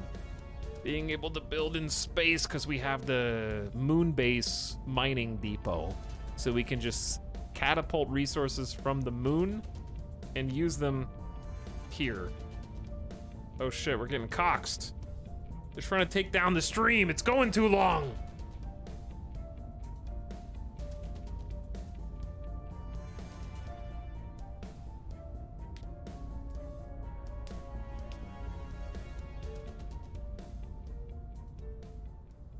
Be kind of messed up if using and testing nuclear weapons gives you the same number of atrocity points. I guess the theory is if we're testing nukes, we're still hurting the atmosphere somewhere. Still hurting the Earth. The aliens are intervening in my broadcast. Okay, is it not necessarily back to normal, but is it at least not freaking out, going haywire?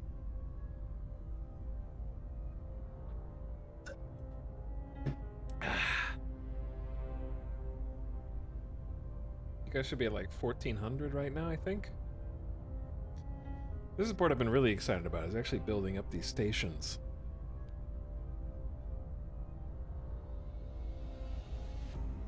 Okay, so we can build this in space for very cheap. $3 instead of 12.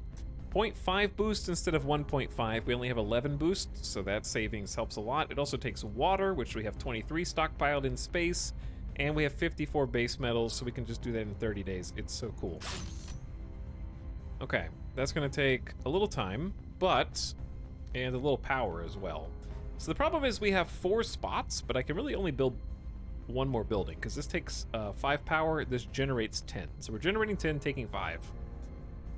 So I can really only fill one more space without more power, which is redundant. Do you see the problem? Like, I need something better than solar collectors. But there's also just tier 1 platforms, so they just can't have that many different things. But the Xenology Lab, again, helps us with primary quests, because we're researching the Xenos, so 10% bonus to research for Xenos is good. And we get to detect aliens more easily in Earth's orbit. Space science gives us bonus to mission controls, which we are researching a lot of now, as well as a bonus each month to just research in general. The space dock is the spacecraft assembly platform. We'll probably want a hab that is in higher orbit, because this takes 10 by itself. So we'll probably build a different orbital for that. The materials lab is also 5 power, and this it helps us with military investments.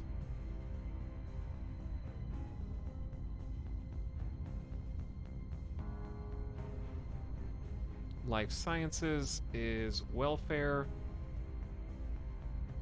Info science is knowledge, and the energy lab is boost. I think I'm gonna do the one that gives us a bonus. Not to welfare, not to knowledge, not to boost. I like the space science lab so we can get more mission controls. So if we get more mission controls, we can get more of everything.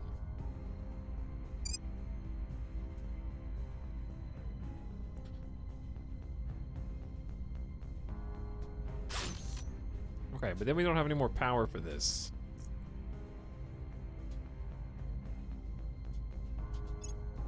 So that's Tiangong. And then we have the moon base, which has a mining platform, which is taking also 5 power. This is producing 10, so we can have one more station here. Let's do xenology labs everywhere.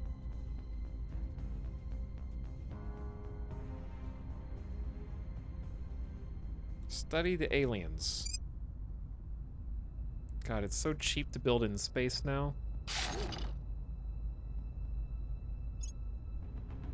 And then we've got Mars. Can you attach things to Mars, like, right now? You can.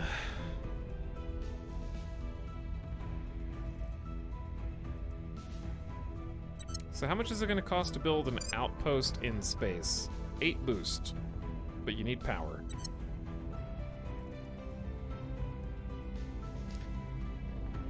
So I need to find which of these I want to build up first, because there's quite a few. We have like 4 moon bases, I mean Mars bases.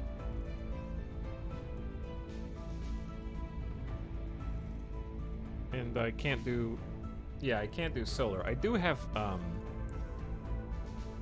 fission as a research, which reminds me. I meant to be doing fission piles. But yeah, I do need to do fission piles. So let's do that research first.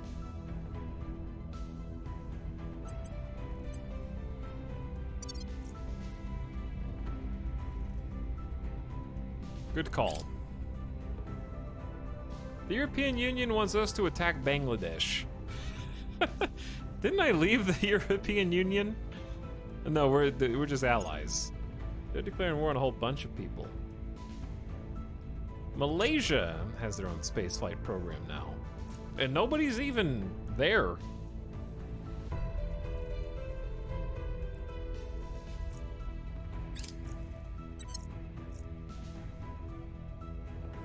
Control point lost in Greece, don't care.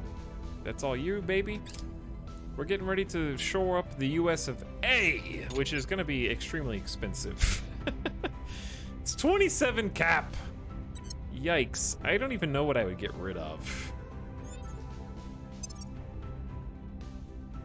What would I ditch for the USA? There's really not much I could ditch. It's just so expensive. Chat, mathematically, what's 27 times 6? 2550, 7500, 2550. It's 150, 162. 162 control cap to control the entire United States. And they only actually get 13 investment points. So you're really not getting that much over the long term. for investment points, that is. You're getting a lot of research and 6 mission control, but that's it, kind of. And obviously the second largest nuclear barrage. And 1, 2, 3, 4, 5, 6. Okay, you're getting 6 armies. You are getting 6 extremely high-tech armies, I guess.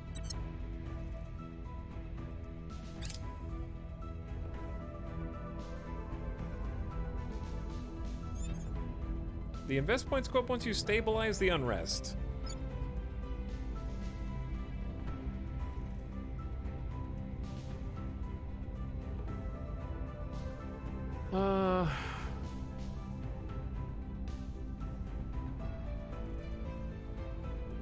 Yeah, I guess unrest is decreasing it by 27%, but also the 6 armies are decreasing it by 3.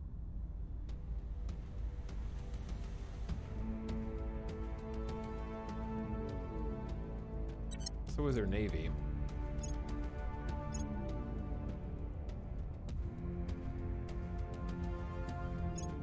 Everyone's ending their alliance with Spain. Good for you guys. None of this is important. We see a council in Reykjavik. Okay, we gotta do something with the alien. The massive hurricane. Probe of the Protectorate has landed on Mars.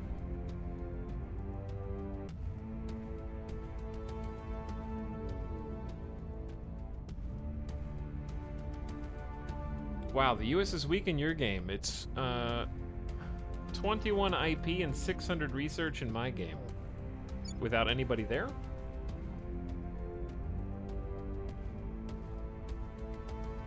But yeah, I'm at 13 and 309, so it's not going great. But unrest is also decreasing their research. So Chad, if you tried to do a coup in the US, would that put your point, like, give you any control points, or just take other people's out?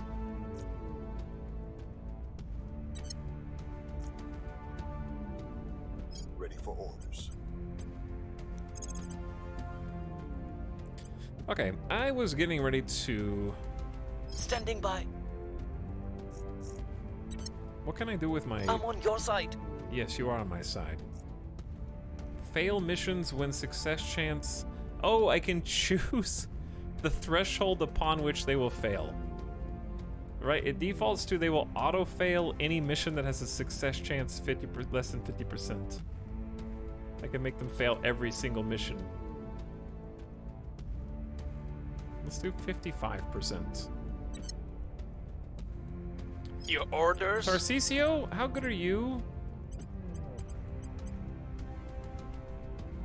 Who can assassinate? Well, I thought you... Where to? Oh, German and Zora can assassinate, but he only has 3 espionage. Where's the xenoform? We have to figure out how the hell to capture this xenoform, dude. Can you even detain him or just assassinate him? I don't think I can detain him. I need to figure out...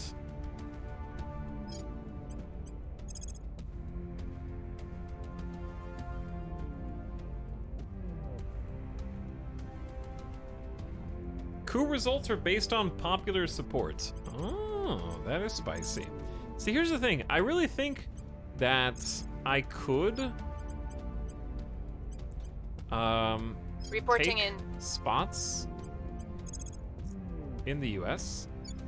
The trick is, like, I think I can make a big push here and actually get a spot. The trick is I don't have the control. I don't have the cap to support. I have to give up a bunch. And I'm pretty happy with everything else that I've got, but the 6 Hermes is tempting. Because I only have 15 points left. I think it also weighs toward the person who does the coup. But yeah, it's somewhat random. Interesting, though. Okay, where's the xenoform? We found our first alien. And I'm not really sure what to do with it. ready to go. I can investigate it and find its loyalty. I don't know if that helps me. I'm going to investigate it, though. Tracking target. What's the I need to get Tarcisio the ability to assassinate. That's what I need.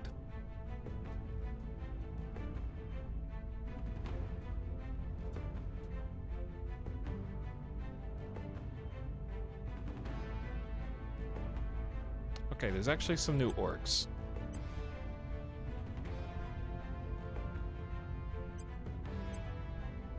You have 20. That's so crazy. Switch SEAL Team 6 over to him. That's not a bad idea. Okay, but let's get the extra mission control. I'm getting very poor, though. These are actually costing a lot more money now. We need to pick a government and start tapping into its spoils. What is North Korea's spoil threshold? 63% is too high. The UK's is 14, that's doable. 18 and 20. Like, I don't want to ruin a nation. I don't want to ruin any of these, but also I need some money, dude. I need some money. Japan's is only 15%.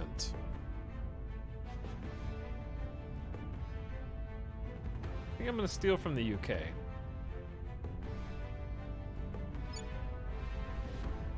Spoils is 68 bucks from the UK.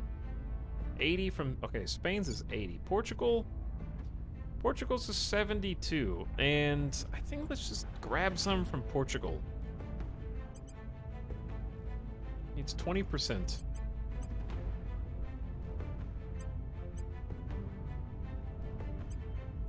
There you go, Portugal. I don't want to be unethical, but we're trying to abandon Earth anyways.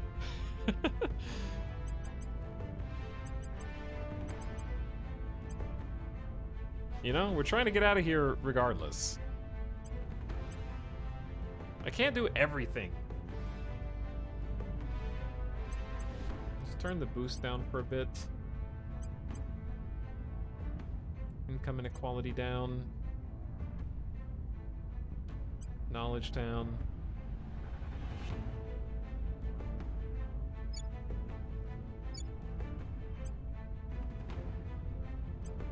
Alright, there we go. What was I gonna do? I forgot what I was gonna do. Oh, I'm trying to get the Ready for organization. orders. SEAL Team 6 does give you the ability to assassinate.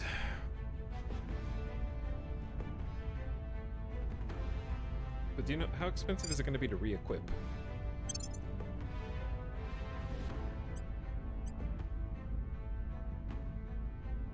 Tarcisio actually has 3 spots open. But oh, they're not governments! Okay, we have to make them government. Damn. That's gonna take 20 XP and 100 influence. They only have 4 XP.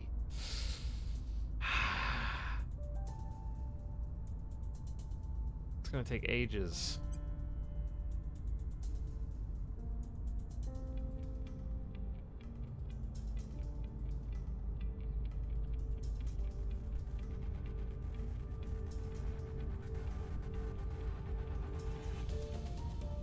What stat does Assassinate use? Espionage?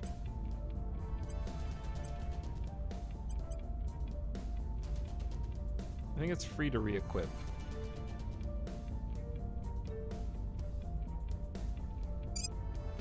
No, it's not. It's 40.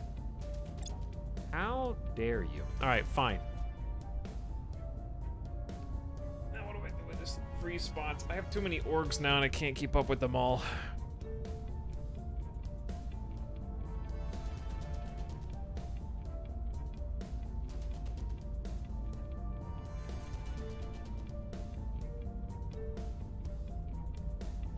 One's okay. 5th U.S. Special Forces lets you increase unrest. Chat, what does the primary... Wait. What's the primary ability for increase unrest? Damn, fine print is hard to read sometimes. It sure is. Command? Well, he's got a lot of command. And he gets +1 more. And some security. Both of these are basically the same.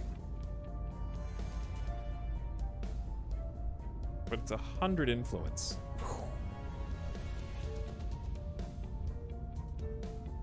Being able to start coups, though, would be nice. Okay, alright.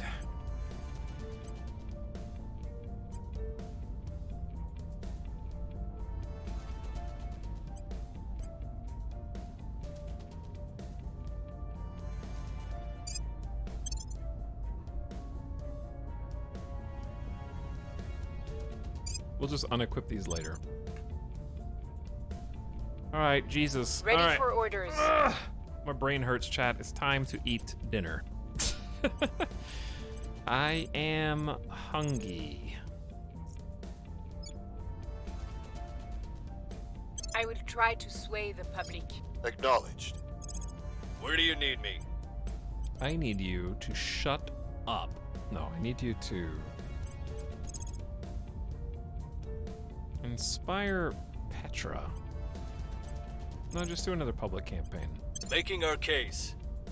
Ready. I don't want to lose sight of that alien.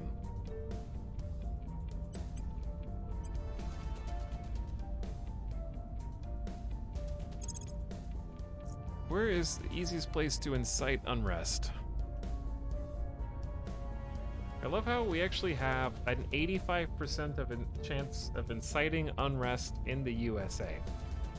Chad, do you guys want to make a USA coup?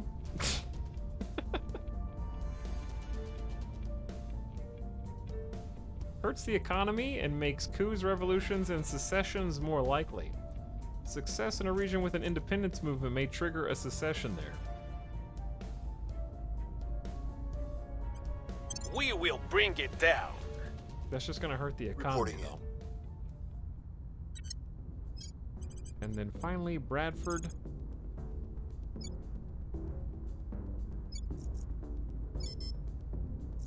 You can't stabilize anything. We have a 30% chance of stealing an organization from the alien. How does that work? Does he know that we know? Let's try taking one from one of the other counselors. Targeting their assets. Like, if I were to try Your orders? a coup, Your orders? At your service. yeah, there's only a 0% chance. All right, that's probably a waste then. I just thought it was funny. No, Mac, how do you play this game? I know how to play this game, but my brain hurt right now. Brain hurt. Let's go study some more agents. Who else do we hate? I'm sure Humanity First is going to be a pain in the ass. Let's try to get a. Let's try to get info on the other Humanity First agent. We'll we might see be able to what they're capture up them, to. and we might be able to turn them and have 2 turned agents. That'd be pretty sweet.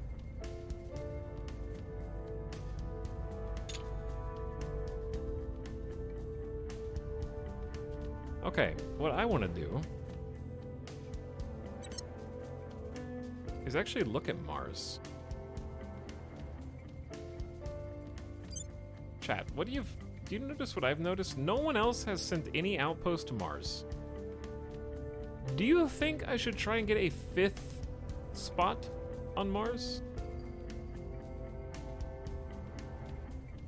And if so, where? My planet now.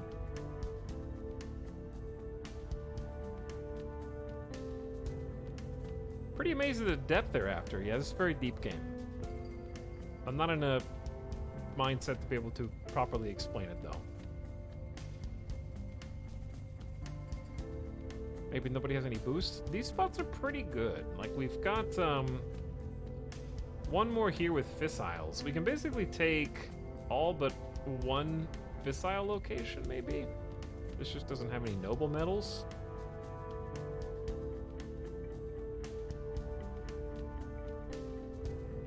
there's plenty of water here to go around. Become the MCRN.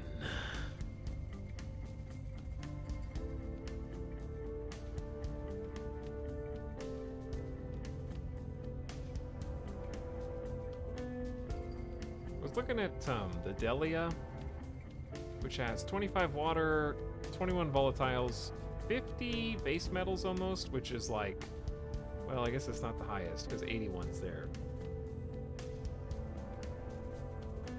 Or we could just save our boosts and say four spots on Mars is enough. Maybe we want to colonize somewhere else or get some more stations up. Because we will need some places to build ships. I think that's going to be plenty of resources.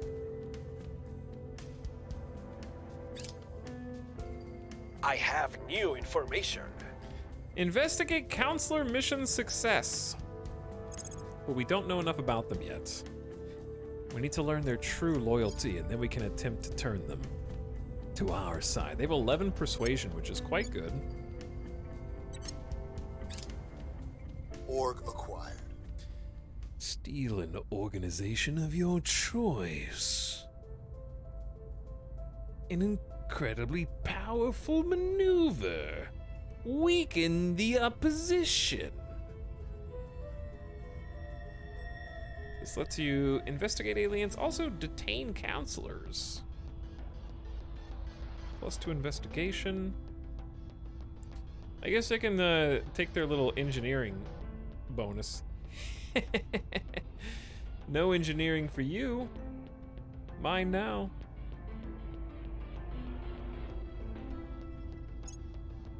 We've got some intel on our target. We have improved our knowledge about Xenoform Alpha 3. We know the target's identity, their affiliation with the aliens, and work as a Hydra. We further will be able to view their assigned missions for a time. We know more about him than the aliens do. Do we, though?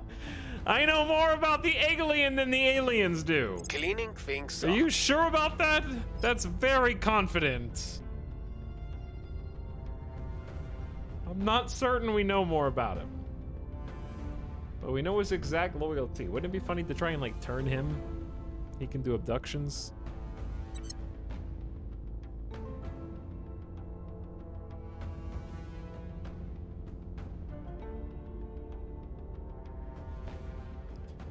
Okay, chat. I gotta call it there before we hit the 9-hour mark. I gotta go eat. My brain is fried, and I want to stream again tomorrow. We gotta figure out how to assassinate this alien and study their corpse. That's our objective. Acquire an alien corpse. We're also trying to leave the cradle, which we're almost halfway done.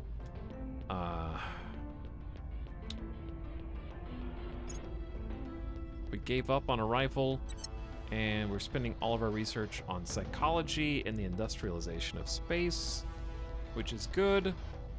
We're trying to get to the fission piles so we can power our Mars bases. And we're doing a story mission. We made it to June, which was from October, I think. And that was only in... We did talk about RimWorld for like the first 2 hours of stream because of all the new DLC news. So really this is like, what, 6.5 hours of gameplay? We got from October, November, December, January, February, March, April, May, June, like 8 months. Which I feel like is decent. And we actually did some big things. Namely, look at this list. Like we've got... an orbital hab going in around Mars. We've got 4 Martian bases. We upgraded Tiangong. It's currently in development with 2 science labs that'll help us detect aliens and speed up our research. We also have a moon base on Luna. I'd like to get a satellites up around Luna, actually, so I'm gonna do that before I sign off, because that's pretty cheap. Put that in low lunar orbit. It's only 3.2 boost.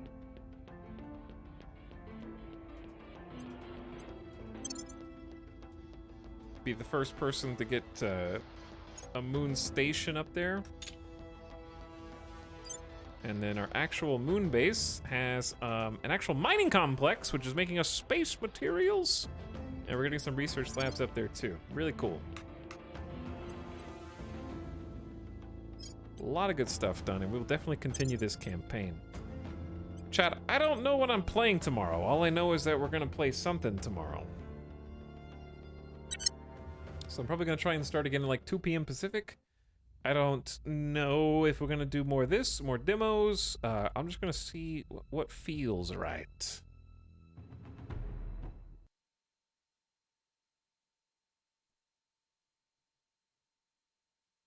Okay. Sounds good. Midas is hungry, so I'm gonna go feed dog. What about Terra Invicta? Sure you guys are not biased at all, are you? Flight Sim, no. It's been a while since Terra Invicta. It's true. Chat, I'm gonna send you on an end of stream raid. I got crazy hair. Battle Buds, no. Let's go say what's up to Arch Play Stuff, who is playing some Manor Lords right now. So why don't you guys go check out some Manor Lords? I had fun with that yesterday, playing demos. I played most of the demos that I really care about.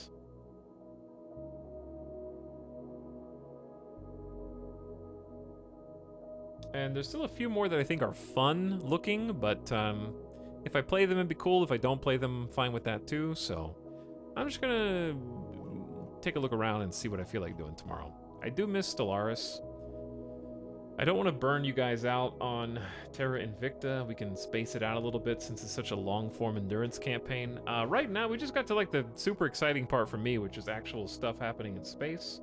And I also think that since we've kind of secured a foothold and we're not looking to upset the balance too much more, like I don't think it'd be bad to instigate some chaos and maybe do some, you know, upsetting of different nations in terms of crackdowns and loosening the grip that different factions have.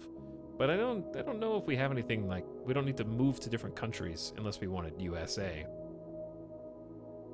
But yeah, we'll do something fun tomorrow. Plan on streaming Thursday, Friday. Good night. Go give Arch Play Stuff some love. Maybe check him out. Give him a follow if you haven't seen him before. And I'll see you for the Thursday special. Hope you had a good day today. I'll catch you next time. Good night.